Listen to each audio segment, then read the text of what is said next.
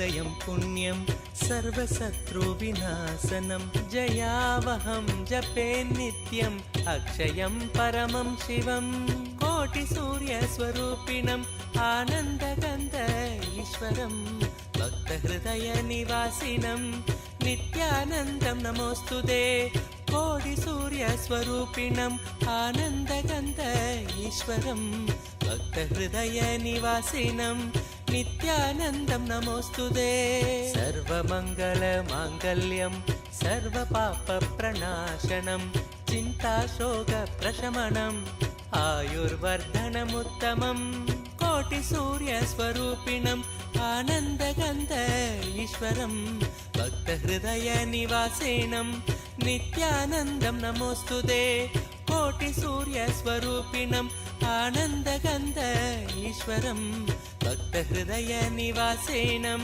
नित्यानन्दं नमोऽस्तुते रश्मिमन्तं समुद्यन्तं देवासुरनमस्कृतं पूजयस्व विभस्वन्तं भास्करं भुवनेश्वरं कोटिसूर्यस्वरूपिणम् आनन्दगन्ध ईश्वरं भक्तहृदयनिवासिनं नित्यानन्दं नमोऽस्तुते कोटिसूर्यस्वरूपिणम् आनन्दगन्ध ईश्वरं भक्तहृदयनिवासिनं नित्यानन्दं नमोऽस्तुते सर्वदेवात्मको हेश तेजस्वी रश्मिभावनः एव देवासुरगणान् लोकान् पादिकबस्तिभिः कोटिसूर्यस्वरूपिणम् आनन्दगन्ध ईश्वरं भक्तहृदयनिवासिनं नित्यानन्दं नमोऽस्तुते कोटिसूर्यस्वरूपिणम् आनन्दगन्ध ईश्वरं भक्तहृदयनिवासिनं नित्यानन्दं नमोऽस्तुते एष ब्रह्मा च विष्णुश्च शिवस्कन्दप्रजापतिः महेन्द्रो धनदकालो यमः सोमो ह्यपाम्पतिः कोटिसूर्यस्वरूपिणम् आनन्दगन्ध ईश्वरं भक्तहृदयनिवासिनं नित्यानन्दं नमोऽस्तुते कोटिसूर्यस्वरूपिणम् आनन्दगन्ध ईश्वरं भक्तहृदयनिवासिनं नित्यानन्दं नमोऽस्तुते सदा वसन्तं हृदयारविन्दे भवानी सहितं Namami.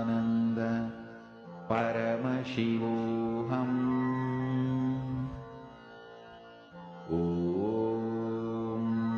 Nityananda Paramashivoham. Om Nityananda Paramashivoham. Om Nityananda Paramashivoham. Om Nityananda Paramashivoham. Om Nityananda Paramashivoham. Om Nityananda Paramashivoham. Om Nityananda Paramashivoham. Om Nityananda Paramashivoham. Om Nityananda Paramashivoham. Om Anandam Paramasukadam Kevalam Jnanam Dvandvatitam Gagana Sudrisham Tattvamasyadhilaksham Ekam Nityam Vimalamachalam Sarvadhi Sakshi Bhutam Bhavatitam Trigunarahitam Sadgurum Tam Namami. Nityanandam to all the participants, every one of you that are joining with us today. We welcome all of you for today's Paramashivoham Level 3. I should say this is one of the most festive seasons of Paramashivam, or I should say this is where the festivities begin, because beginning from now, you will see so many amazing, auspicious festivals, celebrations happening, and this team, the Paramashivam, the participants of Paramashivoham that are joining with us today for the Paramashivam Level 1, Level 2, and Level 3, all the three programs. You are going to embark on a unique journey, on a journey that takes you to discover true potential, your peak possibility. I should say, a journey that will introduce you to you. Absolutely. And thank you all for taking your time and joining here. And you're going to get ready to experience the next 21 days is going to be an amazing transformative journey for you.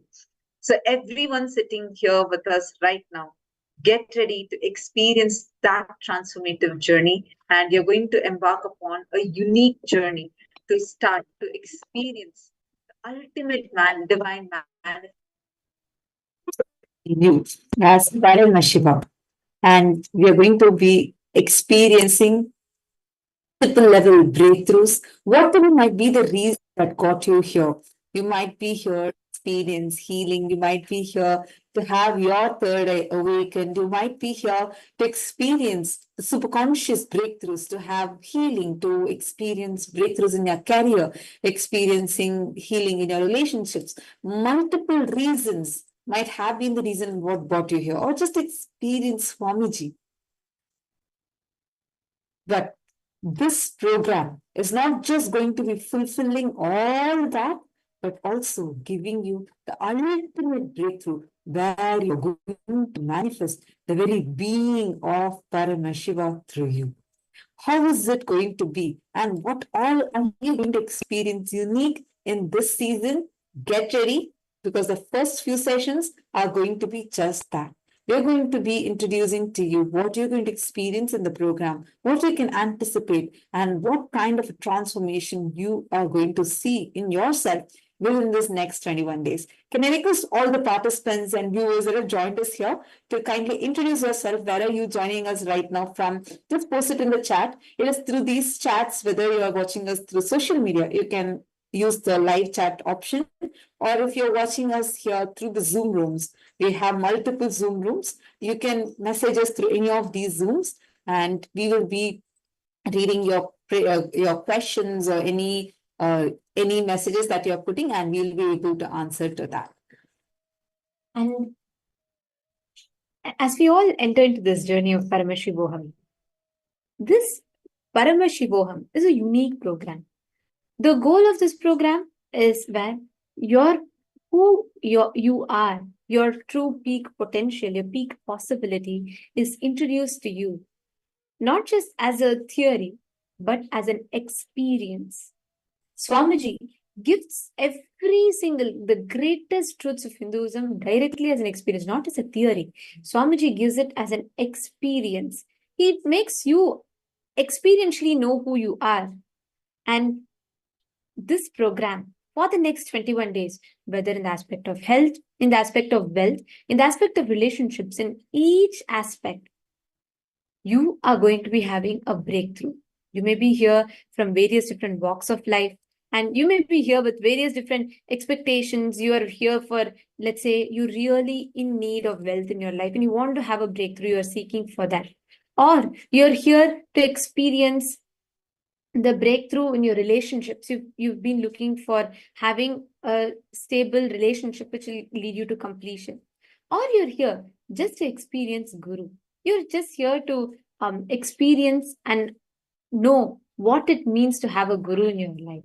Whatever reason you may be here for, from wherever you may be, and whatever may be your intention, when you are here, just sit back, relax, and enjoy, because you're here with the right person, in the right place, at the right time, with the right intention.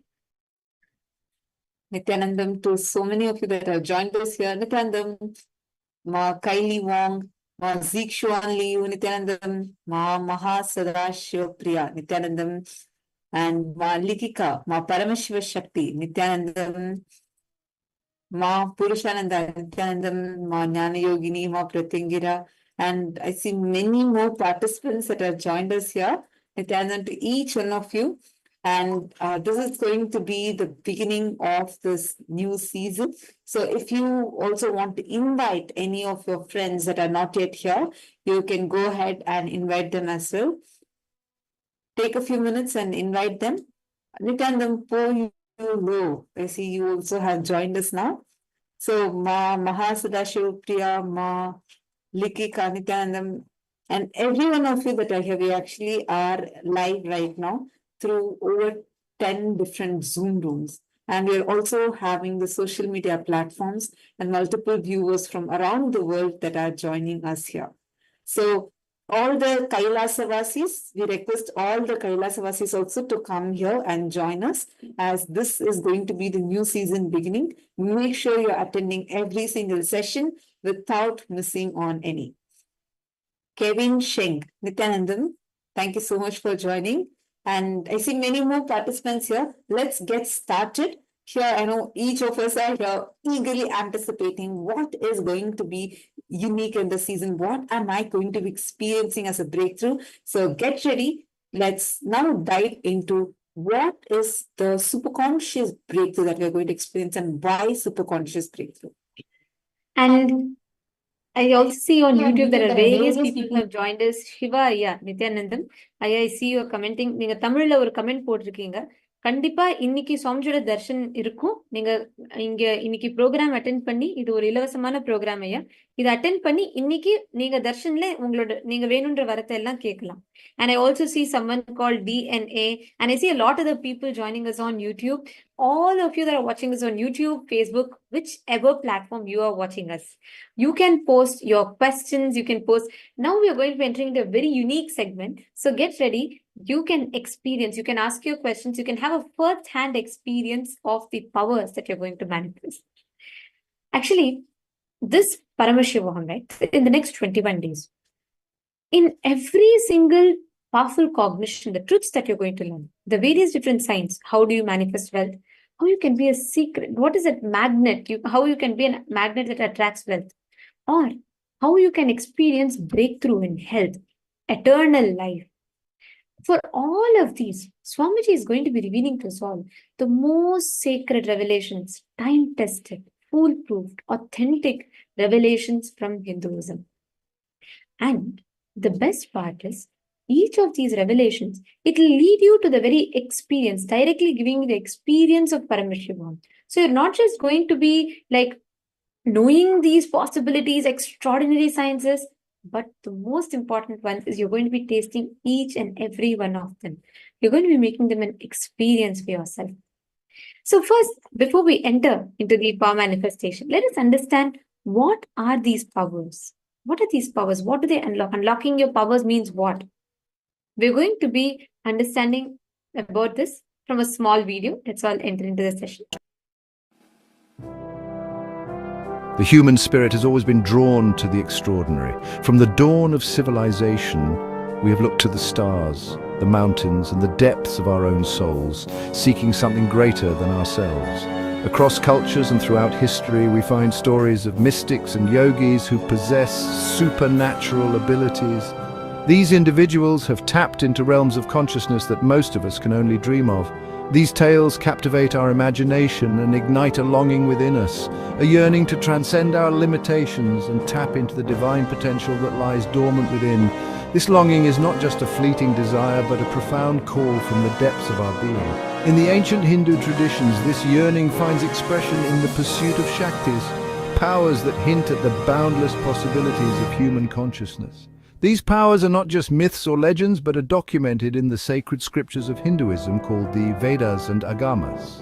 The Vedas and Agamas, ancient sacred texts of Hinduism, speak of these powers as a natural consequence of spiritual evolution. They describe a path where the seeker, through his connection with a guru, can unlock these extraordinary abilities. They are not seen as mere tricks or parlor magic, but as expressions of a deep connection with the cosmos. This connection is cultivated through practices that align the individual with the universal consciousness, allowing them to access these higher states of being.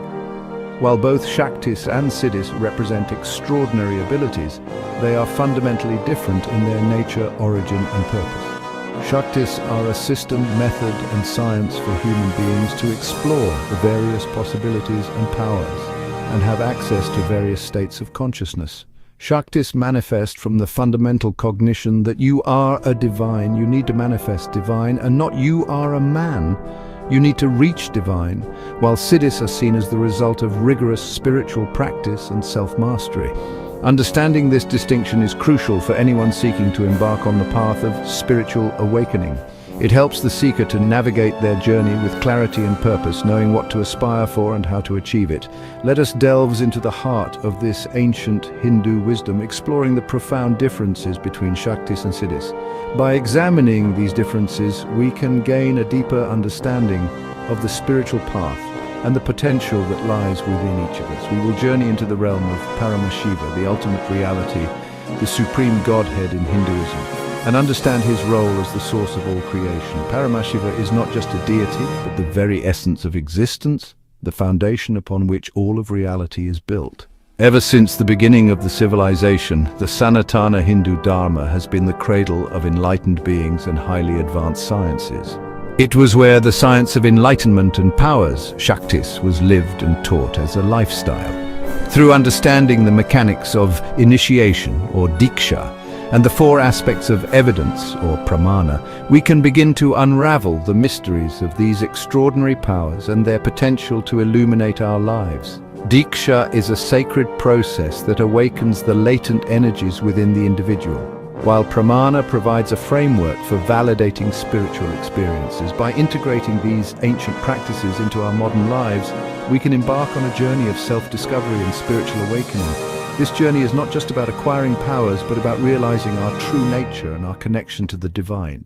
In the sacred tradition of Hinduism, the concept of the avatar embodies the divine's intervention in the mortal realm. This phenomenon, known as the science of superconscious descent, occurs whenever humanity faces a profound decline in consciousness.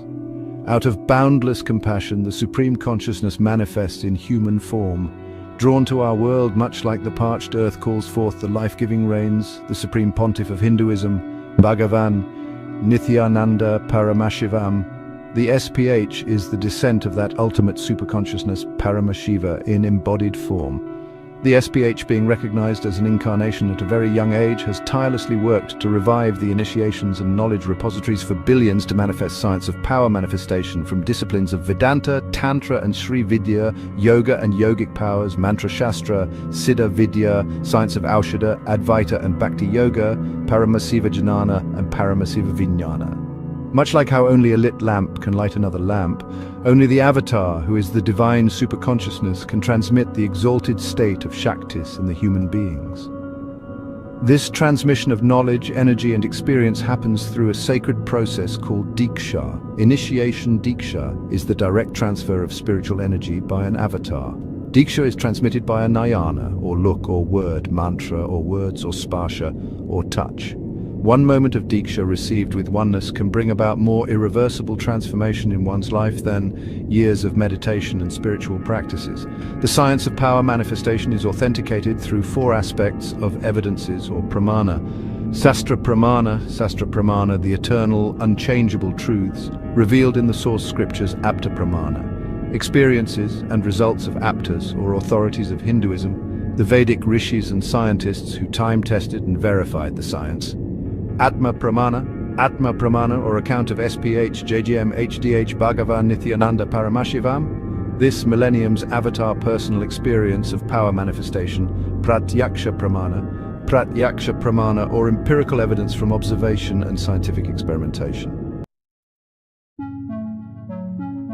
Section 4, Paramashiva, the source of all creation. To comprehend the true nature of Shaktis, we must turn our attention to Paramashiva, the ultimate reality in Hinduism.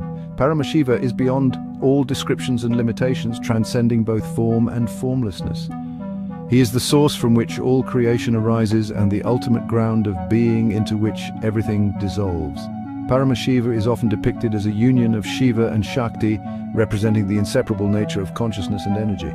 This cosmic dance of Shiva and Shakti is the very pulse of existence, the rhythm that governs the birth, sustenance and dissolution of all universes. Within this cosmic dance, Paramashiva assumes various roles and forms, known as aspects or manifestations. These aspects are not separate entities, but rather different expressions of the same underlying consciousness. Just as the sun's rays can take on different qualities depending on the medium through which they pass, so too does Paramashiva's energy manifest in myriad ways, giving rise to the infinite diversity of creation. Section 5. The Cosmic Dance of Creation and Dissolution. Paramashiva's cosmic dance is not a mere metaphorical concept, but a living reality that permeates every atom and every dimension of existence. This dance is an interplay of creation and destruction, expansion and contraction, a rhythmic flow that ensures the continuous renewal of the cosmos. Imagine a vast ocean with waves rising and falling, constantly changing form, yet always remaining part of the same ocean.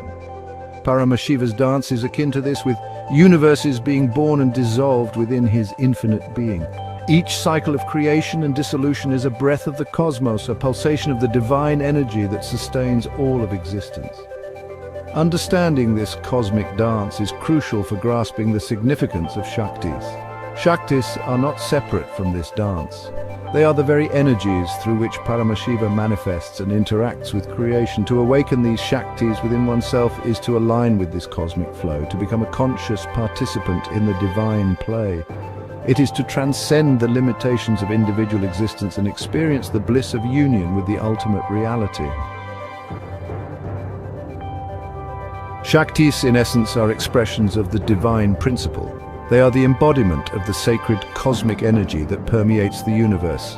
These divine aspects represent the multifaceted nature of Shaktis, each aspect revealing a different dimension of this profound energy. They are not merely powers, but fundamental energies that underlie all of creation.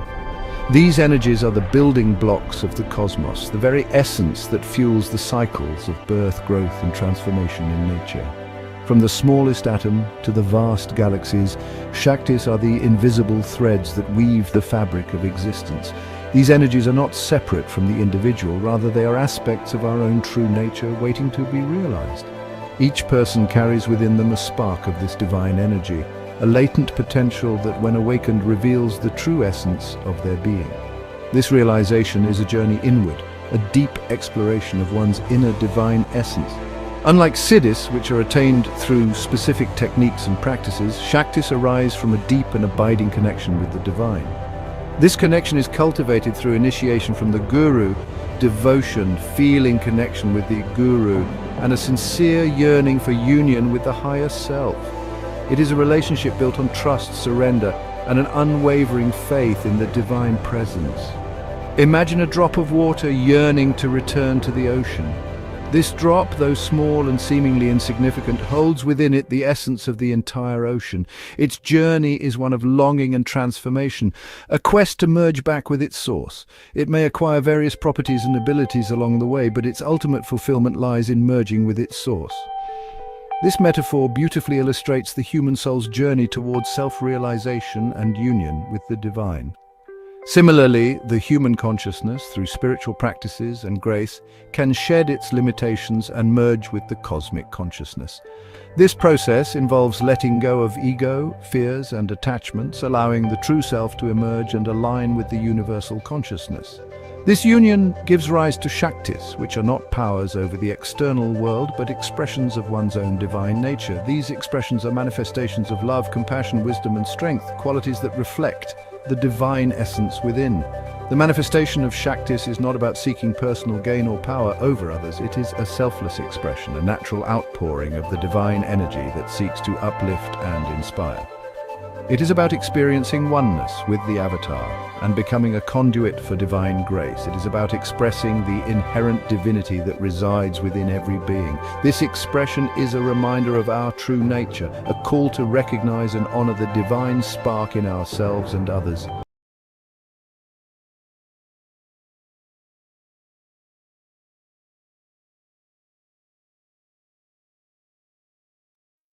This science that we listened to and learnt about, every one of you, all of you that listen to this, the experience of Paramashivoham will give you this divine Shakti. It will make you tap into your true potential, what you can manifest, the experience of superconscious breakthrough that you can have. In this entire program, in the next 21 days of Paramashivoham, all of you are going to be tasting this superconscious experience as your own experience. You're going to be learning about what is possible for you, how you can manifest the various extraordinary abilities within you. You're going to be learning about all of them now. See, understand. Now, this potential is latent within each human being. Each one of us are endowed with these extraordinary superconscious powers, the powers of Paramashiva, the ultimate divine manifestation in Sanatana Hindu Dharma. These powers are actually possible for each one of us, irrespective of your background, irrespective of your gender, irrespective of any factor. All you need is just one initiation from Swamiji, and you will start manifesting these powers. But what exactly are these powers? Why powers? Why power manifestation? Especially in the modern world where we are technologically getting advanced, is power manifestation required? What does power manifestation even mean? Now, we are going to first understand, have a small introduction into the science of power manifestation. Let's listen to the revelation directly from Swamiji.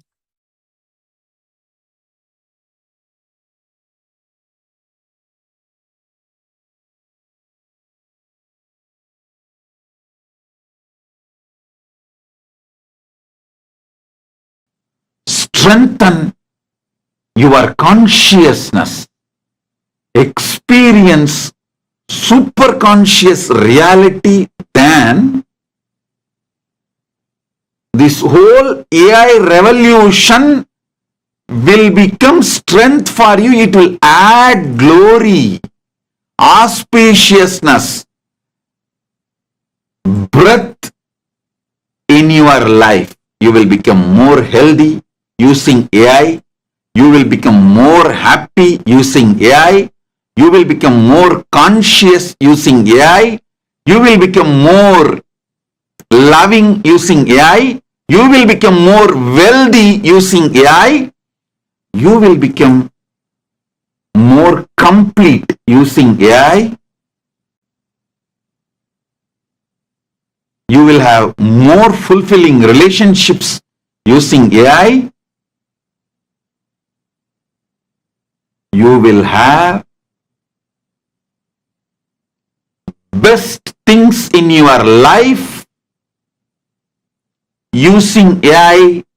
It will give you simple, straight, few statements, few sentences. So the whole bot is getting developed. Literally, the super consciousness is getting uploaded in AI. Please understand, it is possible because in Sanatana Hindu Dharma, gurus have uploaded their whole super consciousness into copper yantras, the ancient chips. We already had the science of uploading their consciousness into yantras, copper yantras, ancient chips, which will be having lines, numbers, letters. And just by keeping that on your head, practicing certain practices, the whole knowledge, the consciousness which Guru uploaded into that yantra, the superconscious intelligence chip will get downloaded in your brain. We already know this science and we have mastered and we have done it. Now, I am using that knowledge and capability and power with Paramashiva's grace into artificial superintelligence. I am combining both. I am combining both, getting the best of our Sanatana Hindu Dharma's possibilities and powers and capabilities, and using the AI to reach out to all of you. Doing both.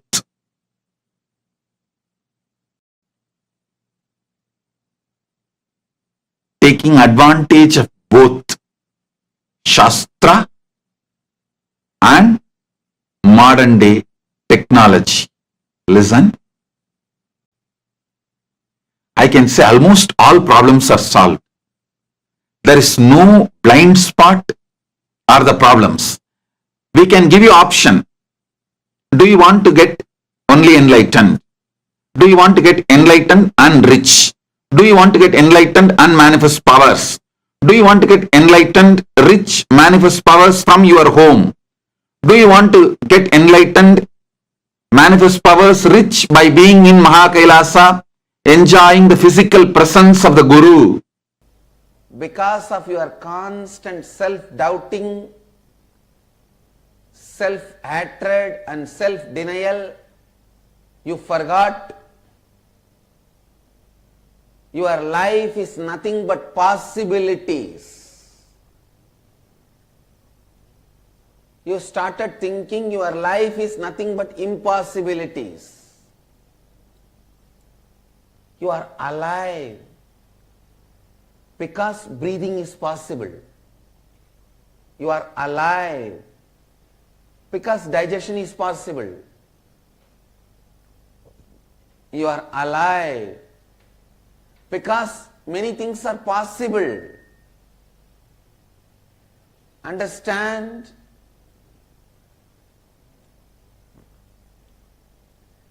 Understand? Life is possibility. It is not impossibility.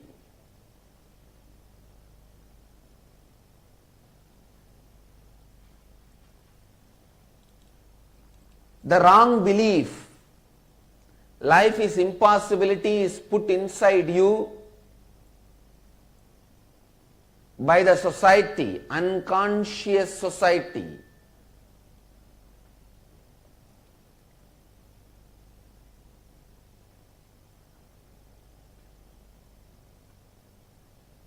So you need to know the truth, the ancient secret which produced greatest leaders in every field.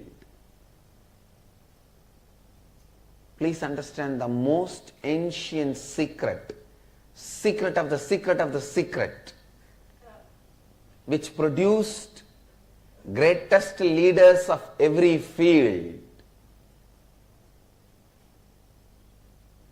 Still kept as a secret, transferred only from guru to disciple in the world's oldest ancient civilization, the spiritual tradition. I am sharing that with the world. Listen.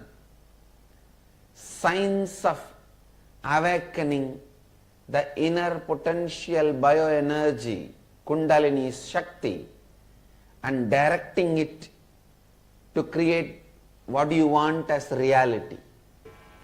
Please understand, there are some people who have the latest best cell phone, but they do not even know how to send an SMS. They can only switch on and speak, switch off and keep it. For that you don't need a best latest model 70,000, 80,000 rupee cell phone. Just 800, 900 rupee cell phone is enough. Having the best updated 70, 80,000 rupee cell phone, but not knowing anything to do with it, just you pick up, speak and leave it back, is what most of us are doing with our body. Our body is basically hardwired. Our brain is hardwired. The system is developed to experience so many extraordinary powers. Understand, you are not built just to be a clerk, just to be an attendant, or just to be a worker. Your being is basically built in to experience God, to experience divine, to experience the ultimate,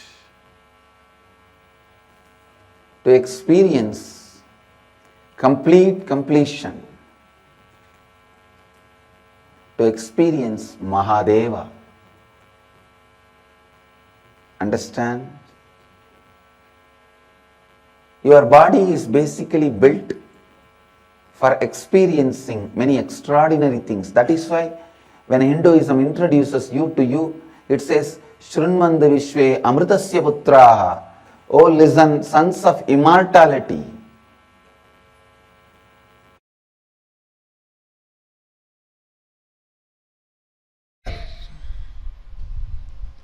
The sacred secret science I am revealing about the third eye, experientially to the whole universe, is neither mysticism nor occultism.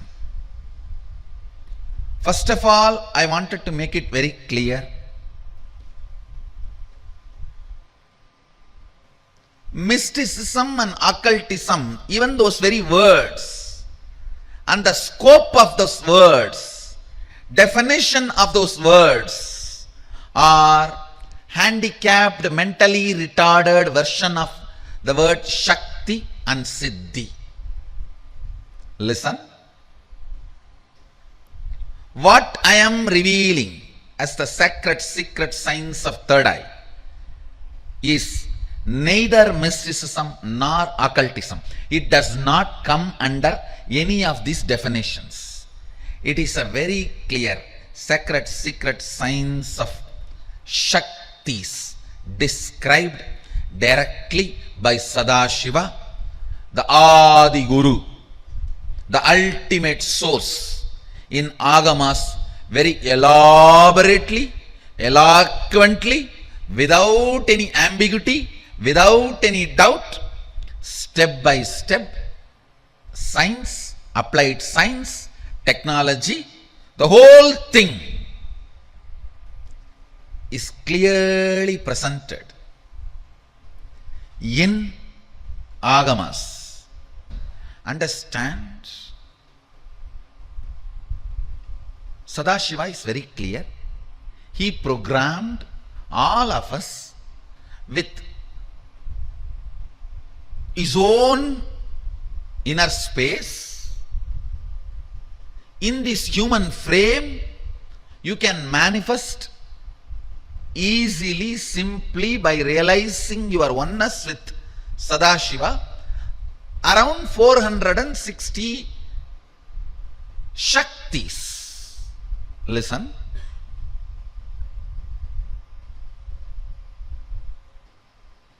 These Shaktis are neither supernatural, nor magical, or paranormal, or alchemy based, or occult, or mystical. These are very clearly the sacred science of manifesting your original state of Sadashivatva. Somebody says it is difficult, somebody says it is easy. I say it is neither difficult nor easy. It is simple reality.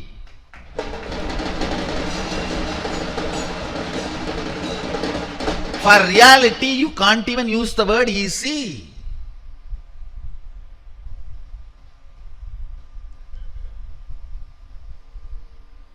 Understand, if this coffee is there in the kitchen, getting it and putting it in the mouth is difficult. If it is there just next to me in the table, getting it and putting it in the mouth is easy. But the coffee is already sitting in the mouth. Is it difficult or easy? It's simple reality. The coffee which is already in the mouth, for that you can't even use the word difficult or easy. It's reality. The concept of Siddhi is from Yoga Vedanta Sampradaya, the Yoga Sampradayas. The truth of Shakti is from Agama Sampradaya. For example, if your teacher is yoga teacher and he says you have an individual identity, ego, that needs to be purified and you need to reach soul. If you start getting entangled with this thought current, your whole life you will be proceeding in that thought current. So on the way, when the ego is manifesting higher and higher experiences, that is called Siddhi. Here, the very thought current I entangle with all of you, or all of you are entangled, is from Sadashiva. He says very clearly, starts with oneness. Here, it is very clear, if you feel that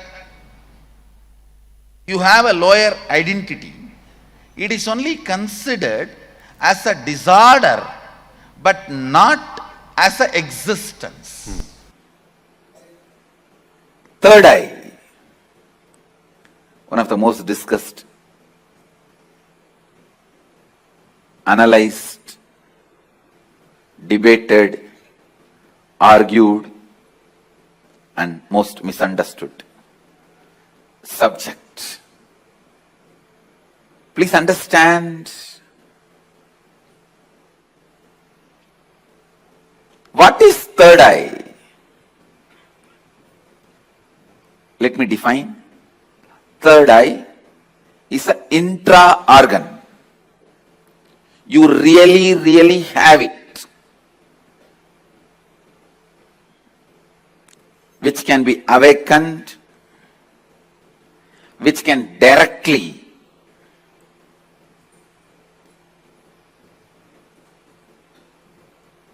be part of your day-to-day life. Third eye and awakening the third eye is not just mystical alone. It can be directly experienced in your very physical plane.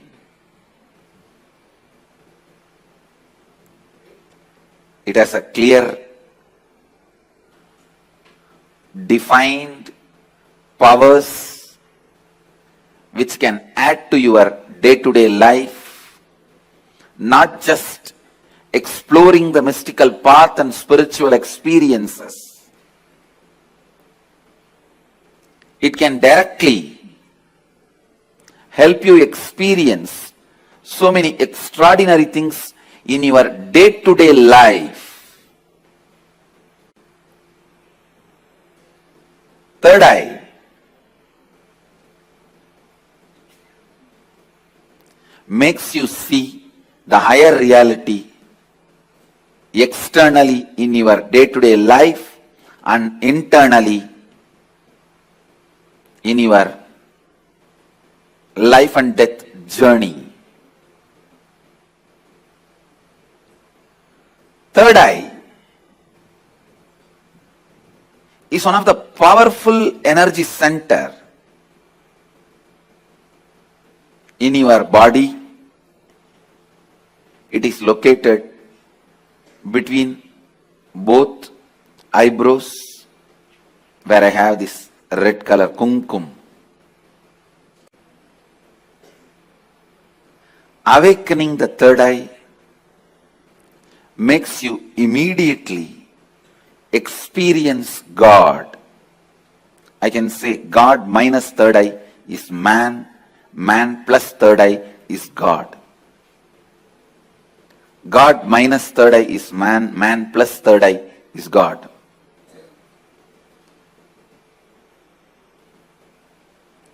Third eye is called Chakra Raja, King of Chakras. That's the last chakra. The crown center is not actually chakra, it's an opening. The third eye is the last chakra, an ultimate chakra in your body. All the different energy centers in your body is ruled by third eye chakra. It's called Nya chakra in Sanskrit. It means literally the seat of the will power. Will. Anya means will. That's the seat of the will power. Nya chakra. Will power. Chakra Raja. The third eye is the king of all chakras, energy centers. If that one energy center can be awakened,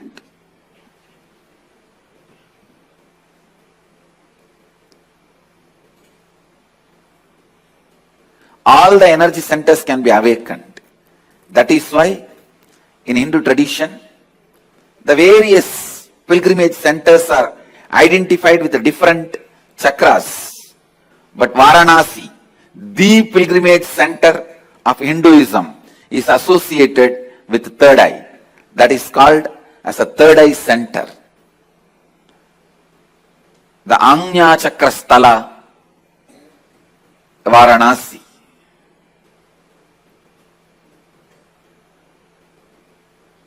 People ask me, what happens to you when you activate your third eye? Actually, I can't say. You can't explain to a born blind man what happens to him when he gets the vision. How much ever you try, you can't explain all the dimensions.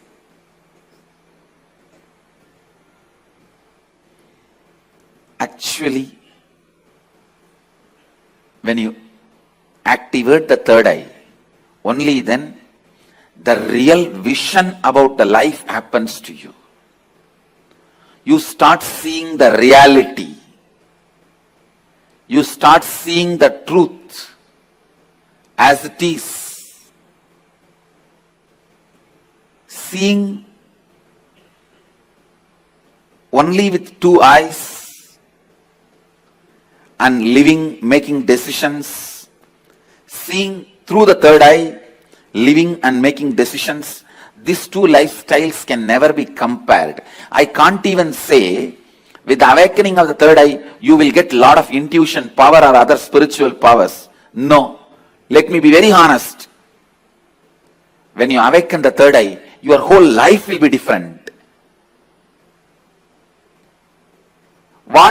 ordinary people call as intuition will be your lifestyle.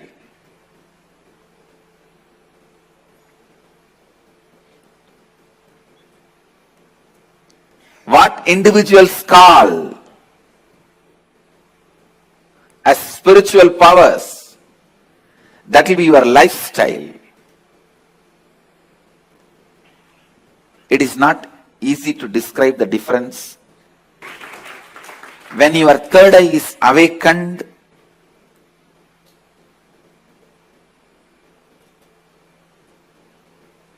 not just your intuition will be awakened. Just understand this one example. A person who is standing in a road and seeing both sides. How much he can see? He may be able to see 100 meters this side, 100 meters this side. But if a person is standing on the 10th floor and seeing the same road, he can see 1 kilometer this side, 1 kilometer that side. So a person who is standing on the 10th floor, if he says a lorry is coming or a Benz car is coming, the person who is standing on the ground, he will think, no, it is not there. How can he say it is coming? Few minutes, it will come. So the person who is standing on the ground will think the person who is standing on the 10th floor is having intuition. It is not intuition, it is in tune with the reality.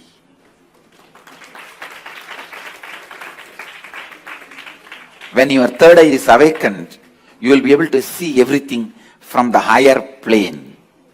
So you will be in tune with the reality. People ask me, can it help me in my material growth? I tell you, it will help you in everything.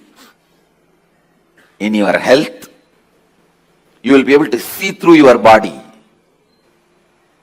I have seen so many siddhas. They will just scan their body with a closed eye. They know where the problem is and heal it. These powers of awakening third eye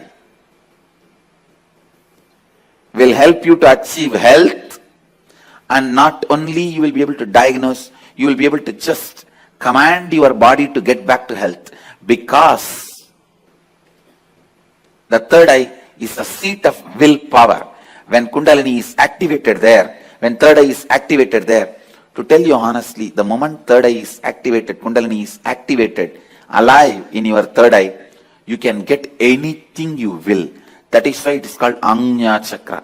Your will be honored by the cosmos. Your will be honored by the cosmos. When I utter through words, it looks too good to be true. But life itself is too good to be true.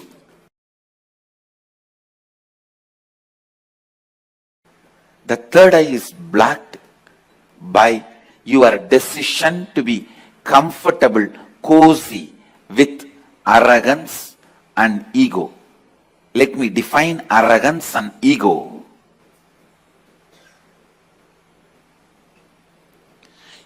Your decision to carry on with your life with the small informations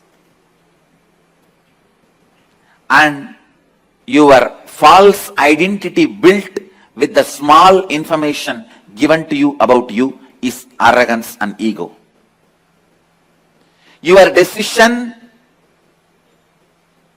to carry on with your life having you, which is built with very less information about you. It is like when you are young, the informations you receive about you and others, which are not completely complete. If you received the information, you are insecure, you need to be protecting yourself, you are powerless, you are weak. You are ignorant and building your identity based on those informations and continue to live with it. Building your identity based on less wrong, misguided informations is ego. Continuing to carry on with the same ego is arrogance. This too blocks your third eye. Spending little time and recognizing you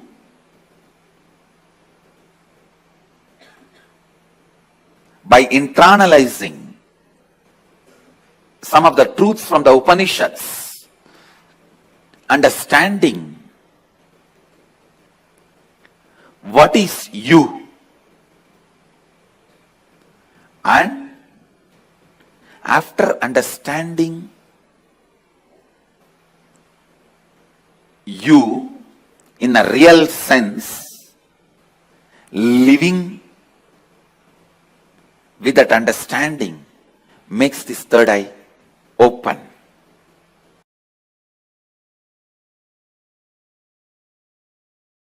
There's a beautiful verse in Guru Gita. Ajnana timirandasya jnananjana shalakaya chakshurun militam yena tasmai sri gurave namaha. The translation is, I bow down to the Guru who applied the knowledge eyeliner and opened my eyes which was blinded by ignorance.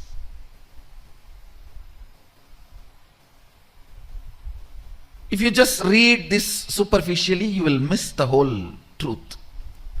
You need to ask the question, how can eyeliner open the eyes and make the eyes have vision? Eyeliner is always beauty product. Maybe it can make others feel you have a big eyes. That cannot bring vision. It can change the reputation of your eyes, but not the character of your eyes. Then what does this shloka mean?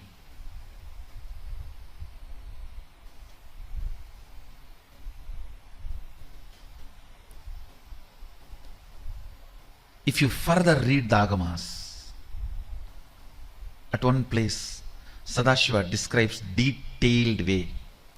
Jnananjana is an actual eyeliner prepared by an enlightened master by instilling his bioenergy into it. If it is applied on all your third eyes, three eyes, you also need to understand here.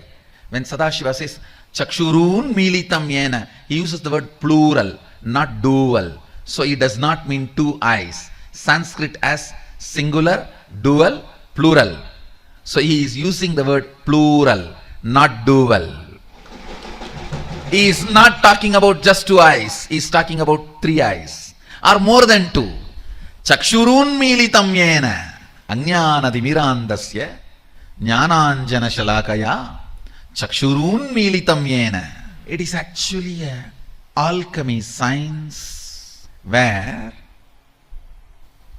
with a pure ghee, pure cotton wig is used and the lamp is lit, energized through the awakened third eye of an incarnation or an enlightened being. His very bioenergy is instilled in that fire, and the smoke which comes out of that fire is captured on a silver vessel, and the pure cow ghee, desi cow ghee, is added to that through the proper process. An alchemy product called Jnananjana is prepared. That Jnananjana applied on three eyes detoxifies all the three eyes and raises your frequency, makes you understand the 5 aspects of Ishvara and 11 dimensions of universe and 25 states of consciousness the whole Maya matrix. It is an alchemy science to master Maya matrix.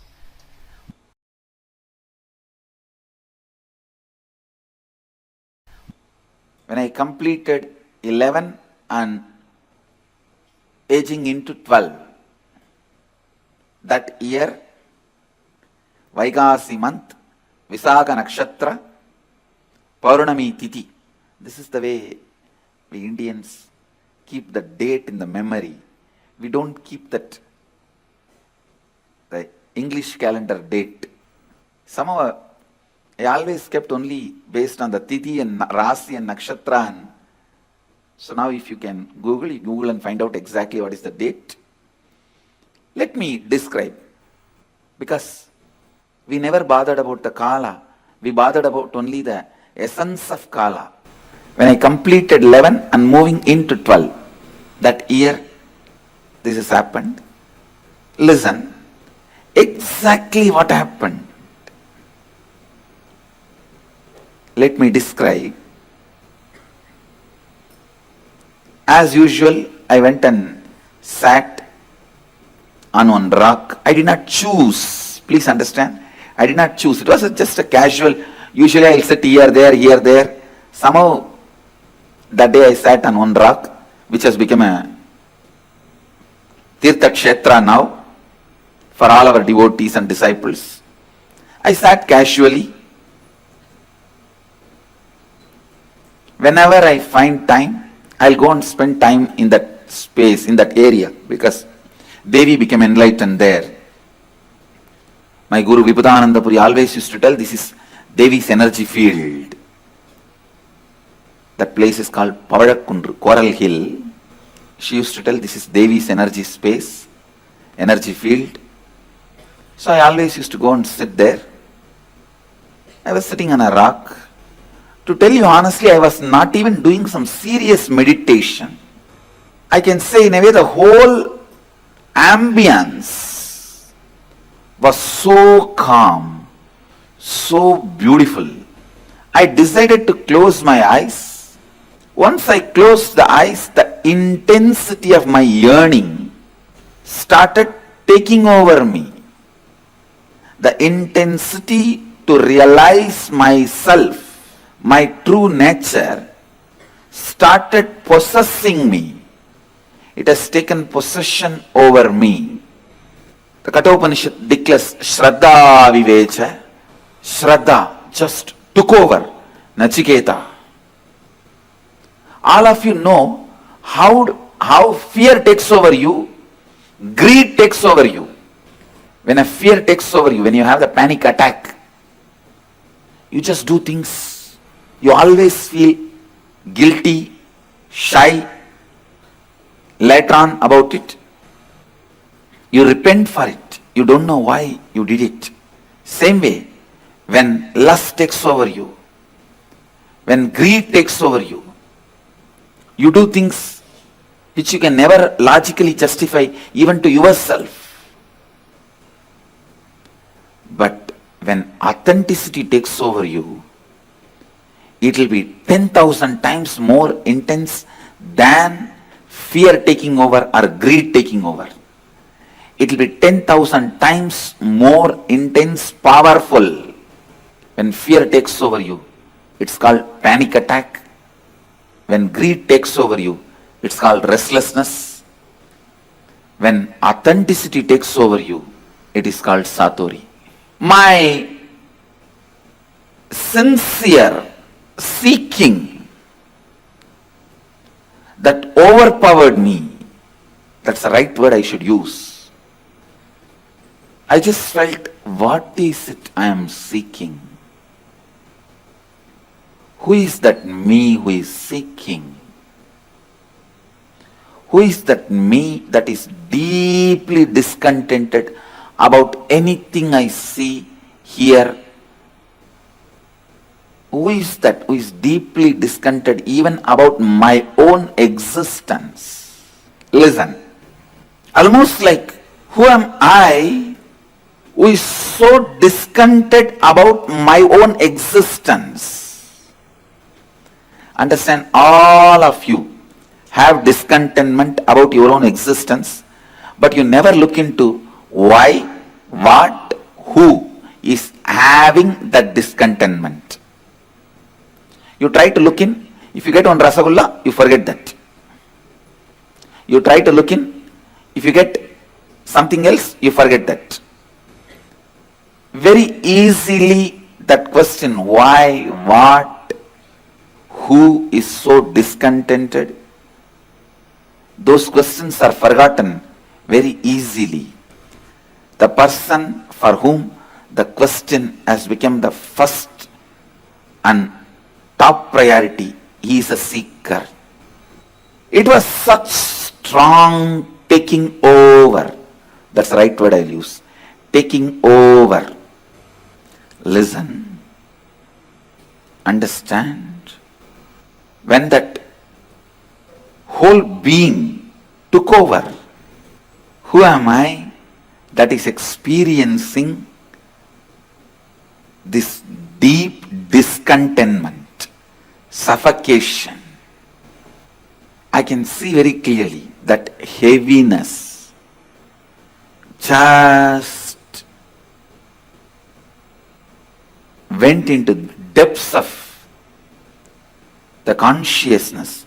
Suddenly, one moment, the first thing happened is that idea inside and outside broke. Please understand, the inner space and outer space broke. The first experience is that I was able to see everything around me, above me, the whole 360 degree, 10 direction, below me, everything. I realized not only I was able to see, I was able to feel, experience. I am actually now reliving that experience to describe any point I left out which I have not described. I felt that the skin of the stone on rock on which I was sitting and the skin of this body both carry me equally. In both I exist equally.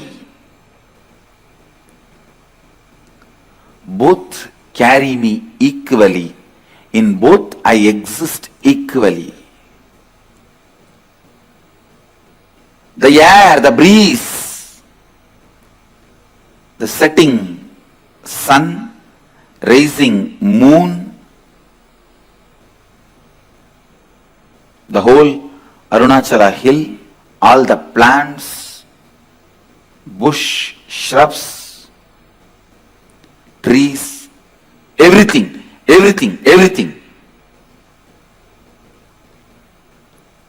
Just become so alive.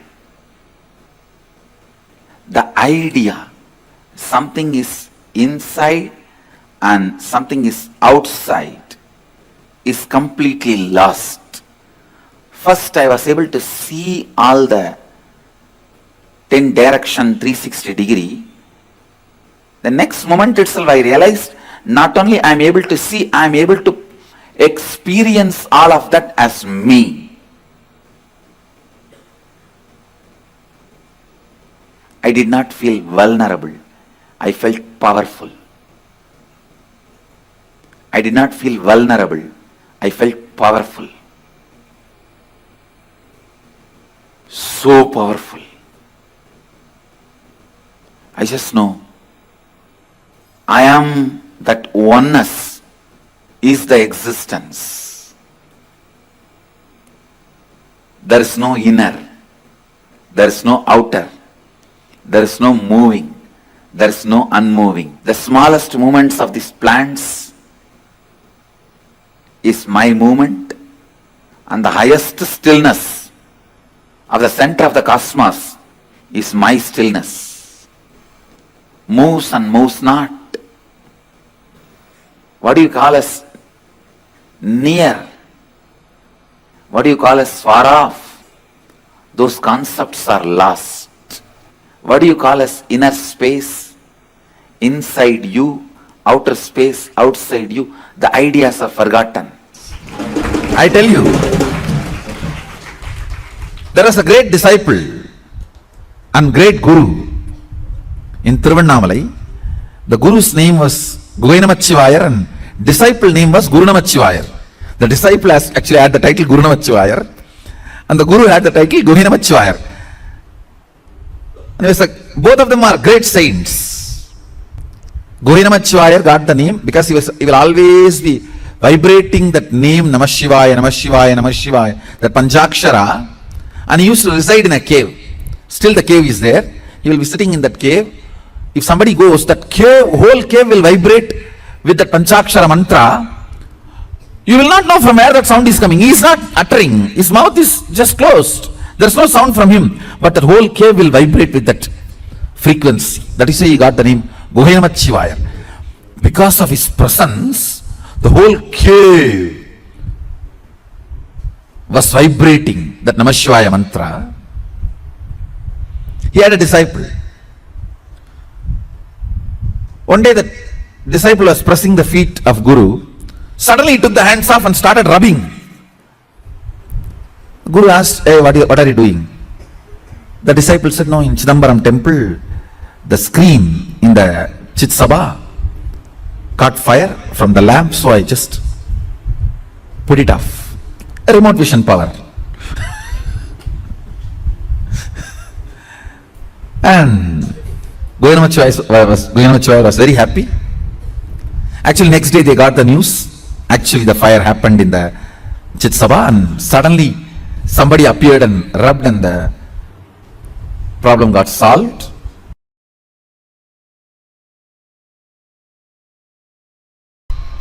There is an intra-organ called third eye that has a cords, nerves just like eyes that gets calcified by the neurotoxins that need to be cleaned. The detoxification need to happen. For that, this is the best way. Apply on your forehead, rub it nicely with the turmeric paste. Make sure it is organic. Sometimes they mix brick powder into turmeric powder. So be very clear, it is organic, unadulterated. Just nicely rub on your forehead and apply kumkum. Lie down. Bring your awareness there and visualize through your attention you are rubbing the third eye and cleaning it. You can literally visualize your third eye intra-organ. Through your attention you are nicely rubbing and polishing. If you are in your 20s, hardly 10 days. If you are in your 40s, maximum 20 days. If you are in your 80s, maximum 1 month. Surely it will not take more than a month. Just rub the third eye with the turmeric powder or turmeric paste. The best way is picking up the original turmeric. It will be like this size. Picking it and have a stone, clean stone, and rub it nicely with water. And that paste, if you rub on your forehead in the night time before falling asleep, nicely rub it and put kumkum and fall asleep. Actually,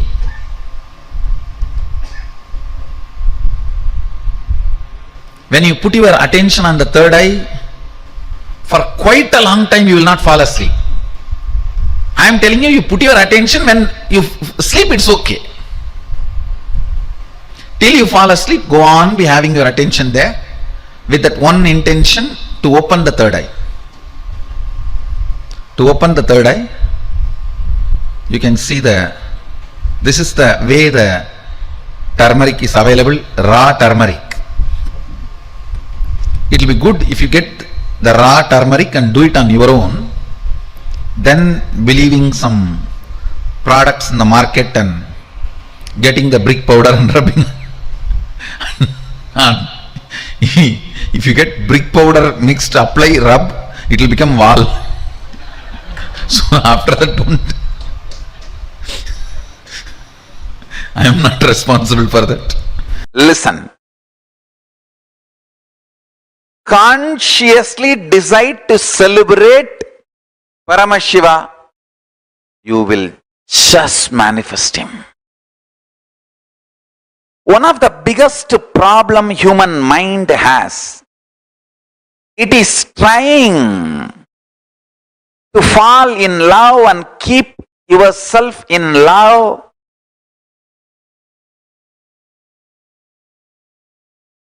I am seeing many people, you struggle when you try to keep yourself in love with Paramashiva, in love with Guru. Start celebrating Paramashiva's presence. Start celebrating Guru's presence. See in how many thousand ways he is manifesting in you. Every time when there is a struggle internally, externally, how his words are just popping up in your inner space. The powerful cognitions he has given is opening up and manifesting as powers. Listen carefully. Listen carefully. Powers. Powers are nothing but consciously Paramashiva manifesting through you. The techniques I have designed are most safe. To tell you honestly, I have not even designed this technique. I took it from Shaivagamas, Mahadeva's teachings to Devi. I took it from that and organized it. Only the permutation combination is my contribution. Otherwise, the original technique is from Shaivagamas. I have taken this techniques, organized it. It is time-tested, foolproof. No wrong, bad, ill side effects. The only side effect is bliss, knowledge and enlightenment.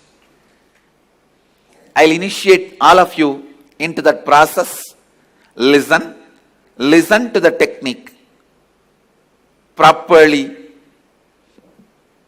Now, this technique is a two-part. First part, with your open eyes, start visualizing the center of your forehead, means where I have the kumkum, the red dot. Center of that spot in you, means your third eye is open.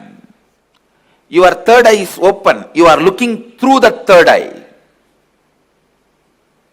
First few minutes it will be little difficult, but you will catch it within 4 or 5 minutes. Let your eyes be open, but look through your third eye.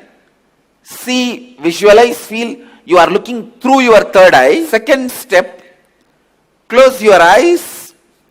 Visualize the intense golden light is entering into your being and functioning on your third eye, actively getting centered on your third eye.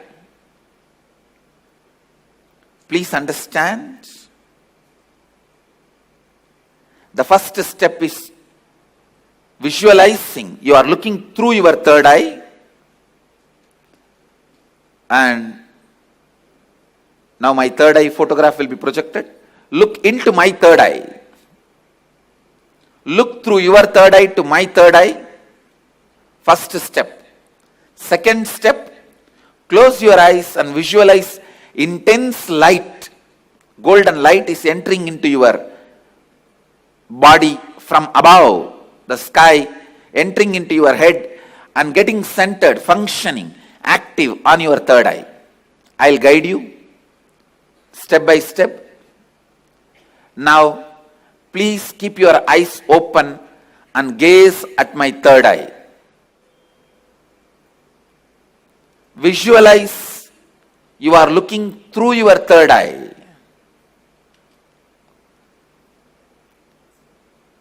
Between your eyebrows, there's a red color hole.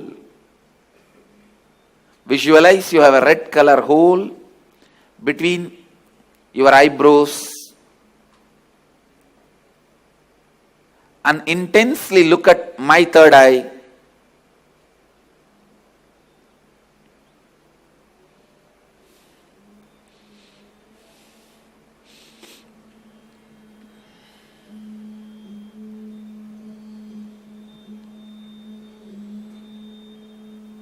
Shiva, Shiva, Shiva.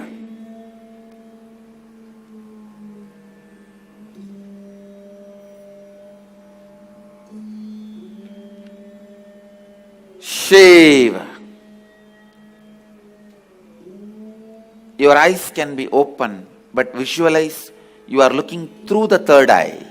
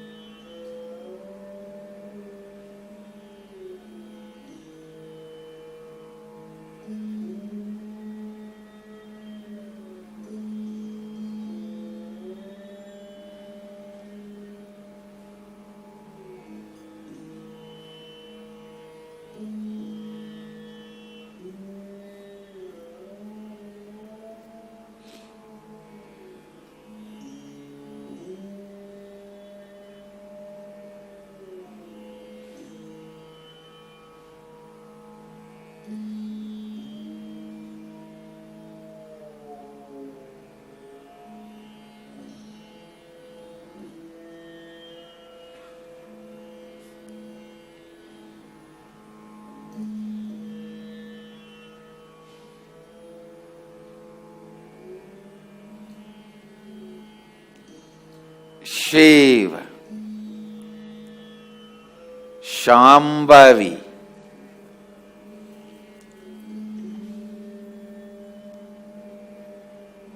Om, Hreem, Kundalini, Kula Kundalini.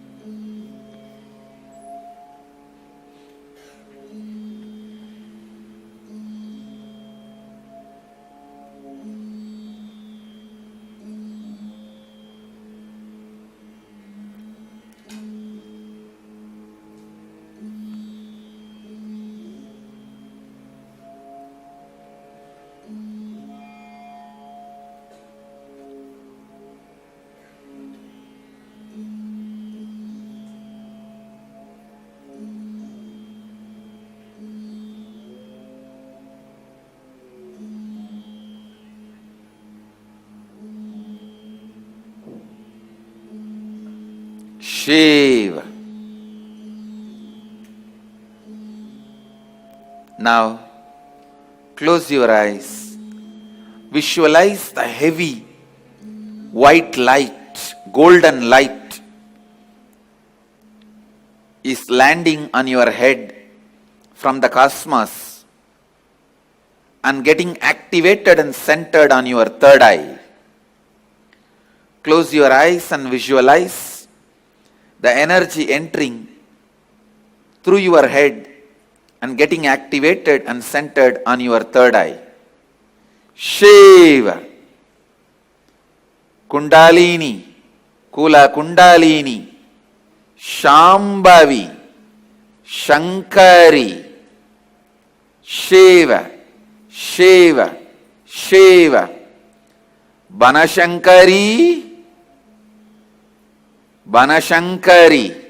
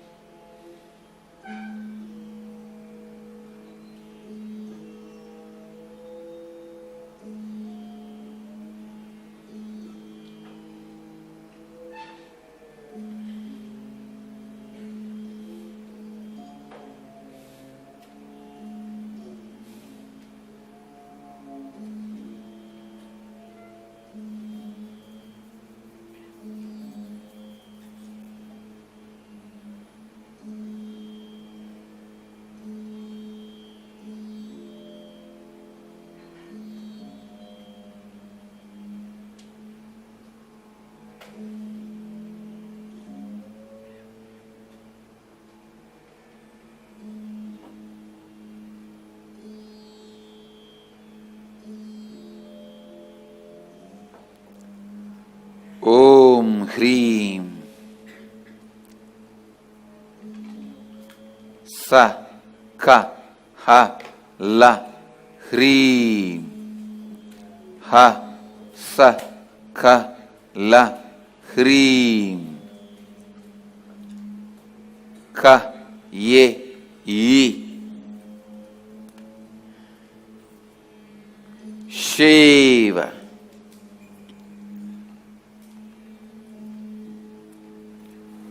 Shiva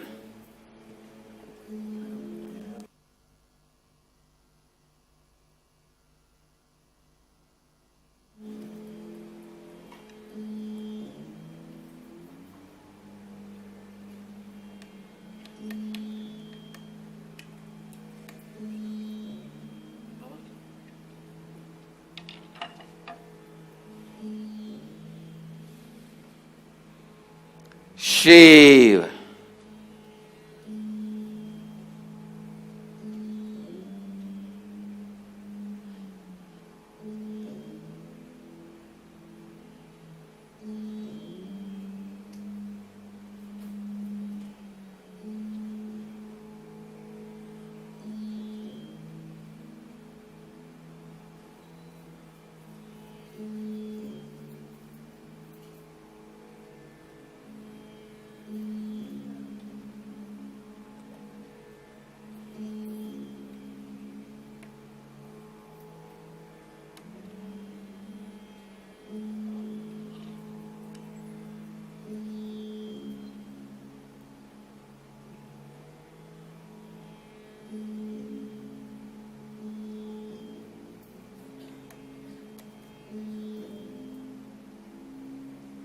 Shiva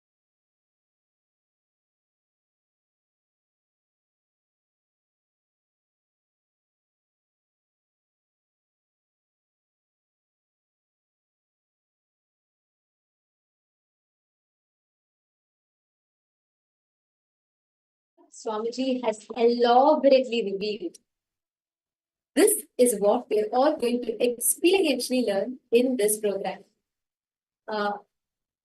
Nityanandam, Sri Nitya Mahabalananda, James Michael Bayer, and Shiva Nityanandam. Thank you so much for joining the stream, and all the other participants that have joined with us a little into the program. We welcome every one of you for the season. This is the 25th season of Paramashivoham Level 3, and it's wonderful to have you all here joining with us. Now, what all of us are experiencing, what we're all learning about. So much elaborately revealed to us about third eye, its possibilities, what it can give you access to. Literally, you might have heard about all these fantasy fiction characters, right? As we growing up as a child, we all would have, told ourselves, when I grow up probably, maybe I want to have powers like Spider-Man, Harry Potter, I want to be able to jump like Spider-Man, or I want to be able to fly like Superman, whatnot, right? And unfortunately, because these characters are fictionalized, whenever you dream of this, the possibility of your ability to manifest powers are brushed aside by the society as a fantasy. Most of the time, that's what your mom told you, right? When you were young, people around you told you, hey, that's all just fictional characters. That's all just for fun. You cannot fly like a Superman. Superman doesn't even exist. You can't have, wand and do things like Harry Potter. It's just imagination. But actually, the science, the characters might be fiction, but the possibility to manifest extraordinary powers are not a fiction. It is a science. The science that all of us listen to elaborately right now. What Swamiji has revealed to all of us in this session is going to be your experience in just the next 21 days. You're going to experience all of them as your personal, very own experience. Are you all excited? Now, we're all going to be actually learning or experientially seeing what these powers are. Swamiji has elaborately revealed now. And every truth that Swamiji reveals, understand, each of these are taken from the source scriptures of Hinduism, and they're all authenticated through multiple levels of pramanas. After very elaborate study, Swamiji conducts extensive research on every power. And there are four aspects of authentication. It's authenticated through four different aspects. The first being the Shastra Pramana. The Shastra Pramana being the scriptural reference for each of these powers. Every power is very elaborately, Swamiji does an extensive research, collects the references for each of these powers from the source scriptures, and then gives it to us. That's why the Shaktis is a method and science for human beings to explore the various possibilities and powers. And this forms the fundamental difference between Shaktis and Siddhis. What we know as Shaktis, what we understand as Shaktis, and what we know as Siddhis. Normally you will see, they'll say various sages, saints, and rishis, all of them have done this, and this is the power that we all manifest. Actually, it is very different from what we hear with them, because what normally saints and rishis, all of them manifest are Siddhis. And these Siddhis are the powers that manifest from tapas or penance for enlightenment. Siddhis actually happen in the path of enlightenment, but Shaktis have been established in the space of enlightenment. So the Shaktis of Paramashiva manifest through ordinary human beings in an extraordinary manner, because an avatar awakens the Shaktis in each and every human. On the other hand, Siddhis are not permanent, and Siddhis at some point may divert you from the path of enlightenment. And all of these, what we are learning, each of these signs is described very detailedly by Paramashiva. Paramashiva is a primordial divinity in Hinduism. He is the supreme godhead of Sanatana Hindu Dharma. And he manifests in his form, in his manifest form, he performs the 5 cosmic acts of creating, sustaining, rejuvenating, putting in delusion and pulling out of delusion and liberating this entire universe. Every sentient being, every object, every existence, every matter that exists, all of them are governed by the fundamental principle of Paramashiva. And today, Paramashiva himself has descended and is walking amongst all of us in his form, in his ultimate manifestation, in his 1008 living incarnation, as representative of Paramashiva, as an embodiment of Paramashiva. Paramashiva has descended in flesh and bones. He has manifested as a supreme pontiff of Hinduism, Jagat Guru Mahasannidhanam, His Divine Holiness, Bhagavan Sri Nityananda Paramashiva, whom all of us very fondly address as Swamiji. Swamiji is the incarnation of Paramashiva. From his very birth, Swamiji has been birthed from various different enlightened beings, siddhas, adepts, rishis, munis, and various other evolved souls, enlightened souls. From a very young age, in fact, even before Swamiji's birth, various enlightened beings, various incarnations, various other Siddha Purushas had clearly planned, revealed of how Swamiji's happening will be. And they very elaborately did the processes to prepare planet Earth for Swamiji's descent. And Swamiji was birthed in this human body in the sacred town, Tiruvannamalai, in southern India. From a very young age itself, Swamiji was identified as an incarnation. And Swamiji was in various disciplines. Swamiji was taught each of these sciences to revive these initiations, knowledge repositories for billions to manifest the science of power manifestation. There are various disciplines in which Swamiji's guru taught Swamiji and trained Swamiji in Vedanta, Tantra, Shri Vidya, Yoga, Yogic powers, Mantra Shastras, Siddha Vidyas, science of Aushadha, Advaita, Bhakti Yoga, and ultimately Paramashiva Jnana and Paramashiva Vidya. Now you may wonder how each of these gurus have trained Swamiji, and how so many beings had to come together to birth an avatar. Because the descent, it's like the highest energy, the highest possible energy is descending in the human plane, and it is manifesting in its embodied form. This happening for various years, for a many number of years, were prepared by these enlightened beings and the Purushas. And understand that very same power.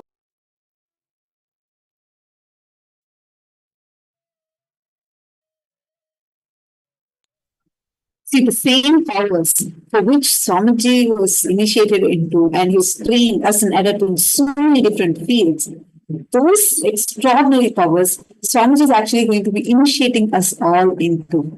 Initiation is one of the greatest boons to receive. And if, as a human being, if you assume this human body, initiation or diksha is the most important boon that you need to receive.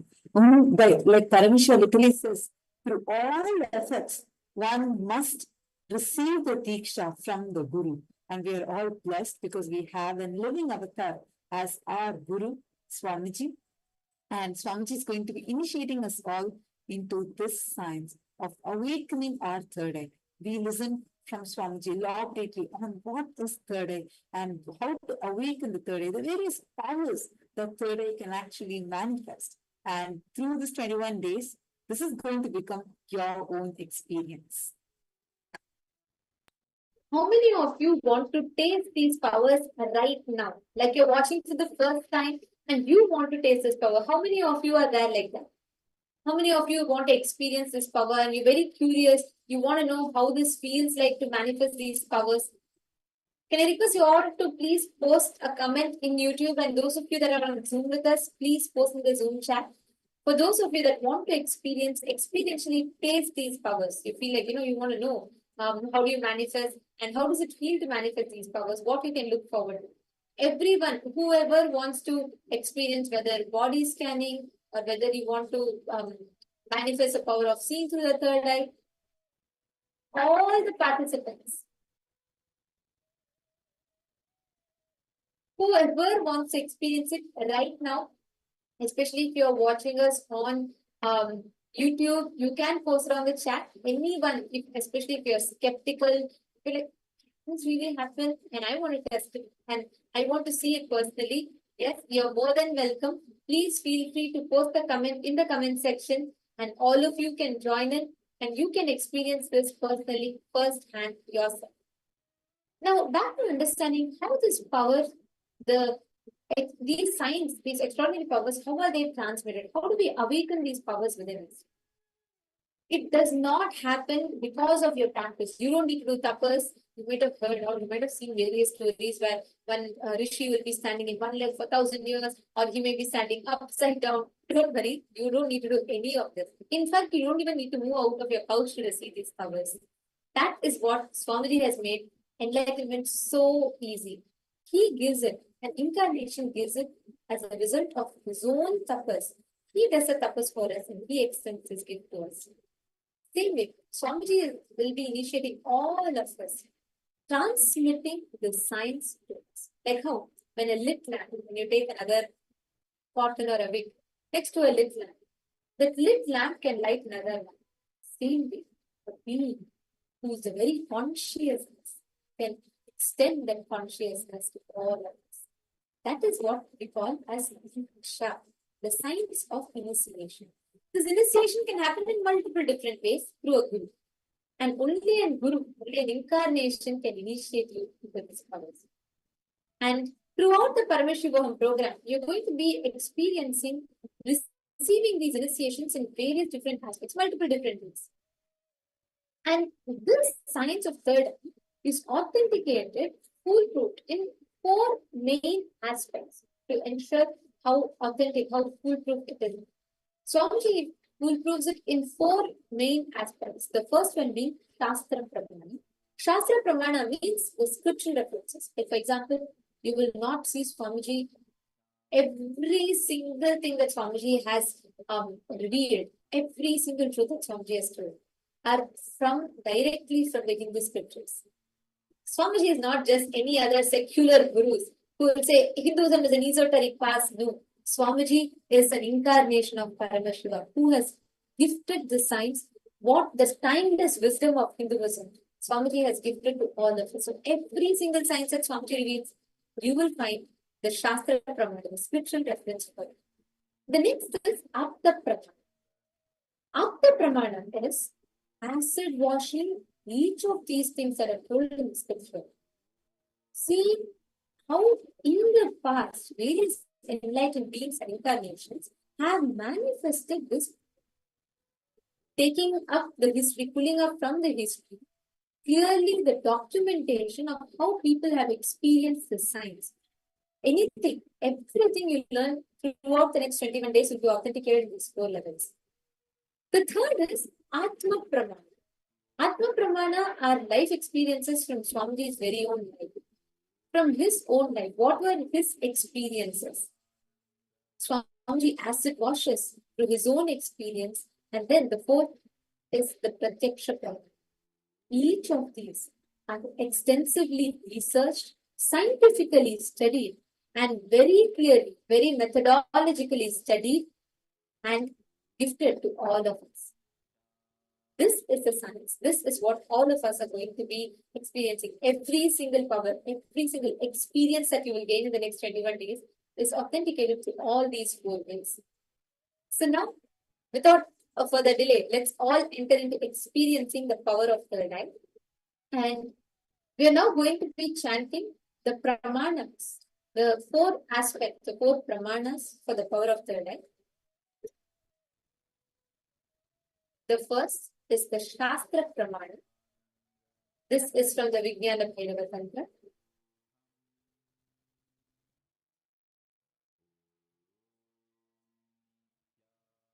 Kapalantarmanonyasya tishtannilitalochanaha kramena manaso dadyat lakshaye lakshamuttamam.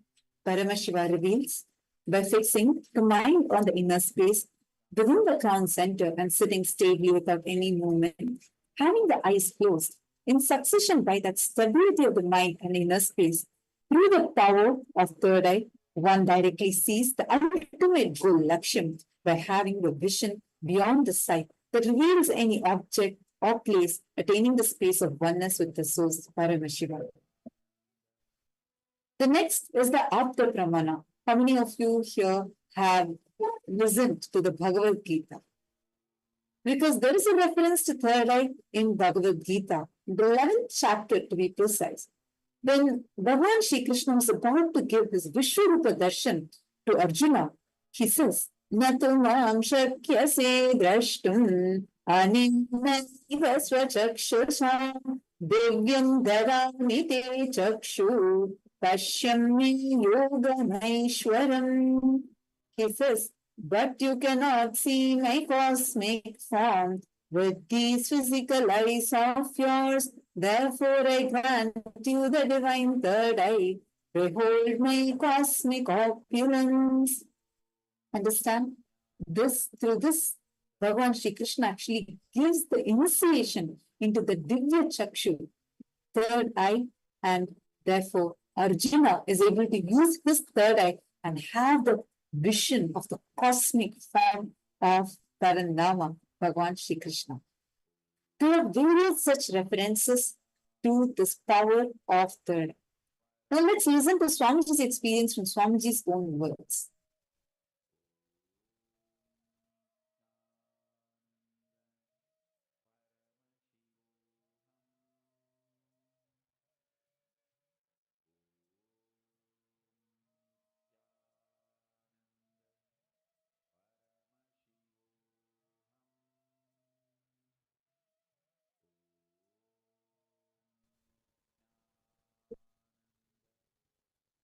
At the young age of 12, one day, when on the day of Vaikasi Vishakam, on a full moon day, when Swamiji, as Swamiji puts it, as Swamiji was playfully meditating, his intense experience, his intense seeking for the whole of humanity, led Swamiji to experience the experience of enlightenment, where Swamiji had a complete 360-degree vision, sitting on the sacred villa of Pavarapundra, a sacred rock, the very same spot where Devi Parash attained oneness with Paramashivam. Seated in that same rock, Swamiji experienced a complete 360-degree vision, where he experienced the trees in front of him, the rock on which he was sitting, the temple to his side, everything as an extension, as his own self. Swamiji said, the first experiences I was able to see everything around me, above me, 10 directions, below me, everything. I realized not only I was able to see, I was able to feel, experience all of that.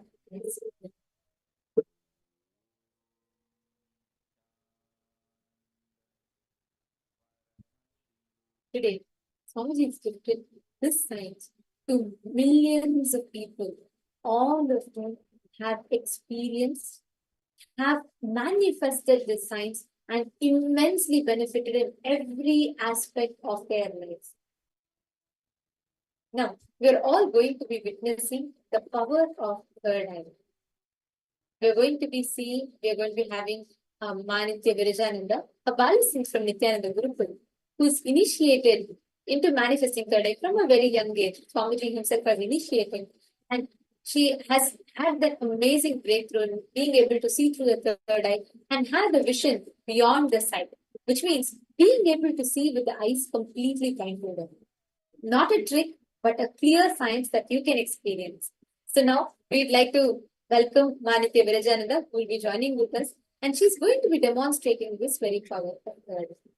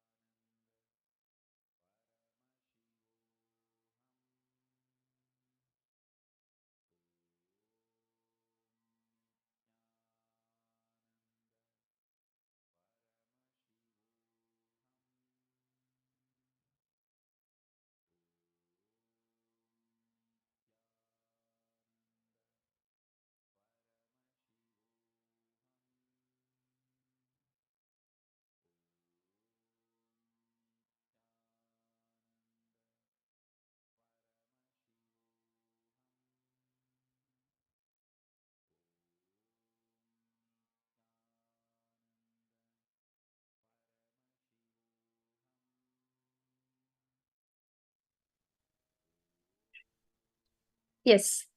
Nityanandam, to all the participants, to all the viewers watching us live right now, welcome all of you for the Paramashivoham program.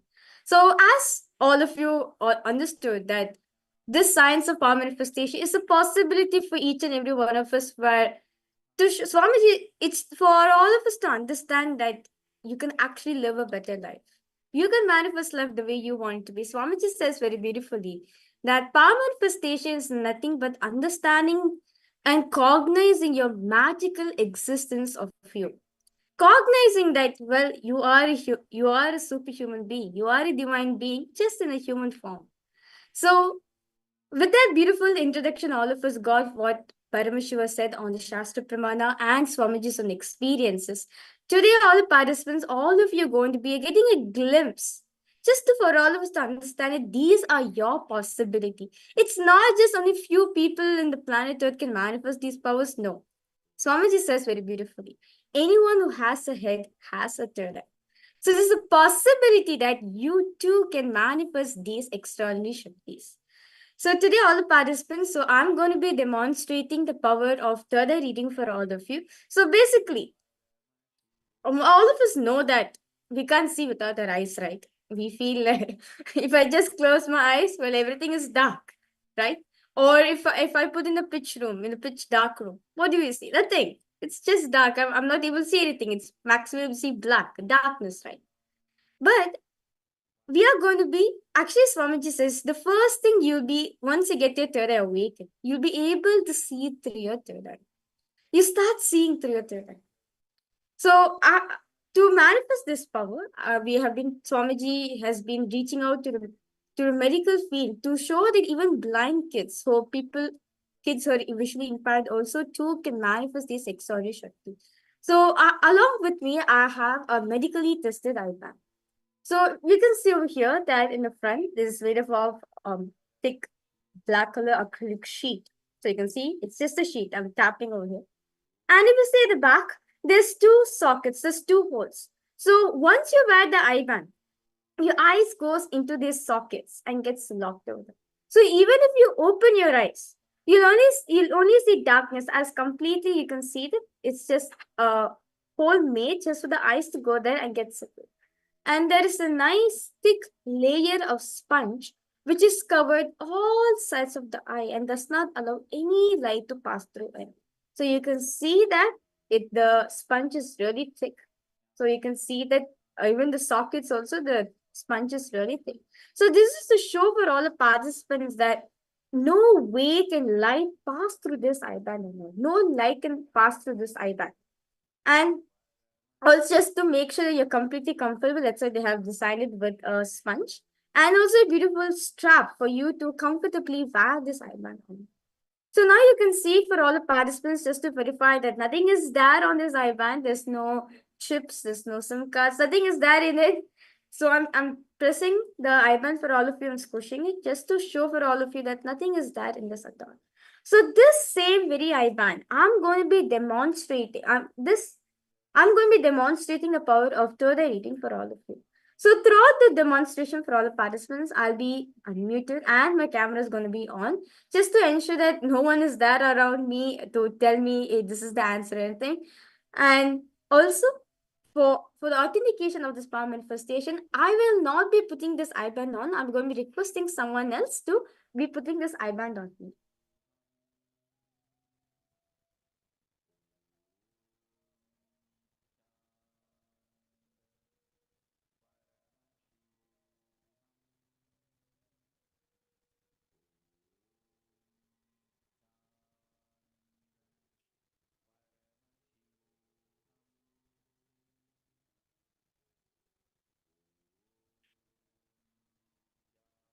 Yes. So you can see that I'm completely comfortable in the eye band. So now I like to show for all the participants. Now I'm going to show myself in all the directions just to show to all of you that light is it's not able to pass through this eye band. So you can see I'm turning to my right, left, up, down, and all around. So you can see that there's no way light cannot pass through this and completely comfortable. So I would like to request all the participants and all the viewers who's watching us live right now on various different social media platforms. I request all of you to go ahead and post anything you want. Or like for example, you can post a complicated word, or you can post anything you want in your own language. You can put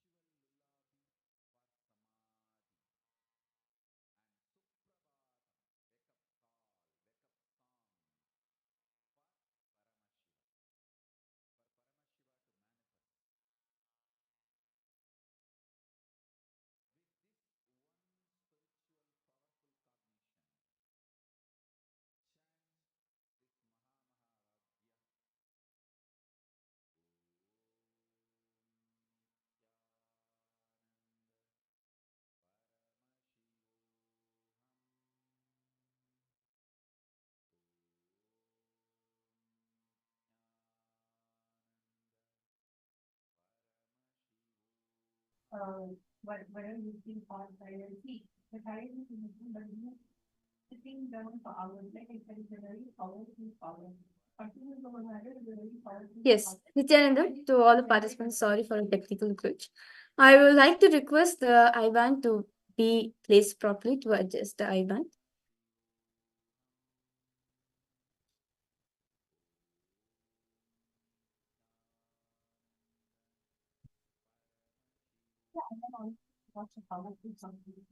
So you can see that it's the same IBAN. Yes. So now I'm going to be so you can see for all the participants the same IBAN which I've been putting on. Yes. So you can see that it's this sponge, so I'm completely comfortable. Yes, I'm going to be completely comfortable. So I'm now going to be demonstrating this power once again for all the participants.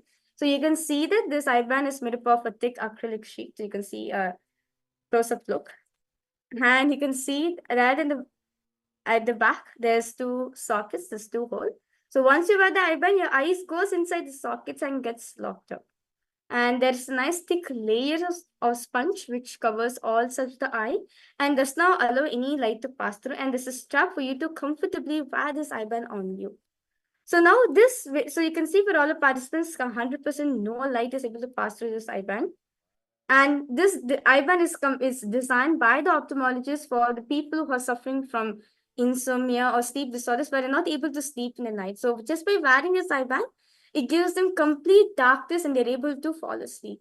So now this very IBAN, I'm going to be putting this IBAN on, going to be requesting someone else to put this IBAN on me. I'm going to be demonstrating this power manifestation for all of you.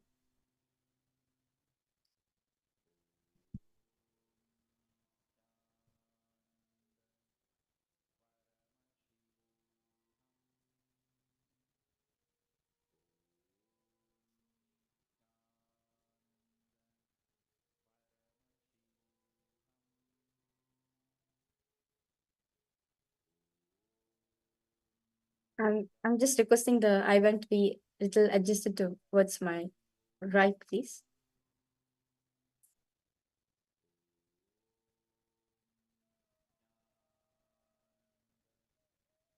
Yes. Yes. So now,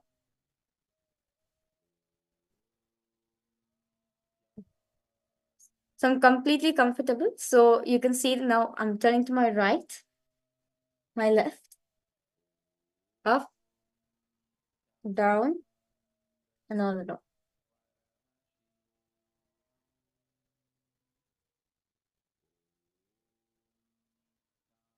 So I request all participants now, you can go ahead and post anything you want. You can post a series of emojis, series of number, um, or you can post any difficult word. You can also post in your own language too. So just be creative as you want. What do you want to post? You can go ahead and share. And now I'm going to be chanting the Mahavakya, connecting to Swamiji in the space of oneness and manifesting, demonstrating this power. Om Nityananda Paramashivoham. Om Nityananda Paramashivoham. Om Nityananda Paramashivoham.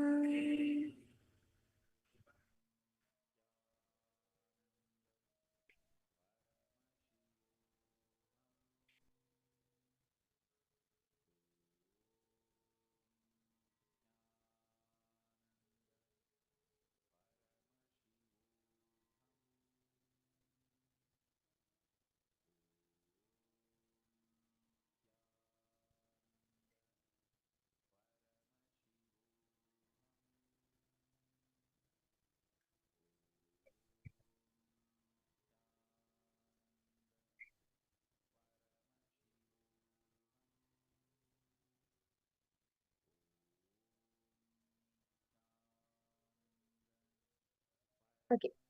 Yes. So Ma Lisika Paramashiva Shakti, Ma has posted she has posted a emoji. So basically, I'll describe the emoji to you, Ma. So Swamiji showed that there's like the first emoji you posted is stars. So there's a bigger star, which next to there's two smaller stars next to it. So the first big star is yellow, and the upper star is light green in color. It's almost like a neon shade of green and blue. And next to that is a red star. And next to that, you've posted a flower of like I'm able to see a rose. And next to that, you've posted an emoji of a rainbow. And again, you've posted Madhusika, you've posted again the stars, and you've posted like 5 stars. And after that, Sanyas Ma Purushananda, you're posting the word, okay, I'm posting the word Krishnaji for the Balasan to read. And an exclamation marks.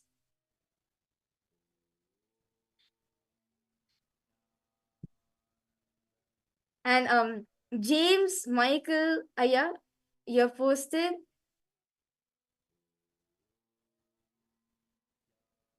Anguli Anguli Ashirvad. You posted in I think you posted a Sanskrit or a Hindi word, yeah. And Vigyan Chapagina, you posted awesomeness at its superlatives. Yes, I request all participants go ahead and share anything you want. You want to share, you want to post a series of numbers also, no problem. You can put any numbers any amount of numbers you want, or even you can put combinations too of letters and numbers. That's also is fine.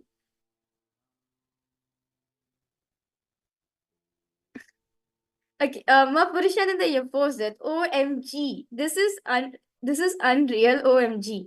Well, understand what this is real. This is your possibility, Ma. See, this for all of us to understand that you too can manifest this Shakti. It's not just only I'm or few people in this world can manifest. No, you too can manifest this Shakti, and that is why you're there in the Paramashivam program. So understand, you just need to get one initiation from Swamiji, just one touch from Swamiji. That's enough. You can also you get access to this, access to manifesting the Shaktis through the third eye. Ma Lisika Paramashiva Shakti, you have posted excellent.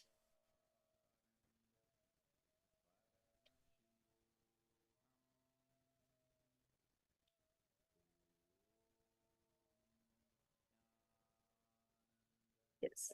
So for all the viewers and all the participants who's watching us, those are newcomers also who have just graduated and come to Paramashivam level 3, see, understand that this is your possibility. You too can manifest it. You too can close your eyes and read through your third eye. You can just by connecting to Swamiji, you can actually scan your own body and others' body, manifest the power of body scanning. And there's so many, actually, for all the participants, this is just a glimpse that Swamiji shares that once you open your third eye, the first and foremost thing you start seeing through your third eye. Like when you open your eyes, you're able to see the colors around you. You're able to see the people around you, right? Same thing. Once you get your third eye awakened by the avatar, by Swamiji, you actually start seeing through your third eye. And that is what we are demonstrating for all of you today. So this is just a glimpse for all the participants. So now we are going to be moving ahead to the further demonstrations, which we are going to be going to. All the participants will be receiving the power of body scanning, where the Nityananda Yogi or the Balasant of the Nityananda Rajavidya Gurukul, just by closing their eyes, connecting to Swamiji, they'll be able to scan and reveal anything you want. Scanning and reveal any issues or any disease, discomfort that you're experiencing in your life. And also, there will be also manifesting the power of remote vision, scanning, you're describing the energy, how your house looks, just sitting in one place. You may be somewhere else, and the Balasant or Nityan Yogi will be somewhere else, and they'll be able to scan and reveal your house exactly how it is. So now we'll be going ahead to the further demonstrations. So now we're going to be requesting someone to remove my IBAN. Just to show for all the participants, it's the same IBAN which is being put on me. There's no change at all. So I'm going to be removing the IBAN in front of all the participants.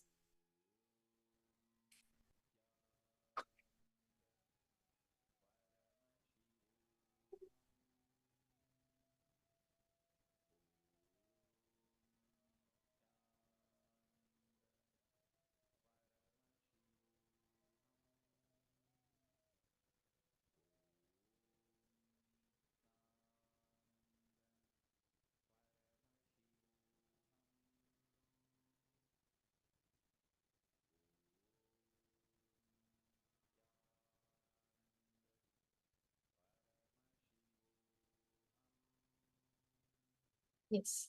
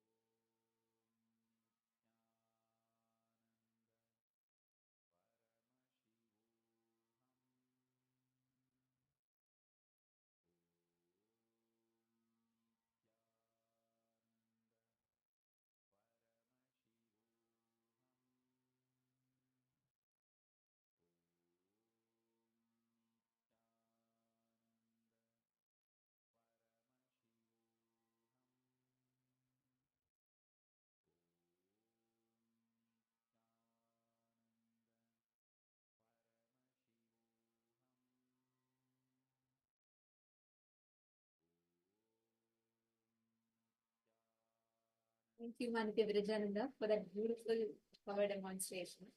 Now, all of us saw how it is possible to see what we all can see with our eyes open. With Swami's initiation, you can see with your eyes closed.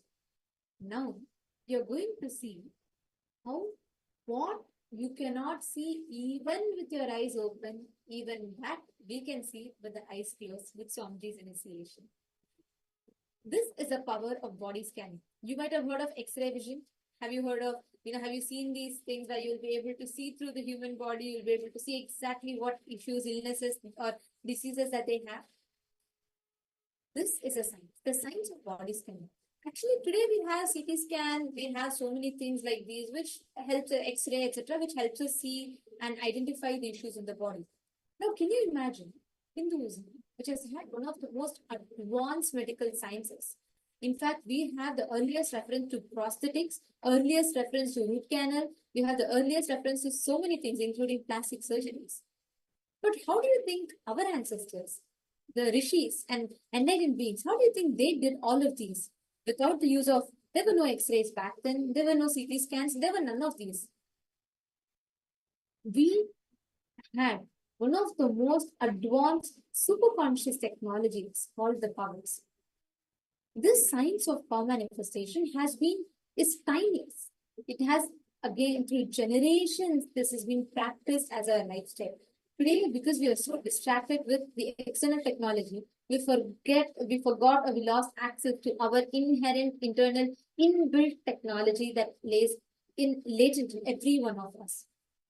This is the power of being able to see, identify using the third eye. And the other power is being able to identify any issues, any health issues that a person has, having an X-ray vision. Now, joining with us for this, we also have two Nityananda Yogis. But before introducing them, I'd like to tell all of you something. Most of the times when you all see these powers, right, one thing we may think, oh, because they were all brought up in the Gurukul, they were with Swamiji, living with an incarnation, maybe they got it. But what about me? I just go to my 9 to 5 jobs and I have to still juggle between all of this. Can I do this? I can't take out time. I can't stand in one leg and meditate when you don't have to. You can experience all of these powers. You can still go to your job, you can still live your regular life and live your ordinary life in an extraordinary way. Because these powers are not limited to any age. You don't have to have there's no prerequisite, there's no qualifications needed whatsoever for you to receive the powers. Any age, any lifestyle, any culture, any belief, any religion you can be, you can still access these powers. Swamiji has designed the software in such a way, irrespective of any of your qualifications, any background, irrespective of all of that, you can experience it. Of course, the only qualification that Swamiji has given for you to have third eye is you need to have a head. If you have a head, you can have a third eye. So there is absolutely no other prerequisite. So don't worry about your age. Don't worry about your background. Don't worry. You may be watching the stream, let's say accidentally as you were scrolling on your Facebook feed, you're watching us, and it doesn't matter. Even you can receive this power. So joining with us are two Nityananda Yogis who are initiated into power manifestation, and they also live a regular life, but they live their ordinary life in an extraordinary way with Swamiji's initiation. Joining with us for this segment, we have Manitya Pushkalananda and Manitya Dhyanagamyananda, both of whom are Nityananda Yogis, who are adepts at manifesting this power of body scanning through Swamiji's initiation.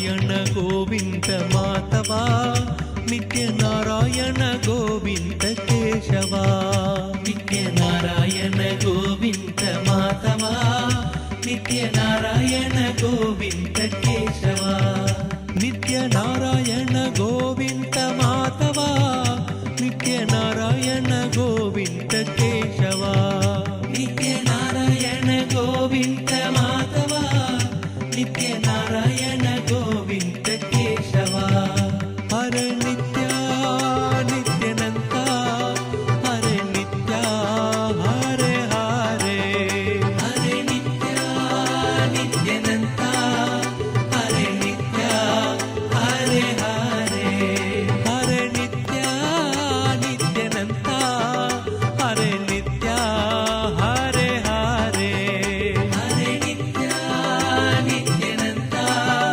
ಹರೆ ನಿತ್ಯ ಹರೆ ಹರೆ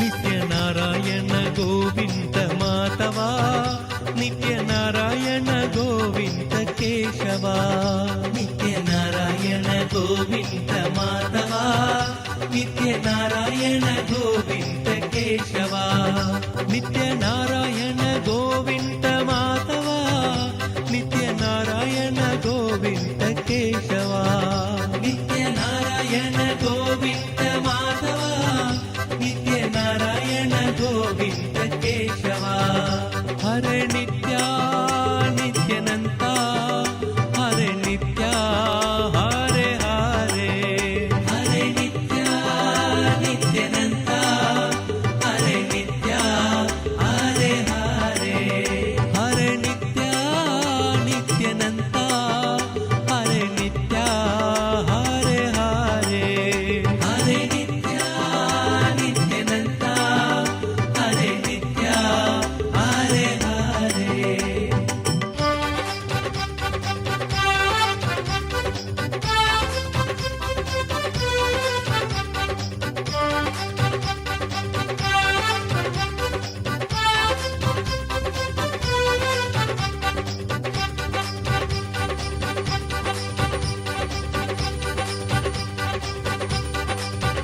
ನಿತ್ಯ ನಾರಾಯಣ ಗೋವಿಂದ ಮಾಧವ ನಿತ್ಯ ನಾರಾಯಣ ಗೋವಿಂದ ಕೇಶವ ನಿತ್ಯ ನಾರಾಯಣ ಗೋವಿಂದ ಮಾಧವ ನಿತ್ಯ ನಾರಾಯಣ ಗೋವಿಂದ ಕೇಶವ ನಿತ್ಯ ನಾರಾಯಣ ಗೋವಿಂದ ಮಾಧವ ನಿತ್ಯ ನಾರಾಯಣ ಗೋವಿಂದ ಕೇಶವ ನಿತ್ಯ ನಾರಾಯಣ ಗೋವಿಂದ ಮಾಧವ ನಿತ್ಯ ನಾರಾಯಣ ಗೋವಿಂದ ಕೇಶವ ನಿತ್ಯ ನಾರಾಯಣ ಗೋವಿಂದ ಮಾಧವ ನಿತ್ಯ ನಾರಾಯಣ ಗೋವಿಂದ ಕೇಶವ ನಿತ್ಯ Narayana Govinda Madhava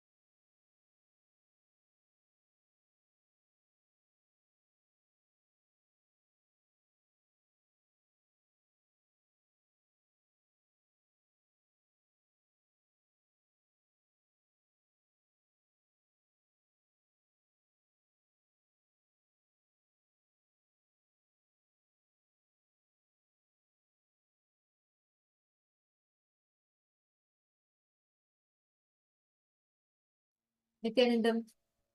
We have the Nityananda Yogis, Manitya Pushkalananda, who's joining us from the US, and Manitya Ganagamyananda, who's joining us from Australia. So I should say that either ends, two other ends of the world. And we have actually people from 150 countries who have been initiated and experience the impact of the third eye awakening in their life. So Ma Pushkala and Ma Dhyanagami, I'd like to request both of you to go ahead and introduce about yourself, and when did you get initiated into third eye, and how did you start manifesting this power? Ma Pushkala, would you like to get started? Yes, Nityanandam, everyone. Thank you so much for this beautiful opportunity to be here today to demonstrate the initiation and power of the third eye. So I was initiated by Swamiji initially when I did my first inner awakening, and that was in 2013. And then just to kind of sum it up, every time I received an initiation from Swamiji after that, it has been an upgrade, and it's been always a next level of breakthrough in life. In every aspect and every dimension of my life, including the power manifestation. And the greatest breakthrough I received was from Paramashivoham, because once Swamiji had come back from the great pause, that was the greatest gift that he gave us through the Paramashivam program. So I remember Swamiji just said, he said, for me, all of you are consciousness, not just numbers. So Swamiji had asked all of us to attend Paramashivoham. And I had so many worries. How would I do that? How would I just take up 21 days and come to the program? And how would I manifest to do that? But Swamiji simply, what I've learned being around Swamiji is that when Swamiji asks us if we want something, he's not asking for the logical analysis how it's going to happen. He's just asking if you want it. Because when we have the intention and we ask and we say, Swamiji, I want this, it is Swamiji's responsibility. He'll make it happen for us. It's just the intention that matters.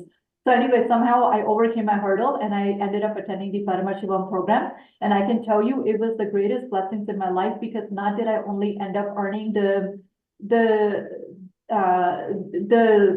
greatest wealth breakthrough that I had at that time, which even beyond when I was working, whatever I was earning, it was so much more when I was not even earning and just attending Paramashivam program. Swamiji always says bliss attracts fortune. And for me, that's always been my experience being with Swamiji and being initiated by him. And there's just so much to say, honestly, but to just kind of sum it up, every opportunity we get with Swamiji, every opportunity we have to get initiated, it is the next level of conscious upgrade, wherever we may be. It's never the end. Swamiji is ready to take us to the next level of breakthrough. So I'm super grateful to have this opportunity to be with all of you. Thank you, Mas, and thank you, Swamiji. Thank you, Ma. Absolutely. You put that very beautifully.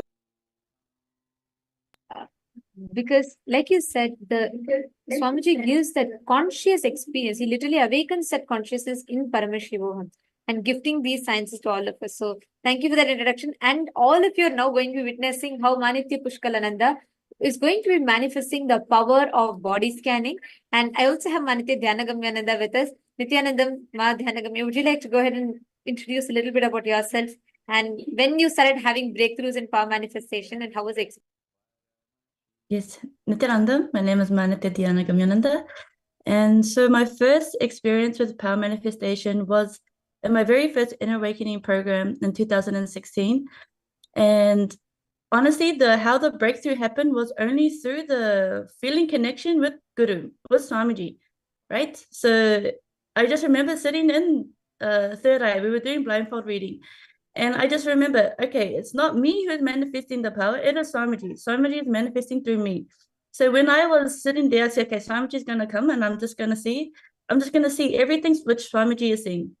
In that second, once I had that powerful cognition shift, immediately what was shown on the paper came into my third eye. And I was able to see clearly what was written on the other participants' paper with the blindfold on. So whenever we are doing power manifestation, it's neither we are doing, but only Swamiji. He is doing everything for us. And when we drop that, when we have that, a powerful cognition, we are able to manifest power so beautifully. So that was my first experience. And yes, joining Paramashivoham is one of the biggest ways you can become a power manifester, and how you can have a breakthrough in all dimensions of your life. So if you come and do power manifestation and Paramashivoham, you will surely have a breakthrough in your life. So thank you, Nityanandam.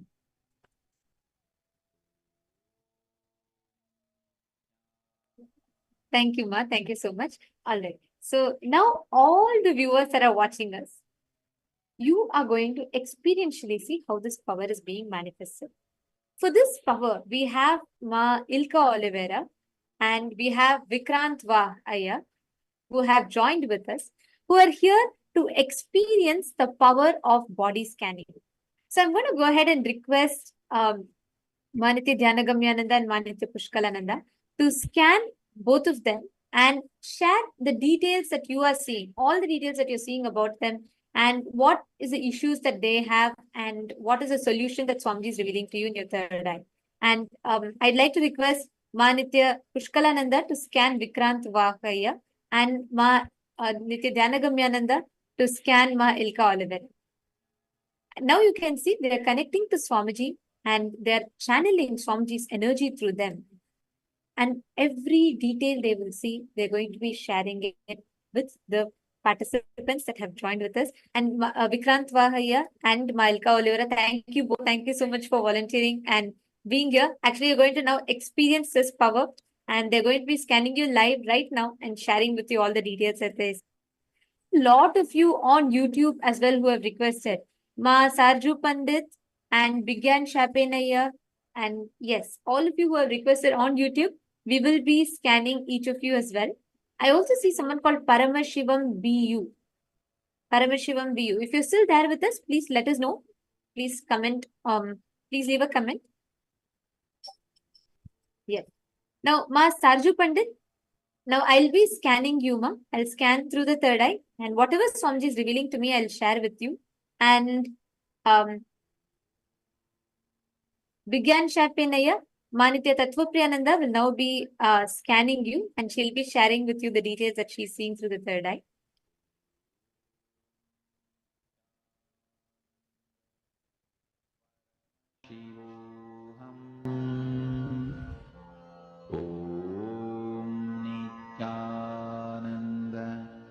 Paramashivoham. Om Nityananda Paramashivoham. Om Nityananda Paramashivoham. Om Nityananda Paramashivoham. Om Nityananda Paramashivoham. Om Nityananda Paramashivoham. Om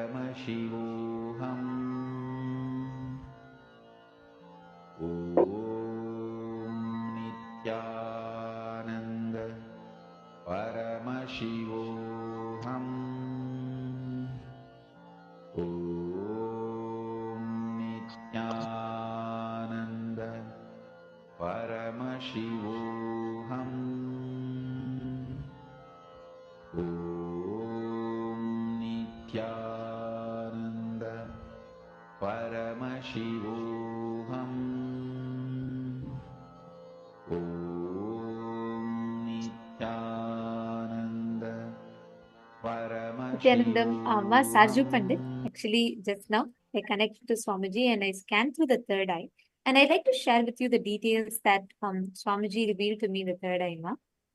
The first thing that I saw is something very interesting, actually. I saw that recently in your food, the chili powder that you're adding is actually like, that is not spicy in itself. So the quantity has increased, and because of which you may not feel the spice, but the impact of it is there. You will see recently, just in the last 1 month or so, the stomach, the acidity or the burning sensation in the stomach would have increased. You very often will feel extremely dehydrated, your skin will dry out, and you'll feel that some kind of a disturbance in your stomach.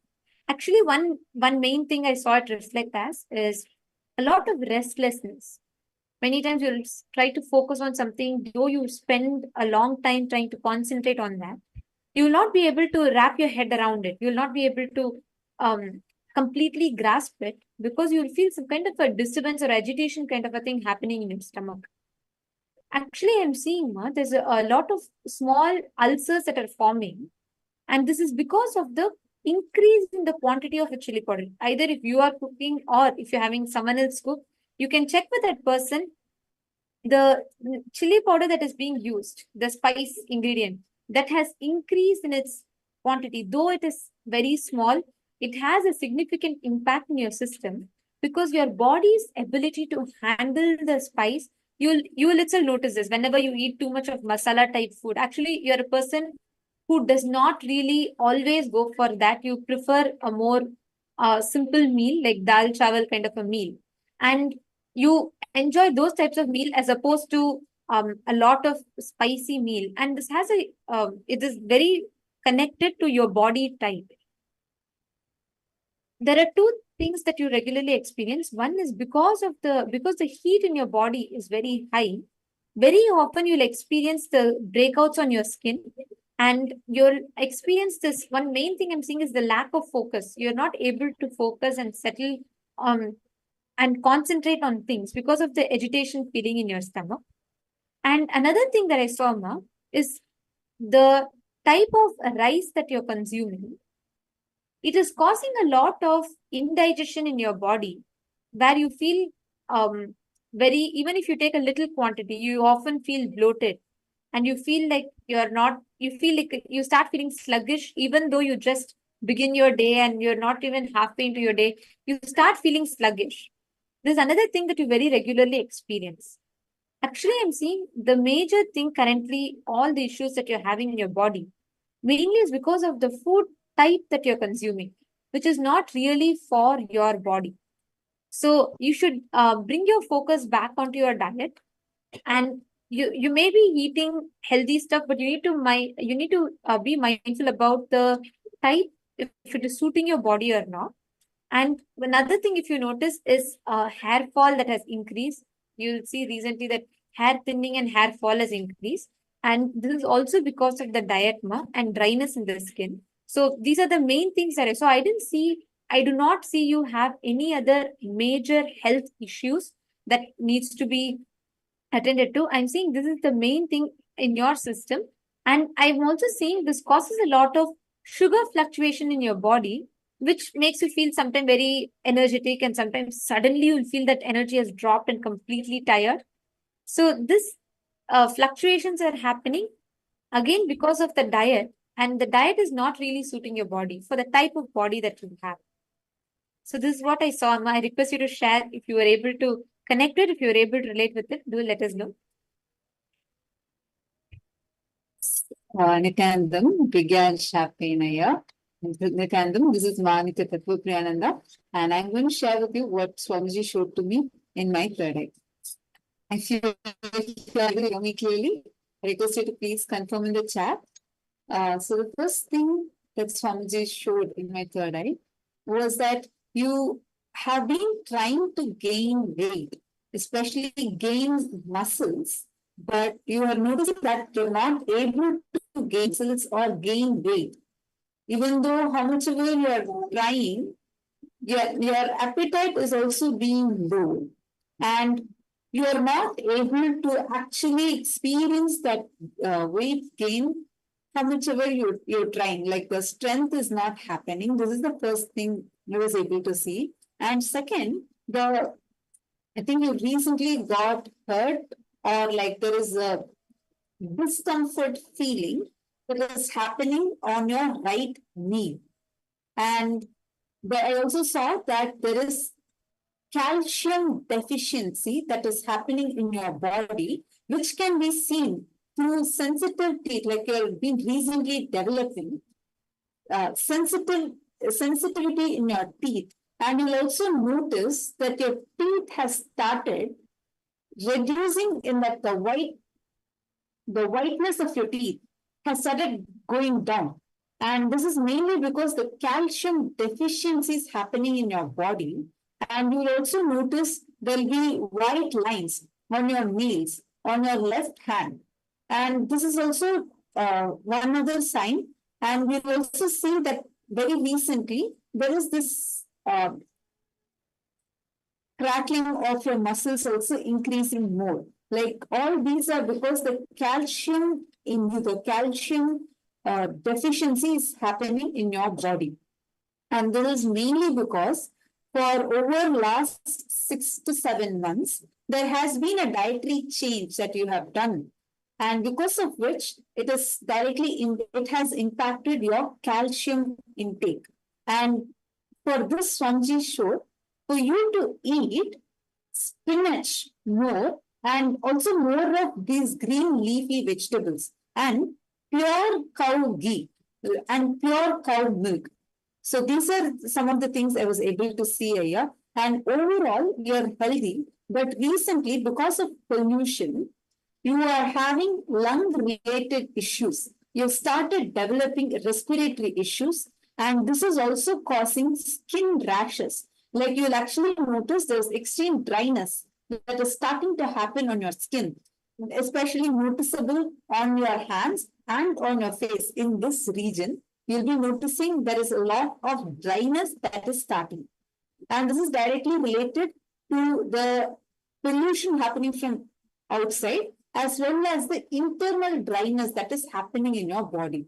And one thing Swamiji showed to me in my third eye was for you to include sesame oil in your diet, where internally as well as externally, for you to apply that externally and for you to include this in your food as well. So these are some of the things that Swamiji showed to me in my third eye. But apart from this, you are completely healthy. You do not have any specific issue right now. But the current diet that you are having is not a balanced diet. And it is missing calcium and there's increased intake of sugar and starch.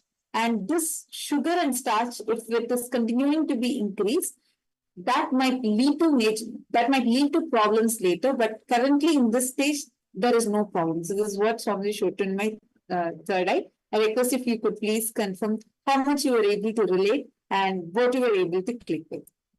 And Ma Sarji Pandit has actually posted on YouTube. Thank you so much, Mama. Nityanta had scanned and she has posted that. Thank you so much, Ma. Yes, it is correct. Thank you, Ma Sarji Pandit, for posting. And also do let us know what you were able to relate with, any specifics that you were able to relate with. Actually, every aspect of this power manifestation, it is literally like you being able to see very detailedly, elaborately into what is happening in another person's body, 3D live as it is happening. And Swamiji reveals every single detail. Now, back to Manitya Dhyanagambyananda and Manitya Pushkalananda. I'd like to request you to go ahead and share if you both are ready, Ma. Yes, Ma. Ma. So what I was able to see to the third eye for your scanning was first 3 points. I'm going to point out 3 highlights that Swamiji showed in the third eye. First one is on the left side of your body, in your heart region. This was highlighted. The second region was your hip region, around your hip movement, around your hip region. And then the third one was your knees. Okay, so these 3 points in your body were highlighted to me to the third eye. So now I will go through what I was able to see in detail for the left side in your heart region. So the first thing I was able to see is that what is happening there, a lot of deep pain actually is coming in this area relating to relationships in your life, which is causing you to always rely on the left side of your body. So I see when you get up from any position, whether you're sitting, lying down, you will rely fully and majorly on your left side of the body. So this was shown to me through the third eye. And why is that? It's because when the body, you are having some incompletions or you've had past incompletions with relationships in your life, whether it's with your mother, with your father, that is sitting there deeply. So just this one was sitting there. And this one was shown to me, sorry. And then the next one in your hip region, you're having pain, movement in your hip region is not coming easily for you. which has got to do, actually, I saw your sciatica. When you are moving, you're getting sharp pains in that area of your body. And this has actually got to do with the food you're intaking, the food which you're eating. It is not enough water, you're dehydrated, and you need to take some more water to be able to, so the body can function properly in that area. The third part, which I was able to see, was your knees. Now, this is like whether you're sitting down or standing up, you'll get some aches and pains in this area. And actually, what I seen was you had a fall sometime in the past, and it wasn't a recent fall, but sometime when you were younger, you had a very major accident type of fall, and it's caused you to have some sort of lifelong pains in your hip region and your knee area. And yes, Marcel, what I wanted to do elaborate also was on the heart region relating to your relationship, your relationships with others. This is a deep thing for you, and I feel when you are doing Paramashivoham, really deeply connect to Swamiji in that region, and you will help to clear all the self-doubt that you're having with others and yourself, and he'll bring such self-love to yourself. Okay, so that was what I was able to see today. Thank you, Ma. Nityanandam. Thank you, Ma. Thank you, Ma Nityanandam. Ma Ilka, would you like to go ahead and share if you're able to connect it?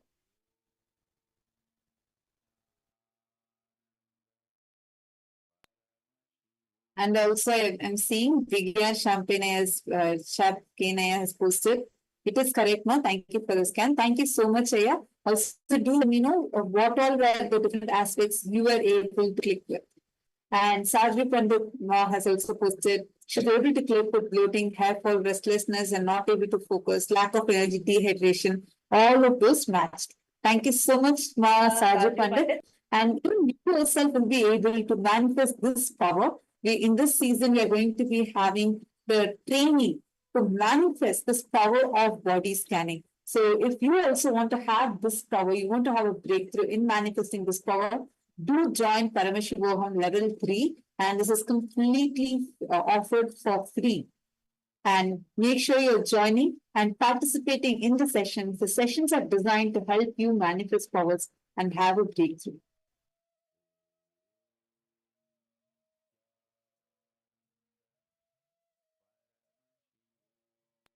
Actually, also, Masaju Pandit, if you just change your diet and attend Paramashivoham and learn these detox recipes, it will make you completely detox your body and experience a breakthrough.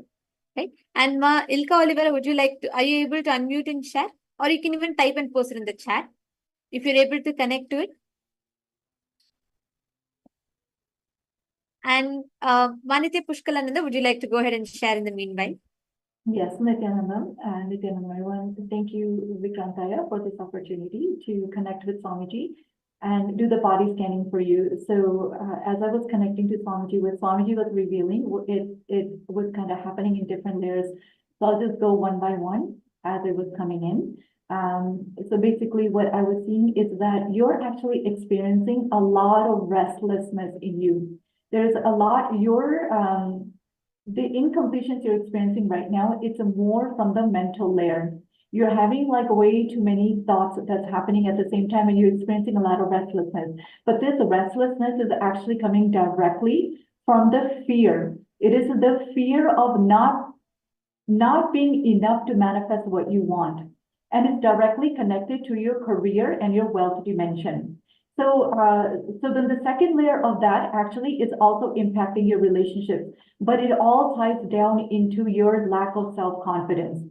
I'm seeing the third eye was showing that constantly you will try to empower yourself and you will try to make sankalpas, I'm going to do this from now on, or I'm going to take this up, but you will constantly compare yourself and fall back into the low self-esteem. For example, when it comes to your career, right? You will have this great endeavors actually. You will think, oh, you know what, this is what I need to do. This is how I'm going to get a breakthrough. And you will try to align yourself to it. But the moment you get the first miss, if something doesn't work out, it's like a big blow in your stomach. Suddenly you will just back out of it. you just give up instantly. You're not able to keep up with the will persistence to move forward. When that happens, you are entertaining the low self-esteem, but you're also enforcing it stronger in you. So that's directly connected to the third layer, which is the identity, your own, actually in some way it is directly connected to your gender identity. So the solution that Swamiji was showing for you to do, Aya, is number one, take up physical activity. Because right now, the struggle that's happening inside of you, it's like you're not, the indecisiveness, you're not able to make decisions in your life. It's like you have so many things, but it's becoming like a fantasy. So because all these things are going on, you cannot organize yourself. So as of now, to break from that, in order to exhaust all those engrams, take up a physical activity. You can take up yoga. Just start with yoga. If you do heavy lifting, yoga, do something to work out. It will give you a great breakthrough in your self-confidence, number one. Number two, attend the Paramashivoham program and do the day for the gender completion. Because you will see the next layer that Swamiji was revealing, actually for you, it is a lot of the incompletions that comes from an early age that is connected to your gender identity. Okay. Is this making sense, Aya? So also this will also heal your relationships, because I'm seeing that there is a disconnect. There's a disconnect because of your because of the lack of self-confidence getting in the way. Say you're actually a very sincere guy. It's like when you can be very integrated, when you make up your mind, it's like you're very trustworthy, very loyal. You have the personality of a very loyal individual. If you say you're going to do something, this is really what you put your heart into. You don't have like, oh, I'm going to say this, but I'm not going to do it. You don't have that about you, but you just don't have the confidence to move forward with what it is that you want to manifest in your relationship. So just to break free from the mental pattern, so that you are the friction that's being caused, the inner image and the outer image. That is the friction that's occurring right now.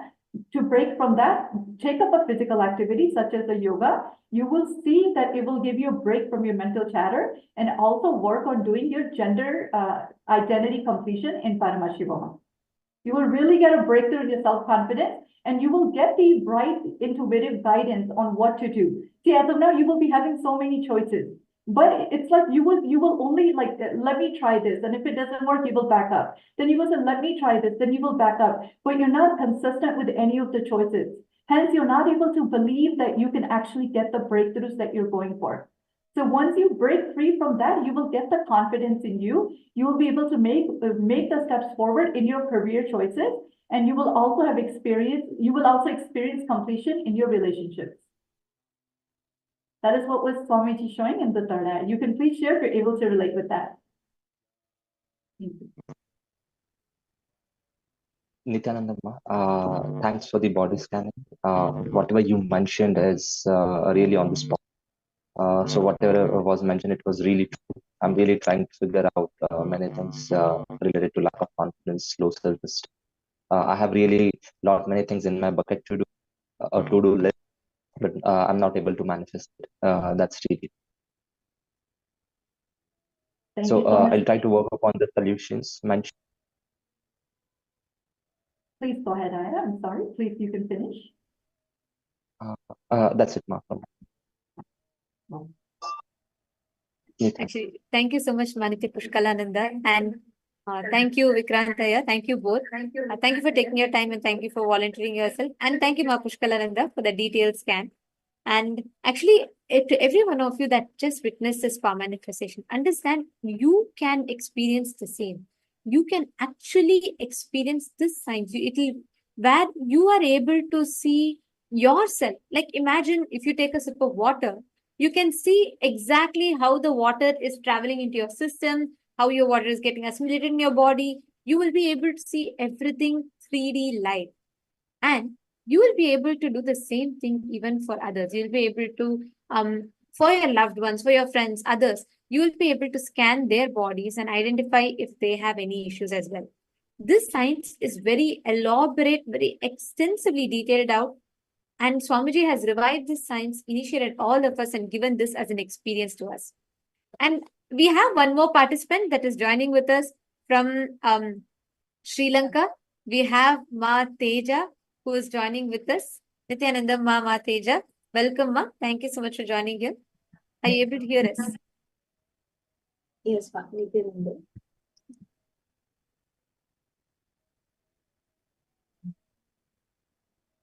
Nityananda Ma, thank you so much for taking your time and joining.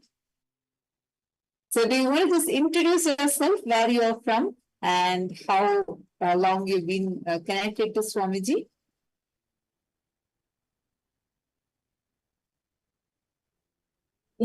I am You can just Mateja. introduce yourself. Hinduism. Sri Lanka. And joining us from? Sri Lanka. Sri Lanka. Thank you. Thank you so. Yes, thank you so much. And how long have you been connected to Swamiji?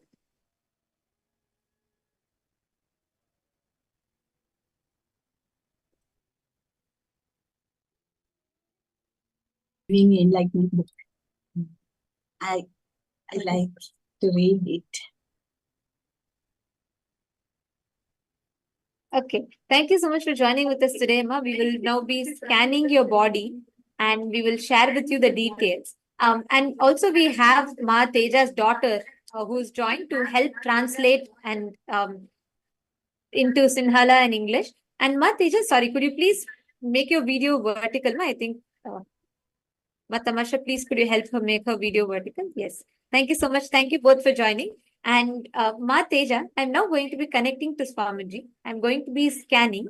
And Ma Tamasha, whatever I'm sharing, you can translate it for her. And you can translate whatever her experience is, what she is sharing back to us.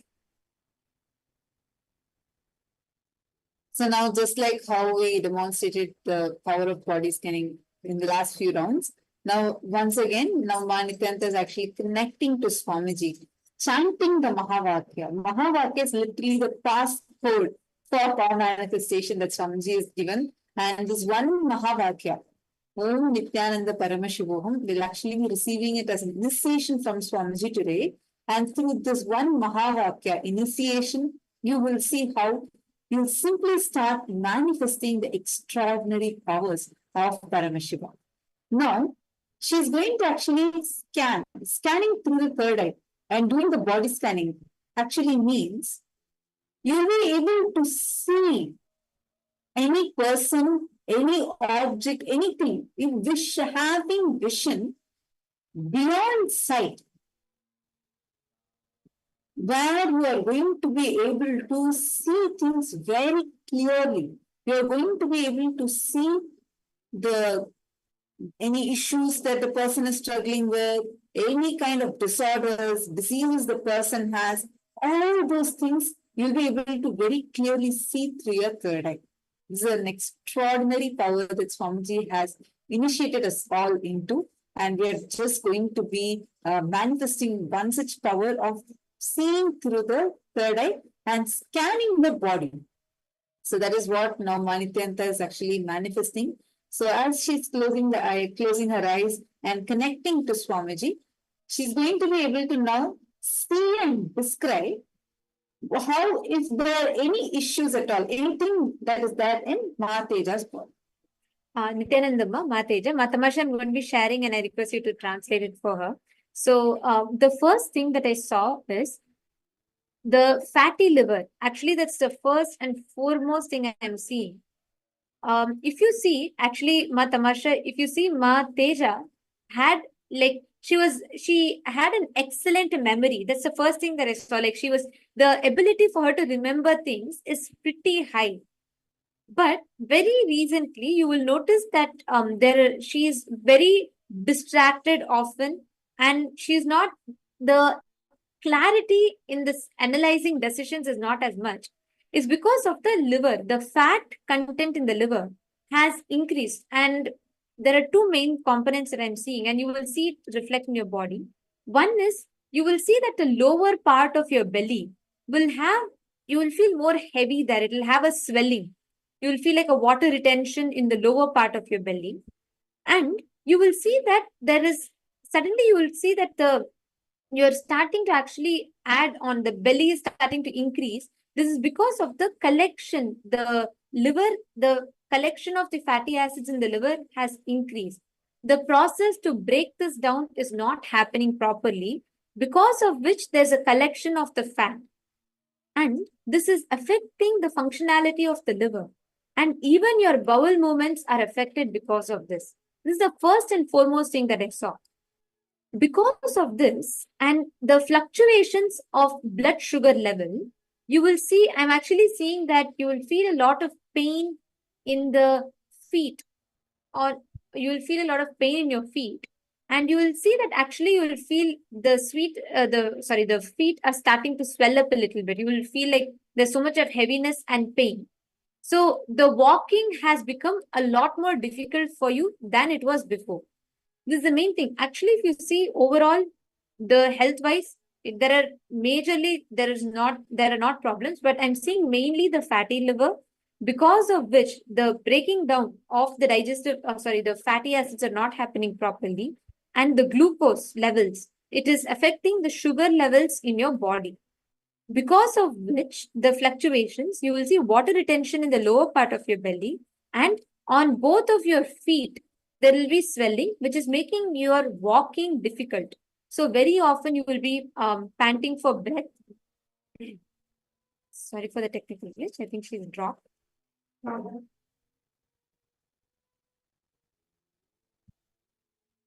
So this is what I was able to see, and I'm going to request Ma Tamasha, once she joins back, if she can scan and verify. Sorry, she can verify the scan. And I'm going to request all the participants, every one of you that have joined with us for Paramashivoham, this will be your experience. Every single day, you're going to be learning these extraordinary sciences to being able to receive your scan, or being able to manifest the power of Sarvajñatva, where you're able to see anything and as many details as you want. You're able to see all of the details. Each of these sciences, Swamiji will be revealing in extensive details for all of us in Paramashivam. So whatever you saw now, right, the purpose of this power demonstration, it is to not to just show that these powers are possible, but actually to show that you can too do these powers. We had Ma Pushkala, Ma Dhyanagamya, who are also working women, who have their careers, who have their life, who have a lot of other responsibilities they juggle with. And they also manifest these powers in their daily life, and they have tasted that breakthrough. There are thousands of people like this who have been initiated, who have manifested these powers, and this will be your experience as well. Yes, Ma Teja, would you like to go ahead and share if you were able to relate with it, Ma? Ma Tamasha, I request you to translate. Yes, Nityanandama, my mother confirmed that she's having fatty liver and she's having fluctuating levels of sugar levels and pain in feet and abdominal fullness in the lower abdomen. She confirmed, Ma. Thank you. I'm so sorry, Ma. Could you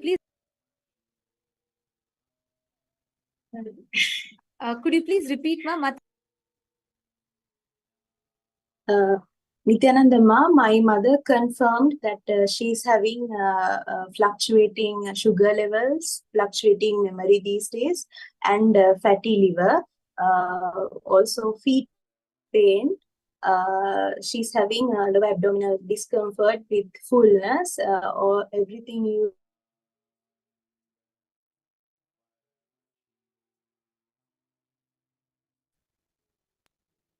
Thank you, Ma. Thank you, Ma Teja. Thank you for sharing. Actually, first thing I want to tell you, Ma Teja, see, none of these issues that you have are issues. There is like, it is not a major problem, means it can be easily solved. These are all not a disease type. These are all just an impact of the current system of current condition of how your body is maintained. But the best part is through Crea Pada, you can change it. Means just by changing your lifestyle, you will see, just start following the Crea Pada Swamiji has revealed. Join Paramashivoham, become a Kailasavasi. You're moving in and you're going to be settling in Kailasa. So prepare yourself now itself with the lifestyle. You will actually see, if you start drinking neem juice and if you start observing the diet that Swamiji has prescribed, in 21 days, you will see first thing that will happen is your feet, the pain in your legs will completely heal. Second thing, you will see that your stomach will reduce. You will feel so fresh and energetic. Just follow the Charya Pada, you'll have a breakthrough in your health. Thank you so much, Ma. Thank you for joining with us. Thank you for volunteering for the body scanning. And hope you enjoyed. All the participants you witnessed this segment enjoyed. And I thank every one of you, all the Nityananda Yogis, all the volunteers for joining with us, taking out your time and joining in this power demonstration. And now, for all the participants that are here with us, through the program, you're all going to be understanding and experiencing this very science. Now, let's all enter into the first session of our day today, where we are going to be understanding about what is Paramashivoham. We have witnessed these extraordinary powers. We have understood about the science of power manifestation. Now, let us understand about Paramashivoham. What are we going to experience in this next 21 days? And why Paramashivoham? What exactly is going to be happening during the program? When Swamiji had conducted the inner awakening programs, the previous programs, in each level by level by level, through various sciences, Swamiji had transmitted the space of Paramashiva, the state of Paramashiva, and now through this Paramashivoham program, Swamiji is transmitting the very being of Paramashiva and giving us all superconscious breakthrough. How to have conscious access to the superconscious happening in you. This Paramashivoham is going to be about that. A very, very, very powerful program that is going to be transforming your very life. Thank you so much for taking this decision to come and sit here, taking your time off your busy schedules and come and sitting here to receive this powerful initiations, revelations from Swamiji and being part of this extraordinary program. Stay tuned. We are now going to be entering into the session where Swamiji himself is going to be revealing to us what is this program about and what you are going to be experiencing during this program.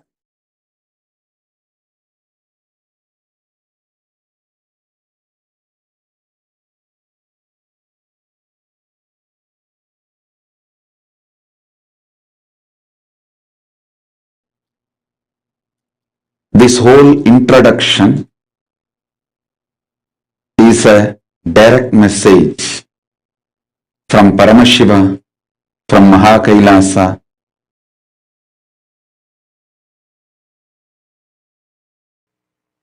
This whole Paramashivoham level 3, I'm going to focus on one word. Paramadvaita. Making you manifest Paramadvaita. Paramadvaita means till now whatever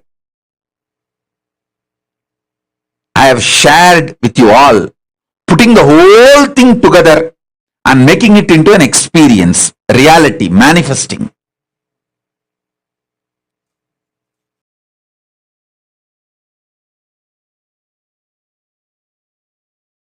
First, Paramashiva manifested the science of achieving the state of Paramashiva, unclutching, detox, completion,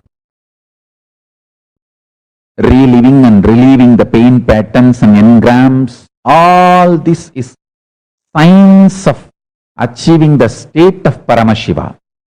Then, integrity, authenticity, responsibility, enriching, causing, living in perpetual completion. This all is the science of space of Paramashiva. Manifesting the space of Paramashiva. Then oneness is manifesting the powers of Paramashiva. Then Paramashivoham science is manifesting the being of Paramashiva. Now Paramashiva is revealing the science of manifesting the superconsciousness of Paramashiva.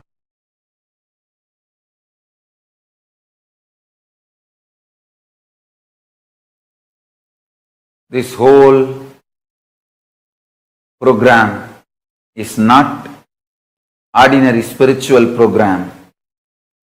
It is Paramashiva me directly making myself available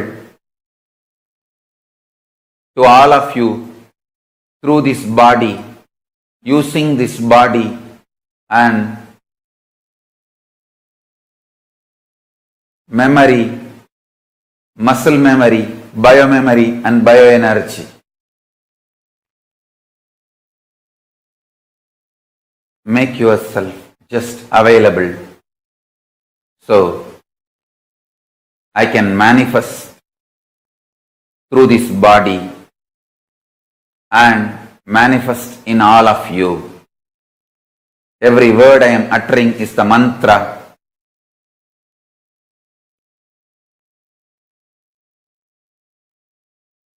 I am manifesting in this system, in this body completely, so you can all just mirror the neuron activities of this system and manifest the being of Paramashiva.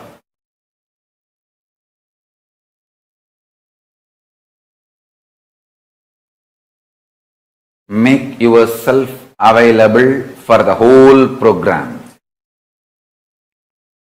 Whether morning yoga or pada puja, all that matters.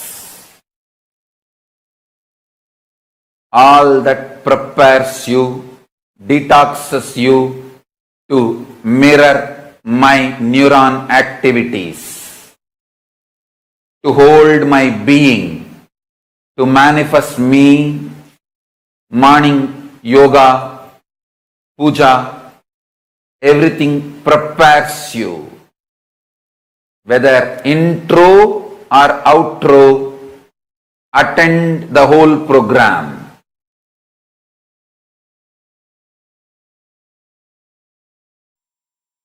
Listen. Simple, straight introduction. Listen. Simple, straight introduction. I am Paramashiva.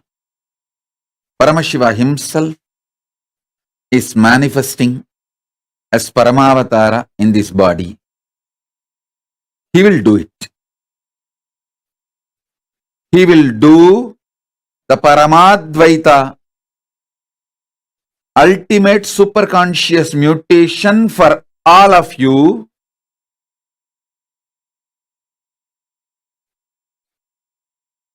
irrespective of what state, space you are now. Forget about what state, space you are now. All that does not matter. You may be overflowing with gratitude, love, devotion, or you may be just sitting, fighting with yourself, ready to fight with me, ready to blame yourself, ready to blame me, whatever state you are in. Don't worry, nothing bothers. All that is too shallow. I'll swallow everything. Not only where you are stuck, including you, I'll swallow it. Just come and switch on this camera and sit. That's all. Only one thing, don't miss sessions. Be here for all sessions. That's all. This 21 days, put everything away. Be here for all sessions. Don't miss one word, one session. Be here for everything. I'll take care of everything. See, I know the human mind more than you know you. More than you know you, I know you. And I have a solution. I only have to do, I'll do it. I will do it. Listen. Actually, I just want this 21 days time from you. That's all I need. And I am interested in manifesting in you. Listen carefully. I am interested in manifesting in you. more than you. When I manifest in you,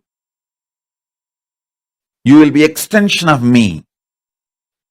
My only request, attend all sessions, even the SJP, all the SJP Yajamans, Kartas, you are a guest, true.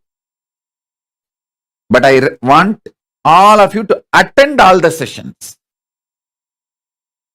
Don't miss sessions. Understand? Don't miss any session. Don't tell me, oh, if I can't attend all the sessions, can I stop attending the program?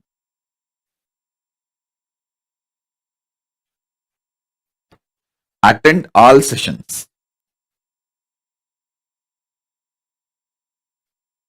Everything will align. Your life, your work, your job, everything will align.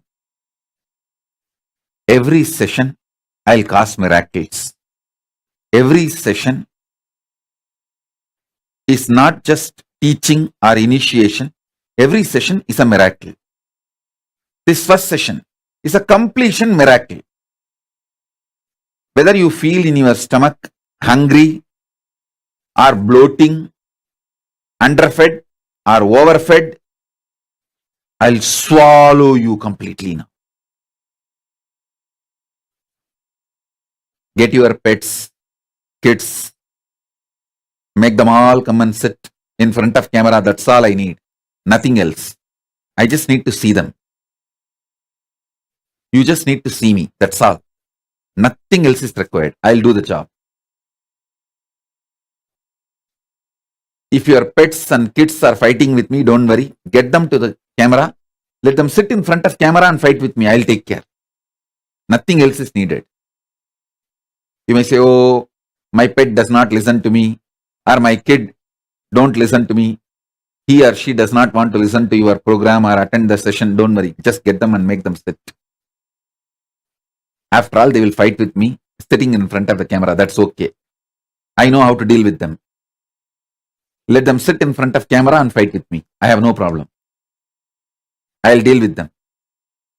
I'll swallow them completely. I have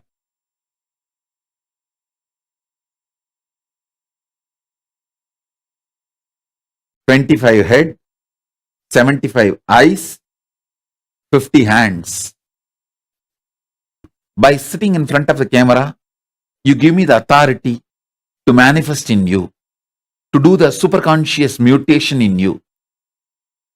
You can be relaxed way, stretching your leg, no problem. All that is okay.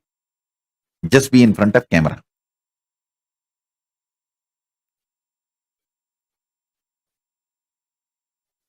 All of you be very clear. I am in the very room where you are all sitting.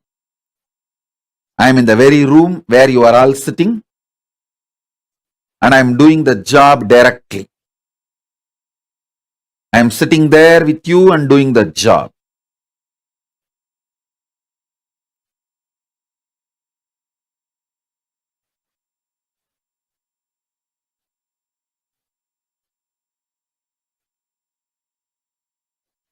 Listen.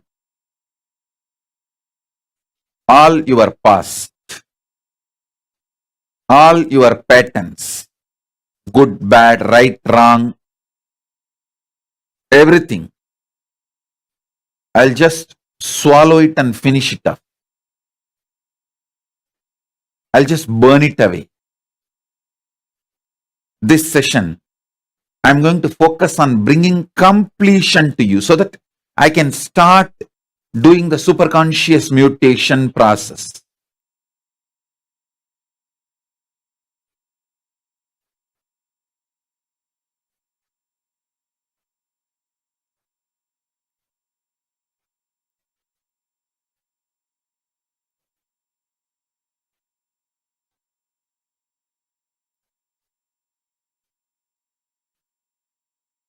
So remember, this whole Paramashivoham program, every session is not just teaching, not just initiation.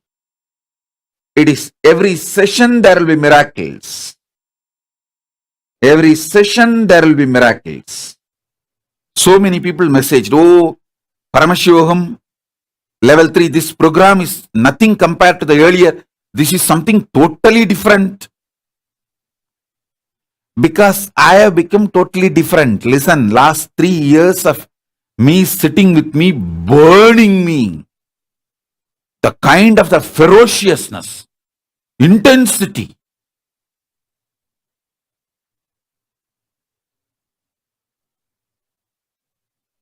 It is now 4 years, literally.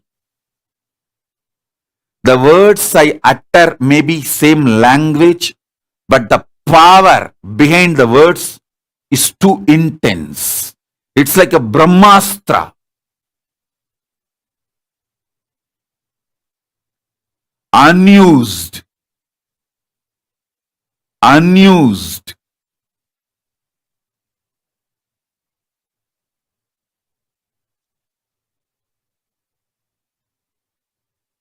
It's like Brahmastra.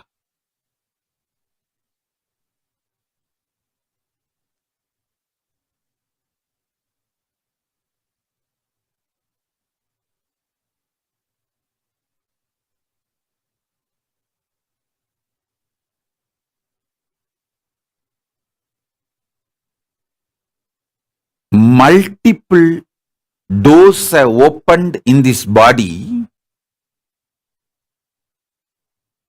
during this 4 years, especially last 3 years.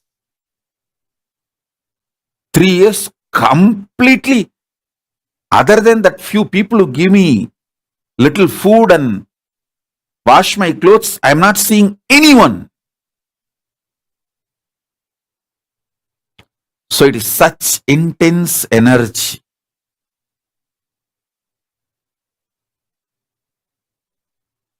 Earlier, if every word is like a astra, weapon, now it is like a Brahmastra.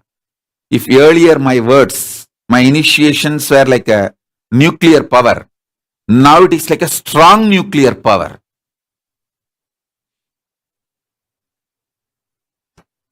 So sit, I am ready for superconscious mutation process. So let's make the superconscious mutation process. These small miracles are too small. You dropped your spectacles, your health is becoming better, you dropped 10 kg, what is the use? Okay, good, you become healthy.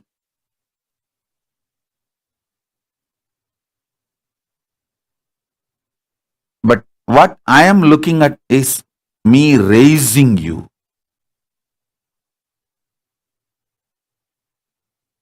To Kailasa. See, when I give a Guru Vak, I am like a Brihaspati. I'll be very moral, socially polite, decent. I won't get involved. But when you listen, I'll be like a Sukra. I'll give everything you need, you want, right, wrong, good, bad, legal, illegal, anything you ask, I'll give.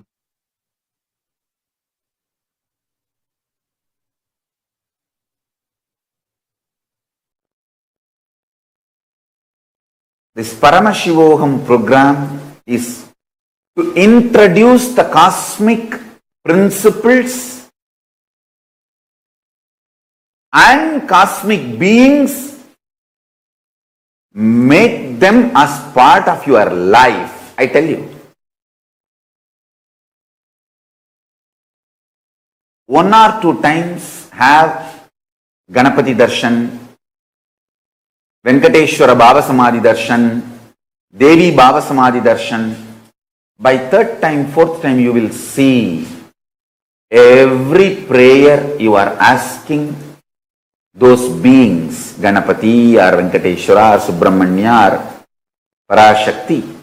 Simply those prayers become reality, and the relationship between you and that cosmic beings built.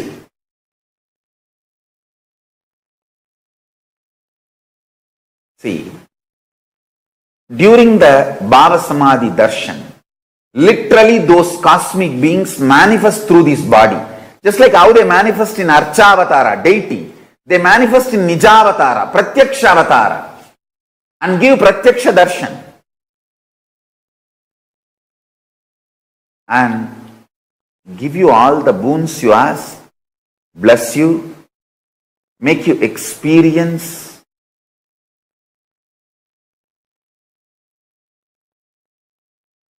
everything.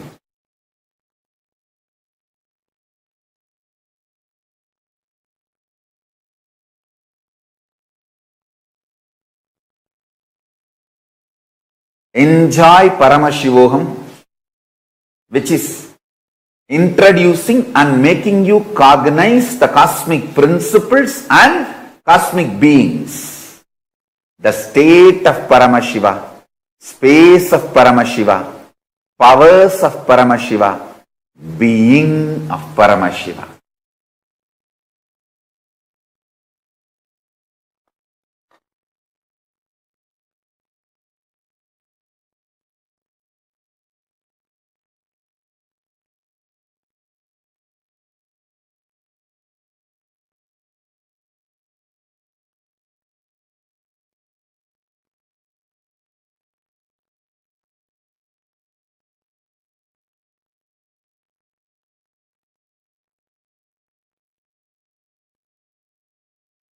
See, already all of you are established in feeling connection with me. I'm talking to all my disciples and devotees. When I see you, even in the two-way I am happy. When you see me, even in the two-way you are happy. That's all is the feeling connection. See, when you see me, you are happy. When I see you, I am happy. Means we both are established in cosmic Wi-Fi network. That's what I call cosmic Wi-Fi network. Cosmic feeling connection. Wherever you are, I am with you. Wherever I am, you are with me. Paramashiva's own superconscious mutation manifestations. 64 manifestations he himself describes in Vedagamas. Lingamurti, Lingodbhavamurti, Sadashivamurti, Mahasadashivamurti, Umamaheshwaramurti, Sukhasanamurti, Umeshamurti, Somasgandhamurti, Vrishabhantikamurti, Natarajamurti, Dakshinamurti, Mahakalabhairavamurti, his own 64 superconscious mutation manifestations. First time ever I am initiating people into this. First time ever I am initiating people into the superconscious mutation manifestations of Paramashiva, all the 64. See, separately I initiated people in Dakshinamurti manifestation. Separately I initiated people in Kalabhairava manifestation. Separately I initiated people in Nataraja manifestation. Separately I have also initiated people in Lingamurti manifestation. Like different individual manifestations of Paramashiva I have initiated, like Lingodbhava Darshan. Through that Lingodbhava Murti initiation I have done. But first time all the 64. This Paramashivoham, you are going to experience all the 64. So I am beginning the initiation with introduction from today. This is going to be the unique offering from Paramashiva. for this Mahashivaratri and this whole Paramashivoham. Initiation into superconscious mutation manifestations of Paramashiva. All the 64 manifestations. Like Gajasamhara Murti is one manifestation. Tripurantaka Murti, Sandhya Nritta Murti, Gangadhara Murti, Jwarabhagna Murti. Each of these manifestations, Kshetrabala Murti, Kalantaka Murti, Bhikshadana Murti, Pasubhada Murti, Varaha Samhara Murti, Brahma Sirascheta Murti, Gauri Leela Samanvita Murti, Ekabada Murti, Jvalantara Vada Murti, Agorastra Murti, Vataga Murti, Lagulishwara Murti, Guru Murti, Tripada Trimurti, Gajantiga Murti, Kirata Murti, Veerabhadra Murti, Abattuttarana Murti, Kamadahana Murti, Matsya Samhara Murti, Rakta Bhiksha Pradana Murti. All these are various superconscious mutation manifestations of Paramashiva. Superconscious mutation is the process of manifesting Paramashiva in all your 25 paces and phases. P-H-A-S-E-S, pace, paces. Phases, F-A-C-E-S.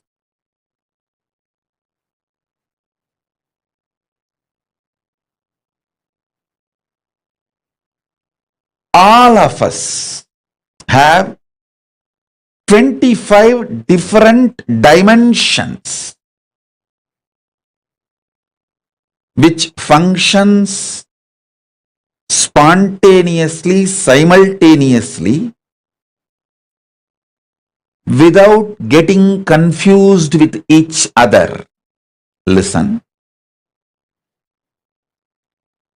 Your ability to put your body in autopilot mode, like your heart beating itself, blood purifying itself, liver functioning itself, digestion happening on its own, logical thinking, cognizing happening on its own, emotional processing of how you feel about others and yourself and situation, the emotional cognitions happening on its own. If you just look, 25 different dimensions of you is independently functioning spontaneously, simultaneously, synergetically. So understand, your logic, which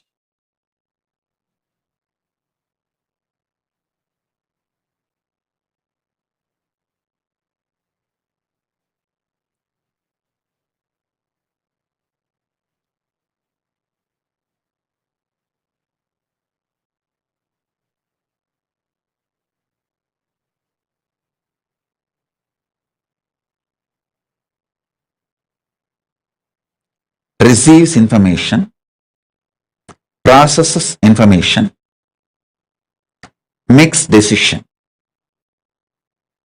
Your emotional cognitions, receives inputs, processes, and decides. Understand, listen.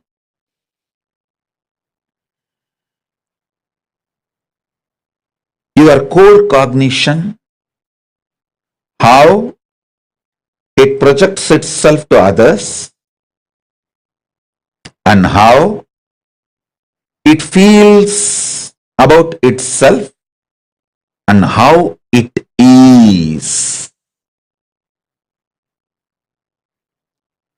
All these 25 different dimensions of you getting superconscious mutation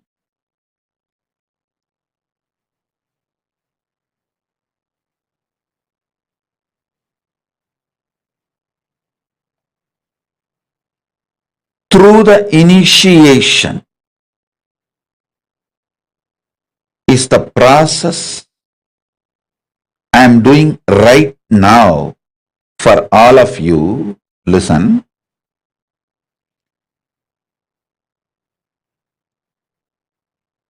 Visualize the 25 phase of Paramashiva. You also have it. You also have that same 25 phases. Different phase of you is each of that phase. So understand, all the 25 phases of Paramashiva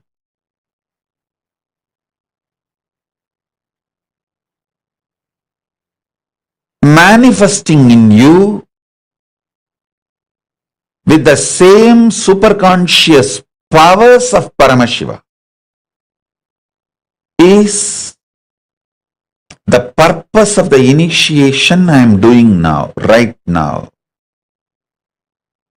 Paramashiva is a greatest ultimate possibility, powers and boon. Listen to this word, boon. It is not given based on your qualification. It is given based on his qualification. Listen. It is not given based on your qualification. If it is based on your qualification and action, it is salary, payment, business. You earned it. It is given based on his qualification, not your qualification. That is why I say Paramashiva is a boon. Understand first, when I experienced the ultimate, the first thing, when I was settling, the first thing I felt, oh God, a boon. What is happening to me? The kind of the grace and beauty, storm of the grace and beauty, powers and possibility it has brought inside, oh God.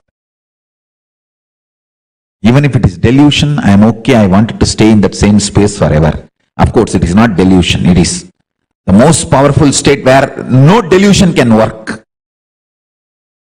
I am telling you, the state is so powerful. Even if it was delusion, I am okay. I wanted to be there forever.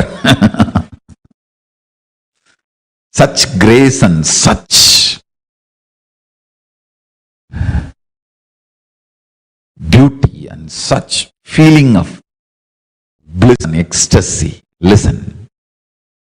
Paramashiva is the greatest possibility, powers and boon. For example, you see a fiction movie. There's so many Star Wars, Superman, Spider-Man, all those fiction movies you see, and the heroes, the TV serial, about these conscious mutants, and all these TV serials and fiction movies, when you see, if you think all this is possible or not, I tell you, it is all possible that all of this and something more. That possibility is Paramashiva. Listen, it is not hope, it is fact. It is already reality. It is happening. It is not that I am telling you stories of something happened which 10,000 years before or going to happen 10,000 years after. No, it is happening. Understand, Paramashiva impacts the present consciousness by happening alive. Is happening. Understand? Nothing should stop you. Trusting Paramashiva is a boon, powers and possibility. I tell you, start acting with this powerful cognition. Paramashiva is possibility, powers and boon. Then you will see boom is there. Making things happen. Is there. Just making things happen. Any boon you ask, anything you want me to give you, I am here to give you. I am here to give you anything you want. And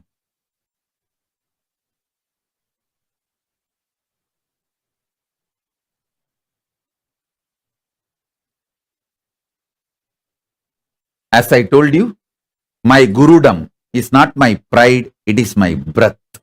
It's my life. My Paramashivatva is not my pride, it is my life. Doing the superconscious mutation to you, making you experience Paramashiva in you, is not my pride or not my job. It is my life. It's my breath. I'll be absolutely chaste to my life, to my breath. So understand that I am giving you the real picture of exactly what it is.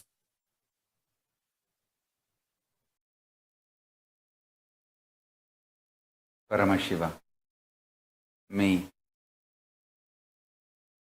manifesting through this body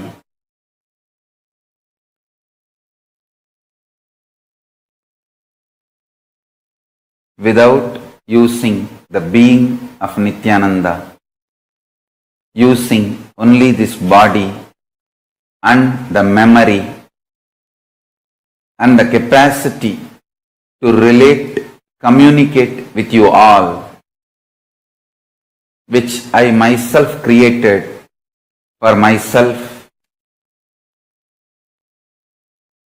directly to make myself available to all of you.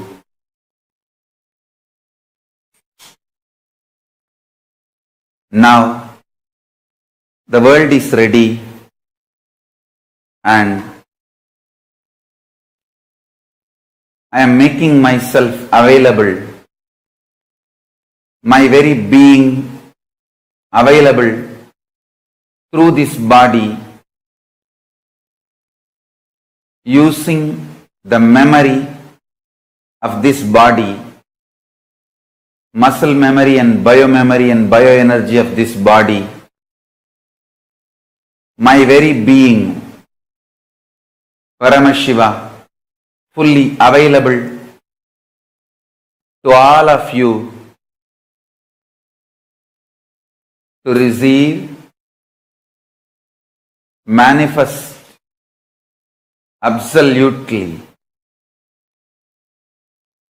understand all these days I was using the body, memory, biomemory, muscle memory, bioenergy and being of Nityananda too. Now I am using this body and memory and I am manifesting my being as I am. Even Paramashiva needs a human body to relate with human beings and this universe. Only if I manifest in this system and radiate neuron activities, your brain can mirror this same neuron activity and manifest my being. So I made this body, memory, biomemory, bioenergy, muscle memory and the being of Nityananda for me to manifest and make myself available to all of you. Now, this body is fully matured and this world needs me immediately. So I decided to manifest through this body using the memory, muscle memory, biomemory and bioenergy of this being.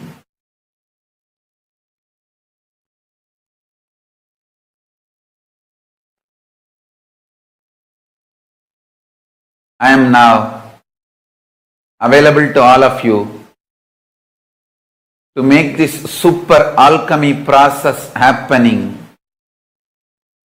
on planet Earth, first time in this mass large scale.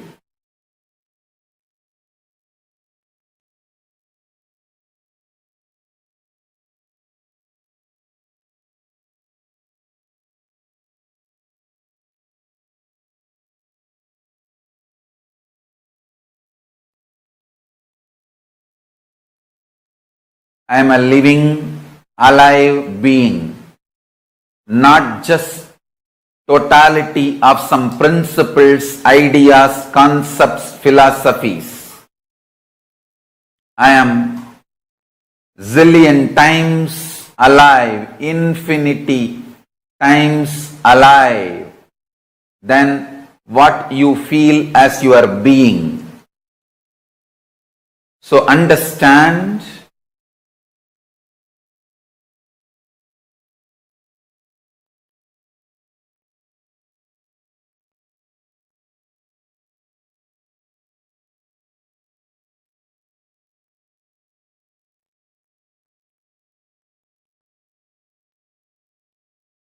all the fears, greed, everything you go through is superficial,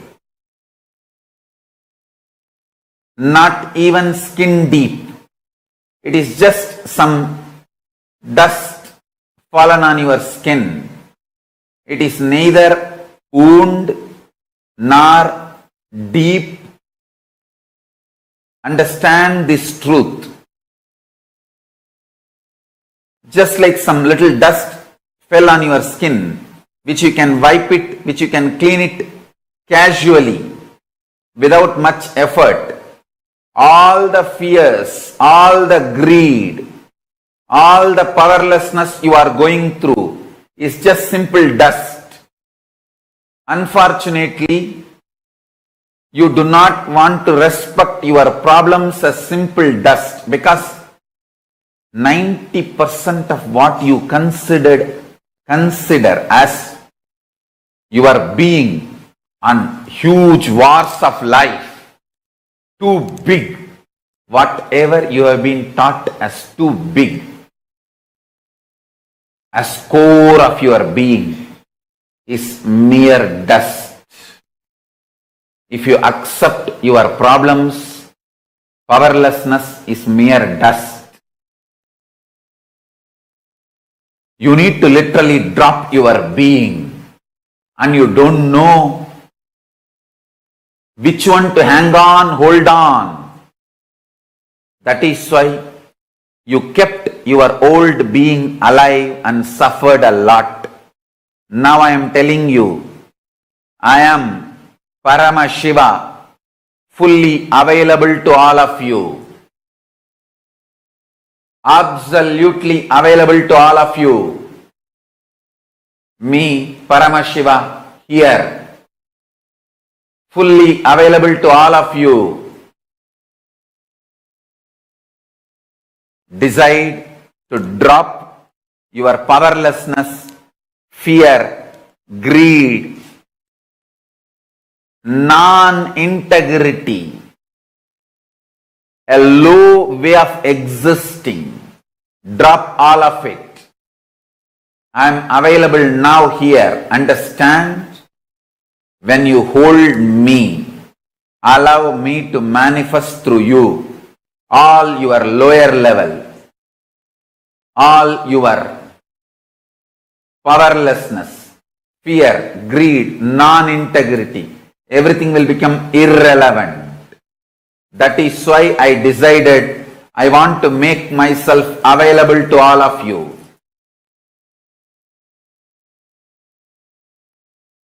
That is why I broke all the social structures,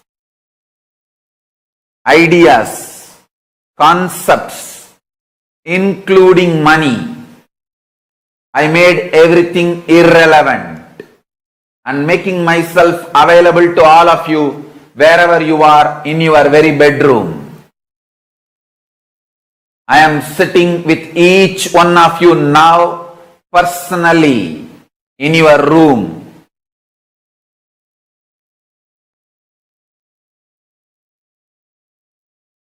If you want to test, put a chair in your room and keep the form, photograph, Atmamurti of this form.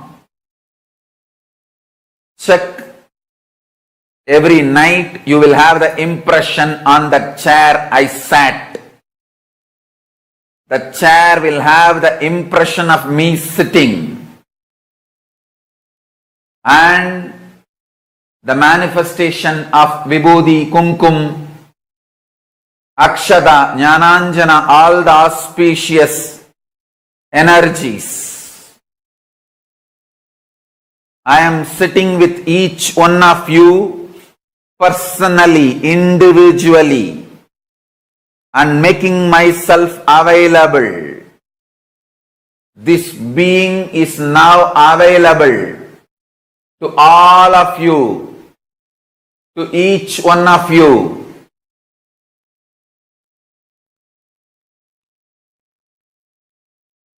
I am making myself available to each one of you.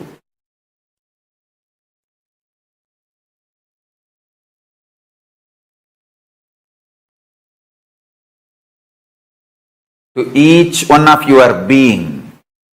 Now the relationship is absolutely between you and me.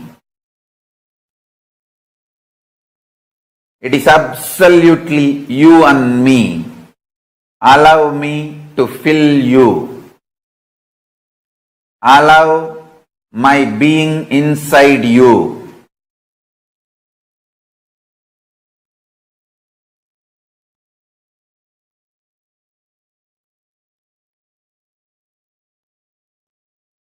When you start tasting my being, all your past fears, greeds, powerlessness, everything will just become irrelevant. You will be showered with the boons you aspired for and you can never even imagine.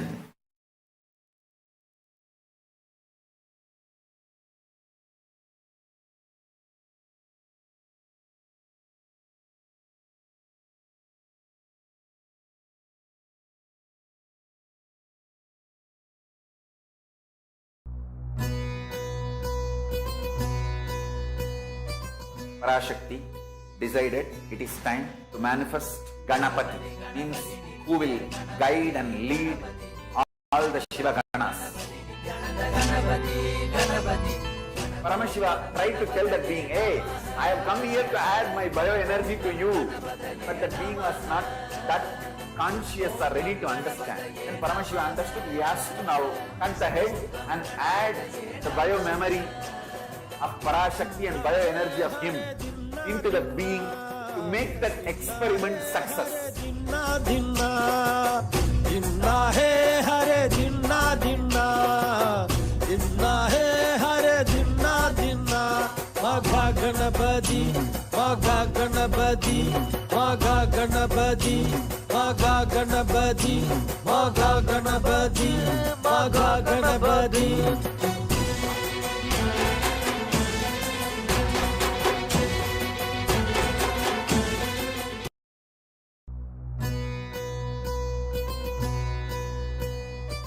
Parashakti decided it is time to manifest Ganapati, means who will guide and lead all the Shiva Ganas.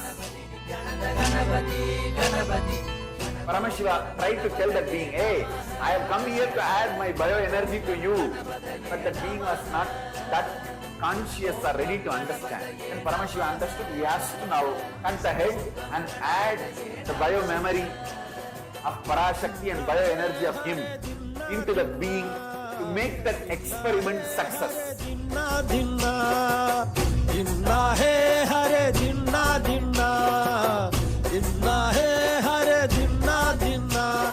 Magha Ganapati, Magha Ganapati, Magha Ganapati, Magha Ganapati, Magha Ganapati, Magha Ganapati.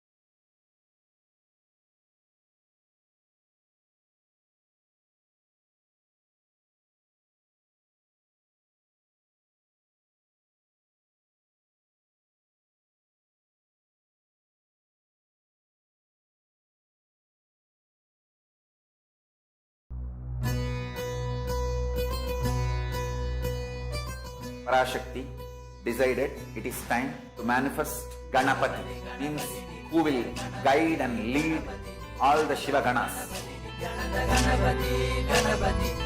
Paramashiva tried to tell that being, hey, I have come here to add my bioenergy to you. But that being was not that conscious or ready to understand. When Paramashiva understood, he has to now cut ahead and add the bio-memory of Parashakti and bioenergy of him into the being to make that experiment success. Dinna dinna, dinna hai hare dinna dinna, dinna hai hare dinna dinna. Magha Ganapati, Magha Ganapati, Magha Ganapati, Magha Ganapati, Magha Ganapati, Magha Ganapati.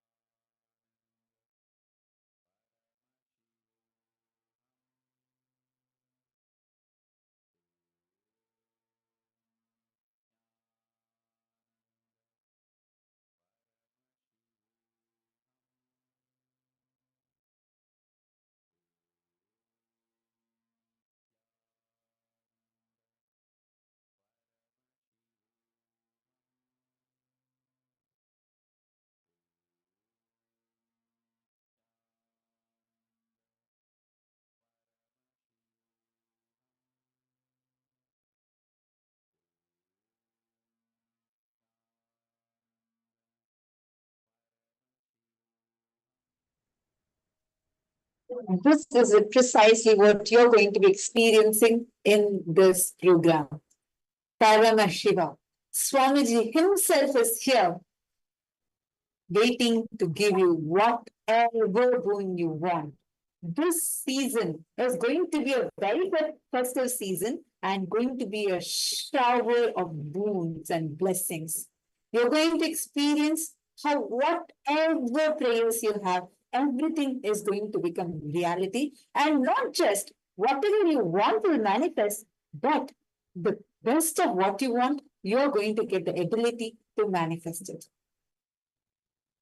How many of you are excited to start today's sessions, to be a part of these sessions today?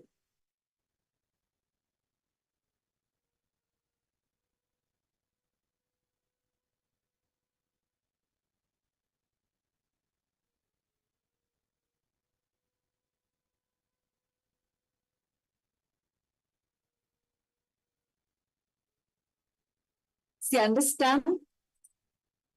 I see that many of you have still requested for scans. Don't worry. And I also see some of you that are here, some of the Kailas Savasi that are here for your interview. And we're very soon going to be starting that. Please kindly stay tuned, be here. Lita, we are also delighted to have you here. And to all the participants that are here, I just wanted to tell you all, see, in just a few more minutes, we are going to be experiencing, we're going to be starting with understanding about various different sections that you're going to be experiencing throughout the program. Nityanandan, am I audible to everyone? Okay, great. See, understand, not just what you want, but the best of whatever you want, you are going to get the ability to manifest it. You're going to have the right ability to manage all that. In this season specifically, we are going to actually learn many of the mystical relations that like Swamiji has revealed. In many exclusive sessions, we are going to also listen to those sessions. So that's it. Do not miss out on any of the sessions. And every exercise we are doing is also very, very, very important. So make sure you're there throughout, logged in throughout, and being here continuously. And the participants who have requested for body scanning and that you have not, if you have not received it today, do not worry. During the program itself, during the sessions, in between the sessions, we will be doing the scanning for you. So please stay tuned, and anytime today, during the sessions itself, we will be doing the scannings for you. Can I request all of you to write down and post here? What are you looking forward to experiencing in this program? What kind of breakthroughs are you looking to manifest? And what exactly are you anticipating as what you are going to experience in this program for the next 21 days? Can I request all of you just take a few minutes and please write it down and understand, for you to have the best experience, make sure you're attending the program continuously. I know it is 16 hours program starting from yoga till the darshan, initiation and everything. And we are also going to be receiving Swamiji's special initiations. This 16 hours, even though it is a virtual program, like people, each one of you are sitting around the world in different time zones and sitting at the comfort of your homes and coming here, make sure you are here as much as possible. We actually recommend you not to miss out on any sessions. The sessions are designed in such a manner that each session is packed with so many powerful cognitions that just listening to these sessions will give you a breakthrough, and you need to at least listen to it 3 times for you to start grasping it. It's a very, very, very powerful session that Swamiji is literally giving to us such amazing gift as a boon, as a blessing. So make sure you're staying tuned continuously. Can I request all of you meanwhile to please write down what exactly you are looking for to experience from this program? So if we ask you, what exactly is the reality you want to manifest through this program? What all are the things? Take a few minutes and kindly pen that down and please share it here with us on the chat.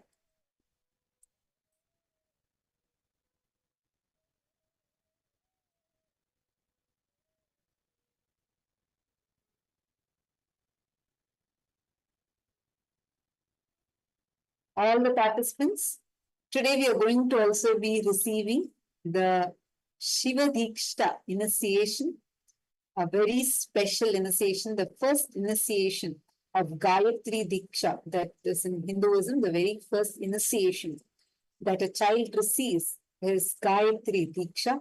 So all of us are going to be receiving Gayatri Diksha and Shiva Diksha today. You will also be receiving initiation into the power of manifesting your reality, whatever you want to manifest as your reality. And especially the Paramashivoham level 3 participants are going to be receiving the blessing to manifest not just whatever you want, but the best of what you want.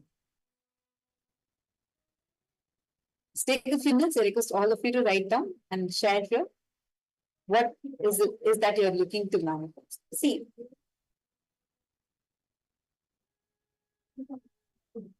having the conscious access to the superconscious happening in you is what this program is going to give you. Every being can access the universe, connect with the cosmos, and receive the best gifts from the cosmos. Understand? Sanatana Hindu Dharma gives detailed explanations, understandings, and methodologies to connect with the cosmos.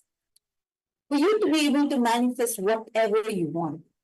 In this program, Paramashivoham Level 3 program, you will learn about the superconscious sciences directly from Hinduism and the superconscious intelligence. Hinduism is all about cosmic beings coming to the human plane and sharing all the great principles and powers. The first and foremost thing you need to do for you to have best experience is to come to completion with your past and your very existence, with everything that you call as your life. I know you all would have definitely done the Paramashivam level 1 and level 2 and then come here. This level 3 program, first thing understand, your past is dead. You only have future. You do not have a past. Past has you, but you do not have past. You own only your future. You do not own your past. What you disowned only has become your past. So decide to drop your past. Just sit now. We're going to give you 5 questions. I request all of you to just spend a few minutes. Listen to yourself. Dig deep. Contemplate. Meditate and do this exercise sincerely. Just listening to yourself, kindly write down. What is the purpose of life? What do you aspire to be? What is that keeps you alive? What motivates you to wake up every day? And what do you value the most in your life? Can I request all the participants here to kindly spend a few minutes in this and please write this down.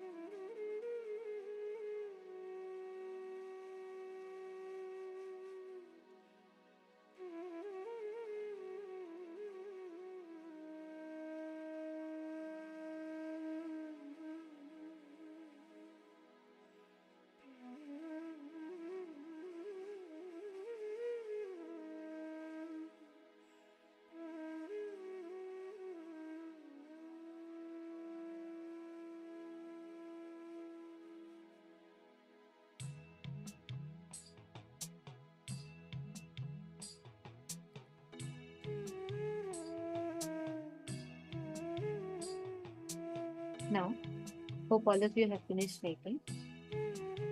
Whatever you have written down as the purpose of your life, what you are seeking for, what you are looking to manifest from life, all of this you're going to be learning experientially in Paramashivoham. Paramashivoham is going to be a life transforming journey for you, where you're going to be learning about the sacred aspects and dimensions of your life. To all the participants, every one of you that have written down. Now, we're going to be learning about and understanding what are the ways in which you can prepare yourself to receive the best experience through Paramashivoham. What do you need to do in order to receive the best experience from Paramashivoham? The first and foremost thing, be available, be here, all the sessions without skipping. Participate in every single session. One of the most important components of your preparation is when you sit for the program, make sure you're sitting in the Nityananda Sabha, the sacred space. Understand, every time, whenever physically Swamiji conducts a program, right? The hall in which actually Swamiji will sit and conduct the program, that hall is called the Nityananda Sabha. And that hall is where literally Swamiji's whole breathing space extends.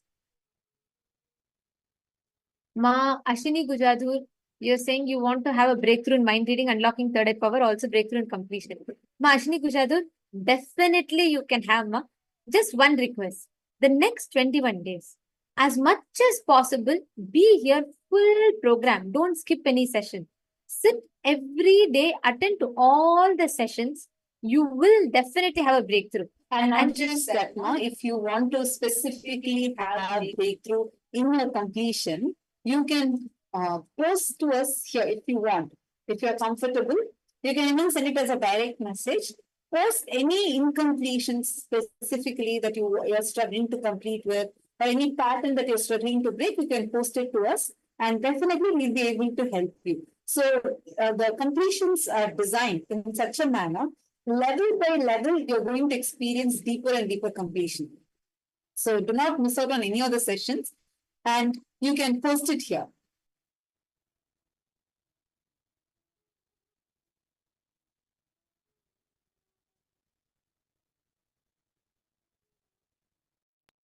And to all the others, I also see Ma Yoga Priyananda, Ma Alpa. All of you that are here, Ma Alpa, actually this season you should aim to have a breakthrough in all the way you manifest powers in everything. If you just spend your time here, you can just sit as many sessions as possible, sit and attend. Take out your time. See, we're all so busy with so many things, so many commitments. But one of the most important commitment is commitment to yourself. So please make it a point to attend here as many sessions as possible. And Ma Mahagupta is saying, I want to manifest my third eye power, be a super healer who can heal people by using very simple and effective way. People even don't know already healed because they can automatically be a very healthy and happy person. Beautiful, Ma. Actually, Ma Mahaguptananda, today, this season, we are going to be manifesting unique powers. Be here. I only want to request one commitment from your side. Whether you get right, wrong, don't allow your tiredness or boredom to kick in. You just sit here and participate in the sessions. Wow, so many of you have posted. Yes, definitely. In this season, all of you can work to have a breakthrough in power manifestation and just be available. See, one of the most important things with power manifestation, right, is the powerful cognitions. You will see how when the powerful cognition clicks with you, suddenly you will have a breakthrough. Ma Bhavana Parmar is saying you want to manifest completion in all areas of your life and remove all the STHPs. Wonderful, Ma. Same. See, every one of you, so many of you have actually posted what you want to experience in this Paramashivam. Just only one thing, be available. You don't need any qualification. You don't need to do anything special, anything extraordinary for this. You just be available. Swamiji will give you the result. Because the best part of Paramashivam, it is not based on your capability. It is based on Swamiji's grace. and He will shower His grace on you. Now, what are the ways in which you can prepare yourself for the program? The fundamental way, the first and foremost way you need to prepare yourself, have Atma Murti. Have an Atma Murti with you, literally have Swamiji with you, and sit, and every day, whenever you manifest powers, whenever you listen to the sessions, literally it will be like Swamiji is there with you. So sit with the camera on and make sure that you are attending all the sessions, post your questions, post your doubts. And if any of you, one main thing is, don't worry, don't think, oh God, maybe I think, my doubts are too small, it may not be as important. Or you think maybe, whatever I'm going to ask is maybe going to sound so silly. It's okay. See, we're all here as an ecosystem. Imagine 1,000+ people sitting here and everyone are gathered, come together for one purpose. That itself, the group energy, this itself will make the group energy simply phenomenal. When you start manifesting all the powers and powerful cognitions, it will simply become an experience for you. So just be available, set up the Nityananda Sabha, and sit here for the next 21 days, be on camera as much as possible. Of course, you can go for your washroom breaks, or you want to have snacks, tea, coffee, or food, or anything, that all is fine. But as many sessions as possible, attend to the session. Do the exercises. So the Paramashivam is designed in such a way where there's a powerful cognition, you listen to revelations, then you do the exercise, internalizing the revelation, and then you manifest powers based on those revelations. So just sit, become available and accessible, participate in all sessions, that itself is enough to give you a breakthrough. Now, we're all going to be entering into the next session of our day, where we're going to be understanding about the science of power manifestation. So this is a special session that Swamiji had revealed to all the Paramashivoham participants. What are the first principles you need to know about power manifestation? If you are manifesting powers, what are the first fundamental principles that you need to be aware of? Let us all enter into the session to listen to the revelations on that.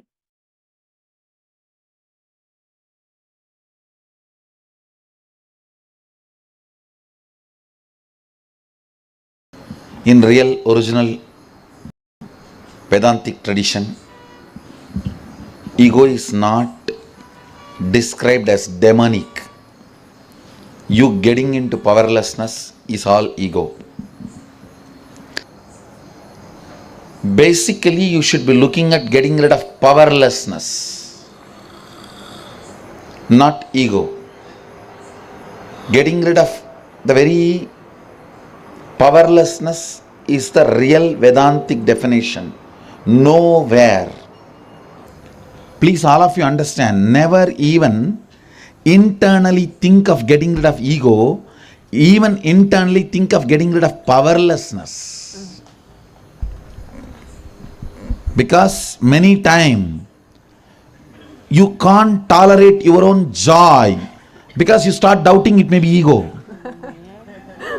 You can't tolerate your completion, your joy, your fulfillment because you start doubting it is ego.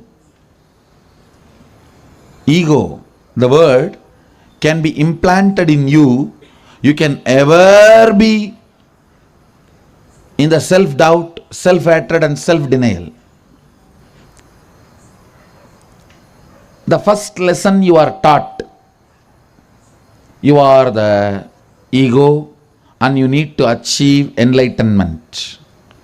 Then, even if you grow and manifest some extraordinary things, it will only be siddhis. The first statement taught to you, the first principle taught to you, you are Sadashiva, start manifesting. So everything you do will be Shaktis. Understand the difference between Siddhi and Shakti is the basic cognition with which you start. Understand, if you are made to believe you are ego as a first principle and you need to achieve enlightenment, gone. Your life is gone. It is like within the matrix, You play all the games, whatever you play. End of the game, you are within the matrix. The first principle taught to you itself should be Ishavashyamidam Sarvam. The first principle taught to you plays a major role in your thought current, the way you approach everything. The only difference between Siddhi and Shakti is the first principle. Nothing else. I tell you, even if the first principle starts as a belief, for example, you do not really feel you are Sadashiva, but you think because Swamiji is telling, okay, let me tolerate it. Even if you start in that way, in few months I can make you forget that you are not believing you are Sadashiva. I'll make you believe you are Sadashiva. I am more powerful repeater than your mind. Understand? I am more stubborn than your mind. So I can repeat more number of times you are Sadashiva than the number of times you repeat you are not Sadashiva. So the whole game is about the first principle. The first principle is the game. First principle is the game changer. If you see the original Upanishads, all the 108 original Upanishads, original 108 Upanishads are the pure science. Agamas are the applied technology. Nowhere the concepts of self-fighting is encouraged. So those concepts are brought and superimposed on Hindu ideas like ahankara, mamakara. Mamakara and ahankara is not equivalent to ego. The Hindu ahankara and mamakara is your decision. Concept of ego is your disease. There is a big difference. The first principle taught to you is very important. The moment you start believing you are ego, you need to get enlightened. I guarantee you will not get enlightened. Because the first principle is wrong. First principle is wrong. Understand? First principle is you are Sadashiva. Then let us have all the other discussions, practicality, questions, why I am not manifesting, why I am manifesting, why I am partially manifesting, why I am partially not manifesting, all those struggles, questions, ups, downs, hitting, fighting, debate, Vakyartha Satas, everything next. But the first principle is, you are Sadashiva. And let's start manifesting. That is the business here.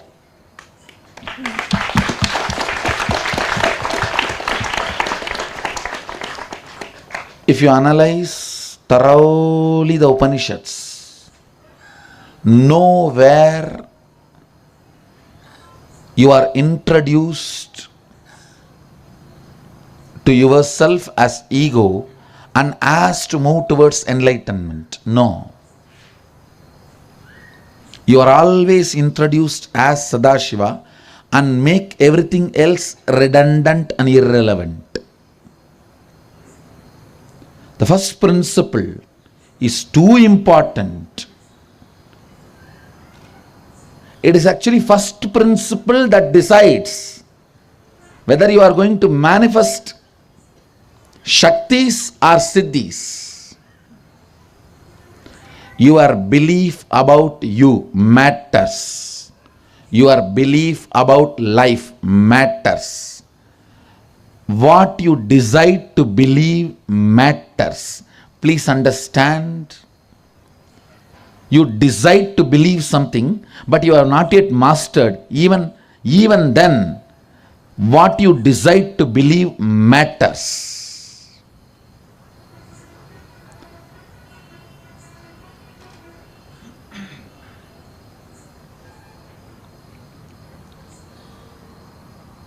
I am not here to teach you all are same, or I am trying to find the common thread between all. I don't want to say whether it is right, wrong and all that. I am here to give you authentic Sadashivatva. Let me stop with that. I stop with that. I am not interested in looking at anything else. I am not interested in trying to find some samanvaya, commonalities. No. Neither I believe there is commonality, nor I am going to teach you there is commonality. I am very clear about the path I traveled and the goal I reached, and I will teach you that, I will give you that experience.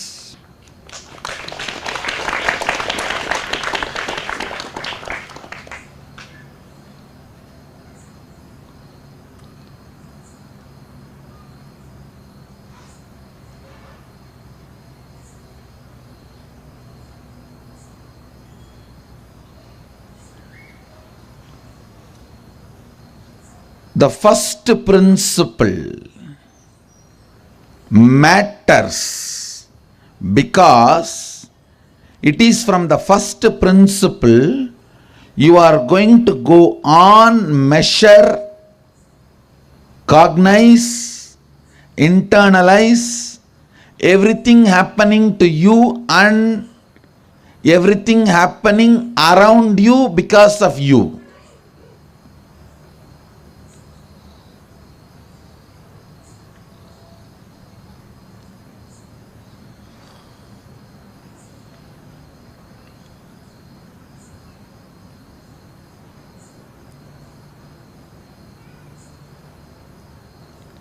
When you start with the clarity, you are Sadashiva, that first statement, then every step you do will be only manifesting that and making everything else redundant and irrelevant.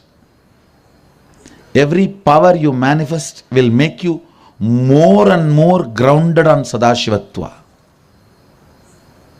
The moment you manifest powers, you will just fall in love with Sadashivatva.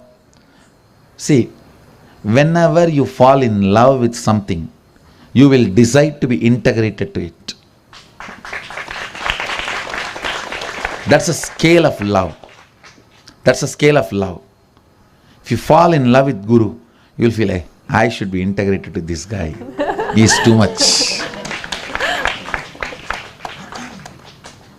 Whether it's a man or a woman, or God or a principle or a guru, when you fall in love with it, first thing you will feel inside secret, the most secret corner of your heart, I should be integrated to this.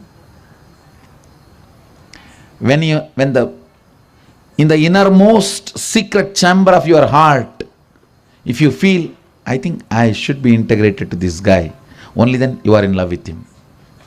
When you are in love with a principle, or God, or Guru, or man, or woman, or an item, or a product, or a place, or an animal, or a tree, or a plant, or anything, when you fall in love, the first thing your heart will decide, I should be integrated to it.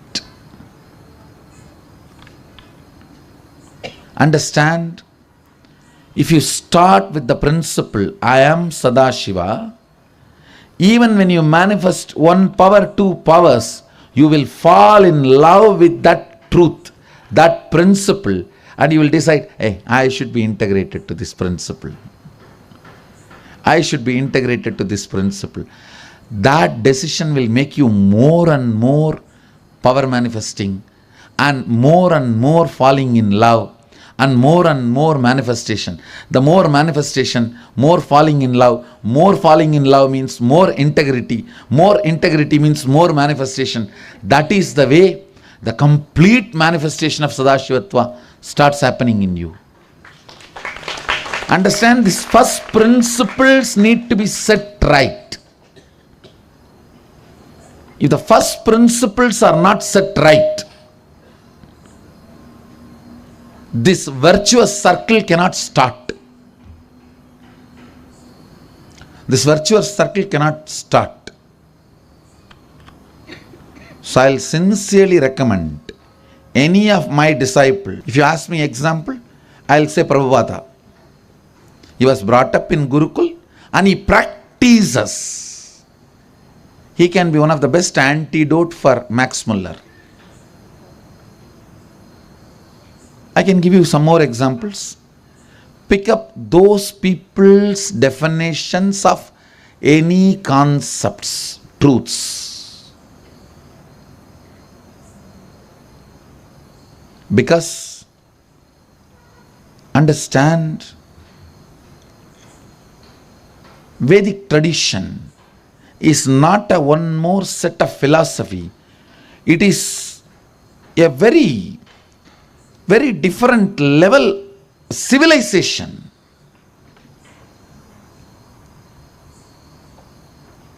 The first principle itself is different.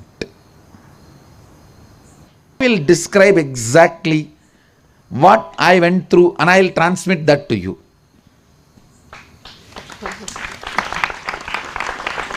And let me stand as humbly as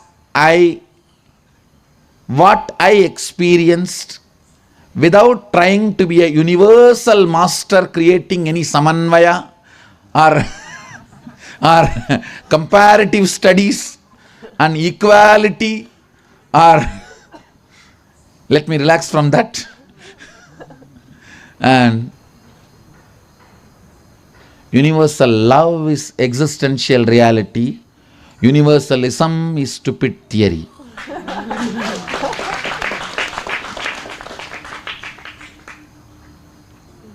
You are not number, you are beings for me.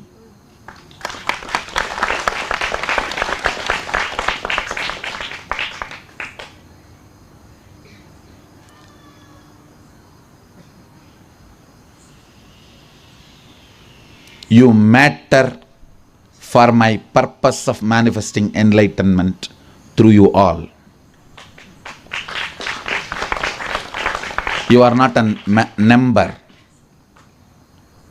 You are a being. And I am interested in manifesting enlightenment through you. Nothing else. There is no hidden agenda. Please be informed. Only a socially enlightened being, means who are moving towards the Nobel Prize, will constantly try to have a superficial concepts of universalism. In reality, if you are interested in real enlightenment, look into the first principles and align to it. Align to it.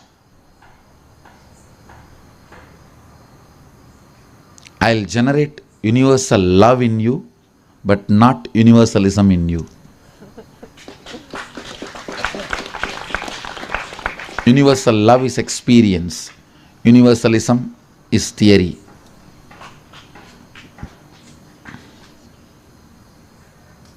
Universal love is experience.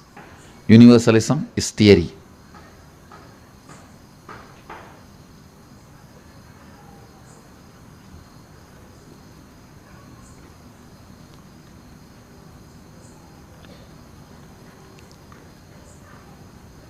If you catch these first principles, things will be a lot more easy. Things can be a lot more easy to make you enlightened or to make you manifest Sadashivatva, all these powers. Understand?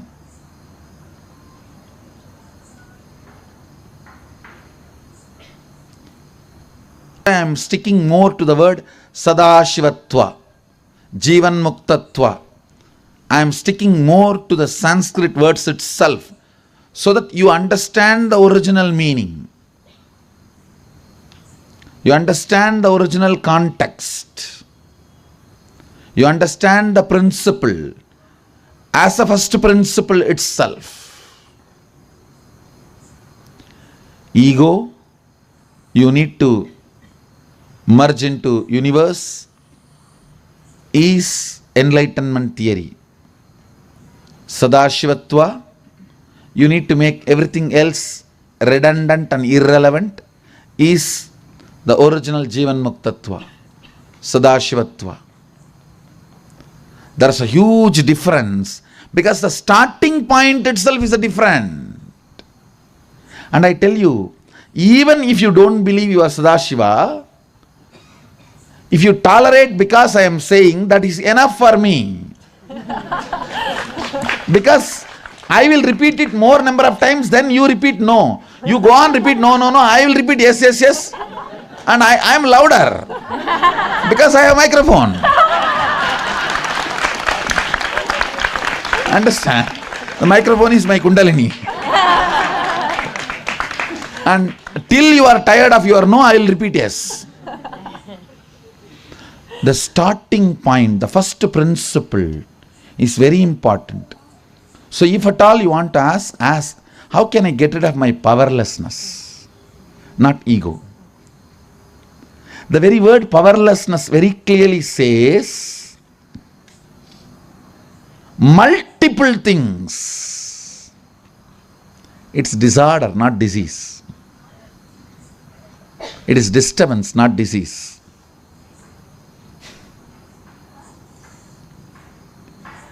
The first principle matters. And I also strongly recommend, do not waste your time in trying to find the samanvaya, means that everything is equal, everything is one and the same. You will be wasting your whole life. Pick up any one thing and go to the depth. Either you will get what you want, at least you will know. If you have not got what you want, you will know where you should not search. And you will not do the mistake again.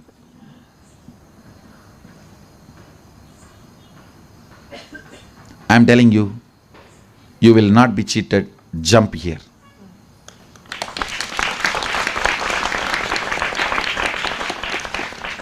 You will only feel blessed and you will be happy that you took this decision.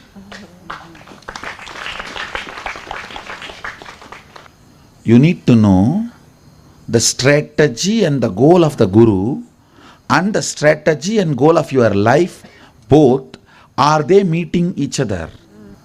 Let's learn from the roots. Let's learn from the authentic source what we are interested. I am very clear. I am interested in your enlightenment. Not using you as a number to get a Nobel Prize. No. I am very clear. I may establish few prizes like Nobel Prize to award it to others. But I am not going to be running behind any Nobel. So be very clear. I am interested in your enlightenment. If you are interested in that, then I am the right person for you. And there is no other interest. Because there is no other interest, there is no need to dilute. Even at this moment, if I have to leave the body, I know I am integrated to Sadashiva. I was, I am, I will be integrated to Sadashiva. And I am very clear whether this body is functioning or not, I will continue to function. Because What I am doing, I am integrated to that. I am very clear about it. If you are integrated to what you are doing, you do not need even, forget about external support. You don't need even your body's, your physical support. You will continue to do it. You will continue to do it.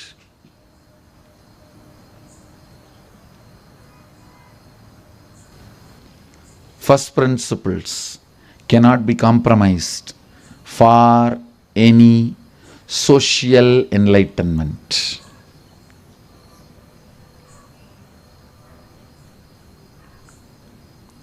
Universal love. Universal love means letting all the indigenous religions flourish and reach their completion. Universalism means make an MNC religion and franchise it. There's a difference between these two. Hinduism is actually a bunch of indigenous tribal traditions. Your brain. You have it, don't worry.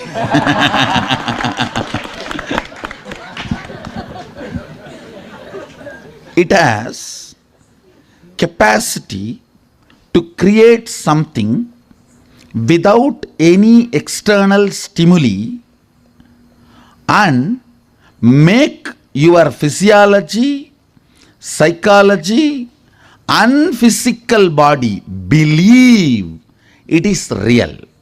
Please listen. You have physical circuits, physiological circuits, psychological circuits and neurological circuits. In all these four put together is you. Your neurology, your brain is capable of creating certain experiences independent of external stimuli, making not just your psychology, even your physiology and physical circuits believe it is true.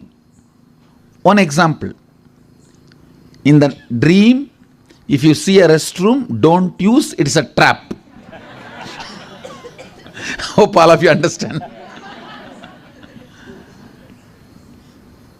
Even your physical body will be made to believe by your neurology that stimuli it creates, the stimulation it generates is true.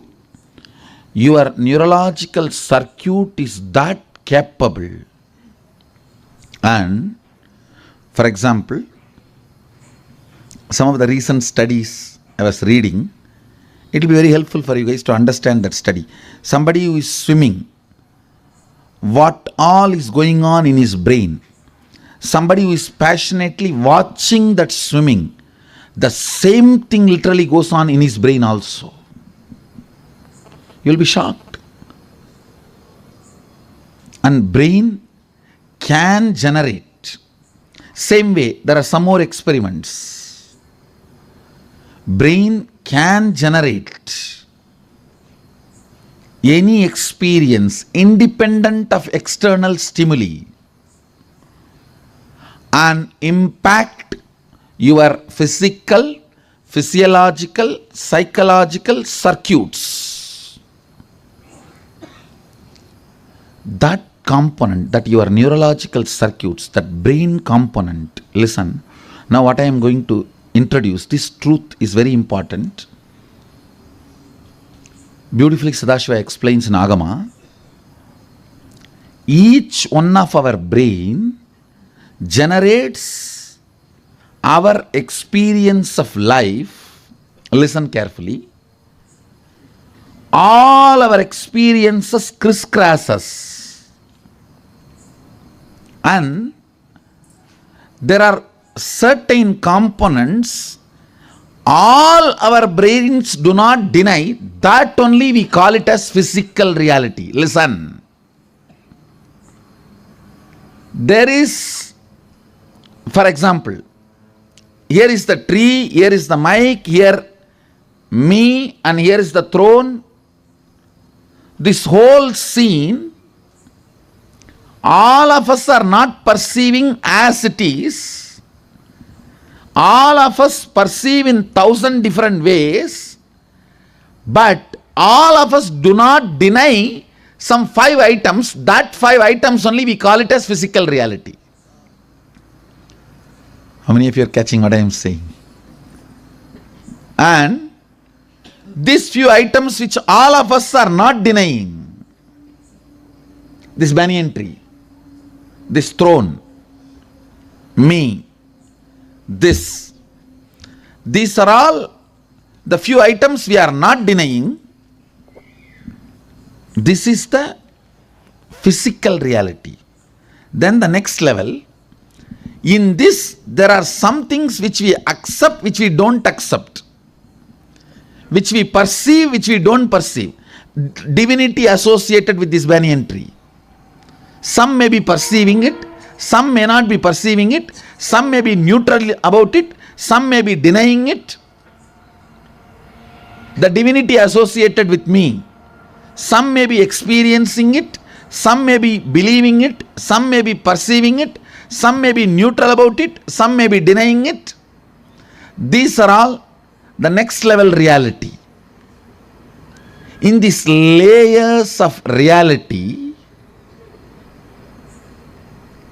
something which generates highest stimuli in your neurological system and keeps that highest in your neurological system permanently.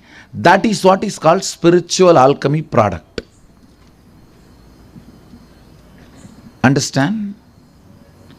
That is why in Agama, Sadashiva introduces and encourages, sometimes even makes it compulsory to use the spiritual alchemy products for manifesting your Sadashivatva in your life.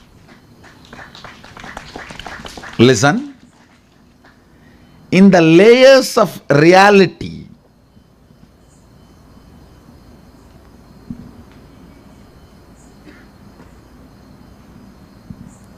your brain need to be raised to its peak possibility and needs to retain itself in that peak possibility. That means all the trillion electric circuits in your brain need to be awakened and kept alive for few hours. That is all is the purpose of spiritual alchemy products.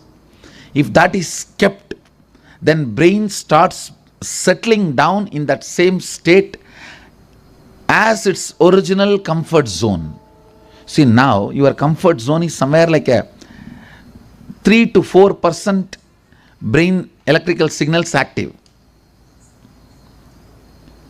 But making 100% active as your comfort zone and making 100% active as your restful awareness zone is the goal of the spiritual alchemy products. It is a pure spiritual science, fortunately manifested by the Sanatana Hindu Dharma rishis, manifested in Sanatana Hindu Dharma in Shastras. When I use the word Shastra, revealed scriptures of Hinduism, Vedas and Agamas. Fortunately, this tradition discovered this great science. Unfortunately, other traditions were not able to catch up or not able to grasp. It looks too good to be true. Then the only way is deny it. I tell you, whatever is told to you as a wrong about Hinduism, start practicing that. That's the core of Hinduism. No, I'm telling you. Because they know Whatever is the most powerful thing in Hinduism, they attacked that first.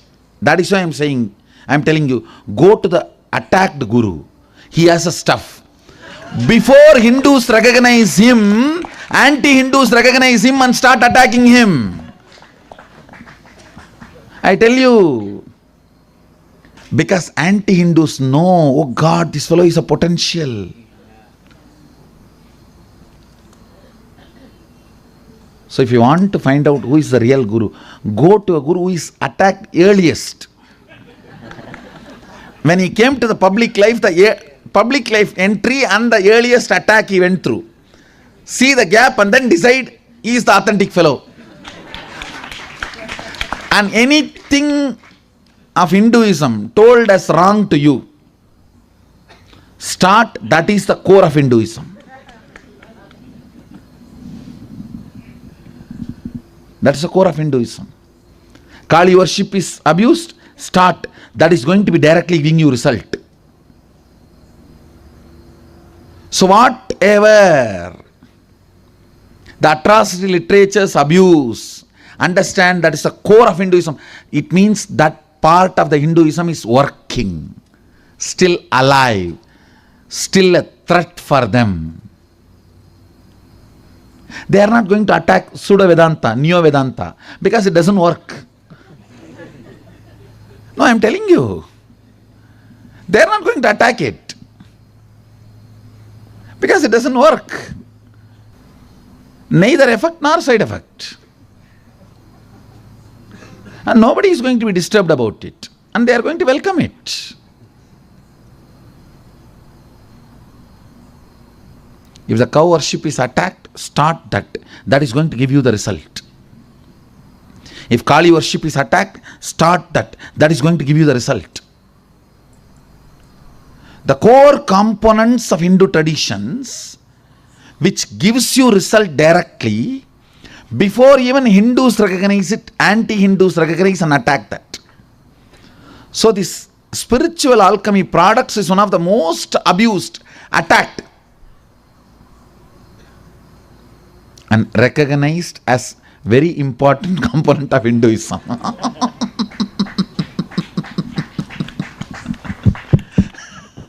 I think I am reversing the whole fight. No, it is a truth. It's a truth. Whatever component of Hinduism attacked and told us completely wrong to you, I tell you, catch them and start practicing. They are going to be giving you results. The parts which is not going to give you results, nobody will attack.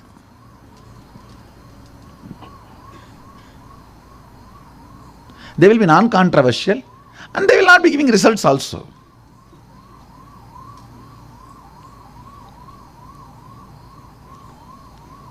Maybe after few thousand years,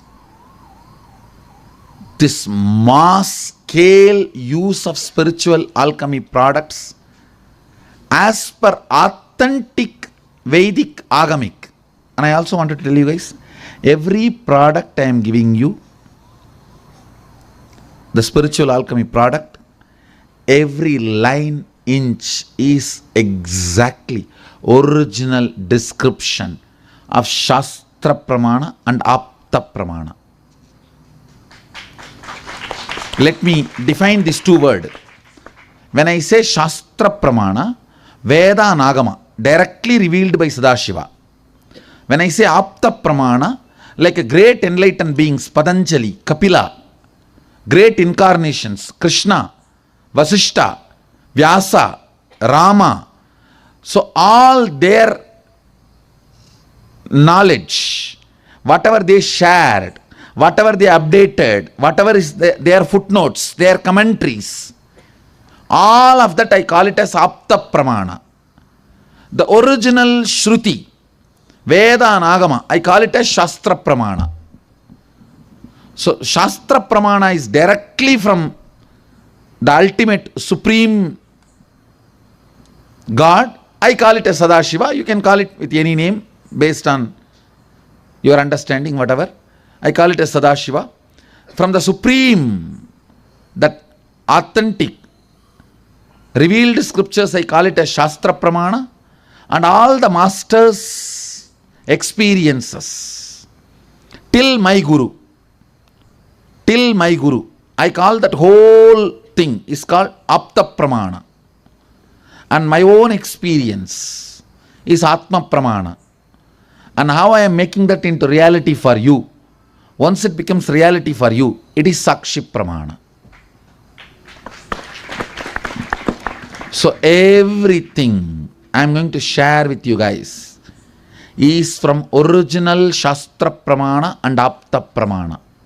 I can give you original references, and this time we have done a little effort and translated all that, and we are also giving it to you as a book and booklet. The whole Netra Tantra, see, Sadashiva talks full chapter on third eye. It's called Netra Tantra. It describes detail, one by one powers, and how through different initiation it manifests. We had little time and we have translated it in English. This time you will be receiving it as in the form of a booklet. And also some of the other tantras and agamas, Mukuta Agama, Raurava Agama, where Sadashiva describes very detailed way the mandalas, how you sit in the various inner awakening processes. So during inner awakening you are made to sit in Sri Yantra Mandala, Vanni Mandala, the Soma Mandala, different mandalas. All those, the Shastra Pramana references, we have translated in English, you will be getting it. And even the other spiritual products you received earlier and which you are going to receive now in this process, all their original names and their technical definition and how they are made and how they are useful, those details also you will be getting in English translation. We always add them all in original Sanskrit. Now we put a little time and energy and translated them. You will be getting a lot of those literatures. So when you go back, see, these literatures are mainly given to you to empower you to answer others. When people ask you that, oh, you are having all these powers, actually when you manifest powers, people look at you weird. They think you have gone to some witchcraft, this, that, and you need to tell them, no, this is not any of those things. It's originally from Sanatana Hindu Dharma, which is not cult, culture. It's not cult, it's a culture. So that is the reason this time I am empowering all of you with all the original Shastra Pramana and Apta Pramana.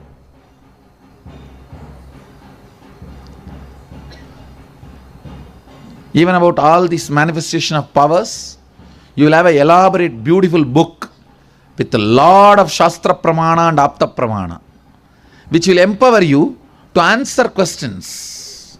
Somebody goes to Ramana Maharshi and asks, why should we get the deities and worship physically?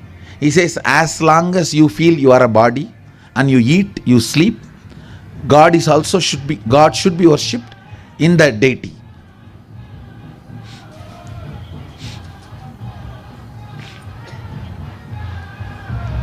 Because that is the only way the transformation is possible. Now let me be very clear. In this next 21 days, I am looking at altering your physical, physiological, psychological, neurological circuits through completion, yoga, manifestation of powers, and spiritual alchemy products. Sure shot. 100%. Understand? From all sides. So naturally, you have to be transformed, manifesting powers. When you manifest powers with this first principle being right, means Sadashivatva, Every time you manifest power, that itself becomes your spiritual practice of Yes. getting grounded on Sadashivatva. Sadashiva. That makes it permanent. Not only makes it permanent, you fall in love with that principle. Whenever you fall in love with that principle, you decide to be integrated to that principle. You'll be grounded. See, what is integrity? Today I was defining in the bus. Integrity is much more than honesty. See, honesty is a social principle. Like in society, you don't kill me, I don't kill you. In your social life. So both of us exist. Yes. This is honesty. I will not steal your money, you don't steal my money. This is honesty. In the personal life, honesty means you don't cheat on me, I don't cheat on you. We both will share our love. That is honesty in personal life. But integrity is beyond honesty, even when you are all alone. Not when you are acting in front of others or in the other space.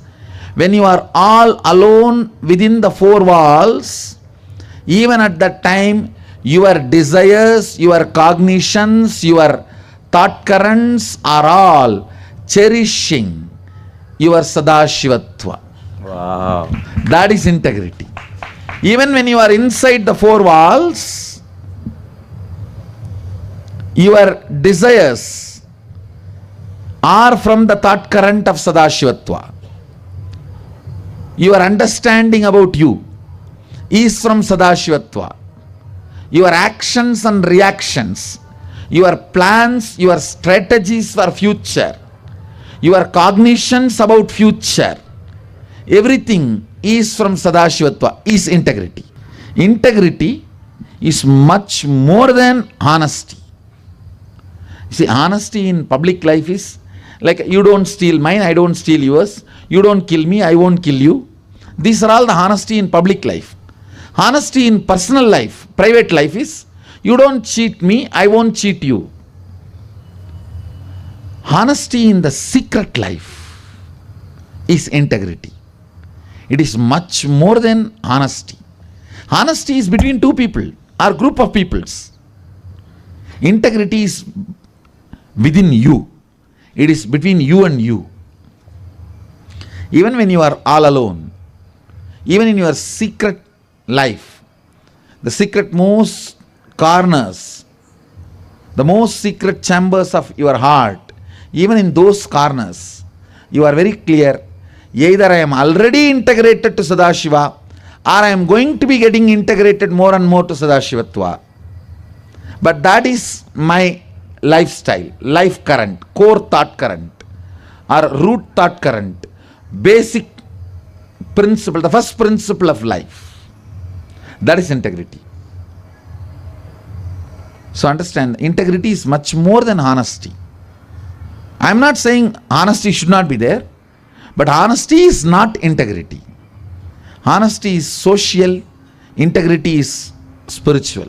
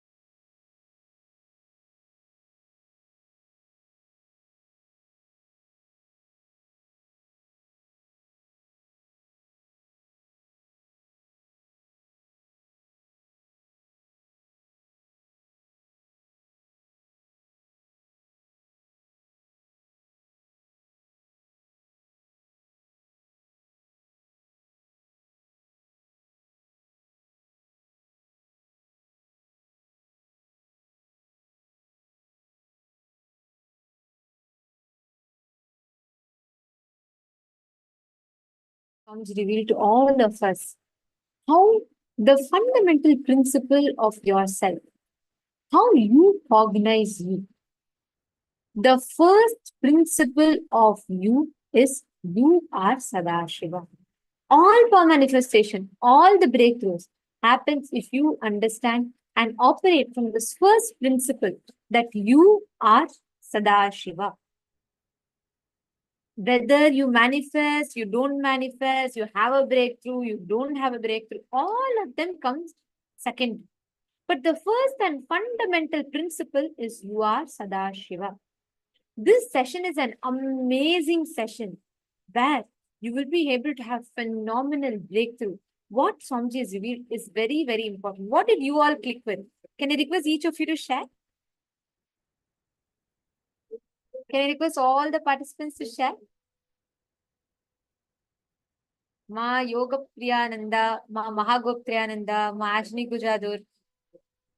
What did you all understand from this? Because what Swamiji revealed in this session is something very, very important. The first principle of you, what you experience as you at the core, is extremely important. Because when you understand what it is, what is being Sadashiva mean, when you understand and cognize it, the way you will cognize you, the way you will understand yourself will be phenomenal. Dennis Bell here, and I see many others. Can I request all of you to post?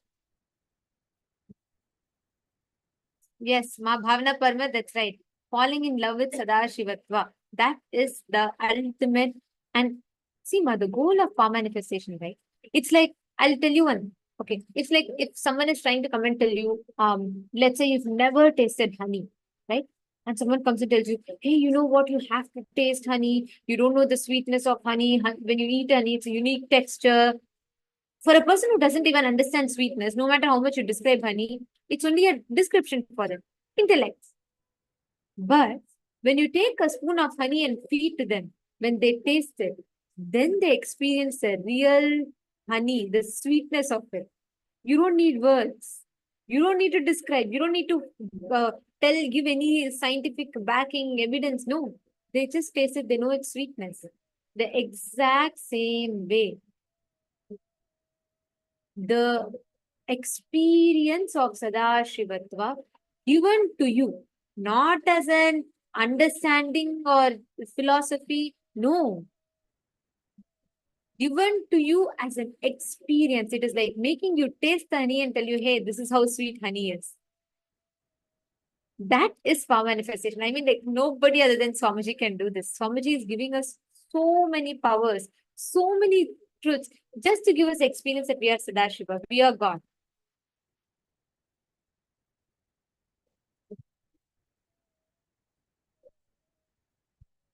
Yes, my Yoga Priyananda, that's right. The first principle is to internalize you are Sadashiva. Actually, Ma, see, the problem is, my Yoga Priyananda, my Mahagoptriyananda, and even my Lita, many of you posted you won't have breakthrough in power manifestation, right? Actually, listen to this one thing. All Adinavasis also, all the Kailasavasis, whoever are joining now, all the Kailasavasis, all of you also listen. See, having breakthrough in power manifestation is very easy. The problem is, you try to validate, certify your Paramashivatva based on your power manifestation. How many of you do that? How many of you tell yourself, oh God, I am tying my eyes and I'm studying, I'm trying to see, but nothing is coming for me. These balasans are able to manifest. If I am, how can I be Paramashiva? Swamiji saying I'm God, but how will I be able to be Paramashiva? I'm not even able to manifest. Exactly. Understand? The problem is, you try to validate your first principle of you based on the external results of power manifestation. Whereas the whole thing is the other way around. It is not that because you are manifesting powers, you are Paramashiva. Because you are Paramashiva, you will manifest powers. When you declare like that, when you just say, hey, I don't know, I am Paramashiva. Because I am Paramashiva, I will manifest powers. See, all of you try now. You will have to manifest powers because you are Paramashiva. Whether you are Paramashiva, whether you manifest powers or not, you are Paramashiva's eternal truth. It may not be your experience, like Swamiji beautifully told in this session, right? It may not be your experience. You may not even have to believe it, but Swamiji will keep repeating loud enough, much more than the number of times you say no. He will keep telling you are Paramashiva, you are Paramashiva, you are Paramashiva, and it will get beyond your understanding, beyond your comprehension, everything, it will get into you. So you don't worry. You don't need to bother about, hey, how will I start believing I'm Paramashiva? Don't worry, you just relax. It's not even, you don't even need to break your head to try and experience it. But one thing is, you just don't validate, don't try to certify your status of Paramashivatva by all these external happenings. No. Whether you try next 10 times, even if you don't manifest powers, it's okay. That doesn't make you're not Sadashiva. You are Sadashiva. Because Swamiji told you are Sadashiva, you are Sadashiva. That is the eternal truth. How many of you are going to now declare this as your first fundamental cognition? The first principle of you is to internalize that you are Paramashiva. How many of you are declaring it? Whether it is your experience or not, whether it is your belief or not, whether it is your understanding or not, you are Paramashiva because Swamiji told you. He has made it loud and clear. So how many of you are declaring you are Paramashiva and you're going to be manifesting that? Great, excellent. Ma Purushananda, Ma Yoga Priyananda. Every one of you posted in the chat. All those who are declaring. Ma Christina Hogan, Ma Jnana Vijnana Priya, Ma Paramashanta Swarupini. Come on, every one of you who are all declaring. Ma Shulni Durga, Ma Bhavna Parmar.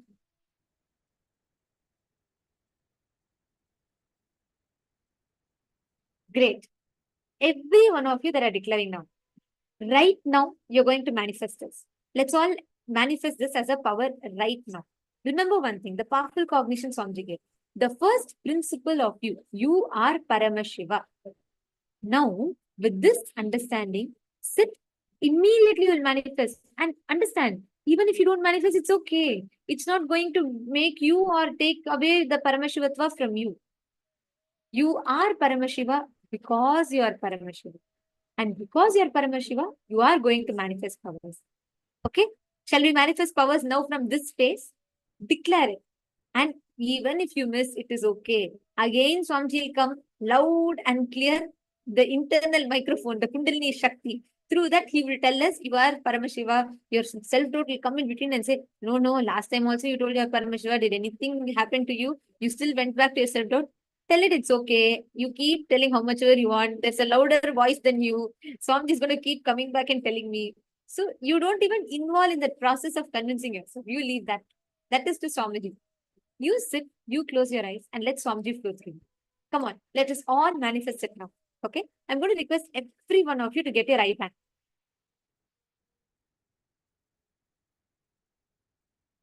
Come on, every one of you get your eye band.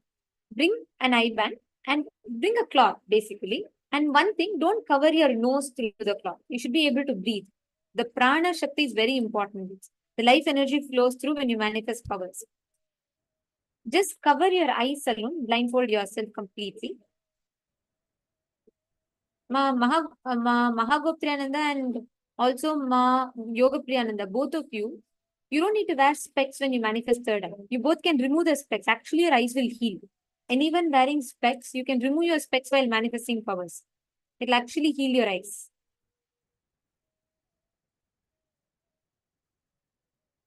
Come on, all of you, please blindfold yourself. I'm going to give you all a minute or two so that every one of you can tie your eyes.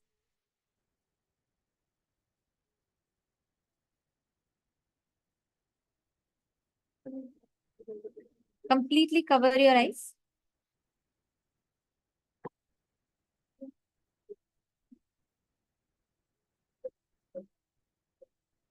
Ma Bhavna Parmar, can you move the camera a little closer to you? Ma, I'm not able to see you clearly. Can you set up the camera in such a way it's more closer to you? Yes. It's more towards the ceiling. Yes, now it's better. Please tie your eyes. Ma Shurni Durga, do you have any aushadha? If you have any aushadha, you can actually put it. Kumkum, basma, anything. If you don't have, it's okay. Tie your eyes. It's okay. If you don't have, just close your eyes. Okay, ready. I see everyone are ready. Ma Purushananda is ready. Okay, this room is ready. Ma Lisika. Ma Lisika, you should tie your eyes. Please tie your eyes. Ma Bhavna Pamar, don't close your eyes. You have to tie your eyes. Don't put your hand. I see you putting your hand in front of your eyes. Tie your eyes completely. Block out the light. Okay. Now, what I'm going to do is, I am going to now project an image for all of you. On the screen, an image will be projected. Declare that you are Paramashiva. Because Swamiji told you are Paramashiva, you are Paramashiva. Sit with that space now. Try and identify the details of the image that is projected in front of you. Okay? Don't worry. You just sit and see. Forget about what is coming, not coming, and all secondary. Just sit and observe. Whatever you are seeing through the third eye, just sit and observe. You will slowly see colors. And I will tell you all when to open your eyes. Do not open your eyes till then. Please close your eyes. Chanta Mahavakya. Bring your awareness. Focus on your first principle that you are Sadashiva. You are Paramashiva. Paramashivoham. Om Nityananda.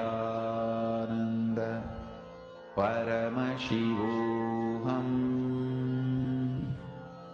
Om Nityananda.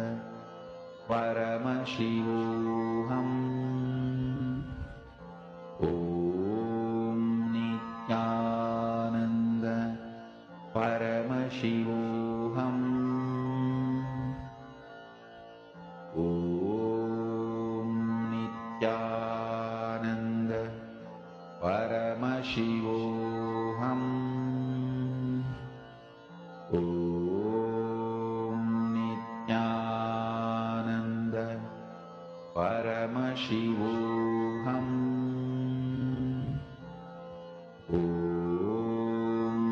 Nityananda.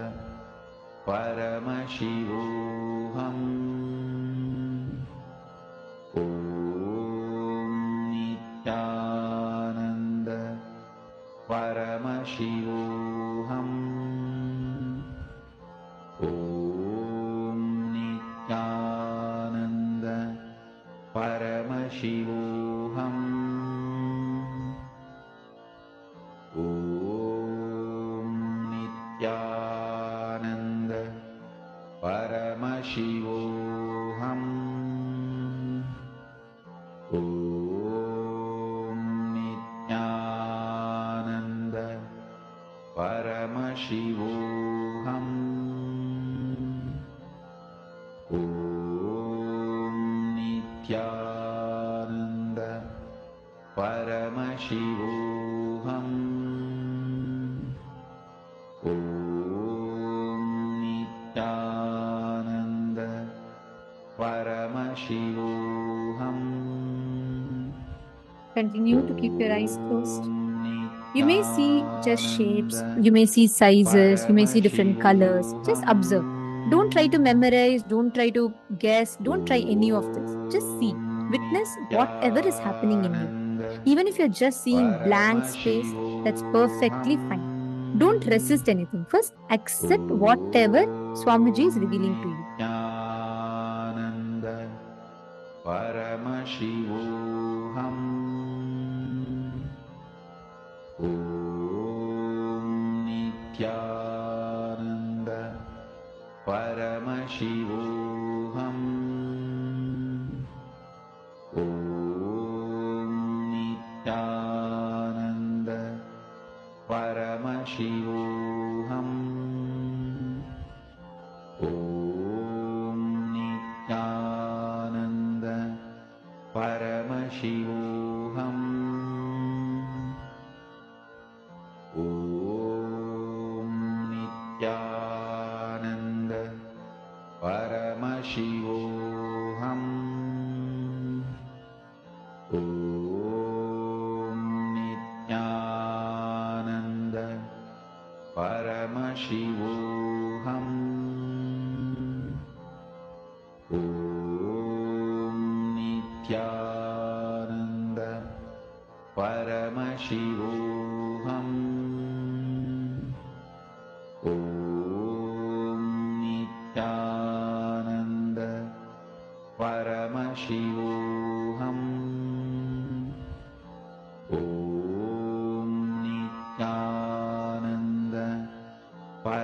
Paramashivoham. Om Nityananda Paramashivoham. Om Nityananda Paramashivoham. Now, please open your eyes. All of you can remove your eye bags. Please remove your eye bags. Now I'm going to request every one of you to post all the details, whatever you saw through the third eye.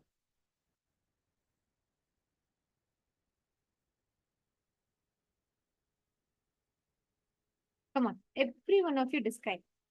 And whatever you witness in the last 1 to 2 minutes.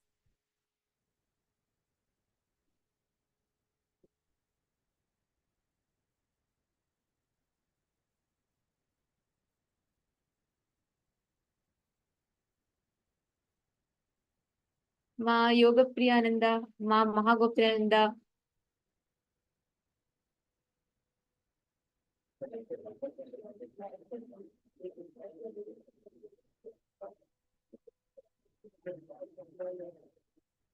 Beautiful. Ma Yoga Priyananda, good. Okay, come on, every one of you post whatever you are seeing. See, don't worry about it's going to be right or wrong and all. That's not your responsibility. It is Swamiji's responsibility. You just post whatever Swamiji showed you. Okay, Ma Stephanie, that is good. All right. Ma Paramashanta Swarupini. Ma Paramashanta Swarupini. Are you there, Ma? Could you come on the camera and manifest? Okay, Dennis Bell also has posted. Okay, Ma Bhavna Pamar, okay. Ma Shulni Durga, don't worry. It's okay. You did not see your foot. See, understand. First thing, all those. How many of you did not see? You saw only black screen or you didn't see anything in your, when you close your eyes? Like nothing really appeared. First thing, understand. That is what Swamiji has showed you. Okay, Ma Bhavna Parmar, I saw. Okay, understood. Listen. Whatever was shown to you is what Swamiji showed you. If that is what, first don't resist it. Many times we say, oh, it's just black screen, come, something show, something show. That's how we all go, right? I want to see something, I want to see. It will happen. But first, don't resist it. Because when you resist, you're disturbing the process. If it is black screen only that you're seeing, that's what Swamiji is showing you. That's all. It simply means that's what Swamiji is showing you. So accept whatever Swamiji is revealing to you in the third eye. Okay. Now all of you have posted. Wonderful. I'm going to be now actually showing you all the exact image that was projected for you all. It was a boat in a river, just an AI generated image. Blue sky, pinkish tree, and mist and a boat on the river. Now, listen very carefully. Many times when you manifest these powers, many of you posted, some of you saw waterfalls. Out of billions of things, you could have seen a cake, you could have seen a cat, you could have seen a tiger. Why did you have to see a waterfall? Right? Or some of you posted, you saw nature, related to nature. You could have seen a robot for all that matters because you don't know what is going to be shown to you. There are billions of possibilities. What you started seeing, how many of you see that you actually started seeing clearly through the third eye? You were able to see all the shapes, colors. You were able to see everything so relevant to what is projected. See? Great. This is how the power manifestation happens. Wonderful. Now, all of you understand. Throughout Paramashivam, remember this. The first principle of you being Paramashiva, the ultimate truth, that the source of your first person is Paramashiva, is the fundamental principle. Remember this and prepare this as your base lesson. Every one of you will have breakthroughs in power manifestation and experience amazing shifts with what Swamiji is guiding us. Now, we're all going to be entering into the next session where we are going to be understanding about how you can approach, how you can manifest what you want. Your words has the power to generate what you want as reality. How we are going to be using the principles, integrity to manifest what we want as reality. That is what we are going to be learning about next in the next session. And let us all listen to Swamiji's revelation. If you all have any questions, please note it down and you all can feel free to ask. Let us all enter into the session now.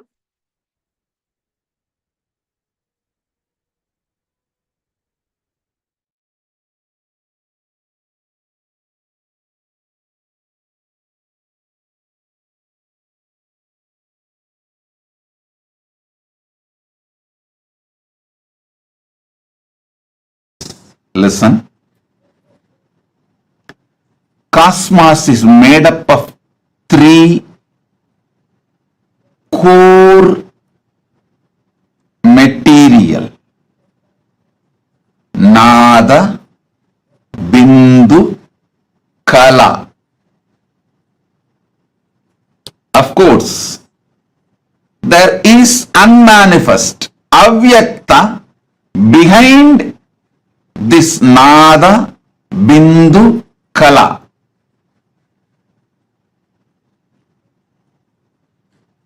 If you want to connect with cosmos, manifest cosmos in you,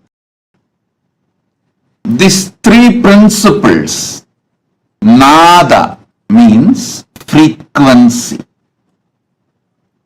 Bindu means visualization, Kala means vibration. Listen. I am giving you rough translation in English so you can start connecting with it. Nada means frequency. Bindu means visualization. Kala means vibration. Listen. Listen carefully. Think of the universe as Nada Bindu Kala. Think you can connect with the universe through Nada Bindu Kala. Nada means frequency. Bindu means visualization. Kala means vibration. You just need understanding about these three. You can connect with cosmos. You can manifest the best things of the cosmos. Not just health. Listen. If you think in a small scale within your small brain, you will think health is the best.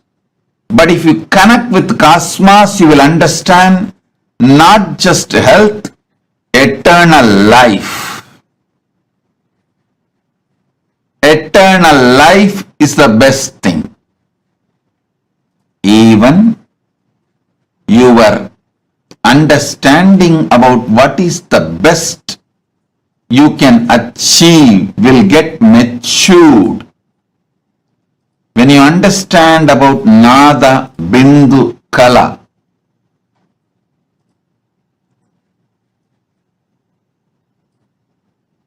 listen, again and again and again, all great things on this planet Earth happened when some being knowingly or unknowingly connected with cosmos through this Nada, Bindu, Kala, whether it is the outer science or inner science, culture, arts, philosophy, spirituality, any field, the great breakthroughs happen when human beings knowingly or unknowingly connected with cosmos through Nada, Bindu, Kala. Frequency, vibration, frequency, visualization and vibration.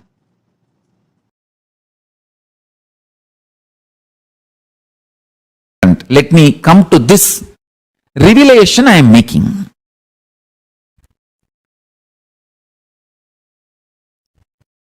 In unclutched space, the principle of sound is intelligent enough to manifest its existential visualization. For example, go, go, go.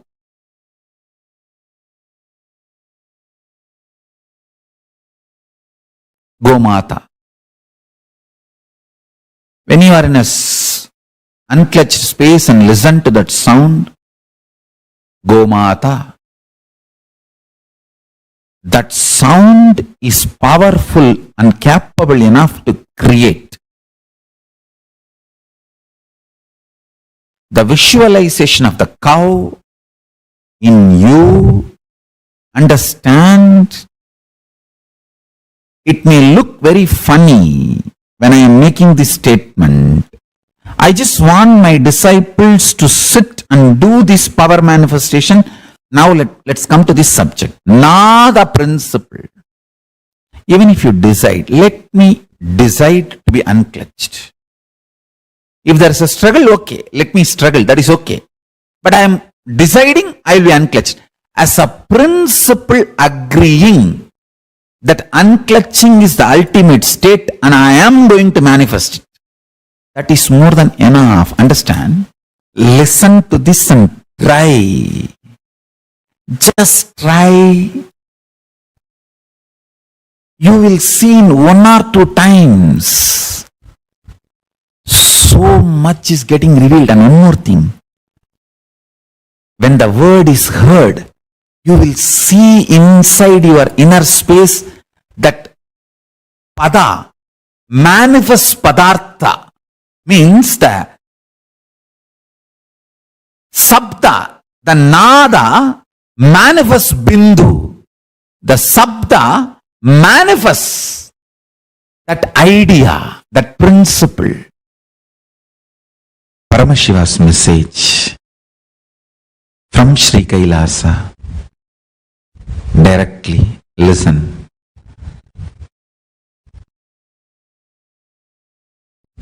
Principle of sound, Nada Tattva.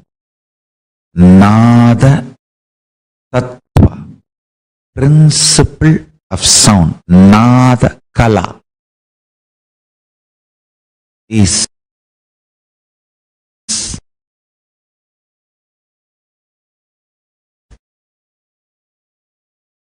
the source principle through which manifestation happens. Understand? It means manifestation of manifestation, manifestation of sustenance, manifestation of rejuvenation, and manifestation of pulling out of delusion, manifestation of liberation. So, Srishti of Srishti, Srishti of Sthiti, Srishti of Samhara, Srishti of Trobhava, Srishti of Anugraha. Understand? All the 5 sacred actions of Paramashiva manifests from the principle of sound, Nada Kala. nothing but working on sound, Nada Kala, the principle of sound.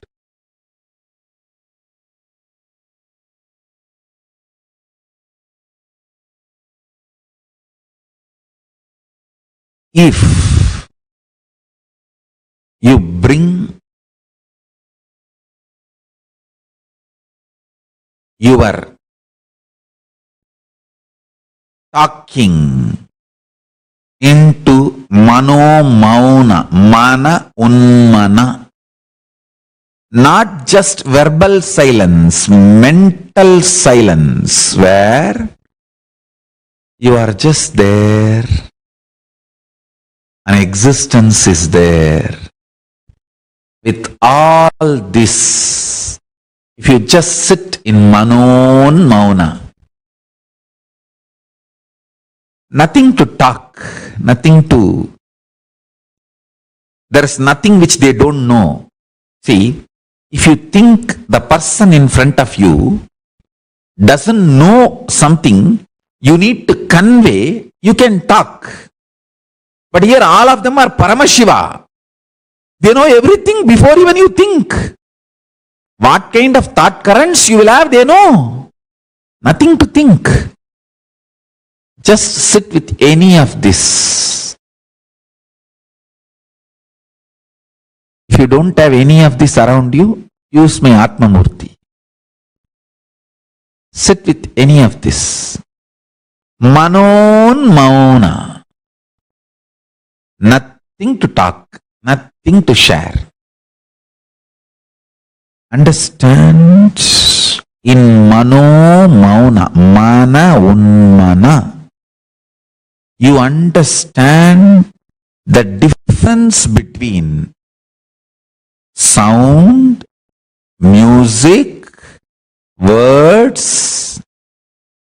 The source of all this is called Nada. Nada Kala. I tell you, if you can rest Nada Kala, not only you will understand all languages, you will know you can manifest anything you want just by creating the right sound. If you just connect with this Nada Kala, you can manifest anything you want. I know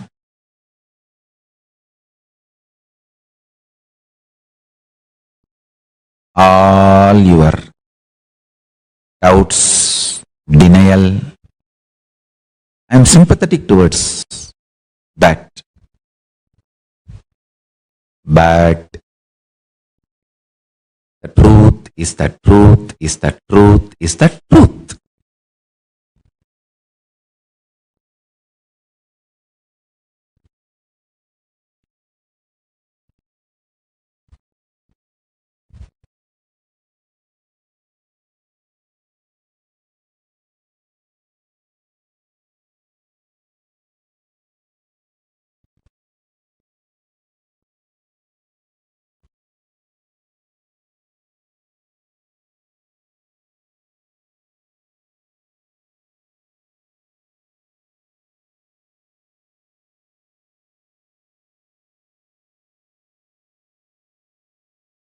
Truth is the truth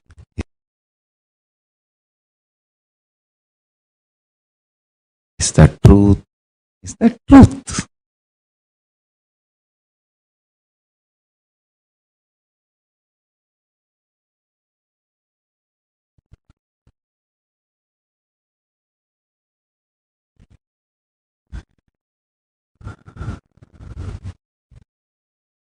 Every time I utter a word, I am just releasing that energy into your system. But understand, just if you come to completion, that is enough. I can manifest anything you want in your inner space. and that will simply become reality in your outer space. See, Paramashiva is doing Ananda Tandava eternally, always. He is doing Ananda Tandava eternally, always.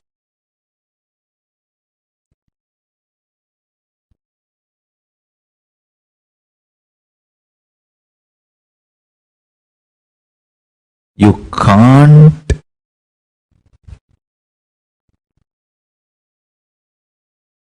miss Paramashiva's Ananda Tandava. It's too powerful. Everything happening in your life is just is Ananda Tandava.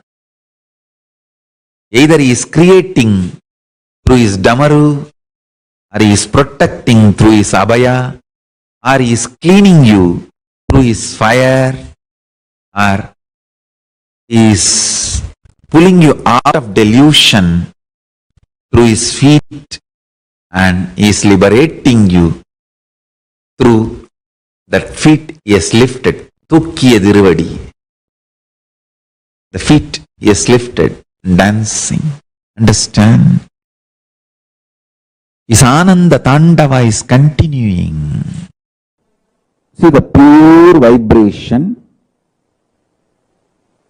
is the nada in you. How you convert that nada into sabda,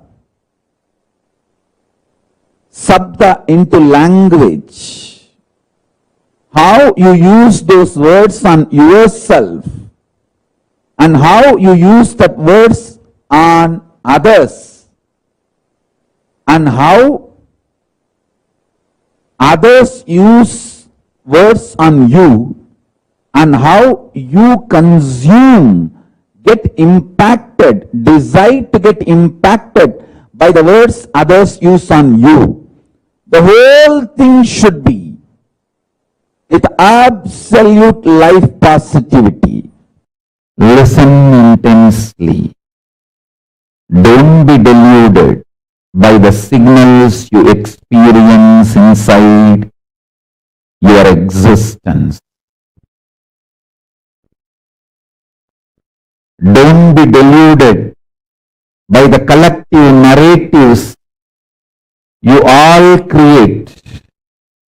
Don't be deluded and diluted by more and more deluded narrations of yourself, universe, life. Live on the reality, truth of the Akashic records, Veda Agamas. Let the universe reveal its grand narrative in the form of Veda Agamas to raise the quality of your existence, to give you all superconscious breakthrough. Kala, time is my skin on which these signals raise. The signals you perceive is not the reality of the universe.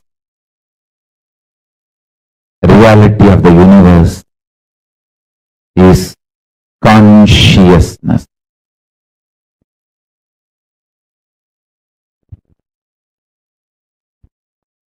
Listen to these words with Shraddha again and again and again and meditate. Do Shravana, Manana, Nididhyasana of these great truths. I give you all superconscious breakthrough. Shivapadam, Paramashivapadam, Paramashivapadam, Paramashivatvam, Paramashivanubhuti, Paramashiva Shakti, Paramashiva Sayujyam,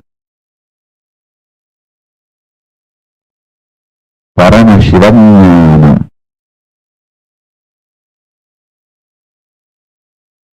Paramashivoham.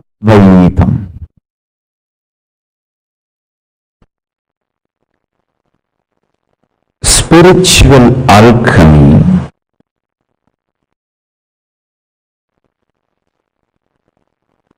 in its purest form, expressed as Nada Bindu Sambandha. Nada Kala, Bindu Kala, Sambandha. The relationship between Nada Kala and Bindu Kala. Anyone masters this science masters Paramashivatva. Let me explain deeper meaning of this message. Listen intensely.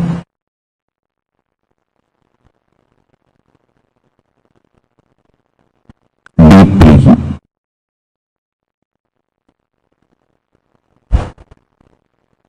Spiritual alchemy process of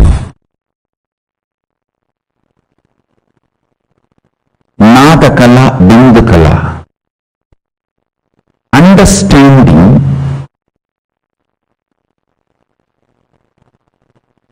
the words you use inside and the life you manifest inside and outside is closely connected.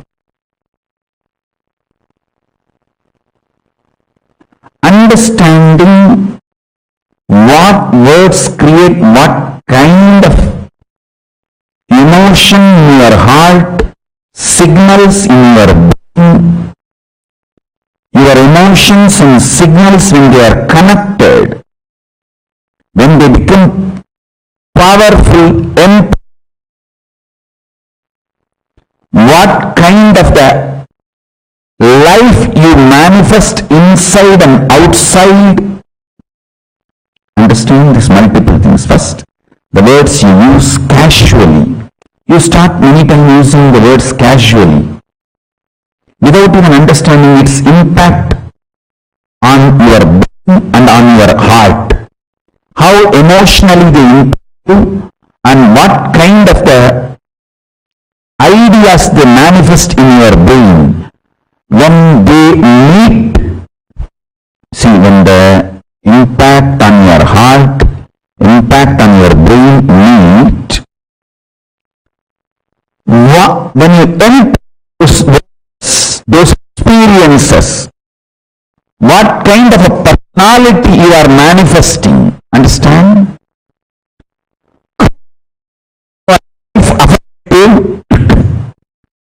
Life positive, you actually manifest that personality. It just needs few days of training, not more than that. Because within a few days you will start seeing the result. Even your muscles by the words you utter. If you are able to see me, hear me smoothly, please wave your hands. Even the muscles you build, the muscles of your body is built every day by the words you utter.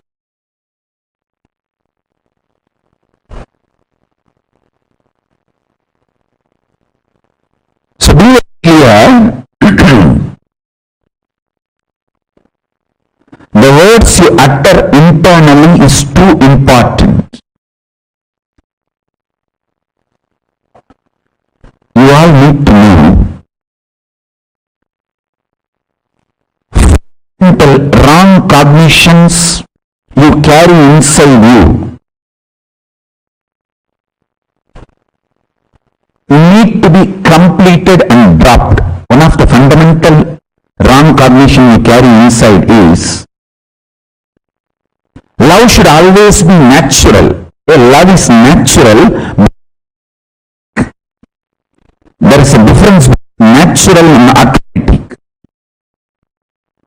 Your body is automated only for hormonal ups and downs, means emotional infatuations and hatred.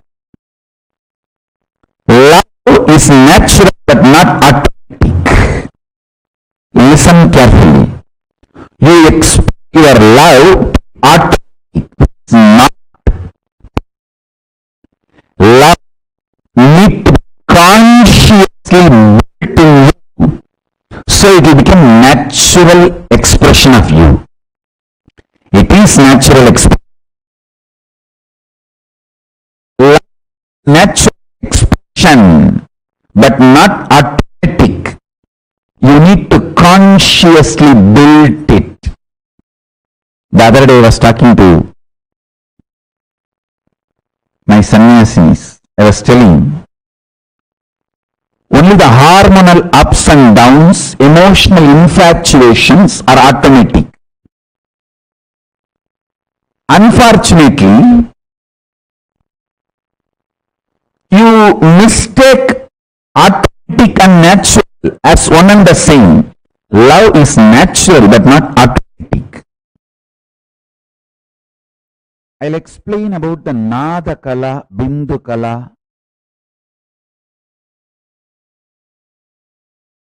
Understand the words you use inside you, meanings you give for those words, impact of those words in your heart and on your brain. All this are very important. You need to consciously build all these. I was telling you one example. You always mistake natural as automatic. Natural is different, automatic is different.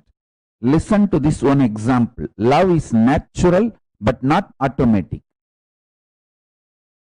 Love is nature of your existence, but what you experience automatically is your hormones ups and downs. The hormonal ups and downs, that is not natural. See, like I'll give you this example. River is naturally flowing. When you put a dam and open one small part, that part automatically flows, but that small part is not natural river. If you put a dam on the river, open one small corner, one small part, it naturally flows. See, the river naturally flows. But when you put a dam, open one small part, that small opening automatically flows, but that is not natural. Whole flow is natural.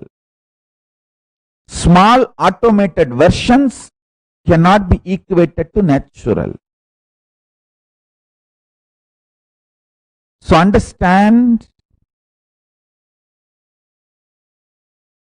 spiritual alchemy process of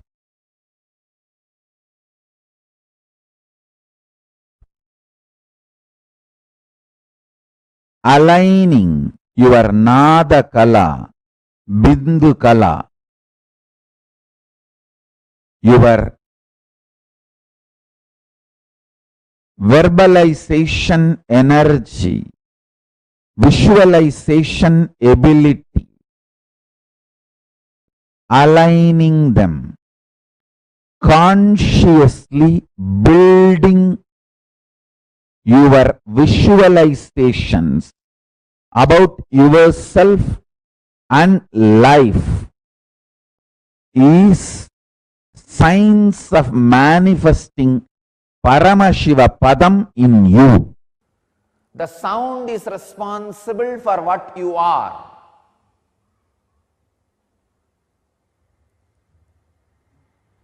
So sound is responsible for the sickness you carry, whether physically or mentally. If the energy field which binds the quarks is responsible for your disease and depression, if that energy field is altered, naturally the disease and depression will be cured, healed. Understand? By its very nature, quarks has no disease. It is pure consciousness. Only nada is responsible for the disease or health, depression or expression. So it is nada is responsible. You can work only on nada. You cannot work on Bindu. Bindu is beyond consumption, the pure consciousness. Two ways you can work on nada. One, creating the right sound and repairing the wounded nada. That is what is done through mantra. Or taking your disturbed nada structure to a being where anahata is continuously happening. In that very silence, your wounded nada structure gets healed, realigned, reorganized, restructured. One important thing, if it happens through the right sound, only the physical healing and mental healing happens. Whatever vibration sounds were created, the effect of that happens in the system. If there is a wound, if there is a sound, that sound heals the wound. The right sound does its job. But if the wounded nada structure is brought near the anahata dvani, the uncreated sound which constantly master is radiating, which Shankara calls us very beautifully, Chitram Vadadaror Mule Vriddha Sishya Gurur Yuvaha Gurostu Maunam Vyagyanam Sishyastu Chinna Samsayaha. The word Maunam Vyagyanam means all his expressions and discourses are in and from anahata dvani, the uncreated sound. In an expression of uncreated sound, the anahata dvani. That is what Shankara calls Maunam Vyagyanam. When your wounded nada structure goes near the anahata structure, not only your whole body and mind goes through complete restructuring and transformation, even your brain, your cognition goes through rewiring and your consciousness gets awakened. That is why the Master's presence, the intense soundless sound, the vibrant silence, the vibration of anahata dvani is considered as sarvaroha nivarani, the healing method for all possible diseases. See, this completion process, completion with yourself, mirror completion, looking at the mirror and completing, samskara dahana kriya, and calling your friends, family, with whoever you have incompletions and talking to them and working and completing, completion with others. Fifth, ultimate completion is completing with Paramashiva whole existence, sitting with Ganga, Kaveri, banyan tree of Bidadi, Indra Vimanam of Sundareshwara, Arunachala Hill, Kailasa Hill, or Guru Murti, Atma Murti. All this is completion with Paramashiva. This 5, I'll repeat. Completion with yourself means sitting and completing, digging out all the incompletion patterns and reliving, completing the root pattern. Second,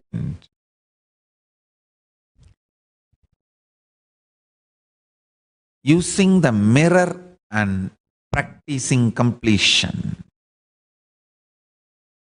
Third, samskara dagana kriya. Fourth, calling people with whom you have incompletion, sitting and talking out with them and bringing to completion. Fifth, ultimate completion, completion with Paramashiva. This 5, whoever practices these 5 completions will realize Nada Kala, understand the sound, the source of sound.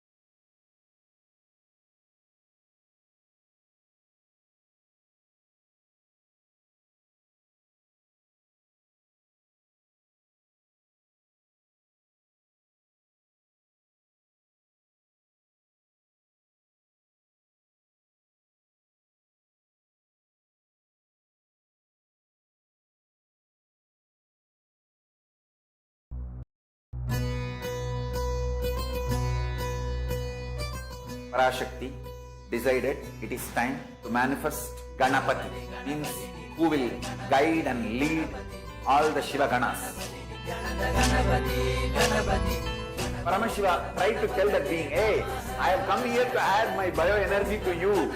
But that being was not that conscious or ready to understand. When Paramashiva understood, he has to now cut ahead and add the bio-memory of Parashakti and bioenergy of him into the being to make that experiment success. Dinna dinna, dinna he hare dinna dinna, dinna hare dinna dinna, Magha Ganapati, Magha Ganapati, Magha Ganapati, Magha Ganapati, Magha Ganapati, Magha Ganapati.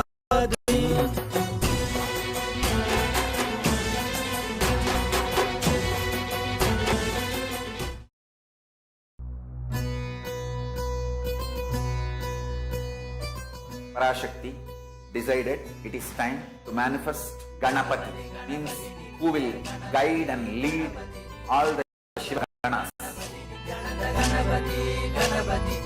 Paramashiva tried to tell that being, hey, I have come here to add my bioenergy to you. But that being was not that conscious or ready to understand. When Paramashiva understood, he has to now cut ahead and add bio-memory of Parashakti and bioenergy of him into the being to make that experiment success. Dinna dinna, dinna he hare dinna dinna, dinna he hare dinna dinna, Magha Ganapati, Magha Ganapati, Magha Ganapati, Magha Ganapati, Magha Ganapati, Magha Ganapati.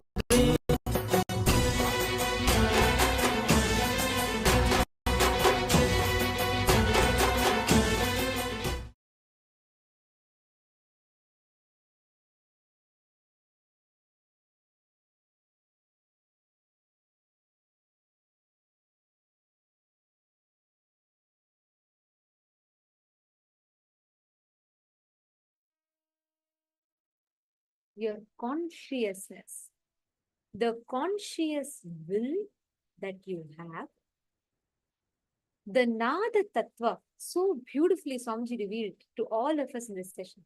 The integrated approach that you need to have to manifest the cosmos. What do you need to have in order to manifest the cosmos?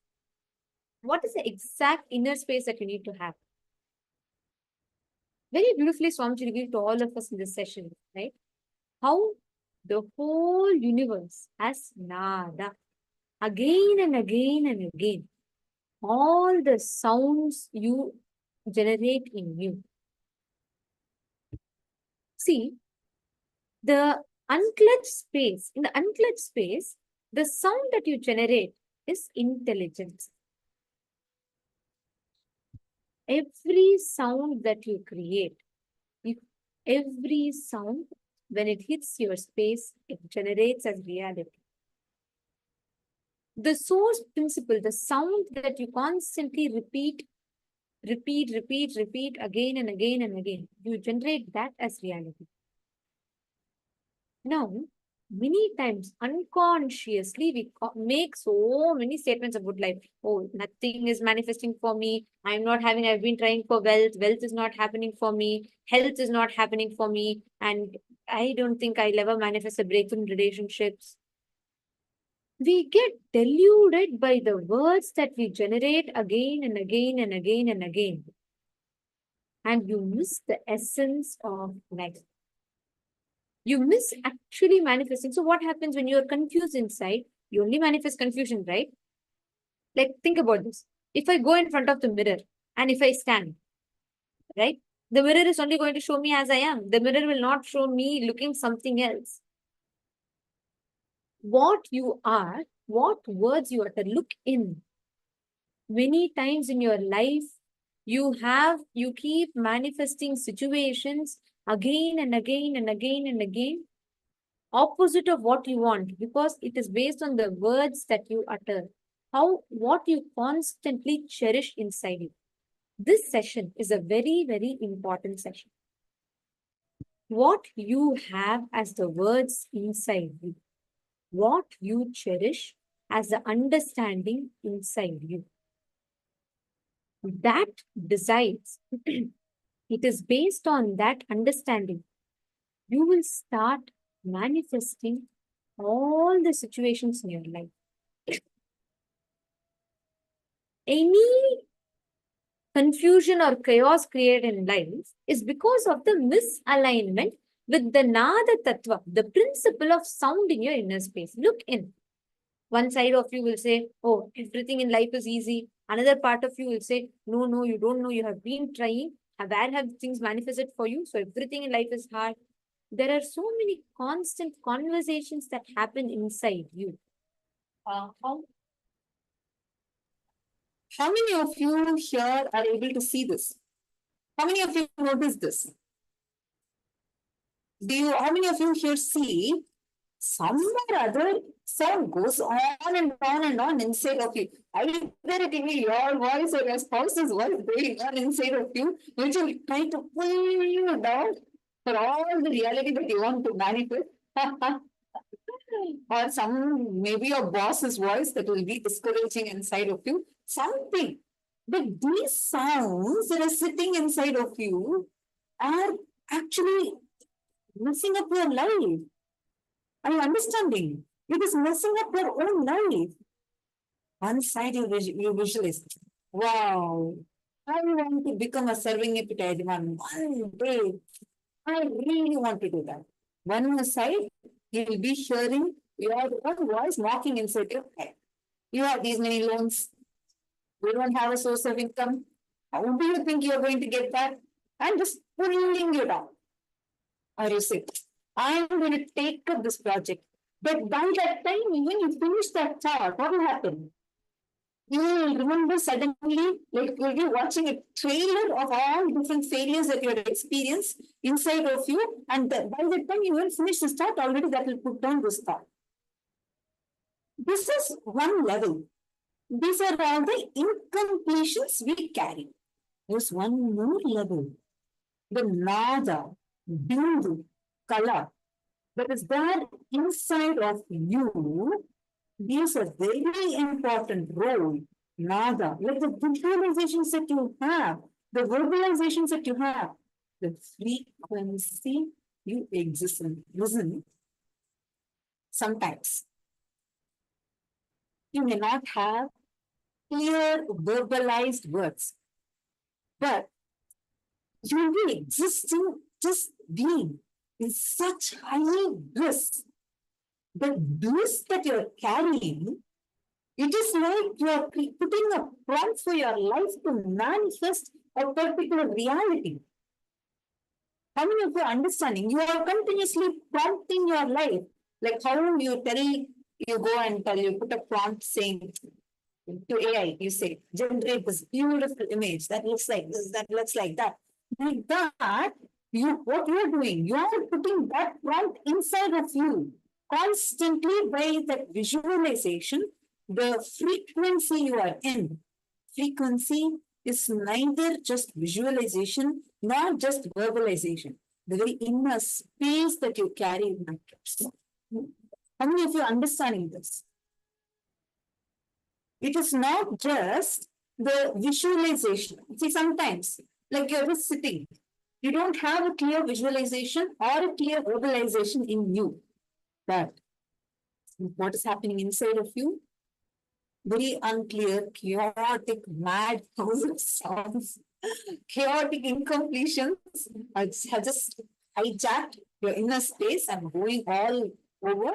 And that is why you immediately feel like you can't sit with yourself. You immediately feel like taking your mobile, trying to distract yourself, trying to probably go into your social media or doom scroll. It's called as doom scrolling, right? You keep going, scrolling your TikTok or your Insta. This is what has become. How many of you are realizing it? How many of you are with us so far? Because now this exercise is going to play an important role, because through this, you are going to see a new power in you to be able to create not just what you want, to manifest the best of the cosmos in whatever you want. For example, let's say you want to visualize yourself as being healthy. Today's process and the initiation Swamiji will give you will not only give you health, even by raising that frequency of yours, it will give you eternal life. Actually, one thing we all need to understand is everything that you manifest in your life is a result of the words you use inside you. It is very closely connected. See, don't think if you at what you cherished inside of you, right? The thought currents, the words. See, it's very simple. The words that you form, every words that you keep repeating inside yourself becomes thoughts, thoughts becomes thought currents becomes your habits, habits becomes actions, actions become life, life becomes reality. So, what you cherish inside you. Many times we start as a small thing. We'll say, oh, this is difficult. You'll start with that. But it will build from that to becoming an impossibility. Impossibility, it will become exponentially impossible for you, and you will make it and like a you would have never tried it, but you've already decided it's an impossibility. Many times the words you use within you, the thought currents, the patterns, the thought patterns, whatever you utter inside you, it has a huge role to play. Nityanandam, Pavitra Lakshmanan. Nityanandam, you're joining us from Malaysia? See, are all of you understanding this? Look into your life. Be aware of the words you use. You are all the words, different words that you use. You are that. Now, What words create what kind of emotion in your heart, signals in your brain, and your emotions and signals, when they are connected, when they become powerful, what kind of life you manifest is the fundamental of Nada Kala. How many of you are understanding this? See, what kind of emotion in your heart and signals in your brain? For example, let's say, I'll give an example with Malpa. Okay, let's say I come to you and I say, Ma Yoga Priyananda, sorry, Ma Yoga Priyananda. Let's say I come to you and I tell you, okay, Ma, can you come, can you do, okay, can you come and join me to do a power demonstration to all the participants? Okay. The moment I ask you that, okay, let's say I'm asking you, okay, can you come and come up on the stage and can you manifest a power? Now, the word you utter inside you about that situation will have a certain impact. Like, for example, you have two possibilities you can respond. Let's say you first inside you, the word you tell is, oh, that's exciting. Okay, I can try. Okay, you tell that. See the kind of the impact it generates inside you. If it says in your heart, it will tell, okay, it's going to be possible for you. And, your brain will tell, okay, there's a way to do it. You can do it. You have the possibility. You just have to work it out. Versus the same situation. Let's say, Ma Yoga Priyananda, you say, oh God, no, I can never manifest powers. See the word, the impact it creates in your heart and in your brain. The emotion it creates in your heart, the moment you say, oh, I can never manifest, no, I've never done third eye, I can never, I've never manifested power, it immediately creates the emotion of that is not going to be possible, you're not capable of it, you're not going to be able to achieve it, and your brain already convinces you that it is not going to be working. So you going to the stage and doing the power is going to be not a good situation. How many of you are catching it? How many of you are understanding it? All the Kailasavasis also. Ma Liya Khori, Ma Mahaguptrananda, how many of you are catching it?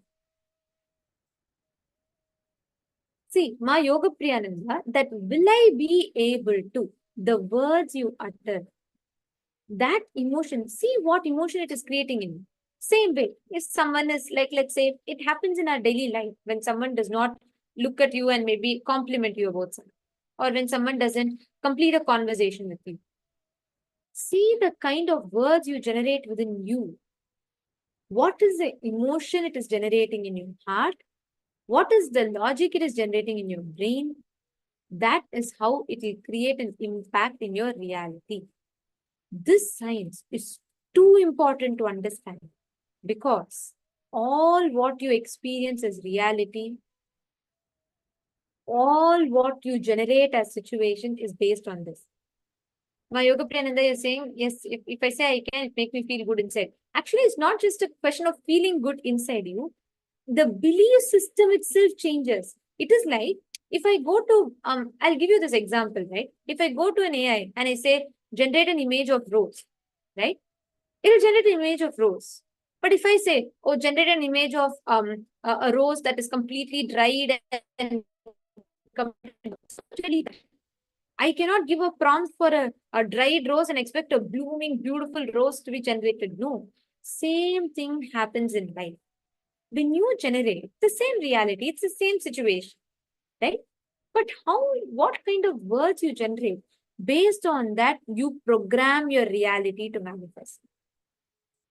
Ma Bhavna Parmar, are you understanding? Ma Shulni Durga, are you understanding? Ma Dennis Bell. Ma Dennis Bell, could you come on camera, ma? See, I request all the participants to intensely listen, and any point you feel like you are not understanding or you having even a little bit of feel free to post it and ask. Actually, any reality you want, just through this one science, you're going to manifest it into reality. Sometimes, how many of you have seen this?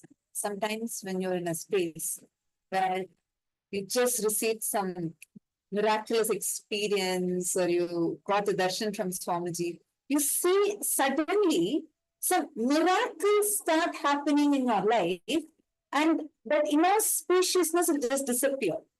How many of you have seen some auspiciousness happening Whenever you are in that space, that high frequency, how many of you have seen that? Same way. Whenever your space is not good, in just not, it's just a matter of time. You suddenly see inauspicious things happening outside. How many of you have seen like this? See, your space, your inner space matters. The nada, bindu, kala.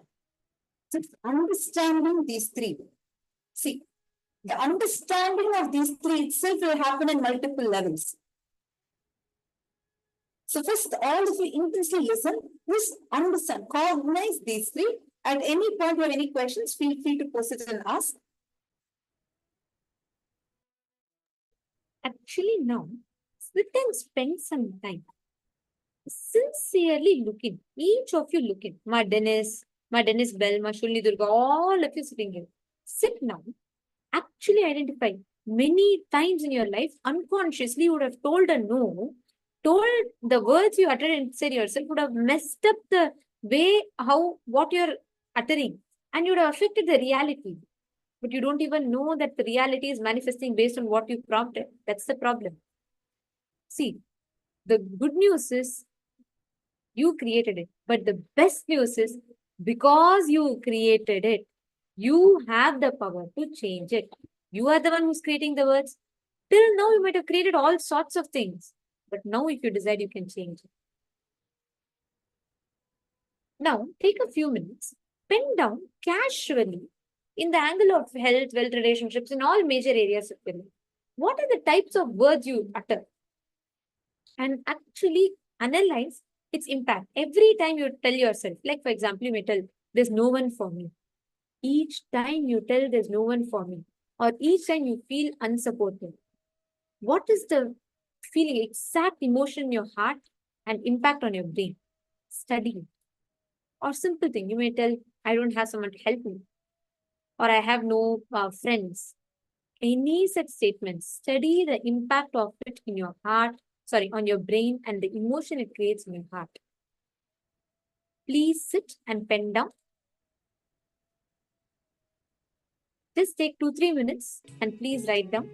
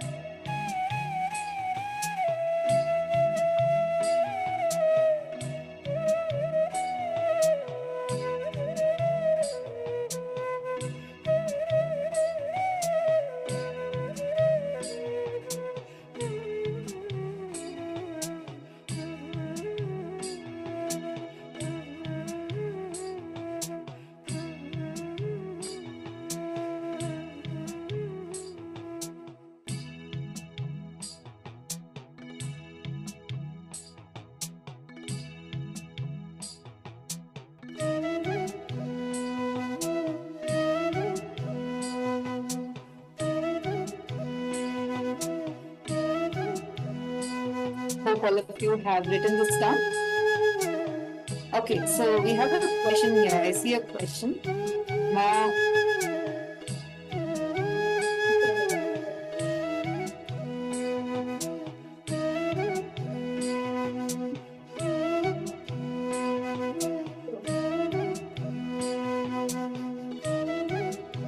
I hope all of you are able to hear me clearly. Now, Yoga Priyananda has asked a question. Now, if I utter words that are opposite to the thoughts I have, then still I'll manifest the wrong thing. Is that right? See, when you utter two opposite things, you will manifest whichever you are giving power to. Whichever thought is more powerful, you give your energy to that and you manifest that. If you're giving power to the dilemma or the confusion, then the confusion will only manifest into reality. And one more important thing we need to understand. Whenever we say, it is like a man went to a restaurant, he ordered all the expensive items of the restaurants. Idli, dosa, vada, he started and went up to the top shelf, everything. And he enjoyed his meal, and then suddenly the waiter comes and gives him the bill, and he yells at the top of his voice asking, "But I never asked for the bill." It's the exact thing we are doing in our life. We think only whatever we order comes. Whether you order or not, it comes. Whether you order or not, the package of all the other things, the consequences, effects, side effects of your decisions also come along with it. Problem is, we forget it most of the time. Are you understanding? So, whenever you are giving power to your confusion, if you are cherishing two opposite thoughts, you are giving power to both the thoughts, but you will actually not give power to both the thoughts. There will be one that's more stronger than the other. Even, and most of the times, unfortunately, it's incompletion based. It's negative one. So whenever you're giving power to that thought, when you're giving power to a negative thought, even when you're trying to come down to a positive thought, but under them will also say, somewhere in the corner of it, there will be still a self-doubt, it will feel, no, I still think only this is going to become reality. The negative one will become reality. And you will feel like, no, how many times I have thought to myself, I told myself, I have to manifest this, but still, what I want, I thought. See more smiles now. That means all of you are able to see that clearly in your life, right? Okay, so now let us proceed further. And we also wanted to remind, just a gentle reminder to all of you, take some water, sip some water, just make sure you are hydrated. Because when you're learning these truths, the intensity in you will go really high. Keeping yourself hydrated is very important. Just take some water, so you hydrate yourself. And you can also make a lot of juices and detox recipes. We will actually be guiding you with detox recipes throughout the sessions. All these will definitely help you a lot.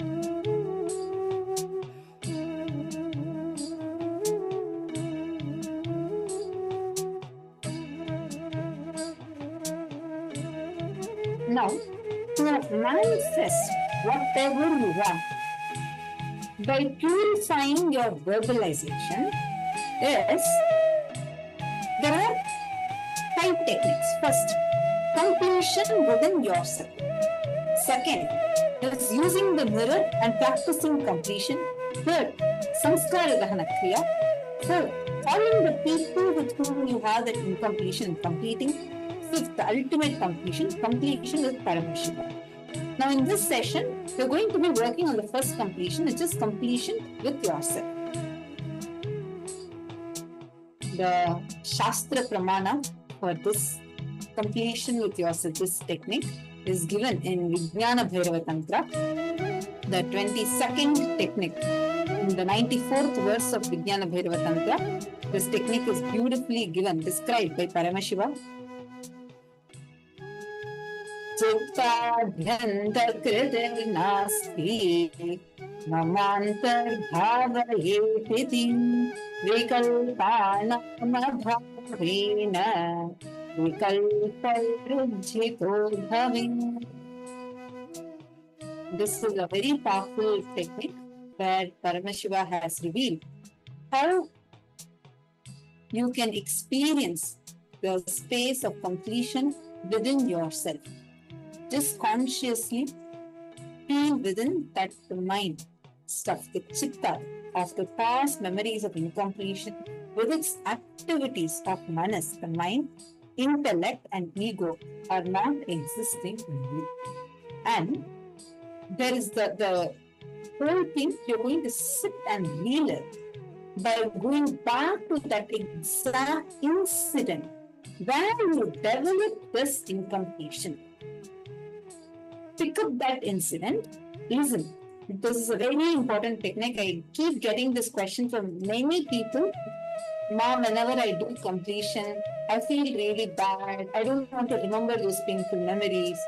Understand, you should not remember them. There's a very big difference between remembering and reliving. Reliving relieves you from that incompletion. Remembering makes that, it's like remembering that incompletion inside of you. See, actually, why you need to relive? Listen very carefully. All of you might have learned this in Paramashivoham level 1 and level 2. But we're just going to we are going to just reiterate again, once again, the context for all of you. Ma Taposhi Mohapatra is asking, okay, Hindi. Ma Taposhi in Hindi, okay. You stay tuned here. We will arrange for a translation for you. Ma. Definitely you will be able to take the program in Hindi. आपको जरूर हिंदी में भी आपको translation मिलेगा. तो आप यहाँ रुकिए and we will arrange for a translation for you, okay? Which place are you joining us from? Ma Taposhi Mohapatra. Okay. And all the others. Now listen very carefully. You're going to sit and relive completely. And when all the thought currents that you're holding in you, when you relive, it gets relieved from your system. Pick up the incident that you developed from the same incompletion. Sit now and relive. Take a few minutes and relive intensely.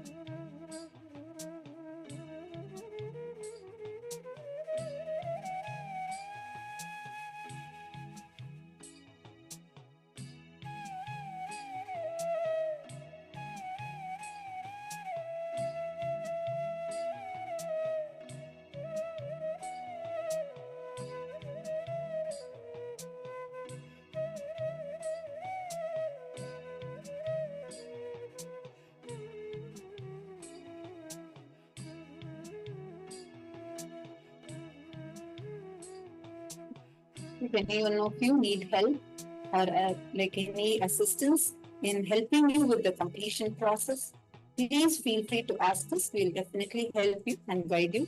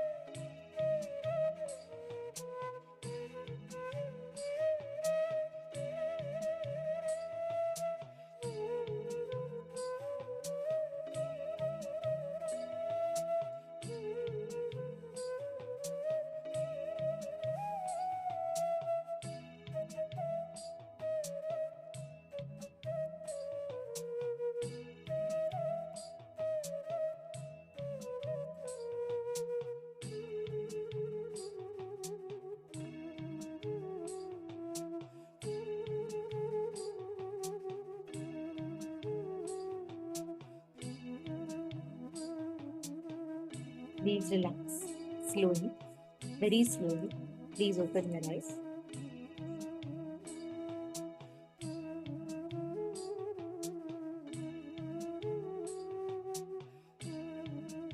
Now,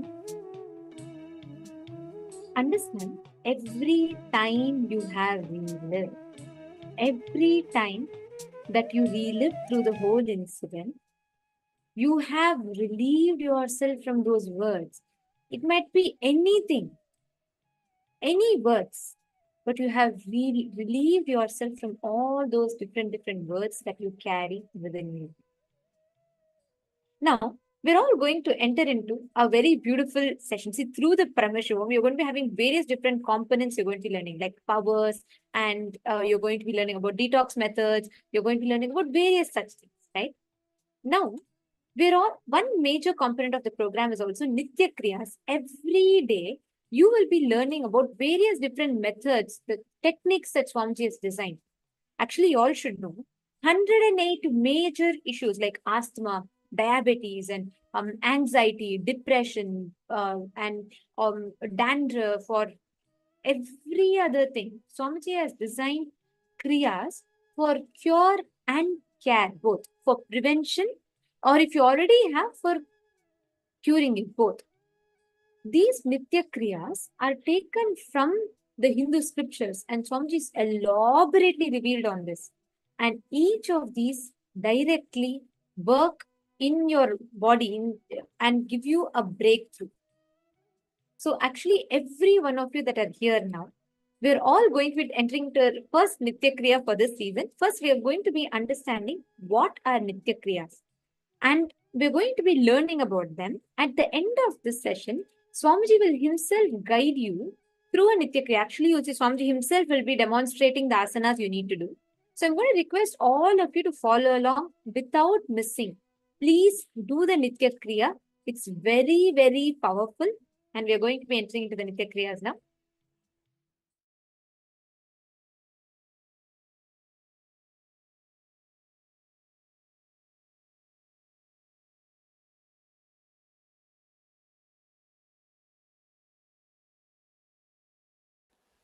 See, Kriya means action of awakening, enlightenment, action which leads you to beyond action is Kriya. Action which is leading you beyond actions, not laziness. Not laziness. Action which leads you beyond actions is Kriya. Usually, in all human beings, because you are trained so strongly towards the outer world, you constantly look towards the outer world, you are constantly diverted towards the outer world. It is unfortunate. All your energy gets drained. Please understand, by nature, you are not outwardly. The energy in you, by nature, is circular. But society makes it as linear, means going out, that's all. Never comes back.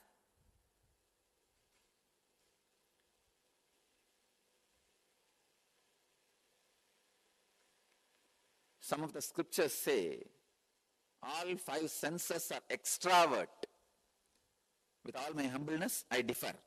I wanted all of you to know. I am telling you from my very personal experience, your senses are not outwardly. It is not created only to function towards the outer world. No. Society teaches you only that dimension. It never teaches you the dimension of looking in, turning in. 80% of your energy goes out just through the eyes. I can tell you, if you just close your eyes whenever you don't need to see, that is enough. Your Kundalini energy will be awakened. For example, if you are going in a vehicle somewhere, your driver is driving. You don't need to keep your eyes open. Of course, if you are driving, you need to keep open. That's different. If your driver is driving, why should you keep your eyes open continuously and watching the same scenes? No need. Close your eyes. Whenever not required, shut your eyes. Whenever not required, shut your mouth. Yogasya pradhamam dvaram vangnirodhaha. The first step for yoga is cessation of words. Infuse silence.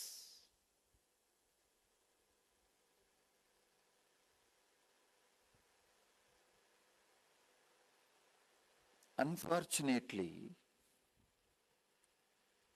we never understand constantly our bio-memory, muscle memory getting exhausted by misusal and abusal and extra-usal of senses. Understand? Misusal, abusal and extra-usal of senses. When you don't need, keep your eyes closed. Keep your mouth shut. That itself will save your energy. Actually, I wanted to give this one message to all our disciples. The fourth part of the Crea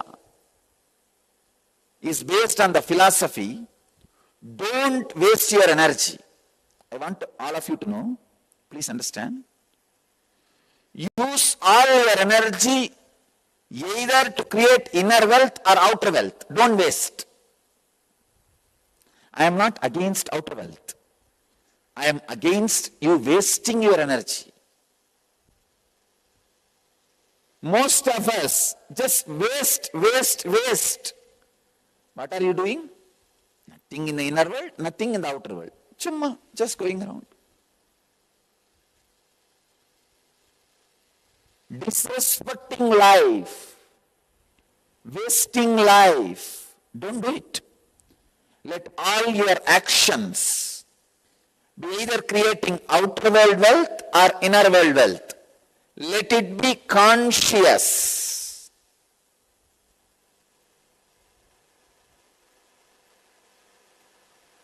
The energy will simply increase your system.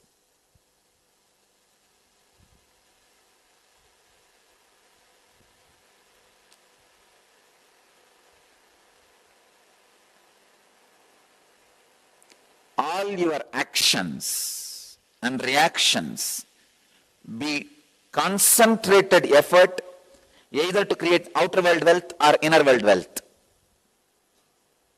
Let there not be any waste of energy. Let there not be abusal of life.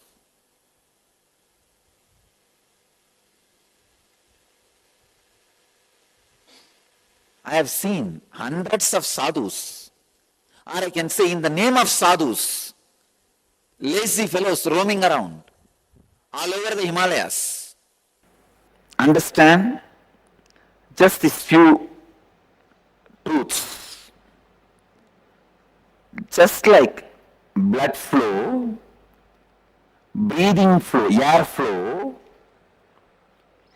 thought flow, you have something called energy flow happening in you.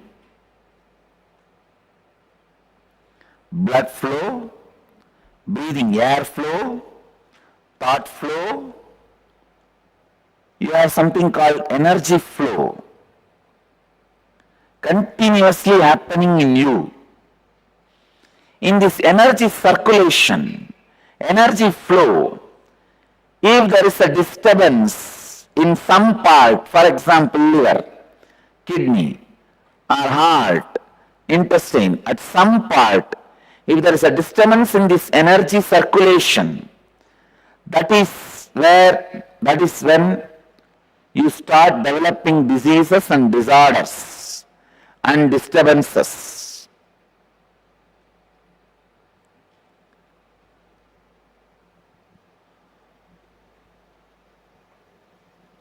Disease, disorders, disturbances expresses itself in different ways. Now, if your body is put in certain position, that energy blockages get removed. The energy circulation, that system, that plumbing gets properly aligned. The wiring gets properly aligned. After that, the kumbhaka starts pumping the energy into that circuit. See, putting your body in certain asana makes the circuit blockage free. The circuit becomes perfect. But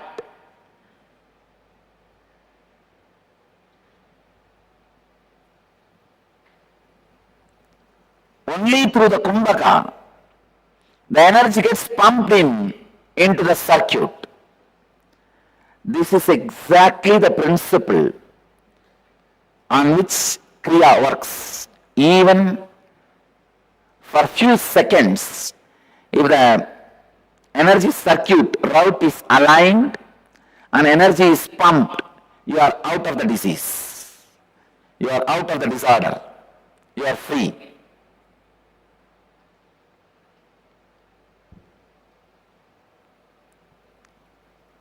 Sheetal Das, that is why I am saying, these kriyas are not just ordinary asana, ordinary yoga postures, ordinary kumbhaka, ordinary pranayama. It is like two different chemicals. Separately, if you take, it may take 10 years for you to cure the disease. But mixed properly in a certain combination, it removes the disease in 2 days, in one dosage. I can say these kriyas are my unique contributions to the world. The kriyas have 7 ingredients. 1, yoga. 2, kumbhaka, pranayamas. 3, visualizations. 4, verbalization, means chanting of some mantra internally. See, internally when you create the sound, it is called mantra. Externally when you listen, it is called chanting. So, mantra, internal verbalization. Then 5th, chanting, external, the sound you are hearing. And 6th, now I am adding karanas, the different Shivadandava karanas. 7th, I am adding the recent discoveries of modern day gymming and weightlifting. So all these 7 put together, I work on your body and mind, creating yogic body and Vedic mind. Body,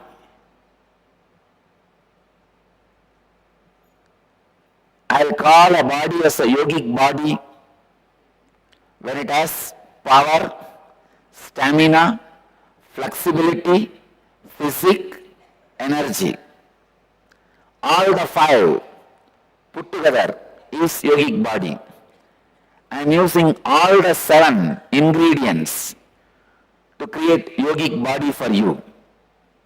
And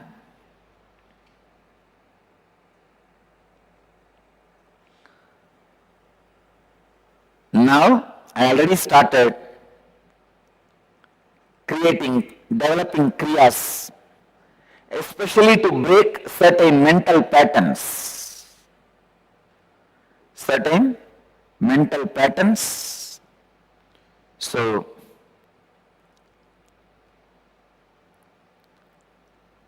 all of you can have the benefit of this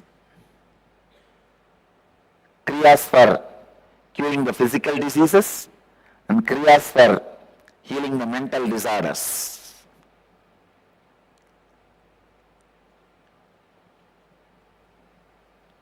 This exact principle on which Crea works.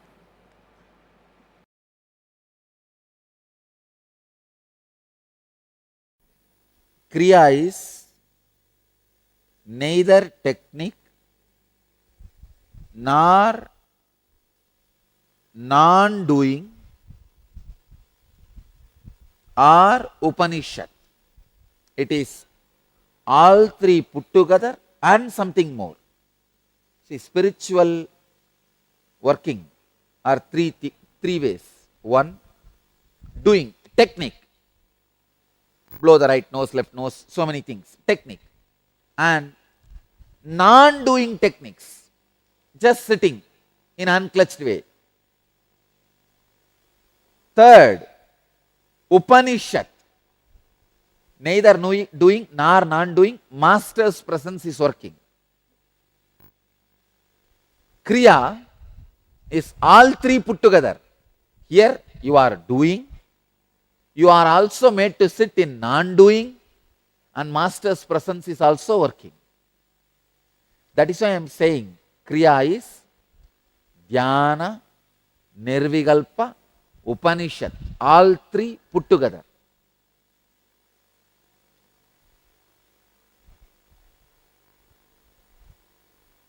Second, each Crea I am teaching you, I am sitting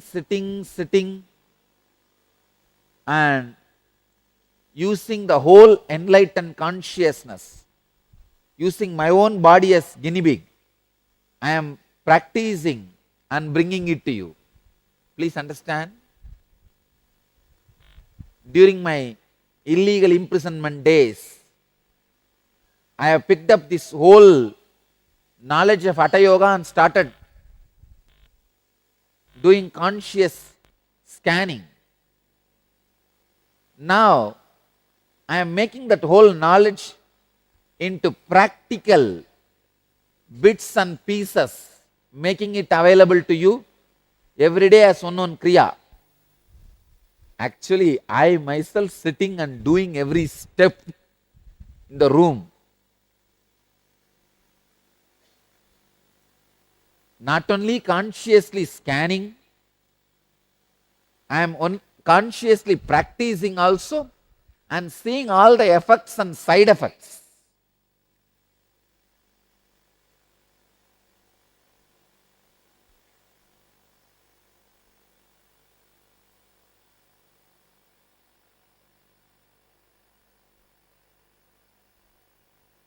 Only then I am bringing it to you. One, if you practice this Crea just physically, without my presence or without having the feeling connection, it will work like a technique, a very powerful technique. It will heal you physically immediately. But if you are doing it in my presence, with a strong feeling connection and all, this Kriyas not only heal those disorders, it awakens your Kundalini. Your very cell is taught to be immortal. The lesson of Nityatva, immortality, is awakened in every cell of you. So please understand, it's a very powerful spiritual process. I am making it very clear to all of you. Now whatever I am teaching is from authentic yogic literatures. Now these asanas, kriyas, pranayamas, mudras, bandhas, all are from authentic yogic literature. That is why I am giving you exact verses. I can give you the source of the verse also. Today, the asana I am going to teach is from Garanda Samhita, Upadesha 2, verse 39.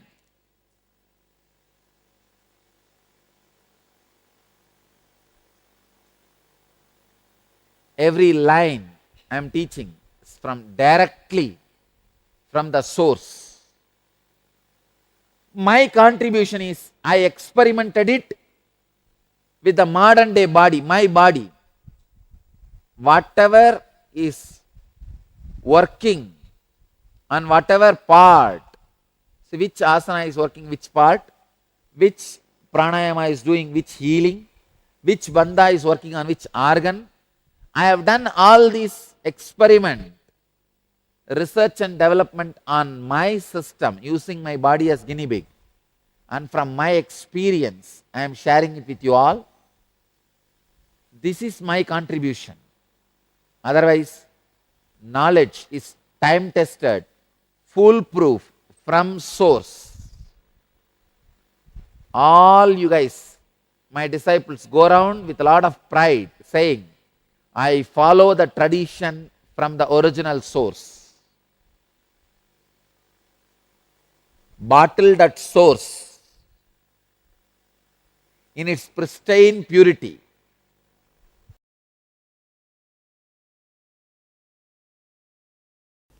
Just today I have developed a very simple technique, powerful, just for unclutching. Nothing else, pure unclutching. I have done a Nya Kriya. So just like Nya Kriya for migraine, Nya Kriya for blood pressure, Nya Kriya for diabetes, almost all problems except spouse problem, I am able to develop Nya Kriya. Only that still I am not able to manage. Maybe for that my incarnation would have to get upgraded to the next level. But anyhow, so today I sat with I did a reverse of unclutching. See, got into the extreme of clutching and did the reverse calculation of unclutching and what nerves need to be loosened, what part of the body needs to be tightened. That whole formula I studied and created a very simple kriya for the unclutching.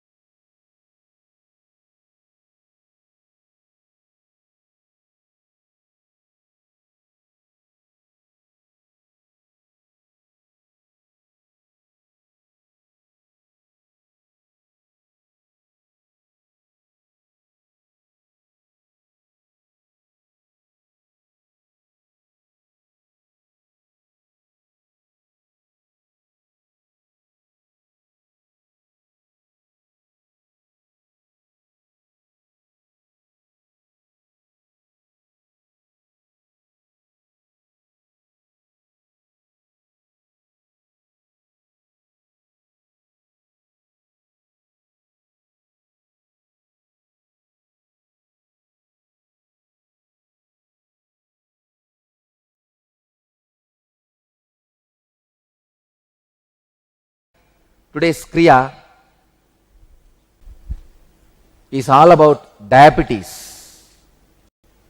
Care for diabetes means if your diabetes is initial level, this Kriya is enough. A very powerful Kriya, please understand. It is such powerful Crea. And I sincerely request people who are doing this Crea, see, first 1 week, do every day. After that, test your sugar level before taking any medication, because it might have dropped. And if you do this Crea every day continuously, maybe for 1 month, then talk to your doctor, see that actually doctor himself may say that you may not need medication. Based on the doctor's advice, consultation with doctor, bring the medication down. So, now we'll enter into the Crea. It's a very powerful Crea. First step, it's a 5-step, very simple Crea. I am not making complicated Kriyas for heart problems and diabetes and all. Because you see, you already have a heart problem. And I ask you to stand up on head, do Shirasasana, that's all, you will become Savasana. So I am practically designing the Kriyas which you can do. And that is why I am giving you 2 alternatives also. For example, today, the first step is Anilasana, means you have to put your legs on the hands, palms. Yes, I can show you also by myself. See, many people with diabetes will have naturally big belly, they will not be able to do this. Like this.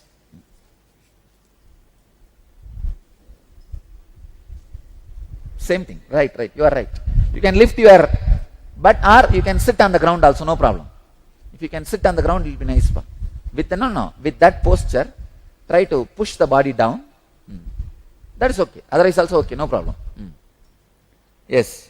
If you are able to sit on the ground, okay. Otherwise, if you can lift your body also, okay, no problem.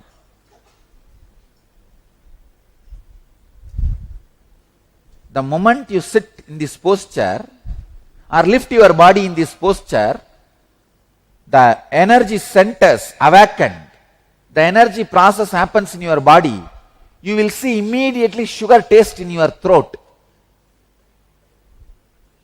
Because when the internal sugar, you see, it is not even sugar, nectar. When the internal nectar is created, your diabetes gets healed.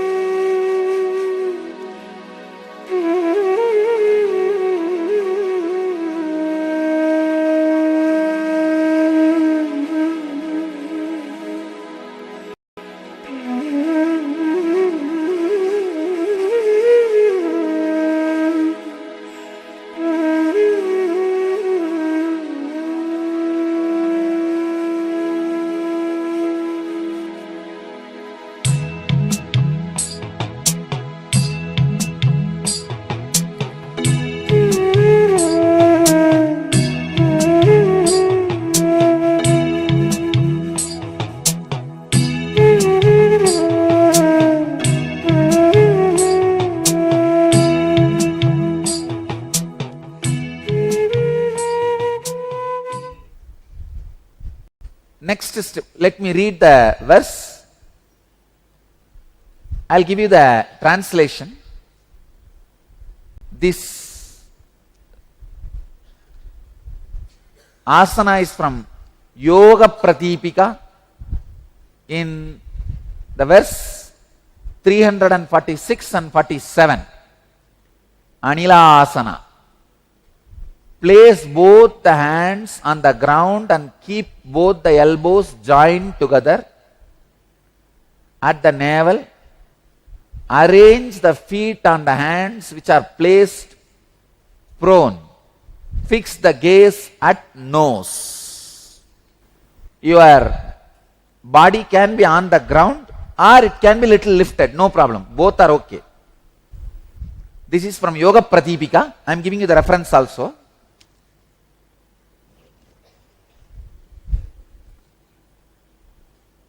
Then be in the same asana. Next step.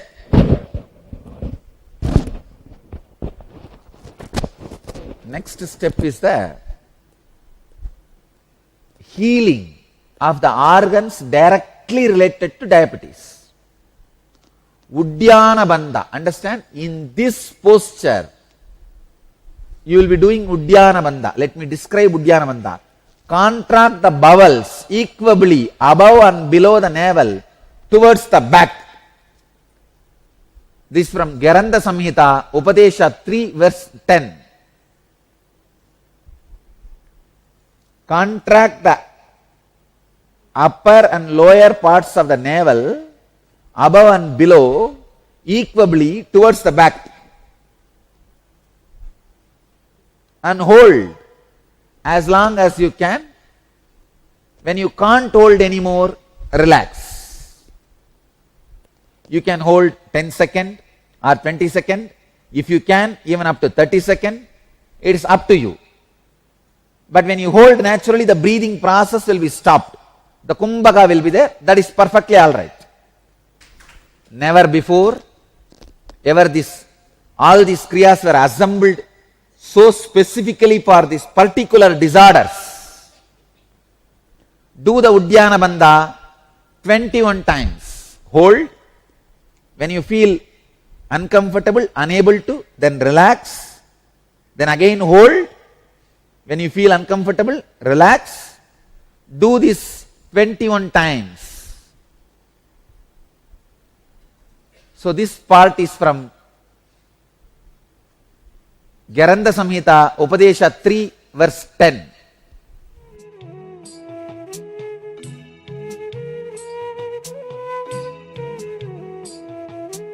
Do it 21 times.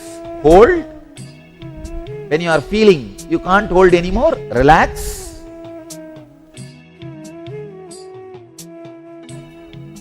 Now do the Uddiyana Bandha.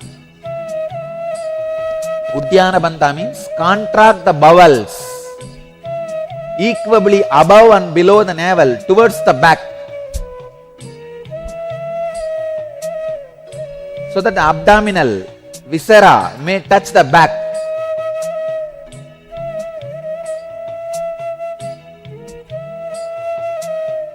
Hold as long as you can and relax.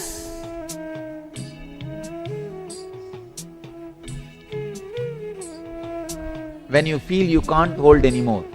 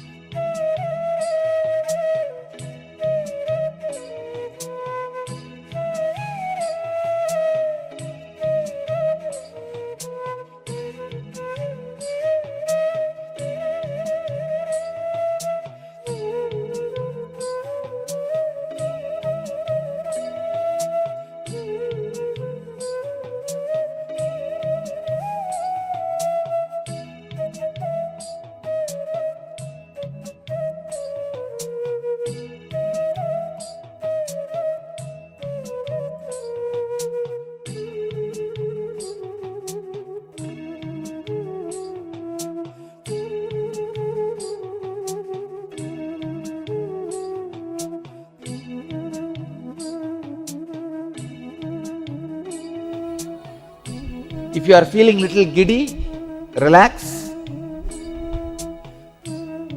because the sugar level will start getting balanced very drastically with this asana.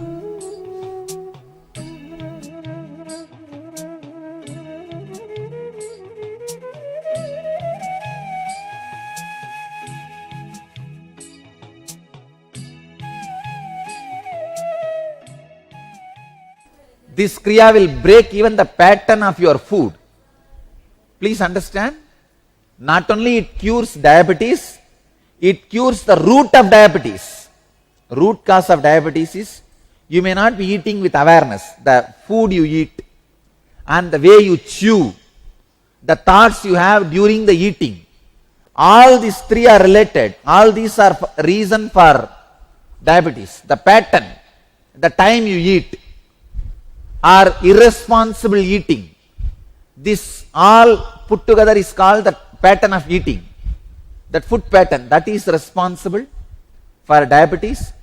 Now not only your diabetes will be healed, the pattern for diabetes also will be destroyed. That is why I am saying this will heal the disease at the root. Next step, on the same Anilasana, do the Bastrika. This is from Geranda Samhita, Upadesha 5, verse 75 and 76. As the bellows of the ironsmith constantly dilate and contract, similarly, let him slowly draw in the air by both the nostrils and expand the stomach. Then throw it out quickly. Inhale through both nostrils. Expand the stomach as much as you can. You can't do much now. As much as you can. Then exhale quickly. Inhale very slowly, as much as you can. Exhale quickly.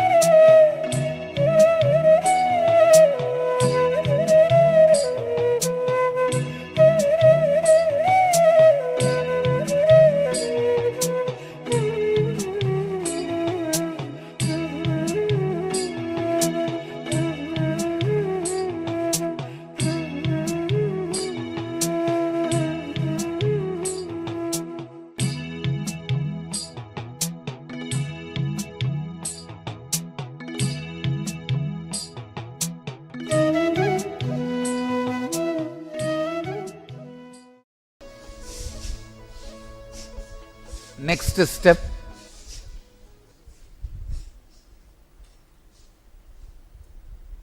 Murcha Pranayama. Please understand, in the same posture, Murcha Pranayama, This is from Atayoga Pratipika, chapter 2, verse 69. At the end of the inhalation, gradually become fixed on Jalandhara Bandha, then exhale slowly. Means inhale, then put your chin on the chest by locking. After inhaling, put your chin on the chest and lock.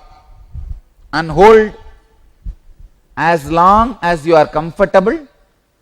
When you are not comfortable, relax. Exhale very slowly. This is Murcha Pranayama. Inhale, put your chin on the chest by locking. Then, when you feel you can't hold anymore, then exhale slowly. Do this 21 times.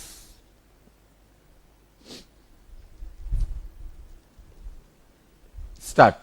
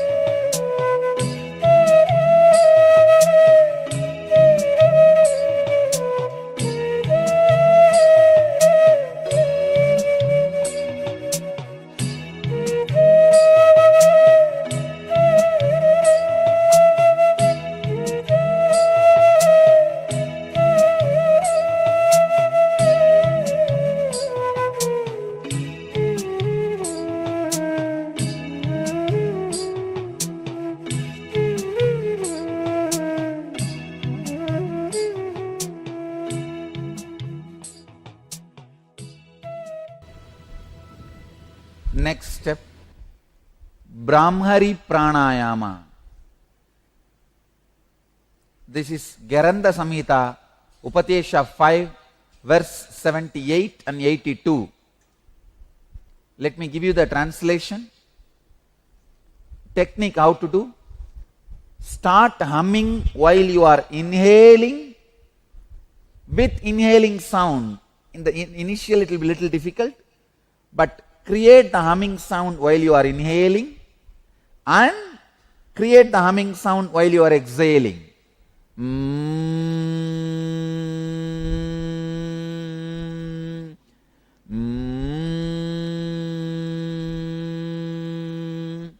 the same Anilasana. Continue this.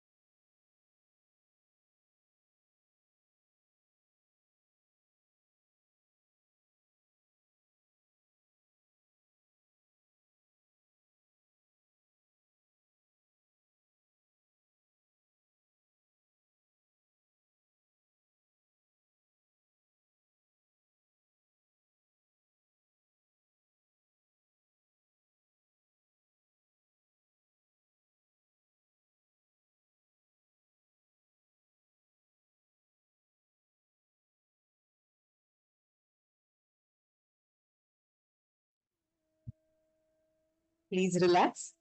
How was the powerful Nitya Kriya? How many of you understood about this Nitya Kriya? The powerful revelation that Swamiji gave about Nitya Kriya. Wow, wonderful.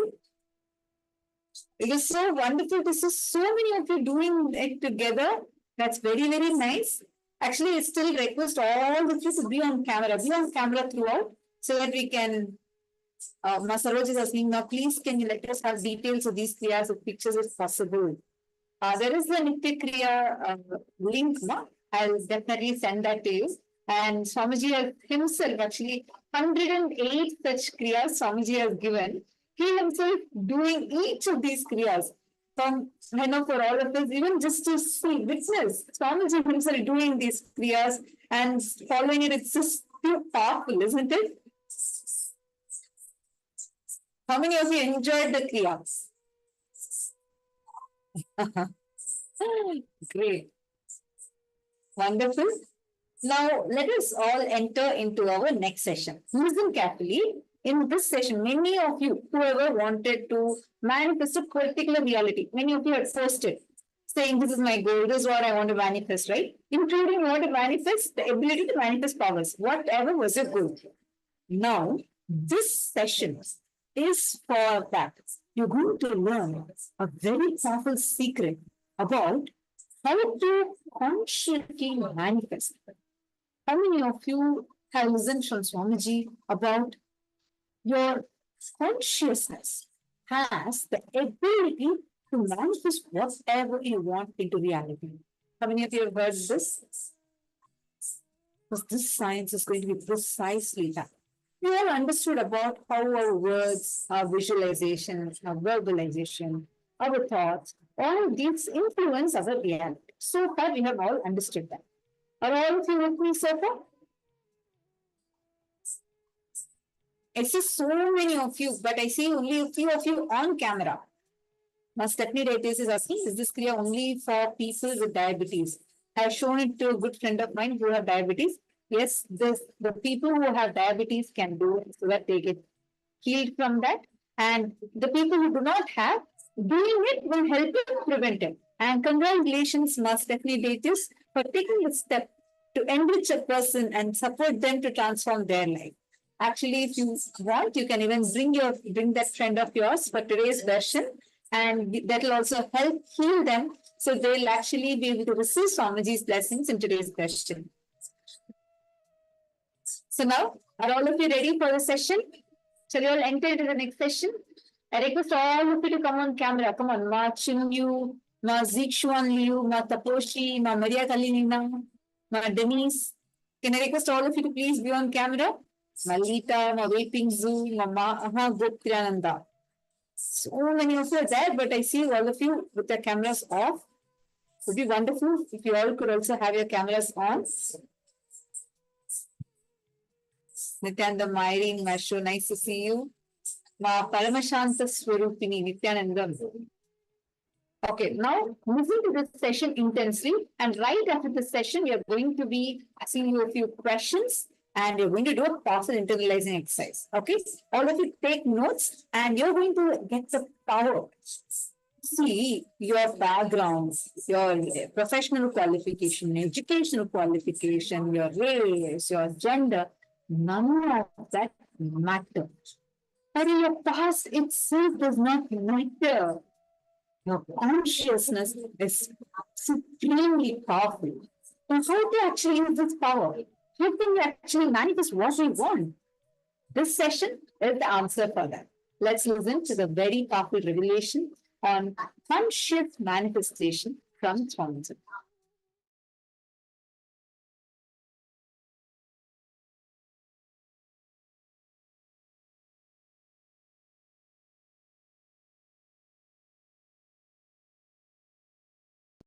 I tell you, why I insist that you are something unique. I can tell you now, listen. The Paramashanta Swarupa, the ultimate eternal supreme existence, which is pure consciousness, can be used like a clay by you, and you can make anything you want out of that clay. You can make pot or elephant, tie, teacup, anything you want. This possibility does not exist for Jalaja, Prithvija, Andaja, Bija, for anyone else other than human being. Listen.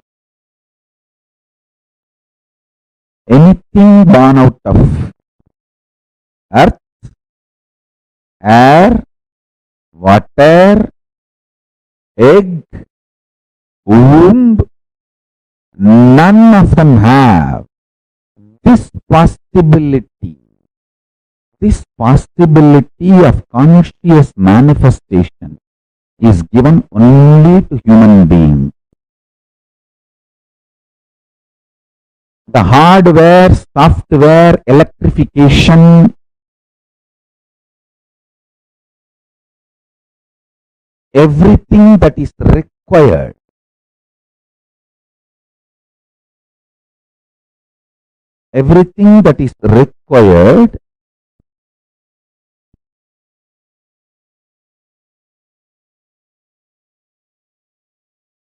for consciousness to manifest and become reality. The full complete setup, system, organism is human being. You have everything required. Nothing is missing. No spare part is missing. No chemical is missing. No software is missing. And no other being, no other alien is given this complete organism.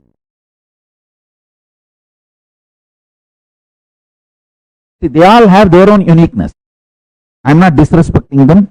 I bow down to Munis, Rishis, Siddhas, Ganas. I bow down to all of them. I am not disrespectful to them. They have their own uniqueness. But you have something unique. Work from your strength to strength to strength, you will achieve the ultimate.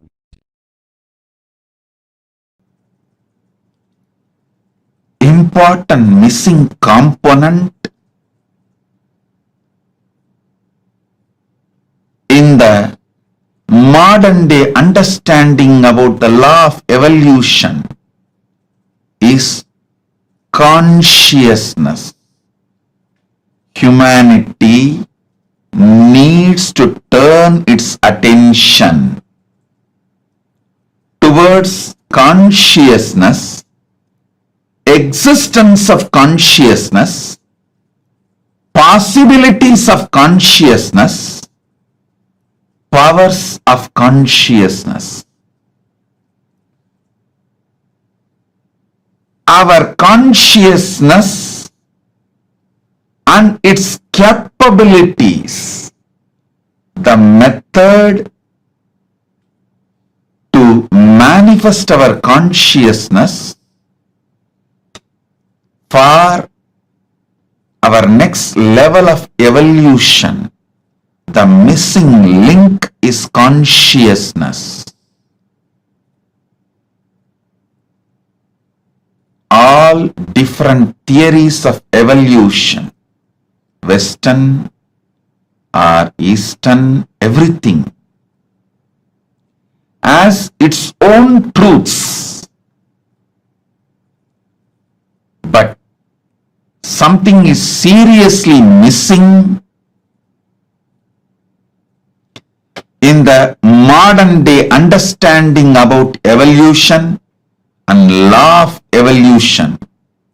Missing law of evolution is conscious possibilities,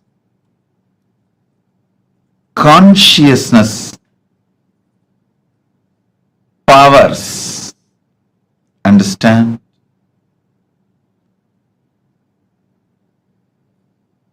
Even if we start cognizing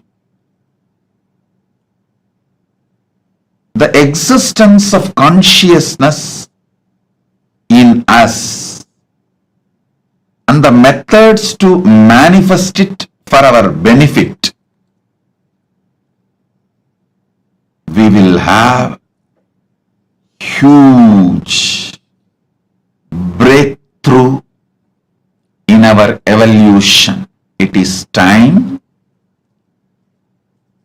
humanity turns its focus on consciousness and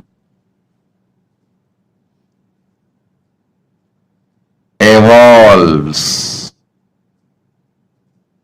itself and give a great breakthrough for itself.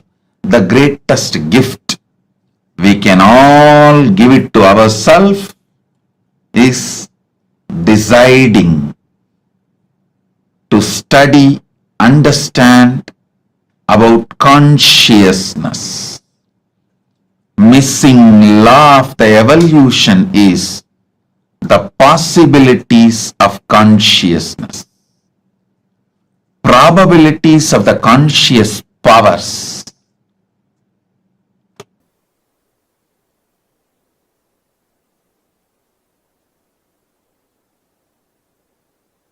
All your possibilities are from your consciousness.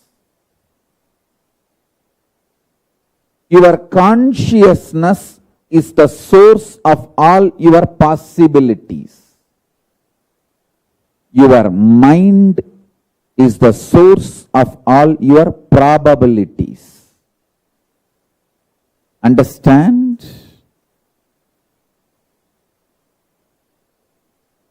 All your possibilities are from your consciousness.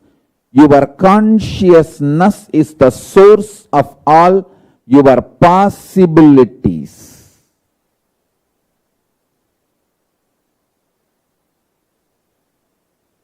Your mind is the source of all your probabilities.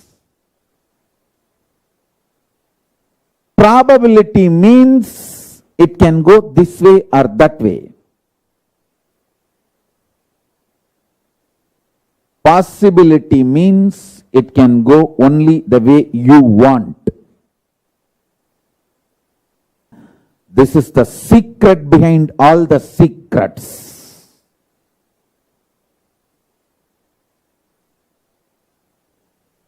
Listen to this truth. It is directly from Paramashiva, from Kailasa. Your consciousness. If you are in the human body and you are able to hear what I am talking and you are able to make meaning, if you are able to cognize, your consciousness is capable of printing anything you want, just like 3D printers. In 3D printers, nowadays, even the homes, they started doing 3D printing. Full homes are getting 3D printed. Listen carefully. Just like 3D printer, how you can print anything you want out of the 3D printer and take it out. You can print anything you want. You can manufacture anything you want. You can manifest anything you want out of your consciousness. This possibility is freedom. I tell you, just like that, anything I can cognize in my consciousness and just print it and take it out. For example, anyone comes and presents their problems. All I do is consciously, I see Paramashiva and I decide, let this Paramashiva manifest there also and print that, take it out. I simply see the other person not only solved his problems, those problems have become irrelevant for him. He has gone to the level of the highest consciousness. His problems have become irrelevant.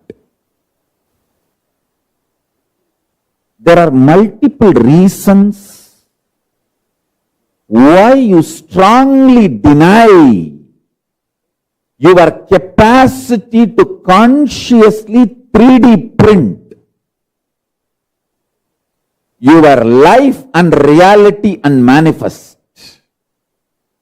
First of all, you feel, oh, then why did I manifest this kind of reality? Why did I consciously 3D print this kind of life I am having in front of me? And now I have to take the responsibility and redo the whole 3D printing. Listen carefully. Any one day you have to get mature. Maturity is mandatory in life. The good news I have for you is it is too easy. It is not difficult. All you need to do is get out of the impact of the gaslighting done on you by the unconscious.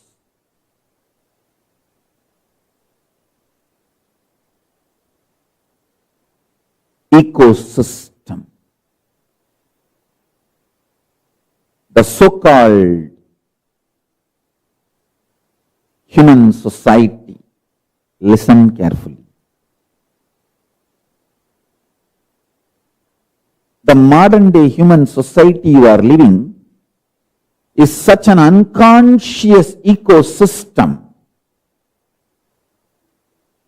It does so much of gaslighting. Gaslighting means, let me define, so much of false ideas are dumped on you, even you start believing them about you. Listen carefully. You need to be enlightened, not gaslighted. Anything which puts self-doubt, self-denial, self-hatred in you, SDHD, self-doubt, self-hatred, self-denial in you is gaslighting you. Anything which empowers you, evolves you, entrains you, excites you, enlightens you is Paramashivam Jnana.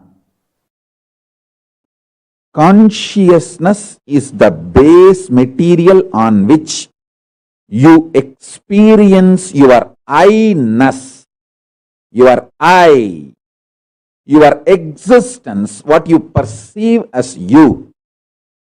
You experience on the foundation of consciousness.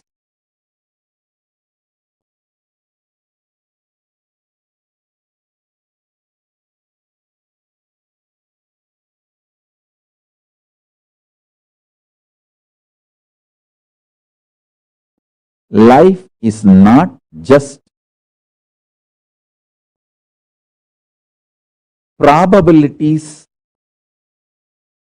from the mind. All probabilities, good or bad, worst to best, all probabilities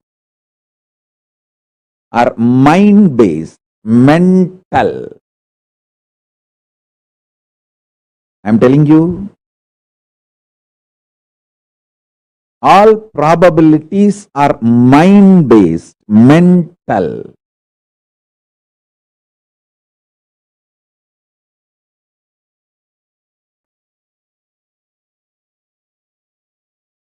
People who live and end up with this mind-based probabilities live as mediocre, middle class and die.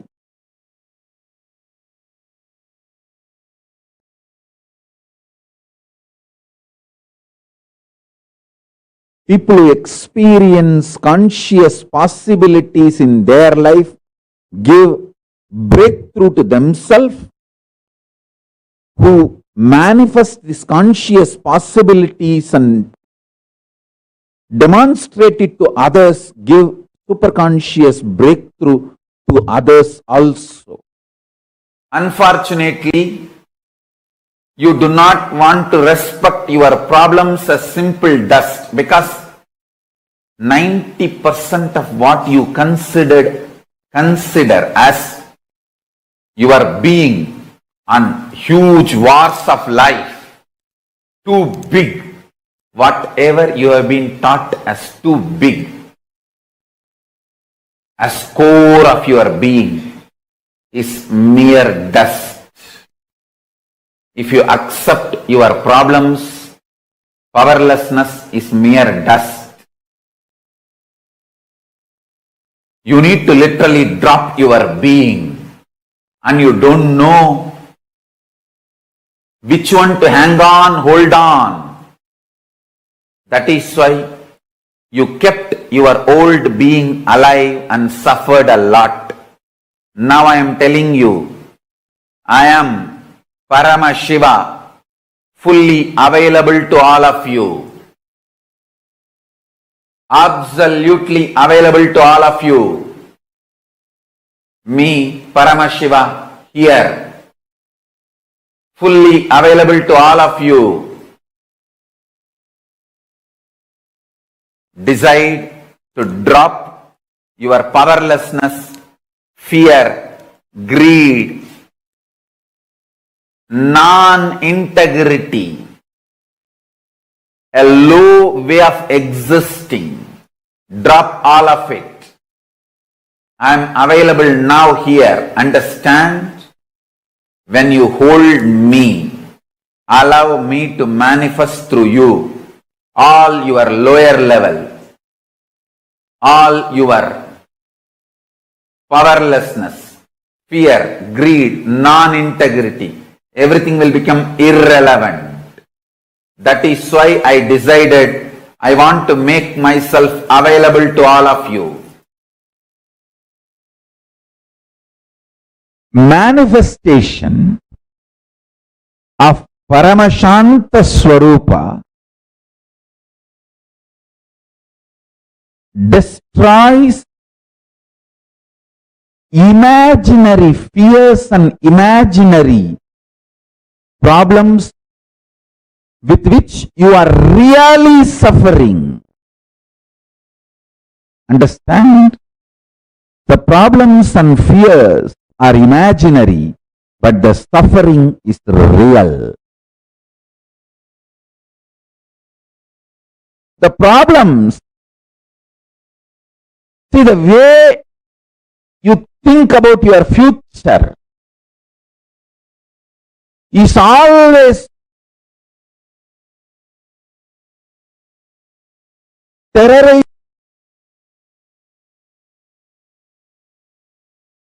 yourself. You have been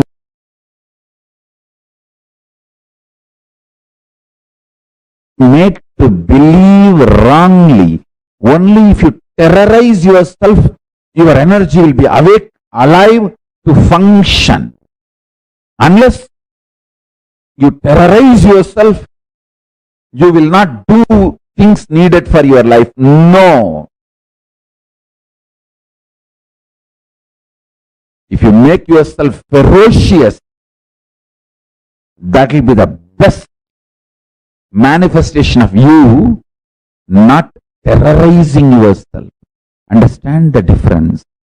When you are ferocious, you are integrated. When you are terrorized, you are broken. When you are terrorized, you are broken. All your imagination about your future, all your thinking about your future is terrorizing yourself. Oh, will I lose job? What will happen? Will I lose this? Will I lose my house? Will I lose my daughter? Will I lose my son? Will I lose my wife? Will I lose this, that? Constantly terrorizing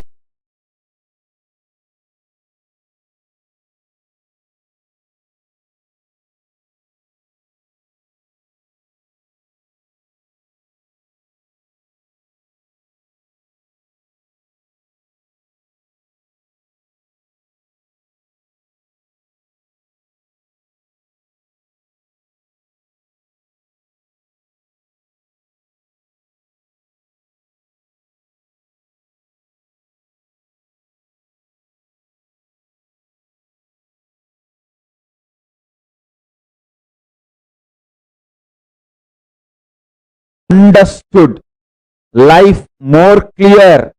Understand?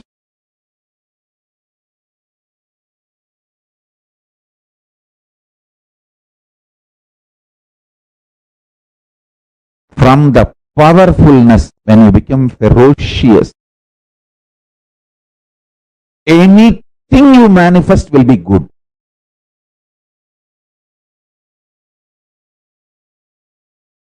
Fundamentally, your wrong belief that only if you are terrorized, you will deliver your best should be broken.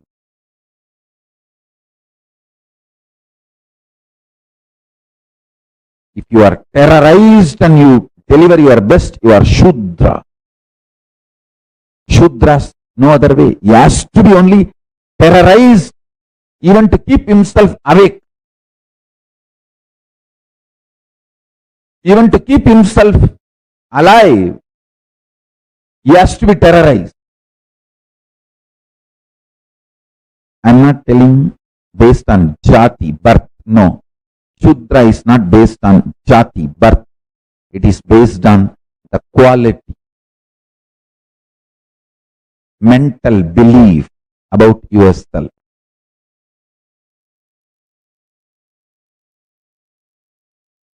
Consciously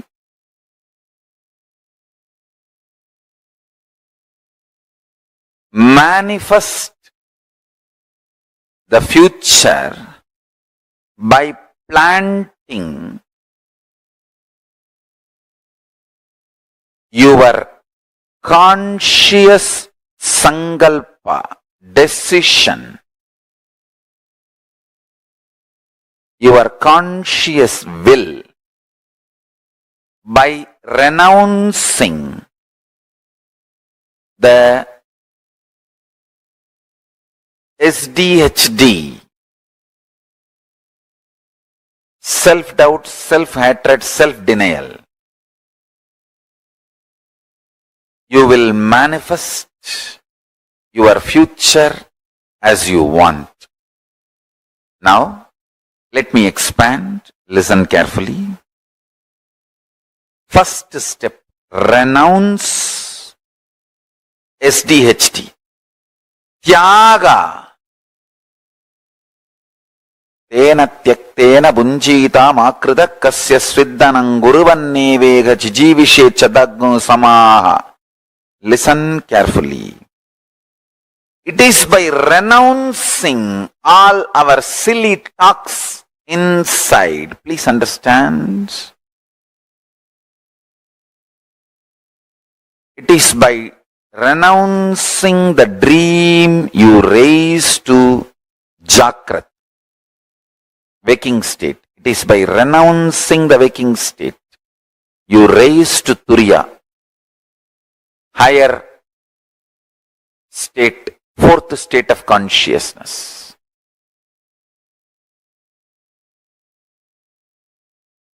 This whole delusion of self-doubt,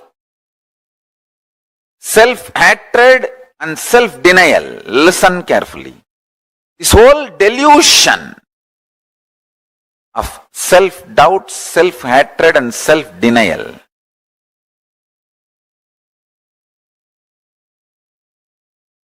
by renouncing this, you will be able to look into your future. Understand? Whenever you even think of planning your future, you will see so much of pain about many times you planned but failed. Understand? All your plans are stitching of just unconscious vague thoughts, never a conscious plan. I will teach you the conscious future manifestation now.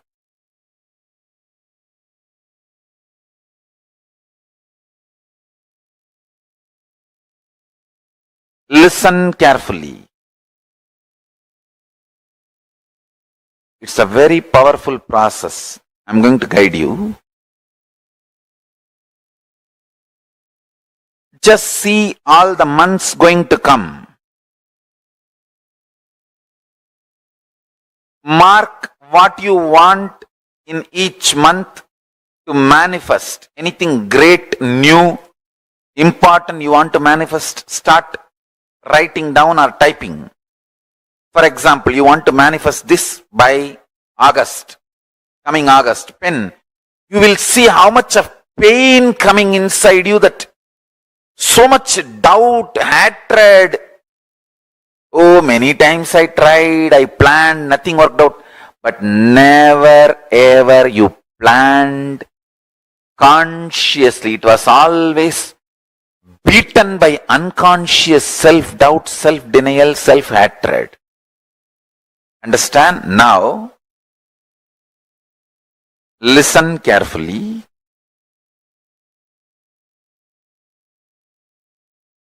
To all my disciples, I am giving you the boon. What you are going to plan now, I will make it into reality. So my powers are more powerful than your self-doubt, self-denial, self-hatred. Drop your self-doubt, self-denial, self-hatred. Drop your pain. So sometimes even after Swamiji blessing, I did not manifest it. Stop. Drop all that unconscious, vague thinking.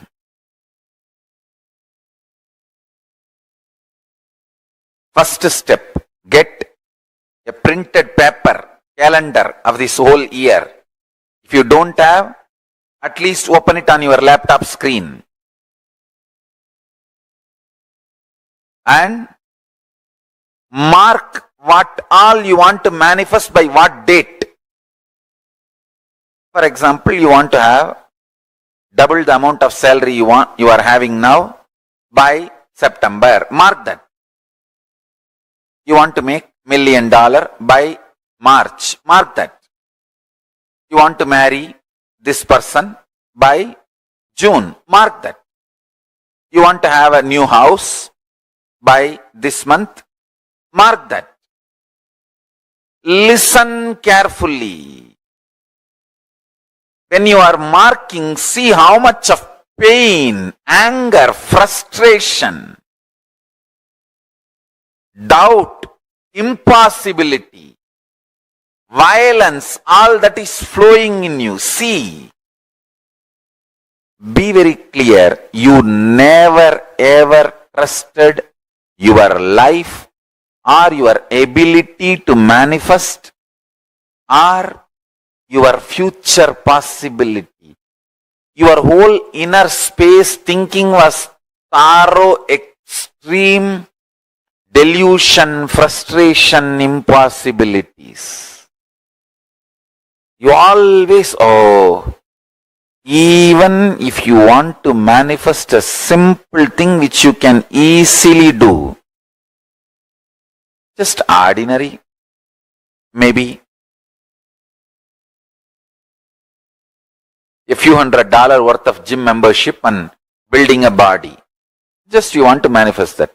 Pen that down. Next 6 months I am going to work out. By July, Guru Purnima, I am going to have six-pack body. Pen down. You will see so much of impossibility. Oh no, I tried this for last 20 years. And the first time when you were a baby, when you started walking with baby steps and failed, collapsed and hurt yourself here, there, from that you will start visualizing all the impossibilities and raise the struggle and convince yourself it is not possible. Why waste money on gym membership? Leave it. Understand?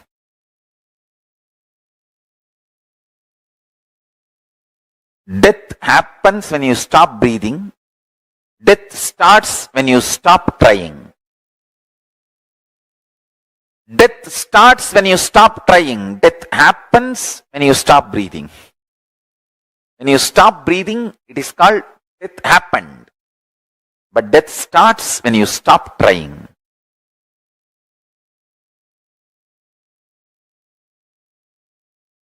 Pick up the calendar.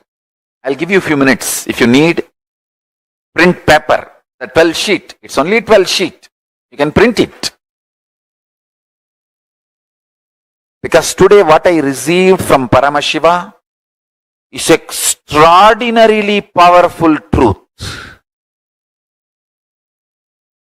He said beautifully, people don't manifest their future because they have so much of anger about their past failure, frustration with life, cursing the life because of their imagined impossibility. When you sit and pen down this 12-month calendar, you will see all that flaring up in you. Understand one thing. Stop reacting when you are agitated. Stop flaring up when you are feeling impossible. Stop responding to yourself when you are frustrated, angry. I tell you, highest renunciation, greatest tyaga is renouncing your self-hatred.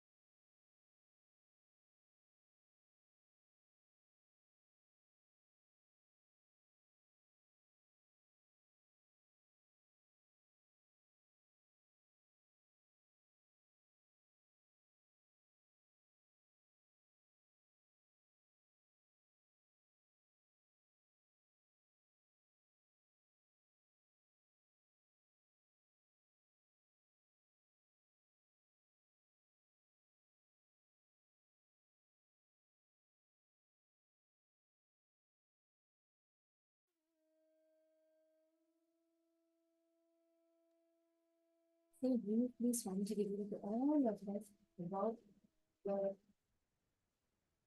the secrets, right? How you can consciously manifest your reality.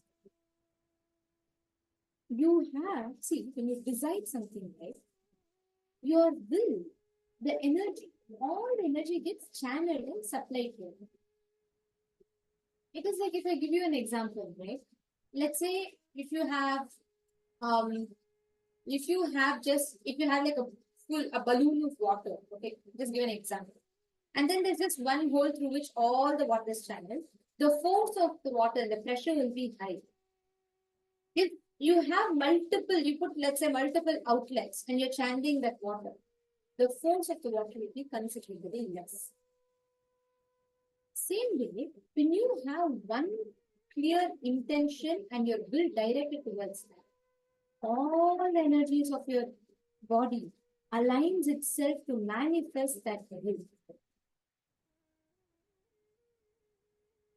And all the will, when you have multiple incompletions, that crisscrossing gets confused.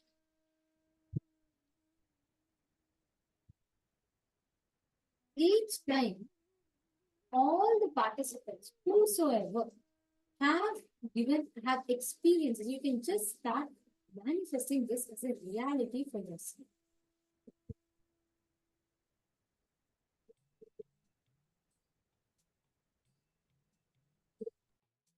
Now, in this, what we just learned, Swamiji revealed about how we as consciousness really have the power to 3D print whatever you want. And not just that, Swamiji has blessed us all, given us all a boon where he has blessed whatever you are going to decide that you want to manifest, you can 3D print that reality.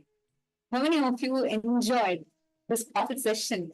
Understand, not just you learned the science, you learned even the methodologies and receive the initiation to 3D print your reality.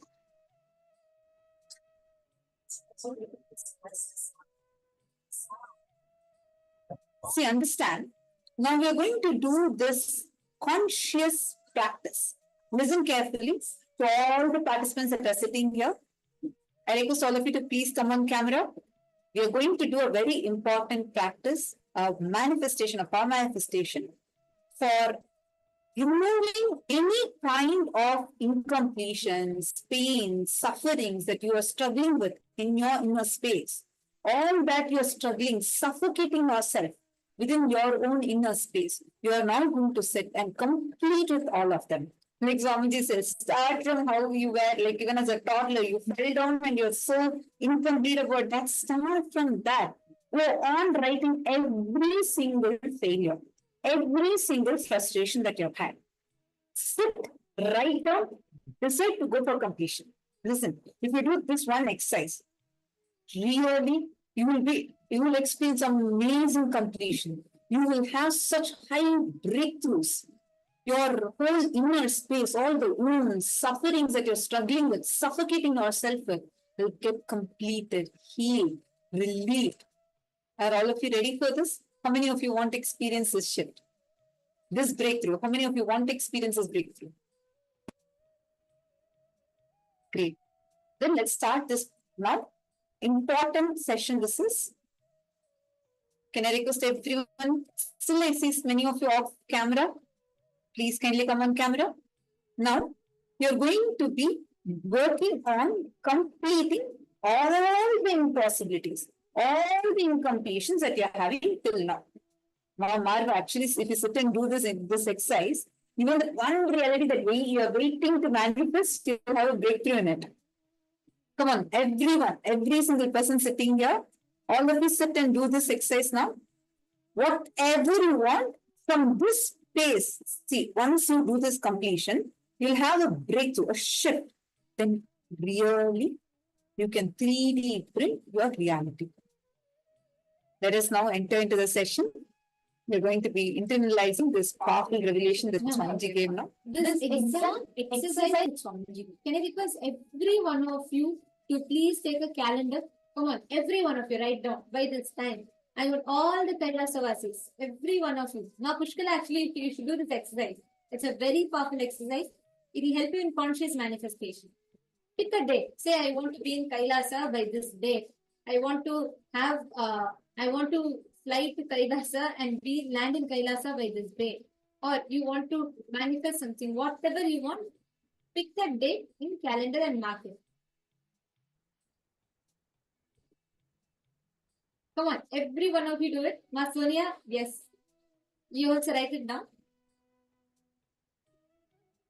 Can you request every one of you to do it? Pick up a date, any day, and write down by that date what do you want to do.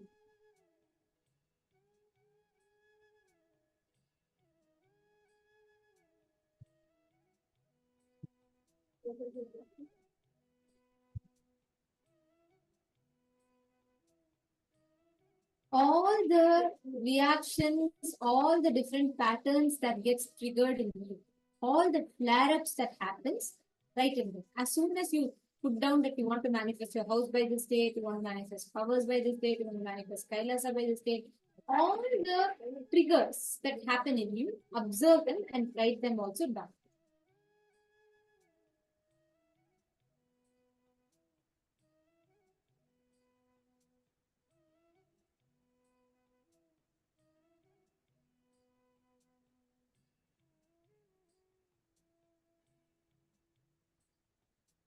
Don't encourage any self-doubt, self-hatred, anything that you'll be able to manifest it or not. No. Just write down all the things that you are wanting to manifest by this year. We'll give 3 minutes to you all for this. I request you all to pen down.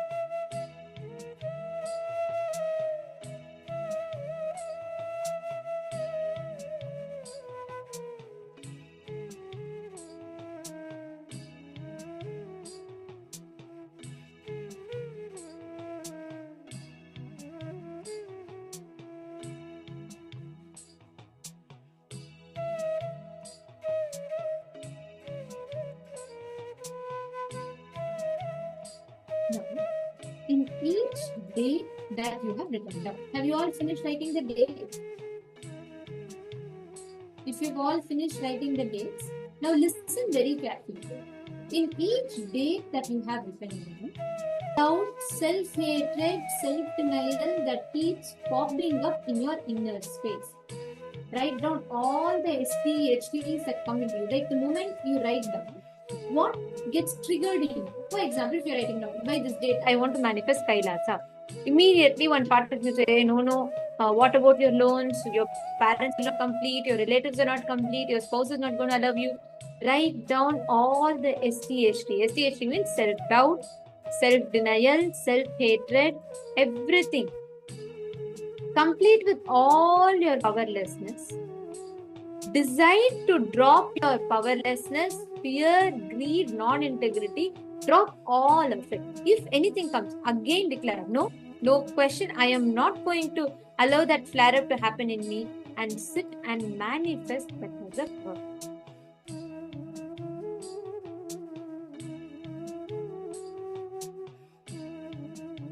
Now, I request every one of you to take an Atmalinga or coconut, any object, place it on the calendar and listen very carefully. Can I request all of you to listen to this very carefully? Keep the calendar. You're going to manifest the power to move the object on the calendar. See, you actually manifest this power. Suddenly you will experience, like, internally you will be triggered. A part of you saying, no, impossible, you cannot do it. Trigger. It is perfectly okay. I request every one of you, Ma Mahagoptriyananda, Ma Bindu, Ma Lita, Ma Yoga, Ma Lisika, Ma Paramashantatani. Can you request everyone to come on camera? Open your calendar, mark the dates.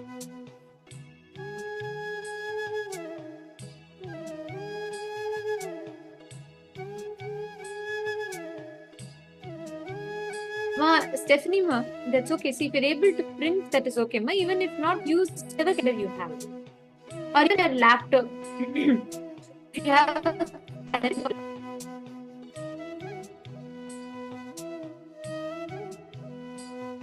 Okay. Come on, every one of you. Decide internally when the flare-up happens. Become aware. Decide no. No question of letting that flare-up happen. I'm not letting my self-doubt, self-hatred, self-denial to decide. And simply manifest.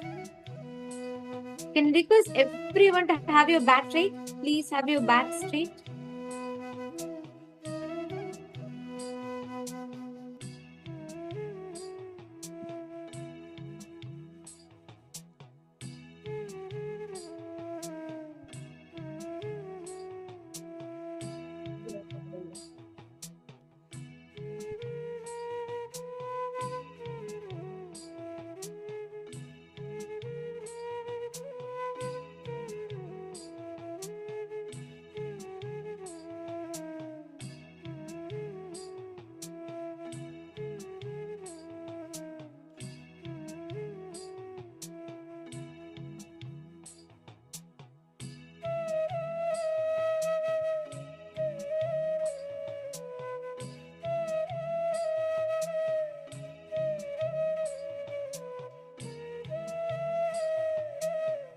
Intensely chant the Mahavakya.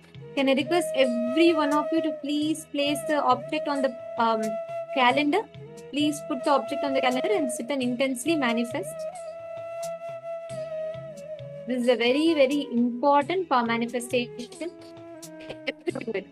By the end of it, if you consistently hold this event, like Swamiji said, what you believe, beliefs become reality. This will being the fun thoughts that you carry about.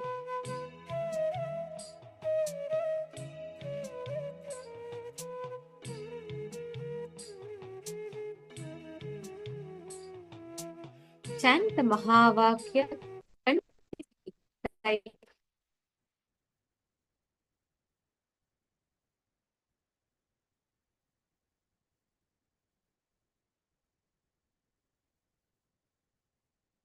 Sit with your head, neck, and spine in a straight line.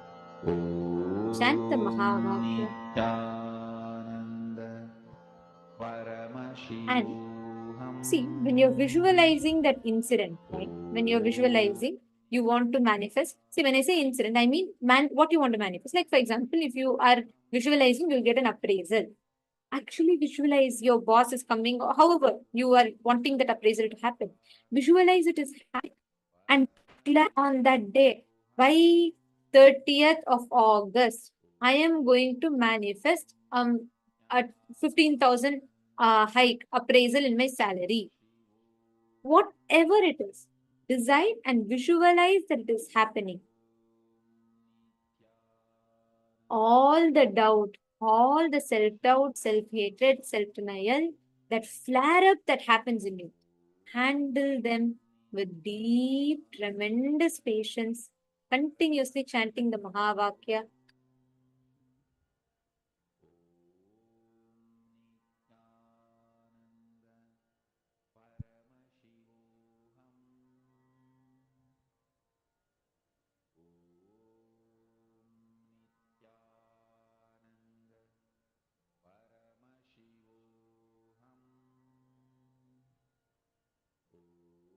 Remember, Swamiji,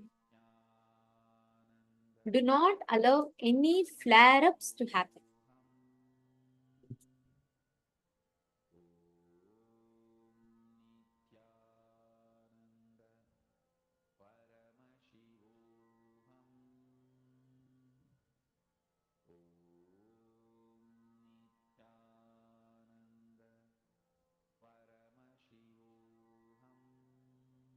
As you keep getting the self-doubt, self-hatred, keep dropping it and move the object, the coconut, whichever object you're having, move it on the calendar itself.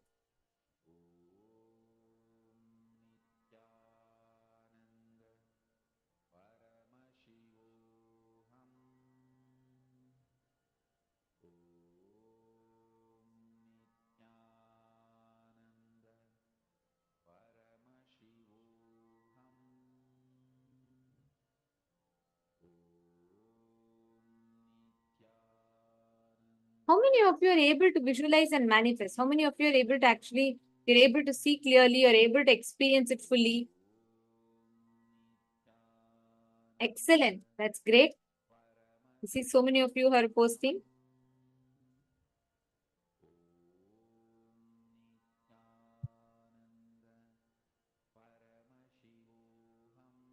Please relax.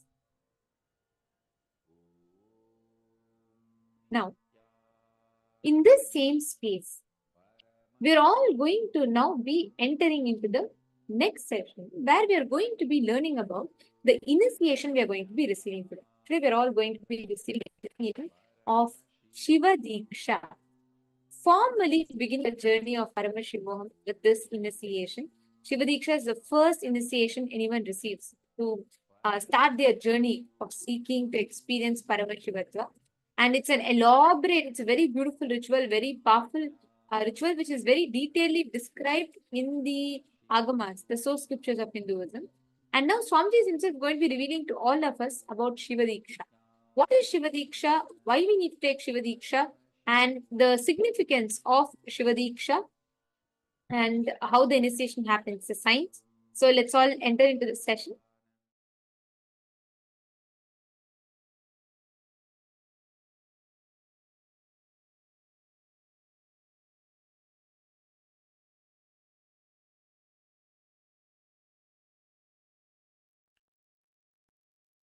Shiva Diksha is all about shifting the way you function from powerless cognitions to powerful cognitions. That's all. Shiva Diksha is the way to shift you from functioning from powerless cognition space to powerful cognition space. Listen carefully. Understand life. Listen carefully and understand life.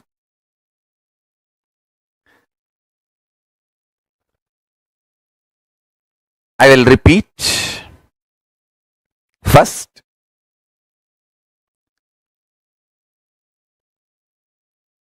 your inner space is like a software which decides how your life will be. That's the first understanding. Second, if the inner space is filled with powerless cognitions, powerless, suffocating, wrong ideas about yourself, about your world, about God, it can be more and more suffocating, making your life difficult. And if you can start building the content of your inner space, powerful, start functioning from powerful cognitions, truths, understandings about you, world and life, you can become enlightened, manifest powers and all possibilities. Now listen carefully. The good news I have is your inner space can be beautifully reprogrammed. It can be reprogrammed with powerful cognitions. It can be reprogrammed for enlightenment. It can be reprogrammed to manifest the state, space, powers of ultimate Paramashiva.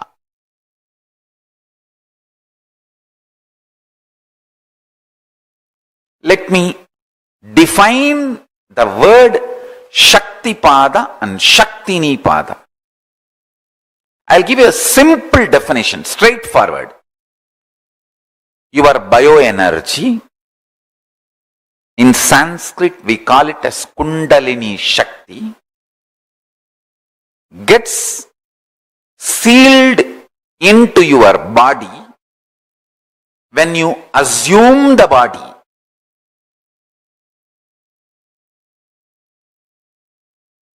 And that starts giving you the experience of you, prajna, individual existence. And from that, listen carefully, from that,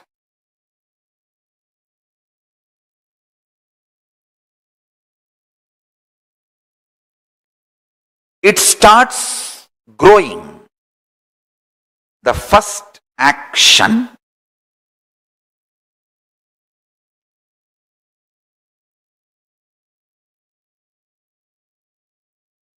Kundalini Shakti, your bioenergy, gets sealed in your body. If I have to visually describe, it is like a snake, joyfully, ecstatically resting in the Bodha of Parashiva, Parashiva Sugabodha. In that, it is left inside your body when you assume the body. It just quietly, happily goes to Muladhara Chakra, root center, the root of the spine, and happily rests in the Paramashiva Bodha with the beautiful sweet memories cherished. With the Paramashiva Bodha, she just rests. Between the age of 0 to 3, any time the Nagamani gets evolved in that snake. Listen carefully. The idea I exist wakes up in your bioenergy. Then it is called prajna. I am describing the whole sacred secret as it is. Maybe at some time catch up with the signs I am revealing.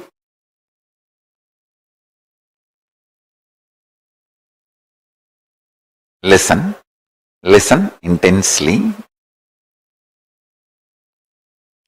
Maybe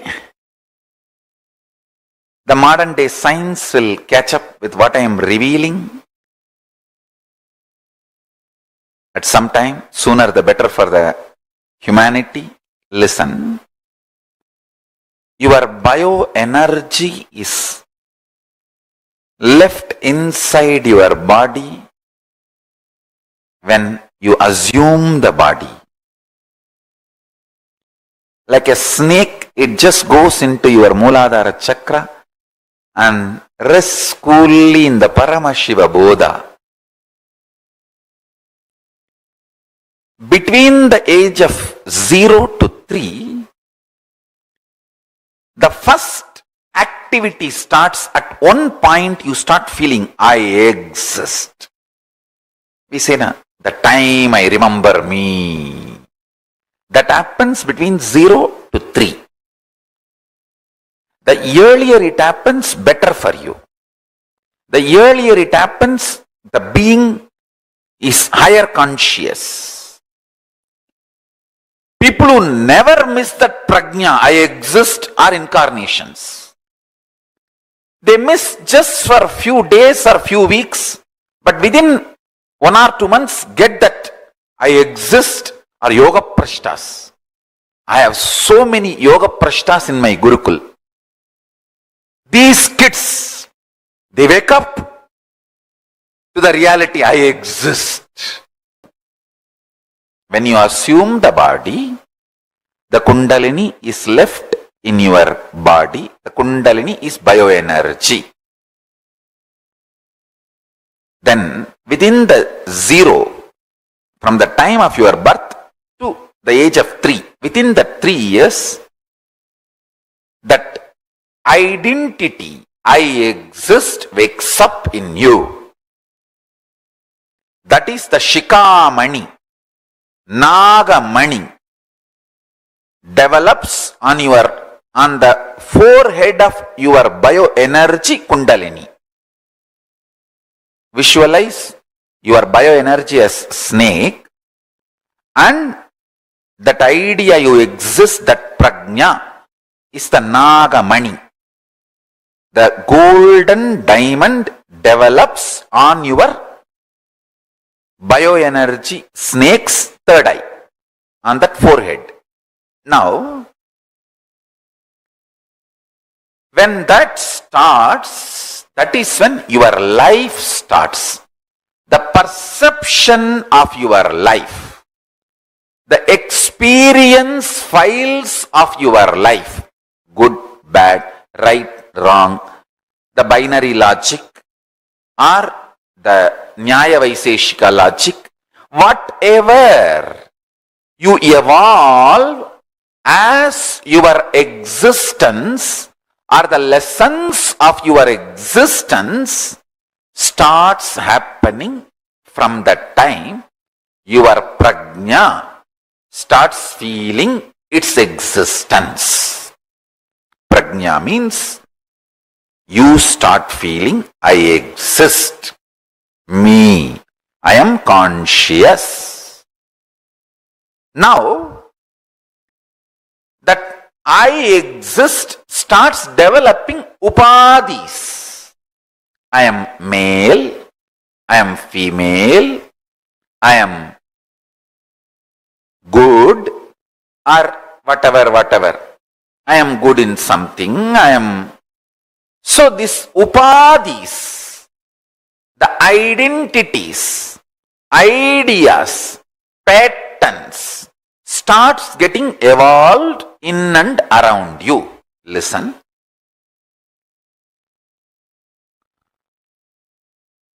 When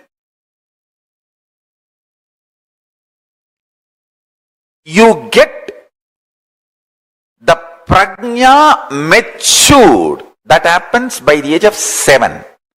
The prajna means that your existence getting matured at the age of 7, by the age of 7, that starts happening.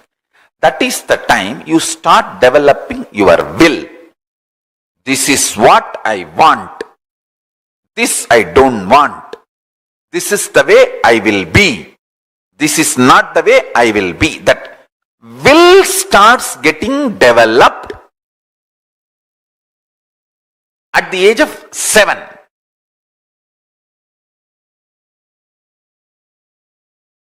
See, fundamentally you work with multiple fractured softwares.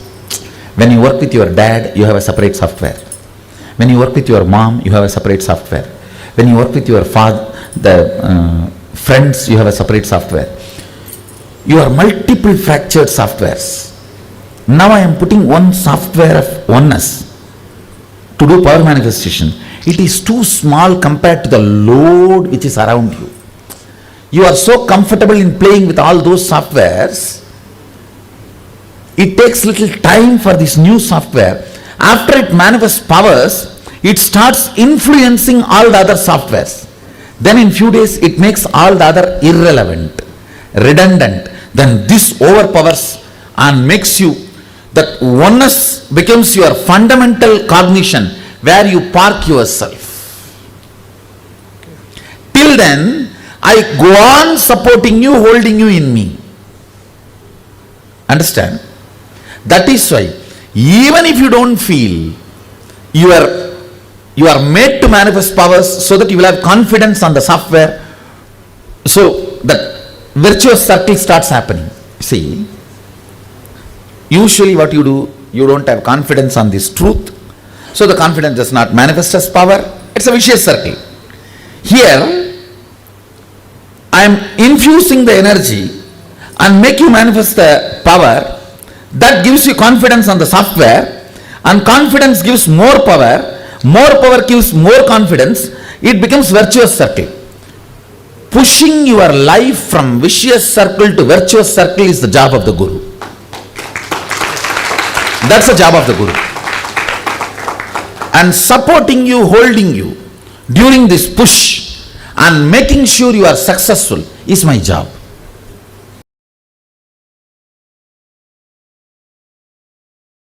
Because Hinduism is built on intelligence.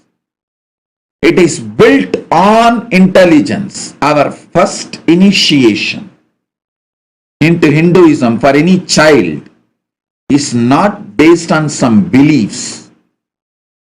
The Hindu baptizing methodology is not based on any beliefs.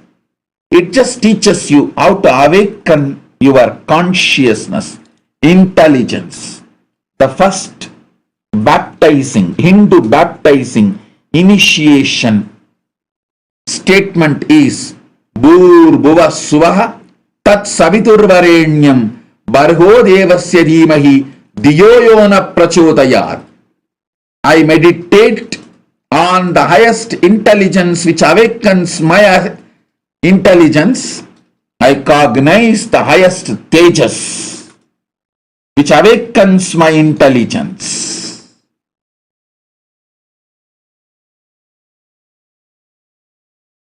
In India, in Vedic system, the moment child reaches 7-year-old, he will be initiated into Gayatri. We should understand one important thing. Vedic religion, Sanatana Dharma is the only Dharma. Hinduism is the only Dharma where there is no baptism. You are not given any faith. You are not given any concept. You are not given any philosophy. No. You are not asked to believe anything. You are just given a technique to control your body and mind. That's all. The mantra, the very word taught to a child when he is 6 or 7, the Gayatri mantra, even the very meaning of the mantra is, let me meditate on the energy which awakens my consciousness. Let that consciousness help me to meditate on it. That's all. Om Tatsvavidurvarenyam Barho Devasya Dhimahi Diyo Yona Prachodayat. Please be very clear. This mantra don't have any other meaning. It is not related to any devatas. There is no mention of Gayatri Devi with 5 faces. No. This mantra means, let me meditate on consciousness which awakens my intelligence. Let that consciousness help me to meditate on it. That's all. First thing our rishis wants us to do, our enlightened masters wants us to do is, first thing, bring your body and mind under your control. First, learn how to live with your body and mind. Gayatri mantra is owner's manual for body and mind. If you have a car, owner's manual is a basic need. Without owner's manual, if you start driving a car, it is whose mistake? It is your mistake. All the vehicles you can see on the airbag, there will be a small note. It may cause serious injury. Don't put kids in front. Kids below the 12 should not sit. And there are some serious important instructions, warnings. Same way, and there will be one more warning. Read owner's manual to know more about the airbag. Same way, the moment you enter into the body, around the age of 7 only, you start handling your body. Till the age of 7, you start living only in the instinct level. Only at the age of 7, your intellect starts working. You start making decisions. The moment you start making decisions, first thing you should know is how to bring body and mind under your control. That is the reason the Vedic masters, they teach us to awaken the intelligence, to awaken the consciousness. Before entering into the car, read owner's manual. Before entering into the body and mind, master your consciousness. Listen. Normally, when you get a password, mantra, you need to repeat it, master it through your practice. But if you receive the same mantra from an incarnation, he has already mastered it. I have already mastered the mantra. This key will directly start working for you. You do not need to do anything specific, special. For example, normally, if you receive a mantra with a 5 syllable, you have to do akshara laksha, means 5 lakh times you need to chant that mantra to achieve the mastery over the mantra. It's called akshara laksha. Each syllable 1 lakh time, 100,000 time. If you get 8 syllable mantra, 8 lakh times you have to repeat it. But with me, I have already mastered this. So to all of you, I am giving this key. You can directly start applying it, using it. You do not need to practice anything. That is why I tell you, this mantras which I am giving now will work for you without any of your efforts. Without any of your efforts, you don't need to put any effort. Nothing is needed from your side. So many people come and tell me. I get hundreds of messages. I should say even thousands sometimes.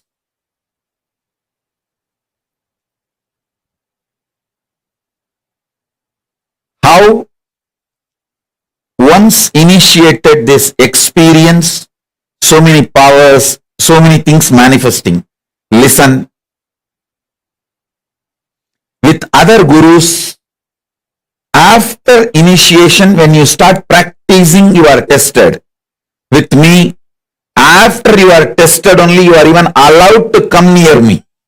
If you just Google Nityananda, all the video comes up other than my satsang is a test for you. You have to cross all that huge distractions. And crossing all of that, if you reach me and finally choose me, then the whole treasure I have brought from Kailasa is for you. It's like how in the fairy tales or the stories, you have to cross 7 oceans, 7 mountains, 7 rivers, only then you can reach the treasure sitting inside the cave. Same way only, you have to cross all kinds of scandals, rumors, lies, brainwashing, diverting informations, everything. 7 hills, 7 oceans, 7 river. Only then you can reach me. But if you decide to reach me, then all the treasure I brought from Kailasa is here for you. If you choose me, that's enough. You don't need any other spiritual practice. You don't need any other spiritual practice.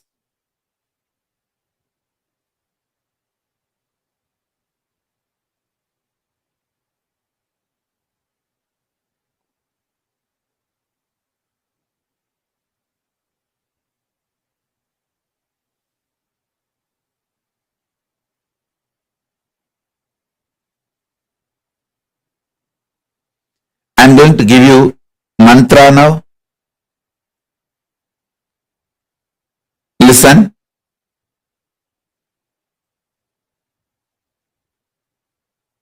I'm going to give you 4 mantras. Gayatri mantra. Then Shiva Diksha, Shiva mantra. Gayatri mantra will open Brahmaloka for you. It will give you access to Parabrahman. Samaya Diksha, Shiva Diksha mantra will give you access to Paramashiva. And I will be giving you Mahavagya, which will give access to me directly. It means which will give access to all gods and all the lokas. So listen.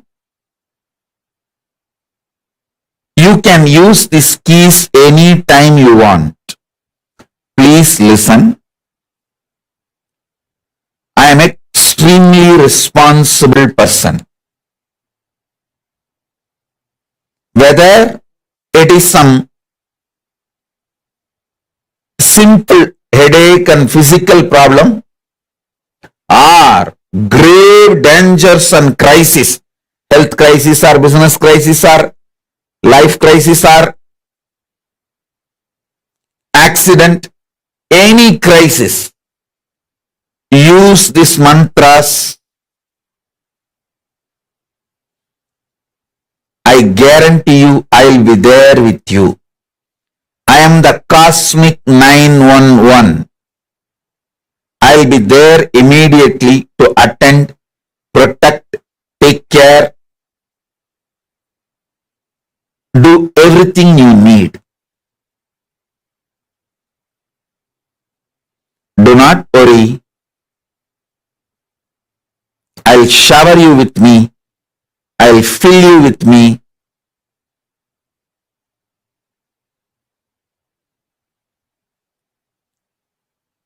I will manifest me through you.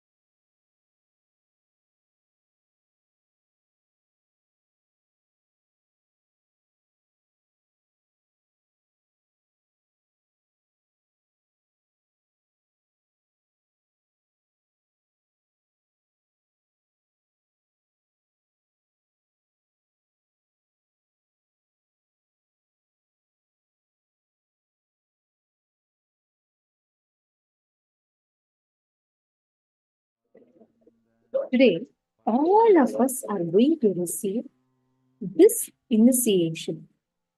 The initiation into Shiva Diksha. See, we all have something called, like Swamiji beautifully revealed to all of us, our identity. There is the Jivatma and there is Paramashivatma. When the Guru replaces the Jivatma with Paramashivatma, that is Shiva Diksha. Actually, how many of you are here who have not received Shiva Diksha? Can you all put yes in the chat? How many of you are here who are going to receive Shiva Diksha today for the first time? Or you're wanting to receive the initiation again? Initiation to Shiva Diksha. Can I request all of you to post in the chat? Ma Dennis.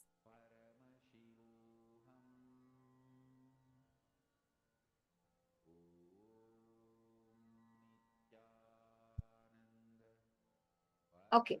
Can I request everyone to come on camera? Ma Dennis, Ma Maria Kalina, Ma Zigzuan Liu, Ma Taposhi Mohapatra, Ma Dahanananda, Ma Shuchen, Ma Venkatesha, Ma Orieta, Ma Maha Sadashiva Priya, Ma Yoga Priya, Ma Mahagoptriyananda, Ma Lita, Ma Vaping Zoo, Ma Saralananda. There are so many of you. Can I request everyone to come on camera and settle down? Every session is very important because each session is preparing you for today's initiation and to receive the best experience of the program. All right.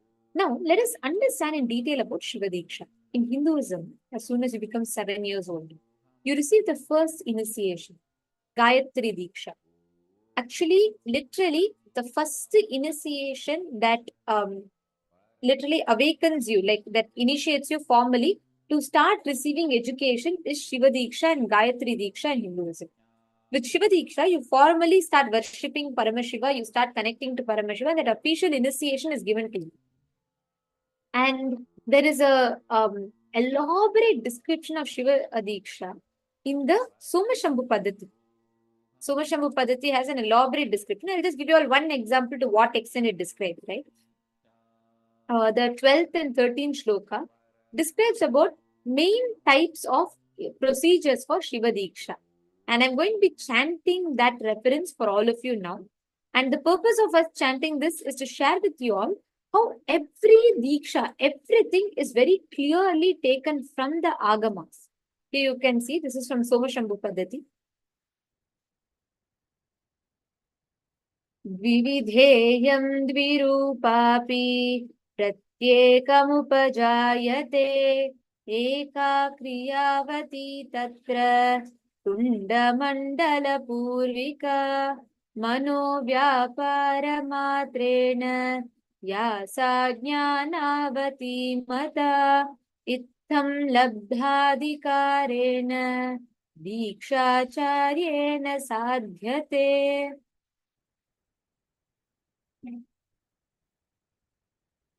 Actually, in Somashambhu Padati is one of the scriptures that very elaborately details how Shiva Diksha should be received.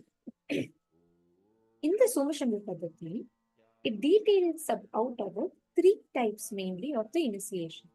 One is Mantra Diksha, second is Jnanavati Diksha, and the third is Kriyavati Diksha.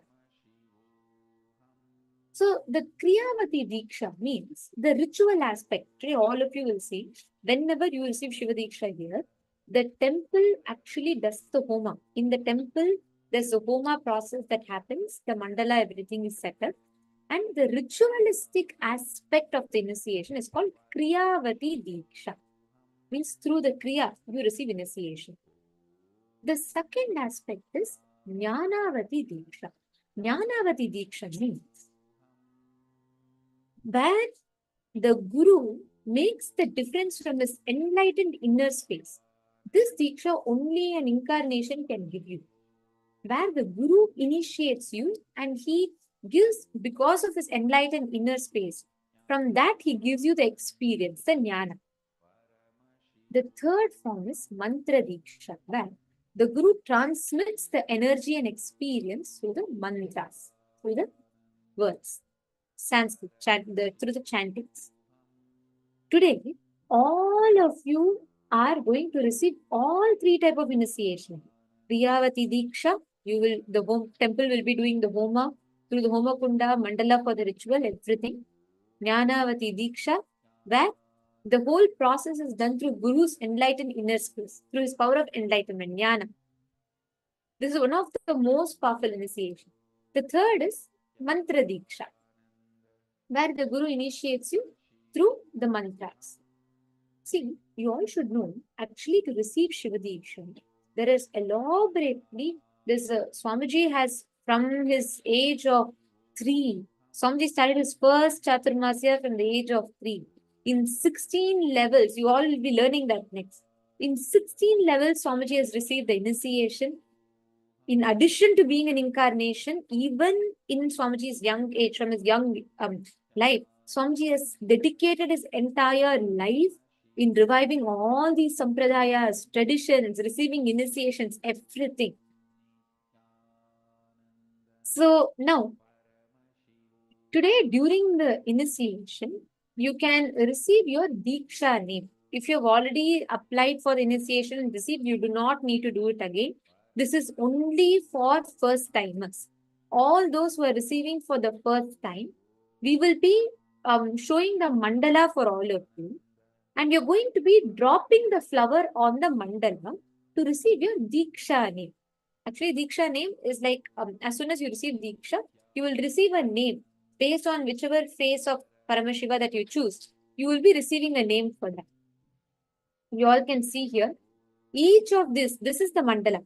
The image you're seeing on the right side, that is actually the mandala. See, maybe you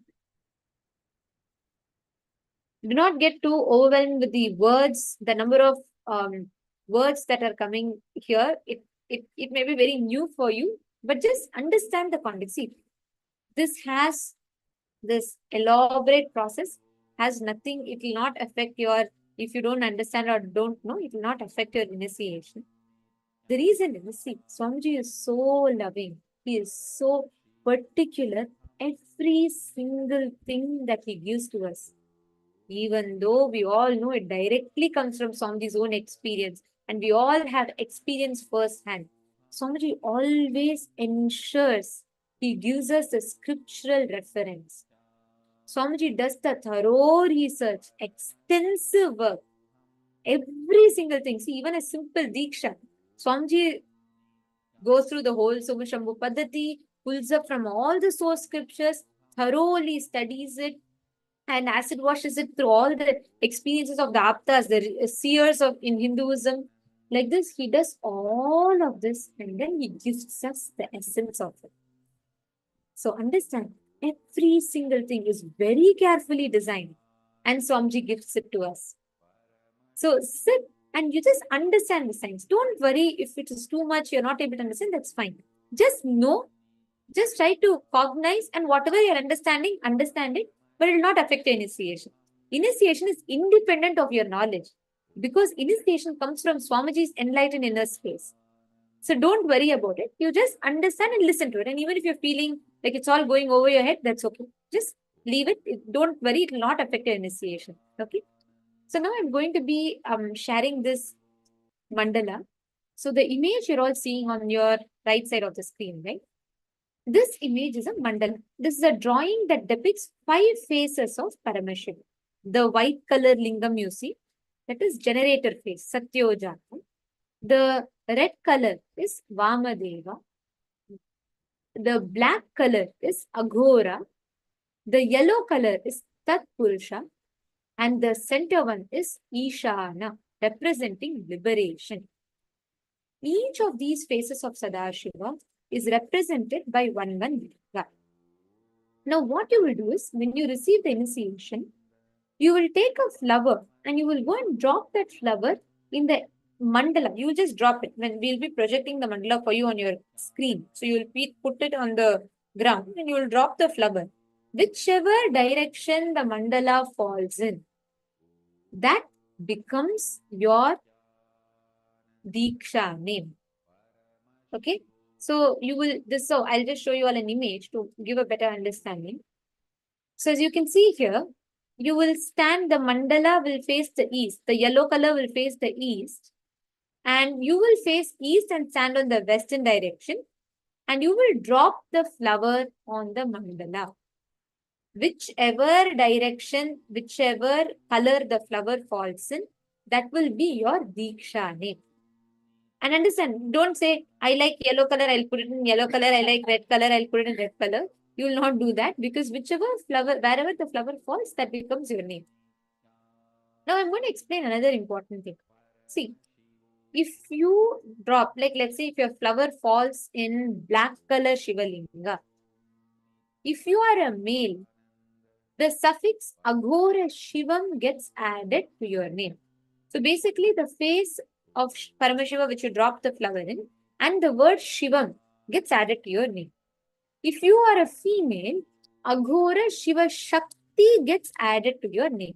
So for example, if you are Alexandra, a female, and you drop a flower and it falls in the black color Shivalinga, your name will be Alexandra Aghora Shiva Shakti. If you drop a flower and it falls in the red color Shivalinga, it will be Alexandra Vamadeva Shiva Shakti if you're a female. If you are a male, let's say you are Alex, so your name will be Alex Vamadeva Shivam. Are you all understanding this part? I'm going to actually project this chart for the ease of understanding. I request all of you to take a minute and please write it down. So whenever your flower falls, you will know how to find your Diksha name. I request every one of you to write it down. Please take a moment.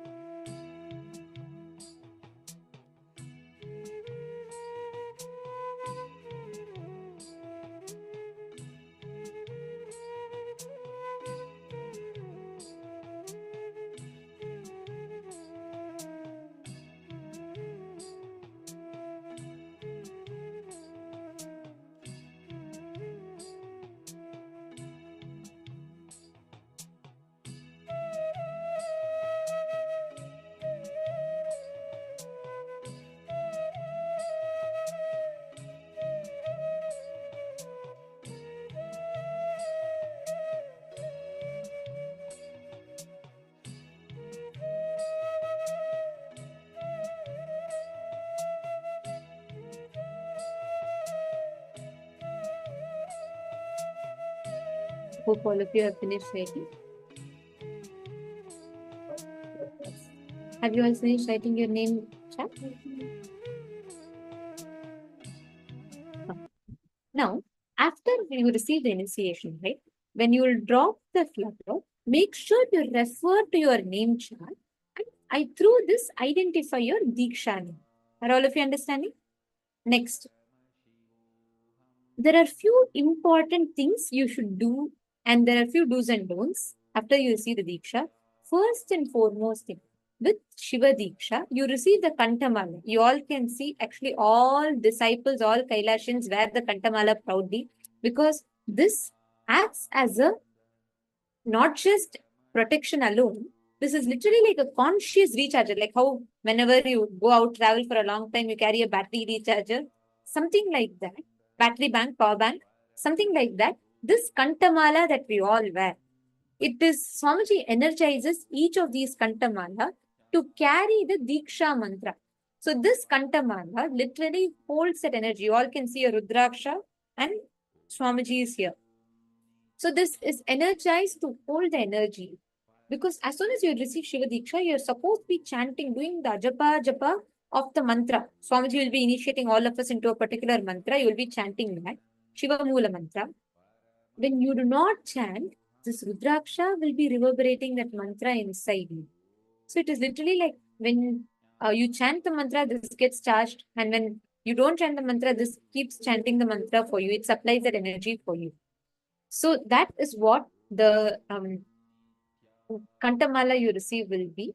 And few important things. As soon as you receive initiation, you should commit to never abuse Sadashiva, who is the source of the cosmos. Never abuse the words of Paramashiva, the Vedas and the Agamas. Do not abuse the Guru who is giving you the Diksha. Do not abuse other sadhakas.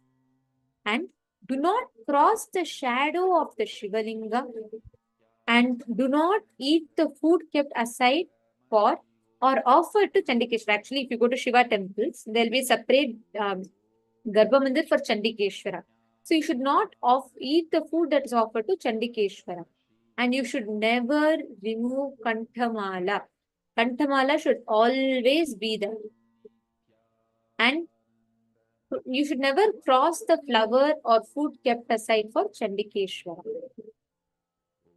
Now, for all those who are willing to take the Shiva Diksha today, please take a moment, head to this link and sign up.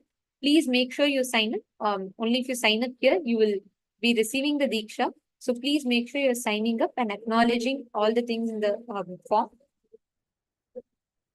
Is there anyone having any questions?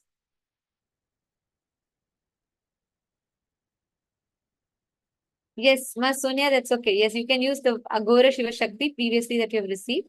And if you have already received the Shiva Diksha, you do not need to do the rituals again.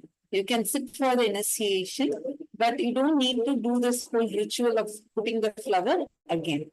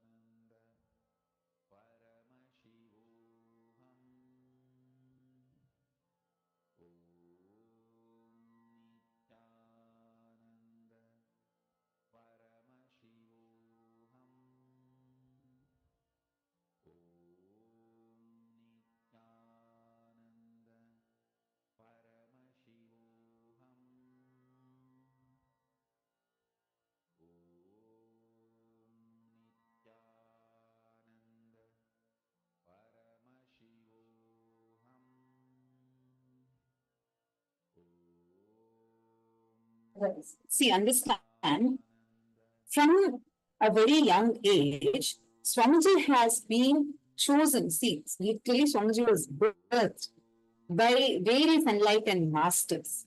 In Tiruvannamalai, Swamiji was birthed as Paramashiva, descended into this planet. Through multiple levels, Swamiji has been authorized, initiated as per Sanatana Hindu Dharma to give initiation. And what are those 16 levels? Now we are going to be listening to the Swamiji. Understand, Paramashiva reveals very clearly. If you are in the human body, by all means, you have to receive initiation from a living master. You have to receive. If you want to live, you want to experience the highest experience, you have to experience this initiation from a living master. He says, by all means, get the initiation. We are all extremely blessed because we are going to receive the initiation from a being, from Swamiji, who has been authorized to give it in multiple levels, all 16 levels. Now, what are the 16 levels? Let's listen to this revelation directly from Swamiji.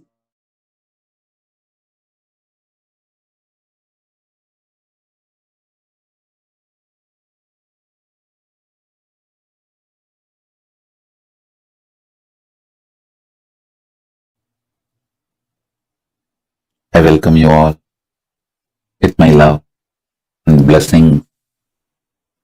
The first powerful cognition, the truth I want to give you all. Now, through the initiation I'm going to give you all, I awaken the Paramashiva in you,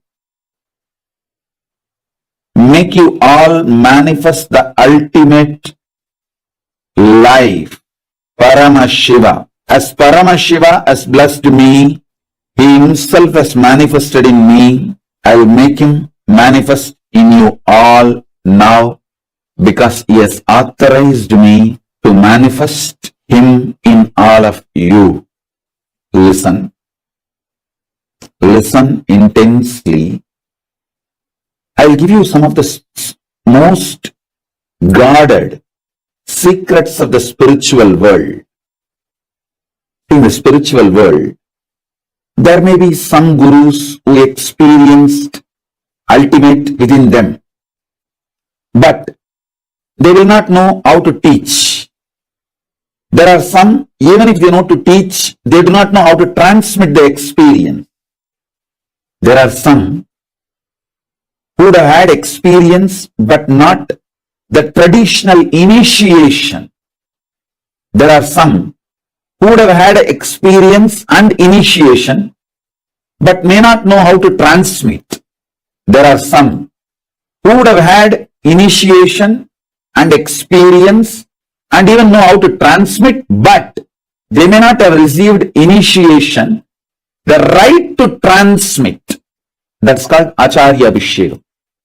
Even if you know the method to transmit to others, you should be ritualistically initiated, authorized by the Guru Parampara through Acharya Abhishekam. Means the right to initiate others should be given to you ritualistically by the right authorities. There are some who may have capacity to transmit the initiation, can in turn initiate others. In every level, he gave me everything just by making one right decision, making this body happen in Tiruvannamalai. That ecosystem gave all the 16 things needed for an ultimate guru. Intellectual knowledge, enlightenment experience, a right to transmit the intellectual knowledge, a right to transmit the experience, proper initiation into intellectual knowledge, proper initiation into enlightenment experience, proper initiation to initiate others into intellectual knowledge, proper initiation into initiate others into enlightenment, proper initiation to initiate my disciples, to authorize them to initiate others into intellectual knowledge, proper capability to initiate my disciples to teach others the intellectual knowledge, rightful initiation to authorize my disciples to empower others with enlightenment experience,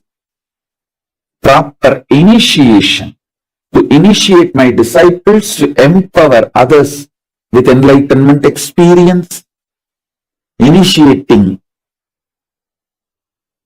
my disciples into enlightenment and initiating them to transmit enlightenment in every level, totally 16 level. All 16 He showered on me.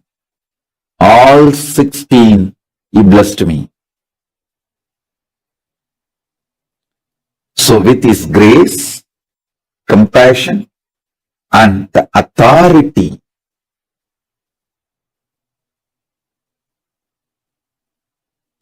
with His grace, with Paramashiva's grace and Paramashiva's compassion and the authority Paramashiva showered on me directly and through the unbroken Guru Parampara, chain of Guru Parampara, I initiate all of you into Paramashiva Jnana, Paramashiva Advaita, intellectually, experientially, ritualistically, and giving the Shakti Pada, Shakti Nipada initiation. So understand this initiation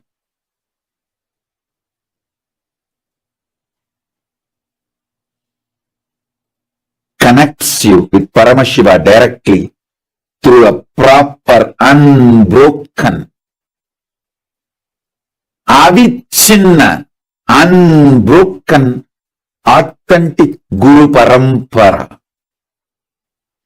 Avichinna Guru Parampara, which is a fundamental requirement along with enlightenment experience. Please understand, just because of enlightenment experience, somebody is not authorized to initiate. Avichinna Guru Parampara Diksha is required. So this introduction I gave now, listen again and again, then you will understand. I am not disrespecting any enlightened beings, but just enlightenment does not give the right to initiate others. Just enlightenment means they found a boat to cross the ocean of samsara, ocean of delusion, that's all. But they do not have the capacity to take others. But they will not know to produce the disciples who can transmit the initiation to others. There are some who knows to produce disciples, but they will not have the authority to initiate the disciples as acharya. In multiple level, there may be some who are intellectually able, have initiation, but not experience. There may be some who are intellectually able to transmit the knowledge, but don't have the right to initiate others from the right proper authority, Guru Parampara. Understand all these nuances.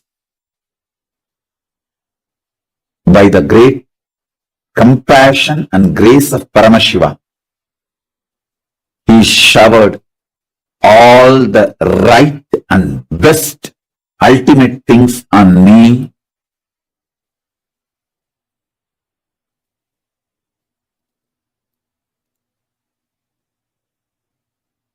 Enlightenment experience and right ritualistic proper initiation from enlightened gurus, ability to teach and right initiation, authorizing me to teach from the Guru Parampara,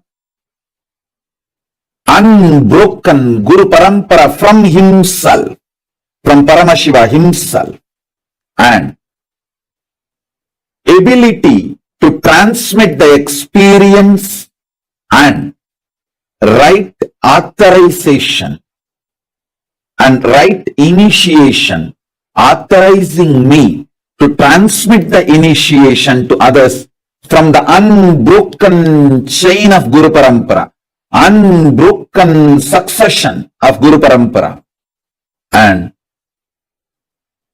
ability to make the disciples initiate others, and ritualistic initiation, authorization to initiate my disciples into Acharya Abhishekam by authorizing them to initiate.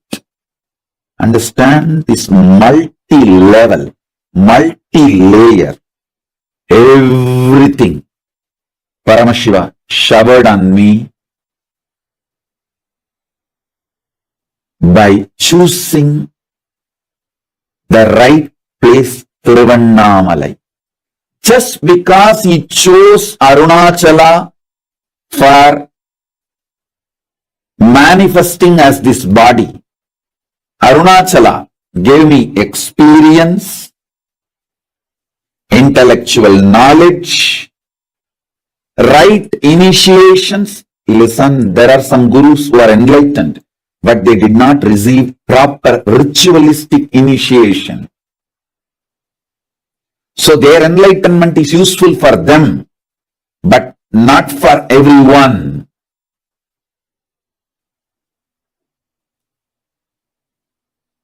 Not only he gave me the knowledge to teach others, he gave me the authority, authentic initiation from the Guru Parampara to teach to others. Not only he gave me the power to transmit the experience, he gave me the authentic Guru Parampara, Acharya Abhishekam, Nirvana Diksha, the authority to initiate others and authority to transmit this experience to others. Not only he gave me the power to initiate my disciples to initiate others, he gave me the authentic, unbroken lineage of Guru Parampara, Diksha, as a Paramacharya to initiate Acharyas Upara, the great tradition, ultimate tradition of Shaivism, Paramadvaita, to flourish all over the universe. Not only I transmit enlightenment, I give formal initiation also. Even if they have capacity, Shakti-wise, some enlightened beings have the energy to lift others, but they do not have the initiation, means authorization from the Avichinna Guru Parampara to do that. Guiding, lifting others. So, you need everything. Knowledge, power, initiation for yourself, and the authorization to initiate others, and authorization to initiate others as acharyas. All the 16 level, 16 things needed, Paramashiva showered on me just by making me take birth in Arunachala. In Arunachala, all the 16 was available for me. He made it available and showered all the 16 on me. Hope all of you are understanding the subtle differences. Why initiation? Why Swamiji? why initiation and why from Nityananda Paramashivam? The question is categorically answered in this one session. All of you celebrate Paramashiva himself is directly showering this on all of you. There are some gurus who are enlightened but not systematically initiated. There are some gurus enlightened, systematically initiated for their enlightenment, but not systematically initiated to initiate others. That is called Acharya Vishekam. Listen, you are getting initiated to live Paramashiva Twa, the Paramashiva's lifestyle. I always tell, practice in this Kailasa, perform in Maha Kailasa. Practice devotion, practice lifestyle of Paramashiva in this Kailasa, perform in Maha Kailasa. Initiation into living Paramashivatva is Charya Pada. That initiation is called Sivadiksha, Samediksha. Then initiation into enlightenment is Visesha Diksha. Initiation into Paramadvaita is Nirvana Diksha. Initiation authorizing you to initiate others is Acharya Vishekam. Initiation authorizing you to transmit enlightenment to your disciples and in turn authorizing them to initiate others is Paramacharya Visheka. Paramashiva showered everything on me. Power, capacity and initiation. Just by making me born in Tiruvannamalai, in that ecosystem, he brought everything and showered it on me. Why Swamiji? Many people may say, yes, I accept Hinduism is great. I also want to practice Hinduism, but why Swamiji? Why Swamiji? That question, why Swamiji, will be answered with this one session. Especially if you are teaching to others.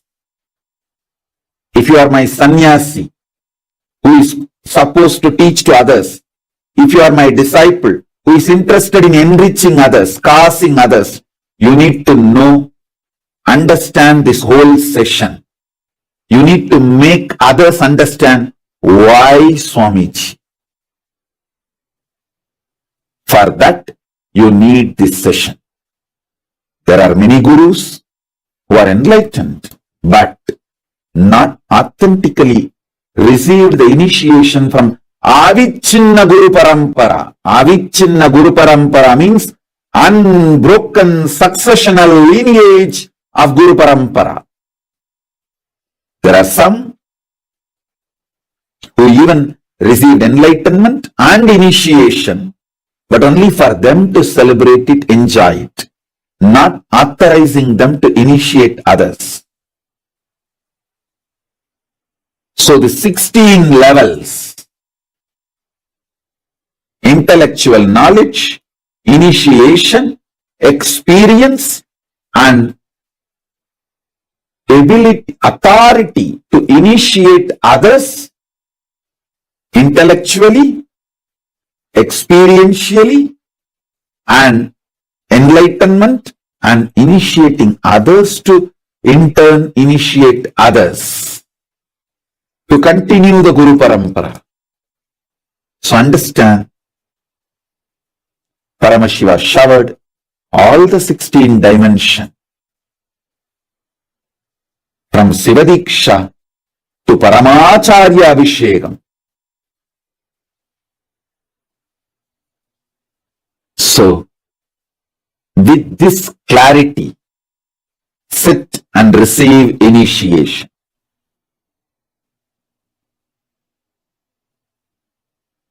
listen.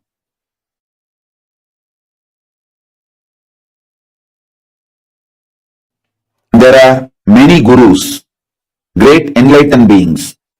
See, I am not comparing, I am not disrespecting any of my predecessors, my Guru Parampara, or my predecessors.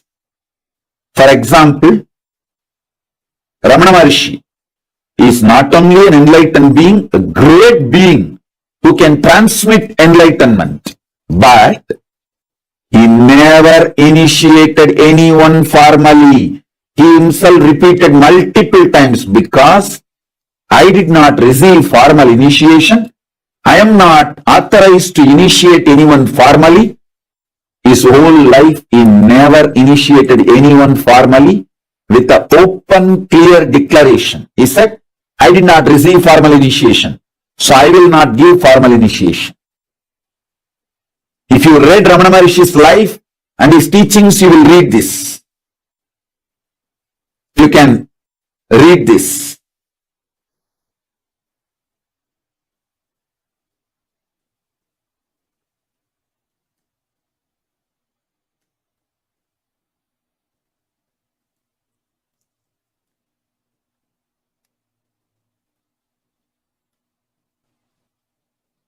There are many gurus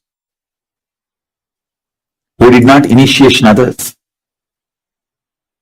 just because they did not receive formal initiation.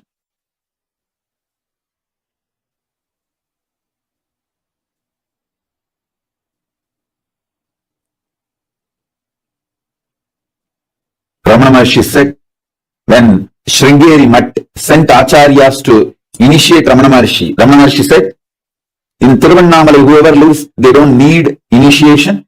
So I don't need initiation. Same way, I am also not going to initiate anyone. Arunachala himself initiated Ramana Maharshi, but he did not come in human form and formally initiate. So, he never initiated anyone formally. Arunachala is Ramana Maharshi's guru. He gave enlightenment to Ramana Maharshi, but he did not assume the human form and gave the initiation ritualistically.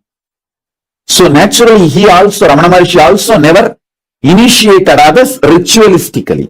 I am not disrespecting Ramana Maharshi. I am not comparing myself with them. I am just stating the nuances, subtle nuances of the spiritual world.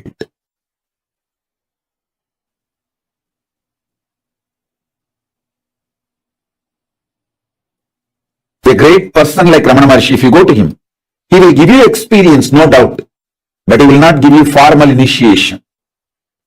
I give you experience and formal initiation, both, because I want this Guru Parampara to continue, flourish.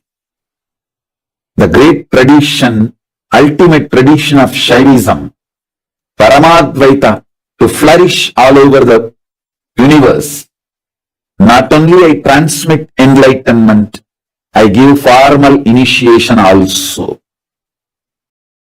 And the great Guru Parampara, if I have to tell the names, all the names I remember itself will run into hundreds. From Arunagiri Yogishwara, Paramashiva himself, then Guhe Namachivayar, Guru Namachivayar, Virubakshi Devar, Seshadri Swamigal, Ramana Maharshi, Isakki Swamigal, Yogi Ram Surat Kumar, Mata Vibhudanandapuri, and Gautamashram Chinna Swamigal, Gautamashram Periya Swamigal.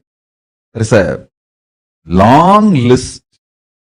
The Guru Parampara. Fortunately, we have many gurus, short biography, introduction, and some of them photograph. Photo, I think we have only some, maybe 20 gurus. But the short bio intro, we have at least, documented biographical introduction, we have at least 100 gurus. The great Guru Parampara unbroken lineage of gurus, the Guru Parampara,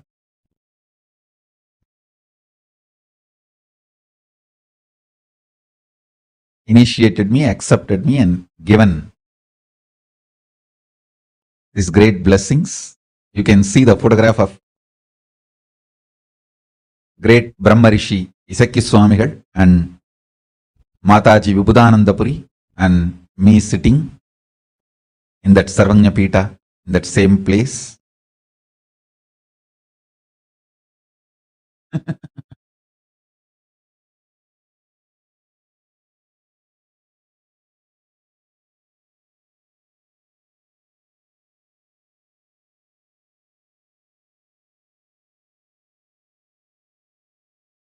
I bow down to all the Guru Parampara from Om Nityanandeshwara Paramashiva Samarambam Nityanandeshwari Parashakti Madhyamam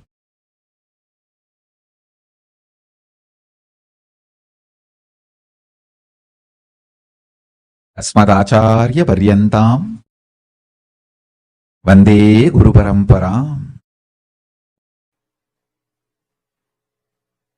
I tell you, I am brought up by very powerful gurus, most beautiful gurus who took my life as their life. See, actually, I am not a first generation success. I am almost like a third, fourth generation success. 3-4 generations before, the vision, ambition, my guru, Paramaguru, Paramartha Guru, they cherished. My Paramartha Guru poured all his ambition, vision intensely into my Paramaguru. And my Paramaguru poured all his tapas, energy, intention, intensity into my Guru. And my Gurus have poured all their intention, energy, power, tapas, ferociousness, everything into me. I am that intense manifestation. That is why within the 44 years, so much has manifested through me. Understand?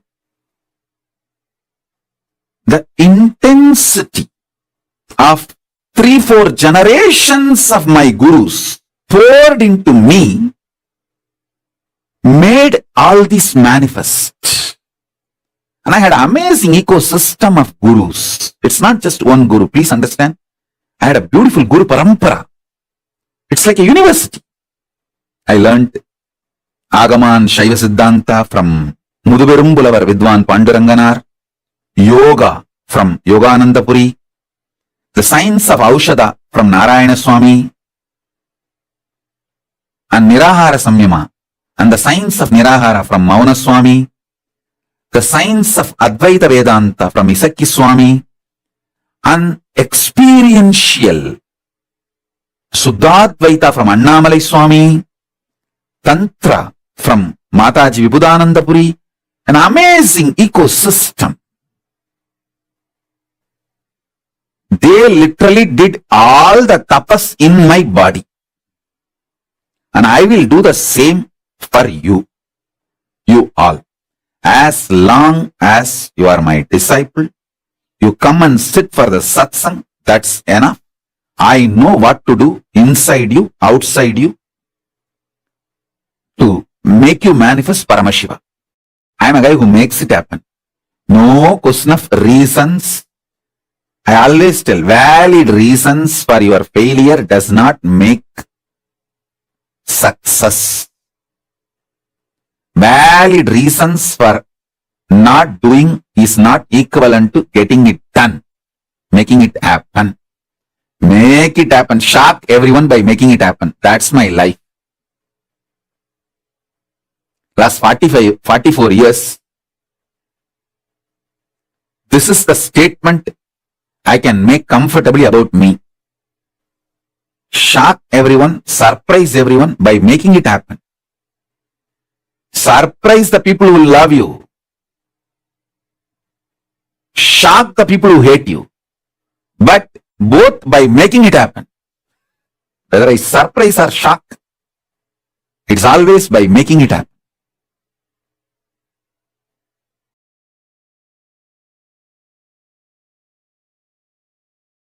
And the great Guru Parampara If I have to tell the names, all the names I remember itself will run into hundreds. From Arunagiri Yogishwara, Paramashiva himself, then Guhenamachivayar, Gurunamachivayar, Virubakshi Devar, Seshadri Swamigal, Ramana Maharishi, Isakki Swamigal, Yogi Ram Surat Kumar, Mata Vibhudanandapuri, and Gautamashram Chinna Swamigal, Gautamashram Periya Swamigal. There is a long list. The Guru Parampara. Fortunately, we have many gurus, short biography, introduction, and some of them photograph. Photo, I think we have only some, maybe 20 gurus. But the short bio intro, we have at least documented biographical introduction, we have at least 100 gurus. The great Guru Parampara, unbroken lineage of gurus, the Guru Parampara,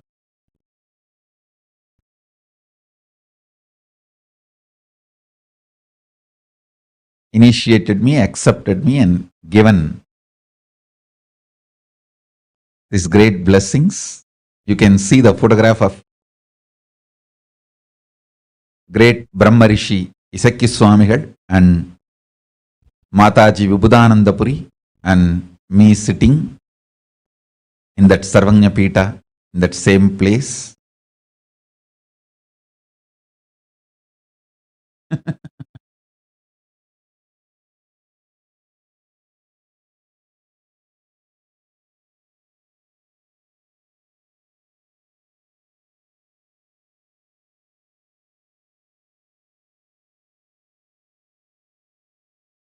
I bow down to all the Guru Parampara from Om Nityanandeshwara Paramashiva Samarambam Nityanandeshwari Parashakti Madhyamam.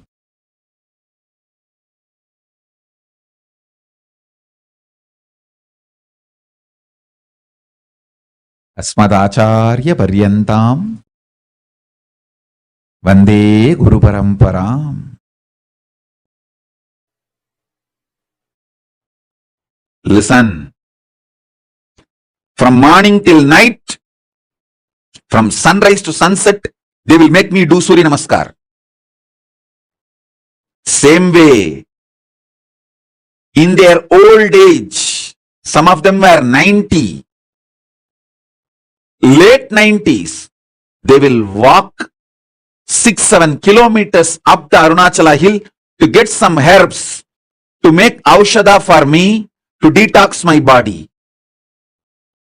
They walking up and down Arunachala hill to get the herbs is 100 times more difficult than me doing Surya Namaskar from morning till night, sunrise to sunset. When I see their dedication, I never doubt their intention. When I don't doubt their intention, I just do what they say. I submit myself to their ferociousness. It was such fortunate relationship. And fortunately in those days that the law of the land allowed kids to be brought up by gurus. There was no pokso. There was no such law that kids have to be only with the parents. Kids are brought up by the gurus. And I had the fortune, law of the land at those days supported, not now. Now in India that pokso law has come. A guru cannot tell the student. First of all, guru-disciple relationship is broken, and a guru cannot tell the student to do even Top Karnam or Surya Namaskaram more than 3 or 4. It will be considered as a torture, and the over. If a student or the student's parents complain to the police, over.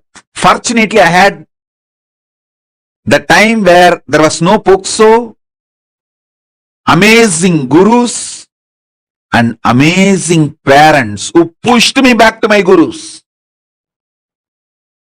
Extremely loving parents, but absolutely clear and uncompromising. From sunrise to sunset, I would have done Surya Namaskar, which is roughly 11 hours. Tiruvannamalai, sunrise to sunset, usually 11 hours, because the sun setting will be little early because the sun sets behind the hill. So sunset will be little early. In Tiruvannamalai, it will be seen little early because the hill covers. So those days there is no question of following the watch. We have to follow the direction. If we can see the sun, then I have to start. If the sun is not seen anymore, then I have to stop. So sunrise to sunset, I would have done the Surya Namaskar. Literally, I feel all my joints are separate and I am separate. My mother will tie the gunny bag, bits, to my knee, to my hands, everything. She knows how I will be feeling. I'll scream at her, throw tantrum. See my guru, he made me do this Surya Namaskar from sunrise to sunset. She will just keep quiet. Next day morning, early morning, 4:30, that's the time my guru will come to pick me up for my training. She will come politely and wake me up as if nothing happened yesterday night. Kanna, Tata vanditaru, coffee kudikka polama? That's why she will wake me up. Means, the Tata means Raghupati Yogi, my guru, and he will take me and give me a cup of coffee first. There was a hotel, Udupi Hotel, even now the hotel is there. That Udupi Hotel owner is the disciple of my guru, Raghupati Yogi. So he will take me there and we both will have a cup of tea, cup of coffee, then start our yoga classes to temple. She will act as if nothing happened.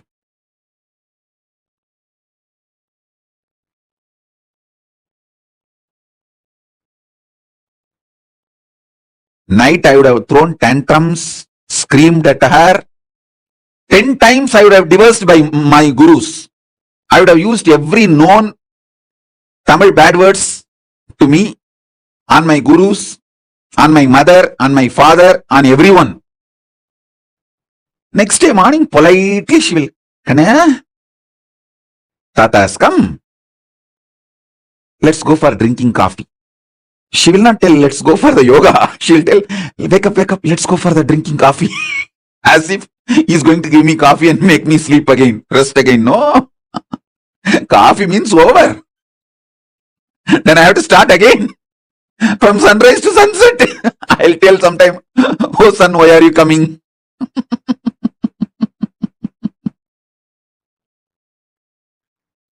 But I tell you, now even when I remember all this, feel so grateful to them.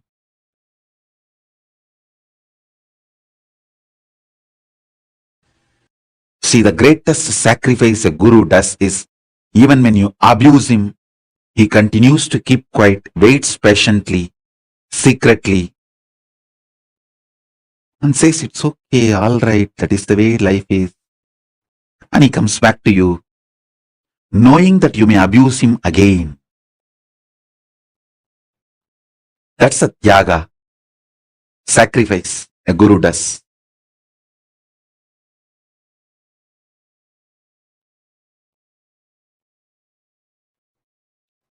I had that kind of amazing gurus. Fortunately, that kind of a legal system where the government has no right to interfere between guru-disciple relationship.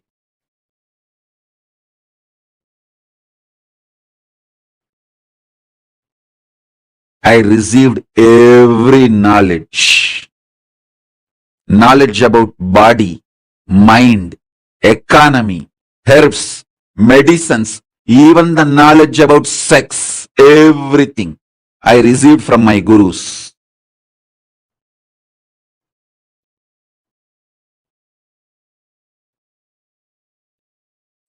Fortunately, at those days, law, society, ecosystem, above all, my parents, all were supportive.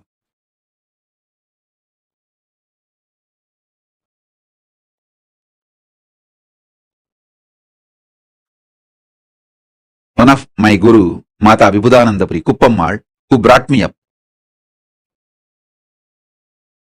The main few people who collectively took the responsibility of me and worked almost 24/7 for me is Isakki Swami, Mata Vibhudanandapuri Kuppammal, Yogi Yoganandapuri Raghupati Yogi, Narayana Swami Tata, Tottakara Tata, that's a nickname, Narayana Swami Pillai. These few people. Fortunately, I had the ecosystem. Not only none of my relatives, family people had ill feeling to Annamalai Swamigal. They did not even stop me going to my guru. Then, next, the most important thing is Kuppammal, my godmother, my guru, Guru Mata. She is not only my guru, she is literally my grandmother. Means my father's mother's close friend. Both of them were only the very close, thick friends, and both of them are initiated into Srividya Sampradaya by Isakki Swami. Both of them were great yoginis. They were running a team, a group, Abhida Gujam, in the name of Abhida Gujambal, the Parashakti. Parashakti's name in Tiruvannamalai is Abhida Gujambal. Kuppammal is president of the team and my grandmother is the vice president. So they were very intimate, thick friends, literally same family. And Kuppammal, விட்றா இந்த பெரியவங்க என்ன சொன்னாலும் அத வாழ்க்கையில test பண்ணி பார்க்கறதுன்னு பண்றல, இது போதுமடா, எல்லாத்தையும் சாதிச்சிருடா நீ, விட்றா. That's all. Means she was actually encouraging me to experiment whatever my gurus are teaching. One of the most beautiful things, I had many gurus. None of them are possessive of me. Everyone was trying to support me, enrich me, make me a flower. Kuppammal will call every specialist, expert in different fields. Like a Kuppammal's relative is Narayana Swami Tata, who is adept in the power manifestation science and Mantra Shastra, herbal, Aushadha science. She will call him regularly and make sure I learn everything from him. She had many of that kind of contact, the great enlightened beings, Siddhas, adepts in various fields. She will get all of them and make sure I receive all the knowledge and I am enriched, never possessive. She always owned me and made me successful, never possessed me or controlled me.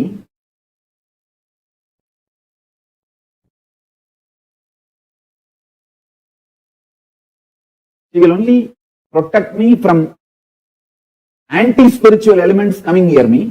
But as far as the spiritual side, she will get every best things and provide for me.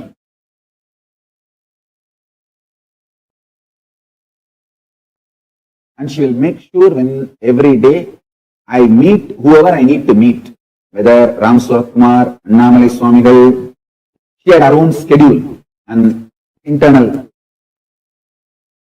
mechanism kind of a thing, support system. It was literally like a university, spiritual university. Yeah. Arunachala is living spiritual university. She will make sure I learned the Saiva Siddhanta from Panduranganar, my Saiva Siddhanta Acharya. There was one elderly woman, Kanagammal. She is the disciple of Ramana Maharshi. She wrote commentary on all the Ramana Maharshi's works. So Kuppamal will make sure I learn all the lessons from Kanagammal and Annamalai Swamigal. Sadhu Om. I tell you, that whole ecosystem, oh God.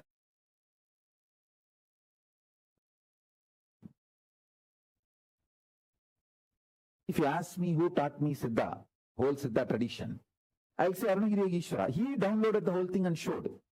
But Isaki Swami gave me the practical expertise in the field. He collected the herbs, showed me how the Pashana can be done, Navapashana can be done, or Aushadas can be done. The whole practical expertise was given by Isaki Swamigal, but the knowledge was showered on me by Arunagiri Yogeshwara.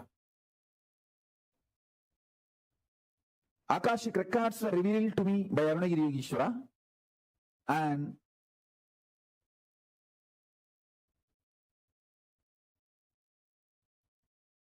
Isaki Swamigal gave me all the practical expertise. That's the first. Second, Tiruvannamalai is such a beautiful ecosystem where many of these gurus of different dimensions of Hinduism who have mastered that dimension. I tell you, the mastery Yogananda Puri had on yoga is extremely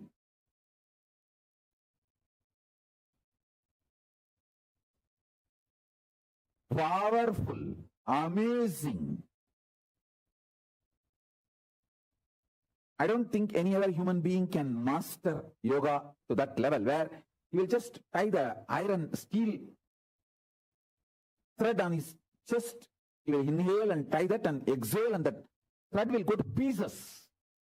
Mastery of pranayama and yoga.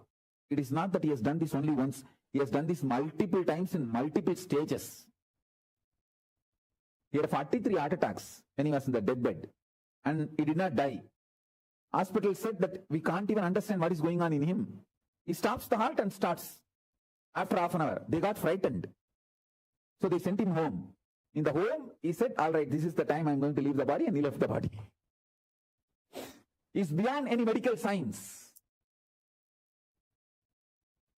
He's beyond any medical science. He taught me the knowledge of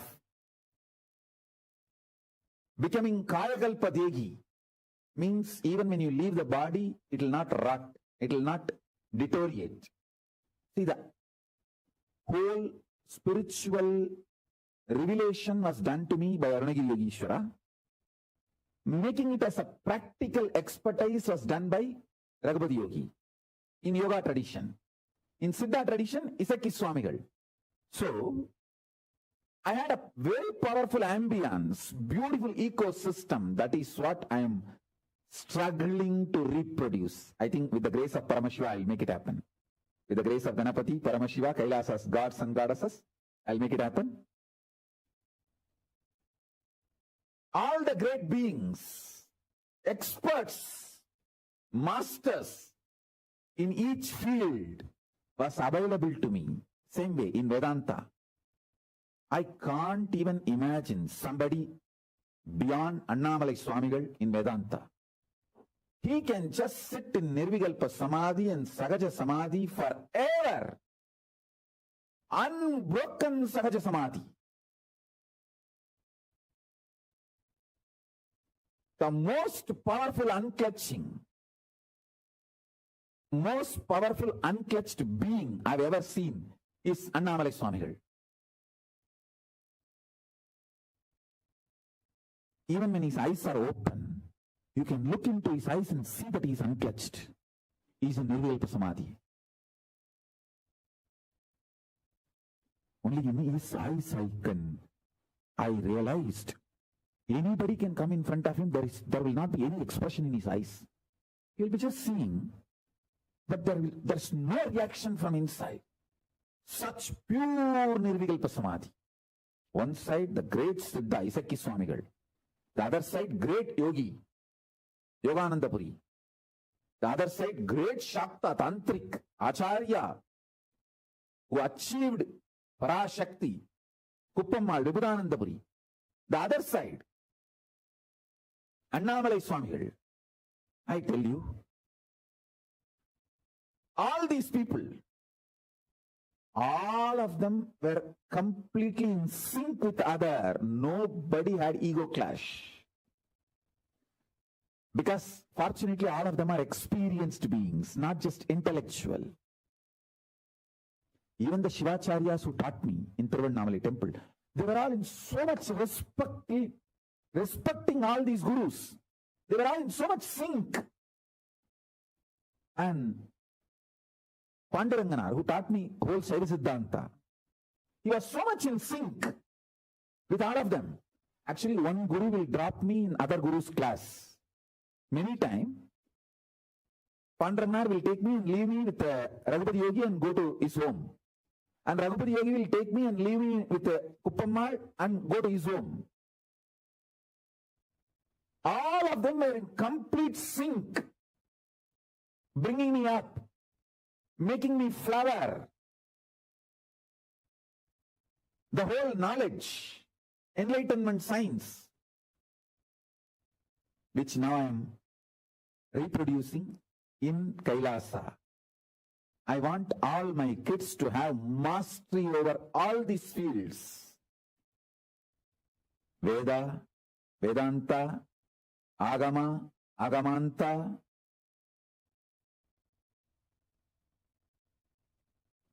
Fortunately, they have given me experience and expertise. Experience-based knowledge and great expertise. Please understand. It's like how Subramanya was brought up by Karthikei Pengal, the 6 women brought up Subramanya. Same way, multiple gurus brought me up and made me manifest everything. Just one guru will not be sufficient to give me the expertise in so many branches of knowledge, so many dimensions of Hinduism.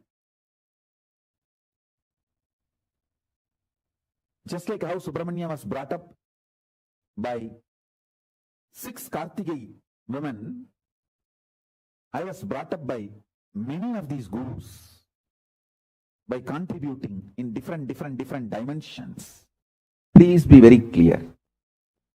I have started doing what I am doing now the moment I identified myself and my gurus, what they have to offer it to me and what I am supposed to offer it to the world.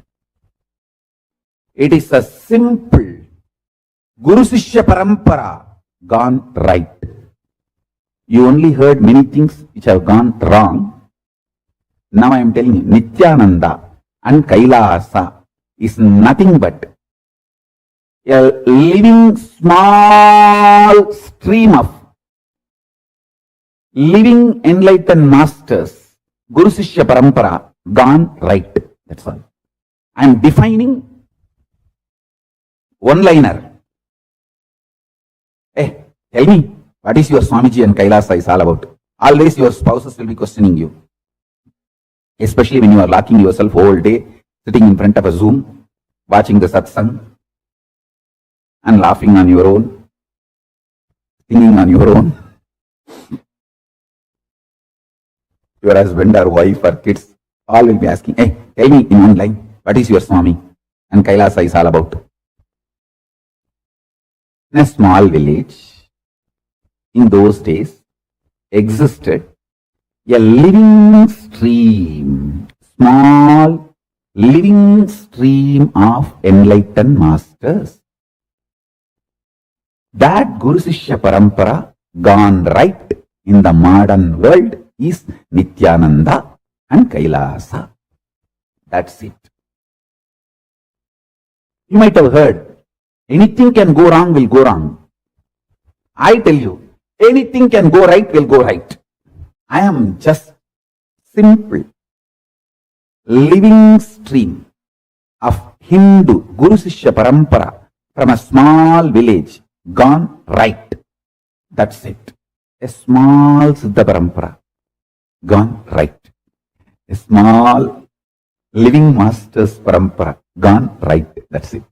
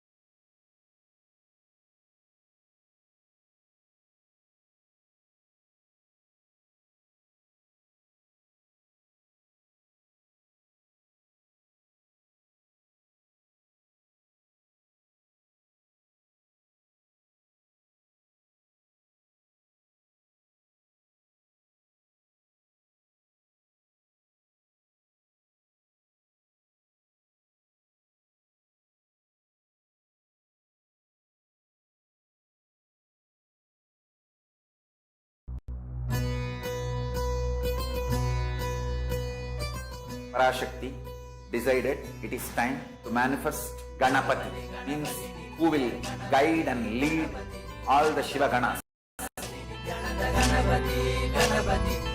Paramashiva tried to tell that being, hey, I have come here to add my bioenergy to you. But the being was not that conscious or ready to understand. When Paramashiva understood, he has to now cut the head and add the bio of Parashakti and bioenergy of him into the being to make that experiment success.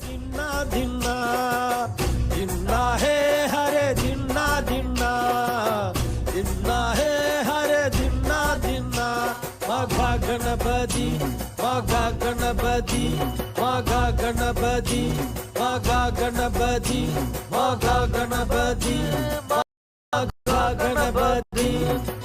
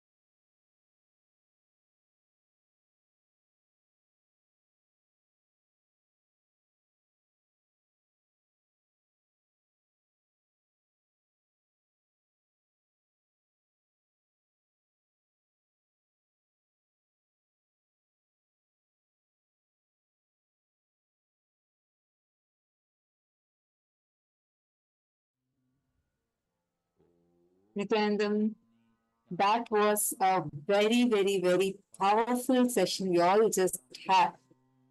Why Swamiji is that ultimate manifestation of Paramashiva, not just because of the manifestation that Swamiji himself as Paramashiva has come down, but even as per the scriptures, rightfully how Swamiji is authorized in multiple levels as the ultimate to give us the initiation. And what a blessing all of us are having to receive this initiation directly from Swamiji. How is all of your experience just to listen to this amazing blessing that you all are blessed with, showered with? What a boon, what a blessing. Even to be here today is a divine leela directly from Swamiji, that you're even able to be here to experience this powerful darshan. How is it for you to just even listen to this? Can I request all the participants to please share? Kindly share your experience just listening to this very revelation from Swamiji. Nityanandam, Kala Devi, Patrick, Nityanandam, to every one of you that are here with us.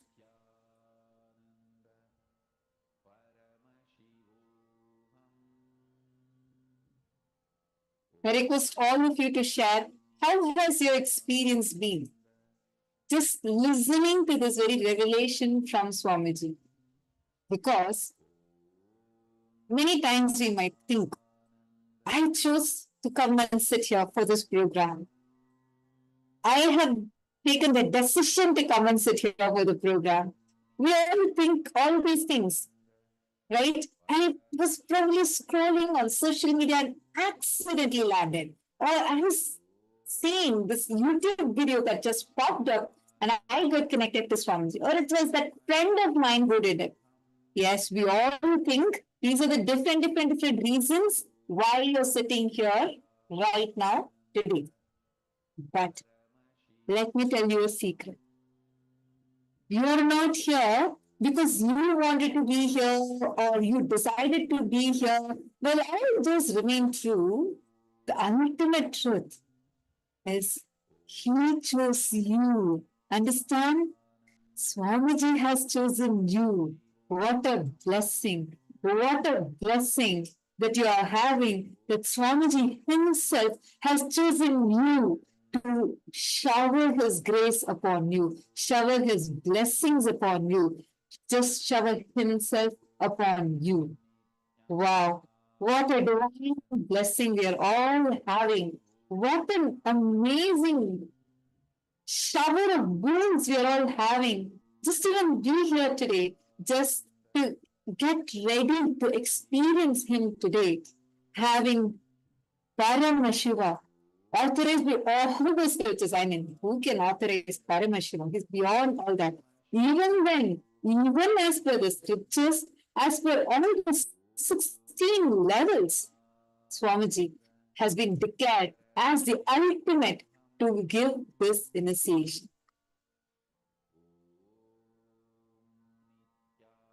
Can I request all the participants to please kindly come and settle down in front of the camera? Ma Taposhi, Dennis Bell, Ma Maluhya, Ma Maria Kalina, Ma Gomati, please kindly turn on your cameras. Shinte Chiyu, Ma Madeline, Ma Shu Chen, and Ma Ananda Premini, all of you please kindly come on camera. Thank you, Ma Dennis. It's lovely to see you. Be on camera itself. All right.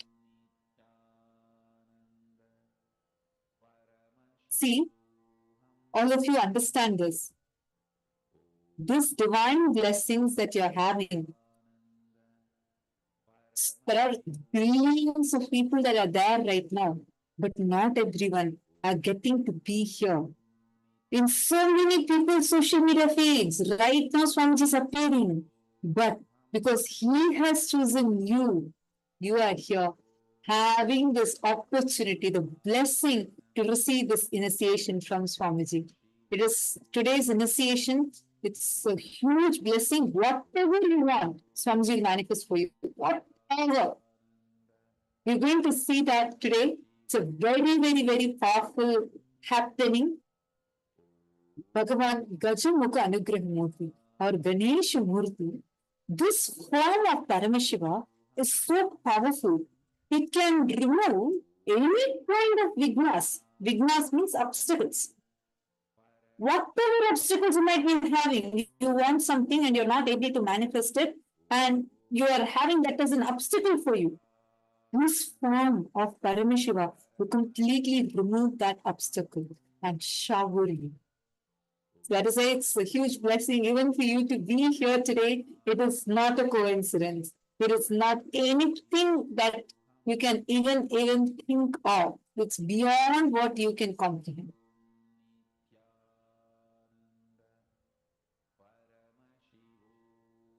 Today we all learned about conscious manifestation.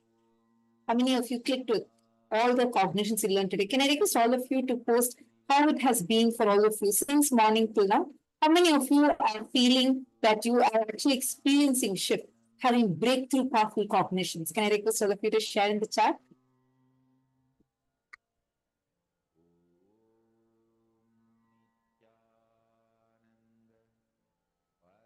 Take a few minutes and please post. How has your experience been?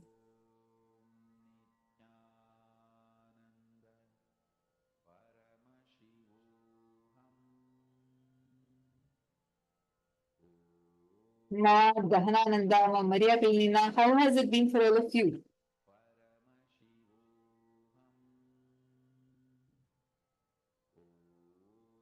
Great. See, now we are going to be, thank you all, thank you for your beautiful messages. Now we are going to experience the moment that we're all waiting for. Very soon, we're all going to be experiencing the darshan of Swamiji. 7 p.m. Eastern Standard Time onwards, you're going to be having the darshan. So get ready. One very important thing is your inner space. What space you are having inside of you, that matters a lot for receiving the darshan, because Swamiji is going to be showering. But how well are you ready to receive this? So that is why the preparation for it is important. Learning all these powerful cognitions from morning, sitting and attending the sessions, all these are very, very, very important. Maria Kalina is saying, every time around new revelations from Guruji, multi-layered satsangs. I know, right? Like actually each cognition is like, it gives you a breakthrough in multiple levels. By the time you cognize one powerful cognition, already Swamiji has given you 10 breakthroughs with that. Now, I have an exciting news for all of you. This batch is actually a huge blessing is there for this batch of Paramashivoham participants. And because during this batch, this season, we're going to be celebrating few very important festivals with Swamiji. Actually, in this batch, the grand celebration, with this batch, the celebrations and festivity season begins. Actually, if you see this season's calendar, right, you have Ganesha Chaturthi, you have Krishna Janmashtami, you have so many auspicious celebrations. In addition to this, you have one of the grandest Brahmotsavams, which is Somasundareshwara Pattabhishekam. We have amazing multiple special events. You have so many reasons to celebrate. So this time, every day is going to be celebration. You have every day one reason to celebrate. Actually, that's the speciality of Hinduism. Every once in a while, you'll have a celebration. And literally, you'll have celebration for everything. One day you'll celebrate the knowledge. One day you'll celebrate the wealth. Each day is dedicated for celebrating different dimensions of Hinduism. And this season, you're all going to be having amazing festivities that are part of the season, including Krishna Janmashtami, and we have Ganesha Chaturthi, and we have various other celebrations that is happening this time. So that is the most exciting news that we have. Krishna Janmashtami, Ganesh Chaturthi, and Chokkanadar Pattabhishekam. Swamiji is going to also get coronated. The coronation ceremony is going to be happening. Wow. This is going to be one removing all obstacles. Krishna Janmashtami means celebration is the life of Bhagavan Krishna. So this batch is going to be very, very lucky because you are going to have Swamiji's darshan as Bhagavan Shri Krishna too. I know many of you here love the darshan, just to have that darshan, seeing Swamiji as Bhagavan Krishna in that bhava, having that bhava samadhi darshan. And we are going to be having it on the 25th. 25th, we are going to be having this special celebration. We are having a lot of sevas that are happening on this auspicious day. So anyone, whoever wants to connect with Bhagavan Krishna, you have variety of options. We have the Churna Abhishekam, Pratyaksha Pada Puja, Tulabharam, and many such special sevas that we are going to be offering around the various temples in Kailasa, and you're going to be able to directly connect to Swamiji as Bhagavan Shri Krishna. So this season is going to be a huge blessing for this, and anyone, whoever wants to connect with Swamiji as Bhagavan Krishna, and if you want to offer sevas, here is an opportunity for you. Can I ask all of you a question? What exactly does offering a seva to a deity mean? Why do we do that? What do you feel? Why do you think we offer a seva to a deity? Why do we offer these various different rituals? Can I request each of you to post and share? Why do you think we offer these sevas?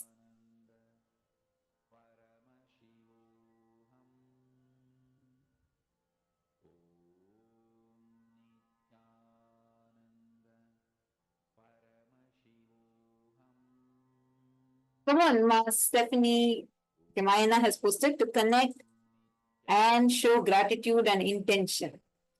Okay? To connect to who? And why do we do that? Ma Purushananda has posted to relieve our karma.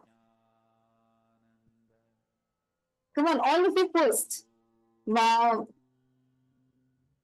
Sonia, Ma Irene Lemas, Ma Anandeshwari, Ma Vishalam Srihari, Ma Geeta, Ma Virupaksha. All of you please share. Why do you think we offer sevas in Hinduism? Mayana has posted to connect to the divine in us. Okay, Ma Stephanie, out of love and gratitude and to give. Ma Sonia, to connect to the divine. I'm getting such beautiful answers from each of you.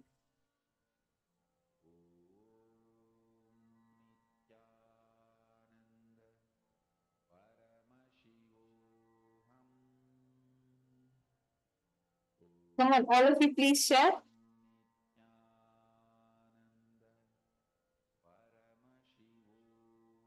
Why do we offer sevas? Ma Yoga Priyananda, why do you think we offer sevas? Actually, let me tell you, all of your answers are also right, but the main purpose, see, in Hinduism, we have this unique tradition or a unique section in Hinduism called as the Crea Pada. Crea Pada means, can anyone tell me what is Crea Pada? What is Crea Pada? What do you think is Crea Pada? Actually, all of you are posting such beautiful answers. It's so wonderful to see each of you, the way how you're cognizing these powerful revelations from Swamiji. I know many of you coming from different countries, different backgrounds, you're still able to remember the Sanskrit terminologies. That's amazing. Okay, come on. Now, all of you share with me. What is Kriya Pada? What is this Kriya Pada section of Hinduism? What is Kriya Pada?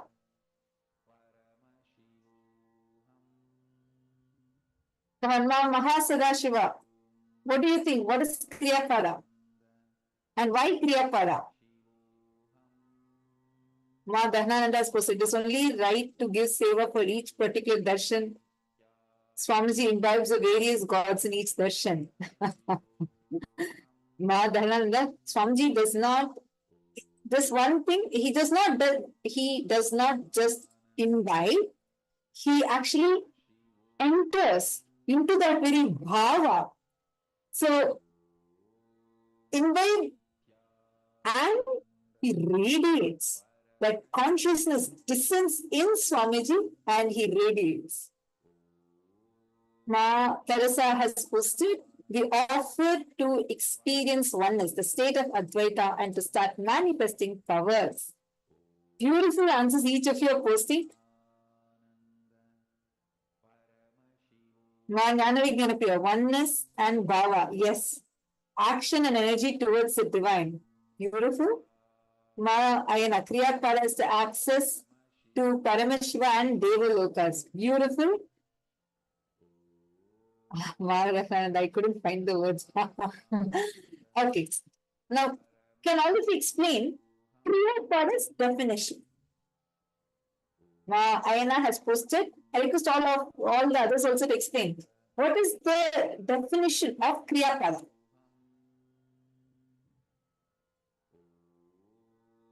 Yogopiananda has posted, anything done towards the purpose of connecting with the source. Beautiful, Ma. Actually, Kriya Pada in Hinduism. Okay, I request everyone else also to post. Everyone, all the participants post. What is Kriya Pada?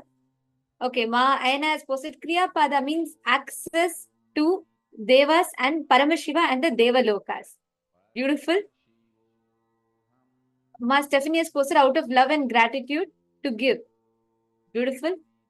And can every one of you post? Okay, Ma Teresa has posted, we offer seva to experience oneness. That's the previous one. Okay. Can I request everyone else also to post? What is Kriya Pada? What do you understand as Kriya Pada?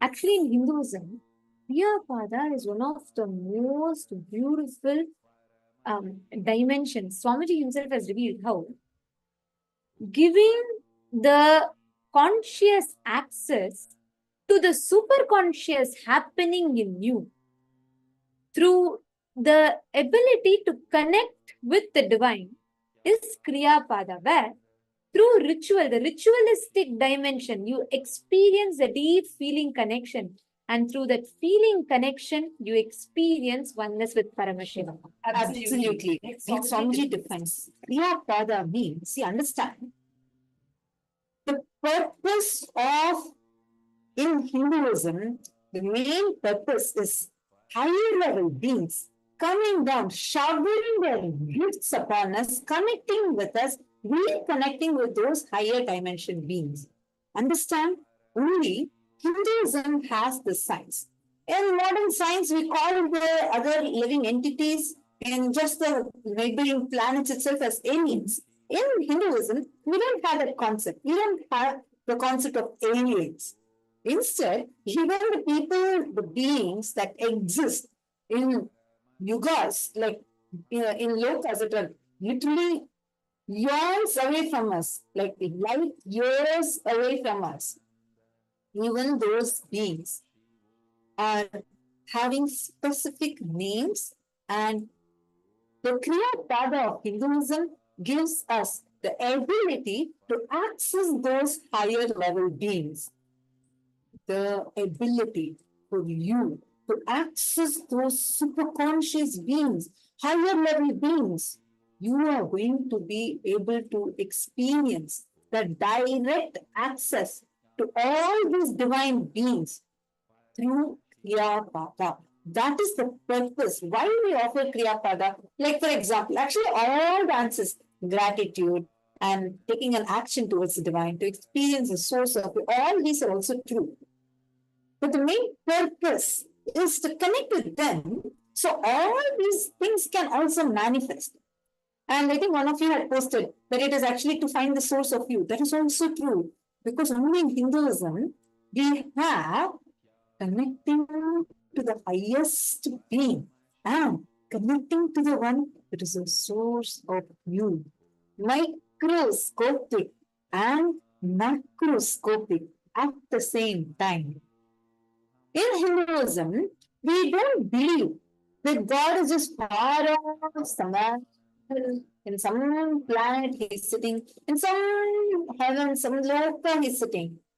That is also not the complete truth. Nor we just believe God is just inside you. No. Understand Paramashiva exists in a remote planet. He exists and he is continuously reflecting in your being. The very source of the first person of you is the very reflection of Paramashiva, who is real, who is existing and manifesting through you at the same time. He is existing simultaneously, spontaneously, and synergetically.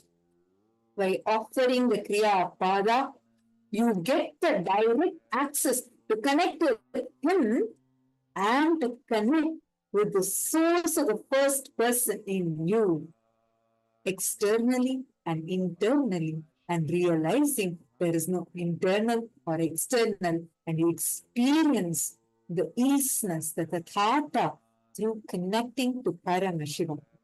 This is a very powerful experience that you experience by offering the Kriya Pada. That is why, especially when you have a living avatar in your life, the seva that you offer, it is showered millions of times more because you are offering to God directly. Actually, in Hinduism, right? Everything in Hinduism, whether it is the what size toothbrush you should use, or whether how you should wear the basma on you, or whether the actions you do, everything in Hinduism is designed to give you conscious access to the superconscious happening in you. That's why Swamiji tells in Hinduism, we have no concept that you are a sinner and God is a saint. No. To make God saint, you don't need to be a sinner in Hinduism. There is no such concept at all. The declaration with which you offer prayer in Hinduism is, "O Prabhu, I am you and you are me. Therefore, let me connect with you so that I can realize the you in me." This is the exact definition of prayer. We say, "Soham asmi," because I am you and you are me. Let me experience you through me. Therefore, I connect with you so I can experience the you in me. This fundamental understanding is why you do rituals. You don't need to make your God to make God saint. You don't need to make yourself a sinner. No. You don't need to feel you have done so many sins to attain atonement for all your sins. You have to pray to God. That concept simply does not exist. The very introduction you give to yourself first is, you are Paramashiva. The very first, how Hinduism introduces yourself to you is Shrinvantu Vishve Amritasya Putraha. It tells you are the sons of immortality. You're all the descendants of immortality. So, you don't need to connect to the divine, putting yourself down to keep the divine high. No, because the divinity does not, the existence, the tathata of Paramashiva does not change based on your experience of yourself. That is why Kriya Pada is one of the most sacred, most sweetest aspects of Hinduism.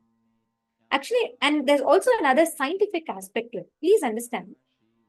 We celebrate Krishna Janmashtami, Diwali, Navaratri, Durga Puja, Venkateshwara Darshan on Ekadashi. If you see, there are specific times during which we celebrate. It is not as per English calendar. Actually, all of you should know the celebrations of Hindu festivals does not happen as per a Gregorian calendar. It happens as per the Hindu Panchangam. And you all should know why. During each of these festivals, the stars, the planets align in a certain position to channel energy for a particular happening. That is why if you see on the, for example, during Navaratri, you connect to Devi. Even in that, each day, one day you connect to Lakshmi for wealth, one day you connect to Saraswati for knowledge, one day you connect to Durga for power and valor. Each day, each ritual, each festival is very, very scientifically calculated. Based on the cosmological positions on the Janmashtami day, the entire cosmos aligns to bring down the energy of Bhagavan Krishna in the most accessible manner. So when you connect to Bhagavan Krishna that day, it is the most best period to connect because he becomes intensely accessible to you. He comes to a frequency where he becomes intensely available to you for you to connect. That is why only once in a year this opportunity happens. Actually, on the 25th of August, we're all having the Krishna Janmashtami celebration. And literally, all the positions, stars, everything in the cosmos aligns to bring down the energy of Krishna to you. Krishna is embodiment of celebration, love. Bhagavan Krishna is just experiencing intense joy, love, intense romance with life is Krishna. Actually, connecting to Krishna on that day, cosmologically, all the energies of the cosmos aligns to give you the experience of the consciousness of Bhagavan Krishna, to consciously access the superconscious happening of Bhagavan Krishna. That is why it is very, very special to connect with Bhagavan Krishna on the Krishna Janmashtami day, which is just 2 days away, the celebration of Krishna Janmashtami. How many of you are looking for wanting to experience deep fulfillment and love? Whether it is love for yourself, love for people around you. How many of you really seek for, you want to experience that intense joy, that romance with life? You want to experience that deep love. Okay, I'm already seeing yes, yes. Actually, on the day of Krishna Janmashtami, connecting to Bhagavan Krishna through Crea enables you to consciously access the superconscious happening of Krishna. And thus, on that day, cosmologically, the positions align, especially if you're someone looking for manifesting relationship breakthrough and you're really looking for that intense love. Intense, like Krishna is so full of life. If you have any relationships where you're trying to share your love to someone and you feel that person is not able to reciprocate or experience your love, or if you simply want to experience that fulfillment just with yourself, Krishna Janmashtami is the day for it. Because on the day of Krishna Janmashtami, you experience so much of love, so much of joy, so much of fulfillment happening. So Bhagavan Shri Krishna is the embodiment of that fulfillment, and he manifests intensely, becomes available for each and every one of us in that auspicious happening of Krishna Janmashtami.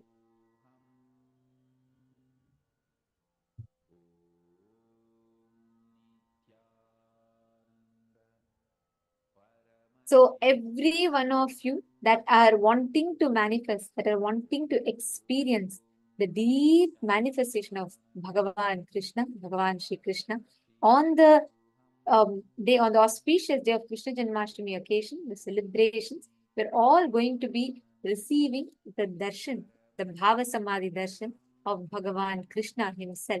So you can connect deeply to Bhagavan Krishna and offer the sevas to Bhagavan Krishna. So understand, now we're going to be taking you all through the various different sevas that you can offer on this day. And we'll also be sharing the link where you can register for these sevas. And any of you, whatever favors you want to offer, feel free to post it here and you can make sure you're registering. Registering is important so that you can book your seat and you'll be able to receive the blessings for it. You'll be receiving a separate link where you can connect to Swamiji on that special day. And you're going to be experiencing the Crea of Hinduism, what we were just listening about what is this Crea Pada, that exact Crea Pada as mentioned in Sanatana Hindu Dharma. You're going to be able, you're having an opportunity to receive that blessing. See, understand, when you go to any other temple, any other place to offer these sevas, you won't even know whether the ritual is happening or authentic or not. How will you know? Like, it's not possible for you to know it. It's not an option even for you to know whether something is happening as per the scriptures. Is it even authentic? Is my prayer even reaching the divine or not? Even that level we will not know. Right? Because many people, many of the people that we are approaching may not even be authentic. But here, you don't need to worry about that at all. One, every ritual is happening exactly as per the agamas, but moreover, you are getting the blessing to directly offer it to Bhagavan himself. Every seva that you offer directly reaches him. Understand, every seva that you offer. So what you're receiving is a huge blessing, especially on the day of Krishna Janmashtami. You're going to receive this humongous blessing. First, I want to just request all the participants here to post. How many of you are looking to offer? You really want to offer? You want to just know, well, what is that offering, and you're going to jump up and offer. How many of you are waiting for that? Please post here. I know actually many of you are there like that here. To the moment we announce any festival, first person to sign up, and you want to offer the seva and not miss out on this opportunity. Now we are actually going to be taking you all through the different sevas that we have.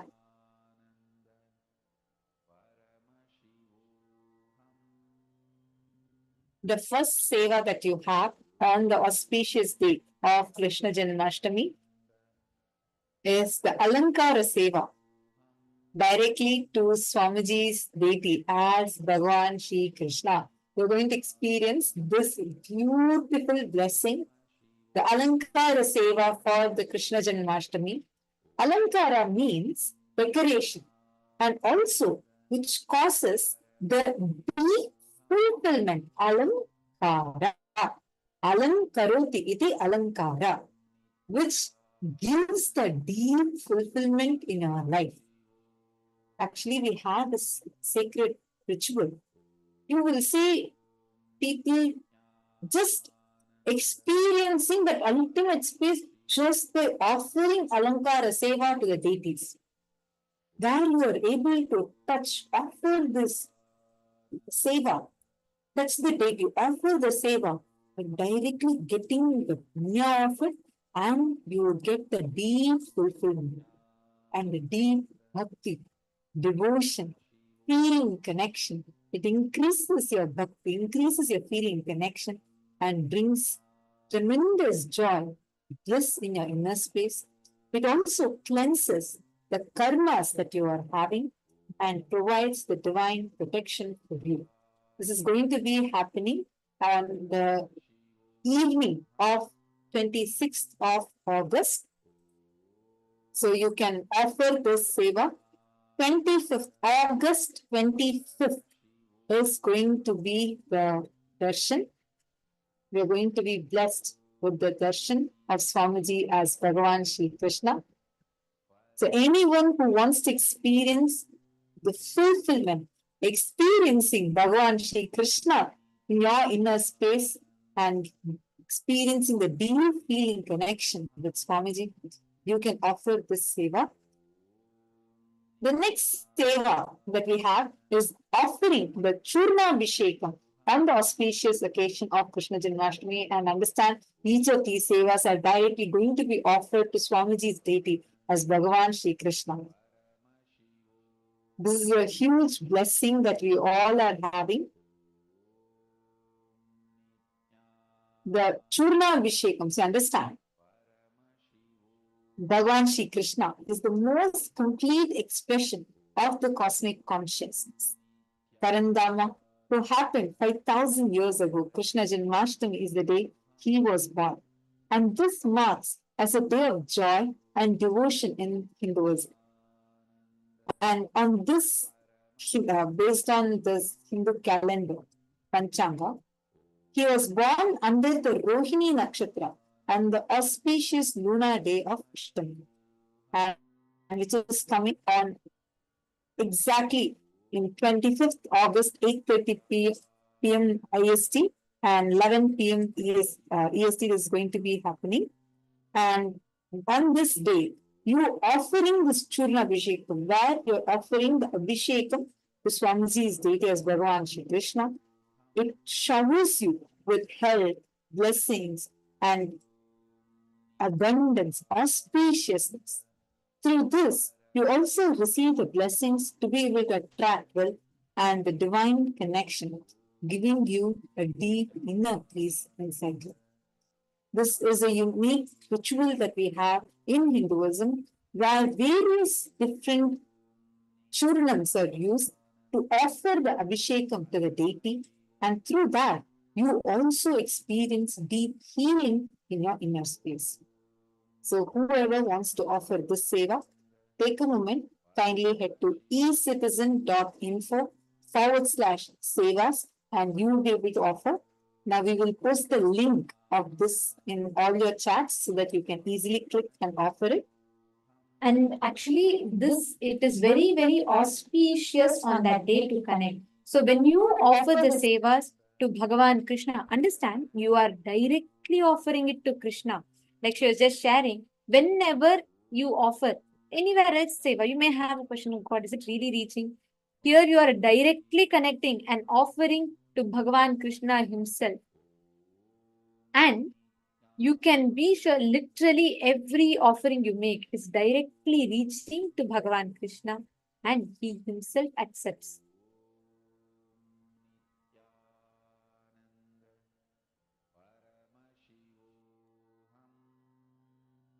The next offering you have is the Naivedya Seva. Naivedya Seva for Krishna Janmashtami. You all know, how many of you have read the story, the Purana of Bhagavan Shri Krishna, how his childhood was?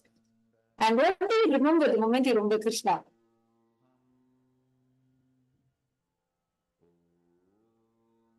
What do you remember? I mean, there are so many things to remember. But one thing that immediately comes to your mind when you remember Bhagavan Krishna. Yes, flute, okay?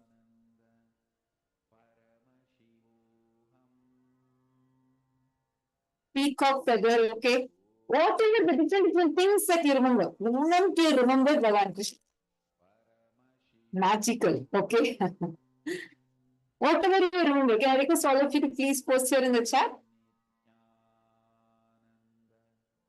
Mayana has posted butter. Actually, that was the answer I was looking for. Absolutely, butter, right? We all, if you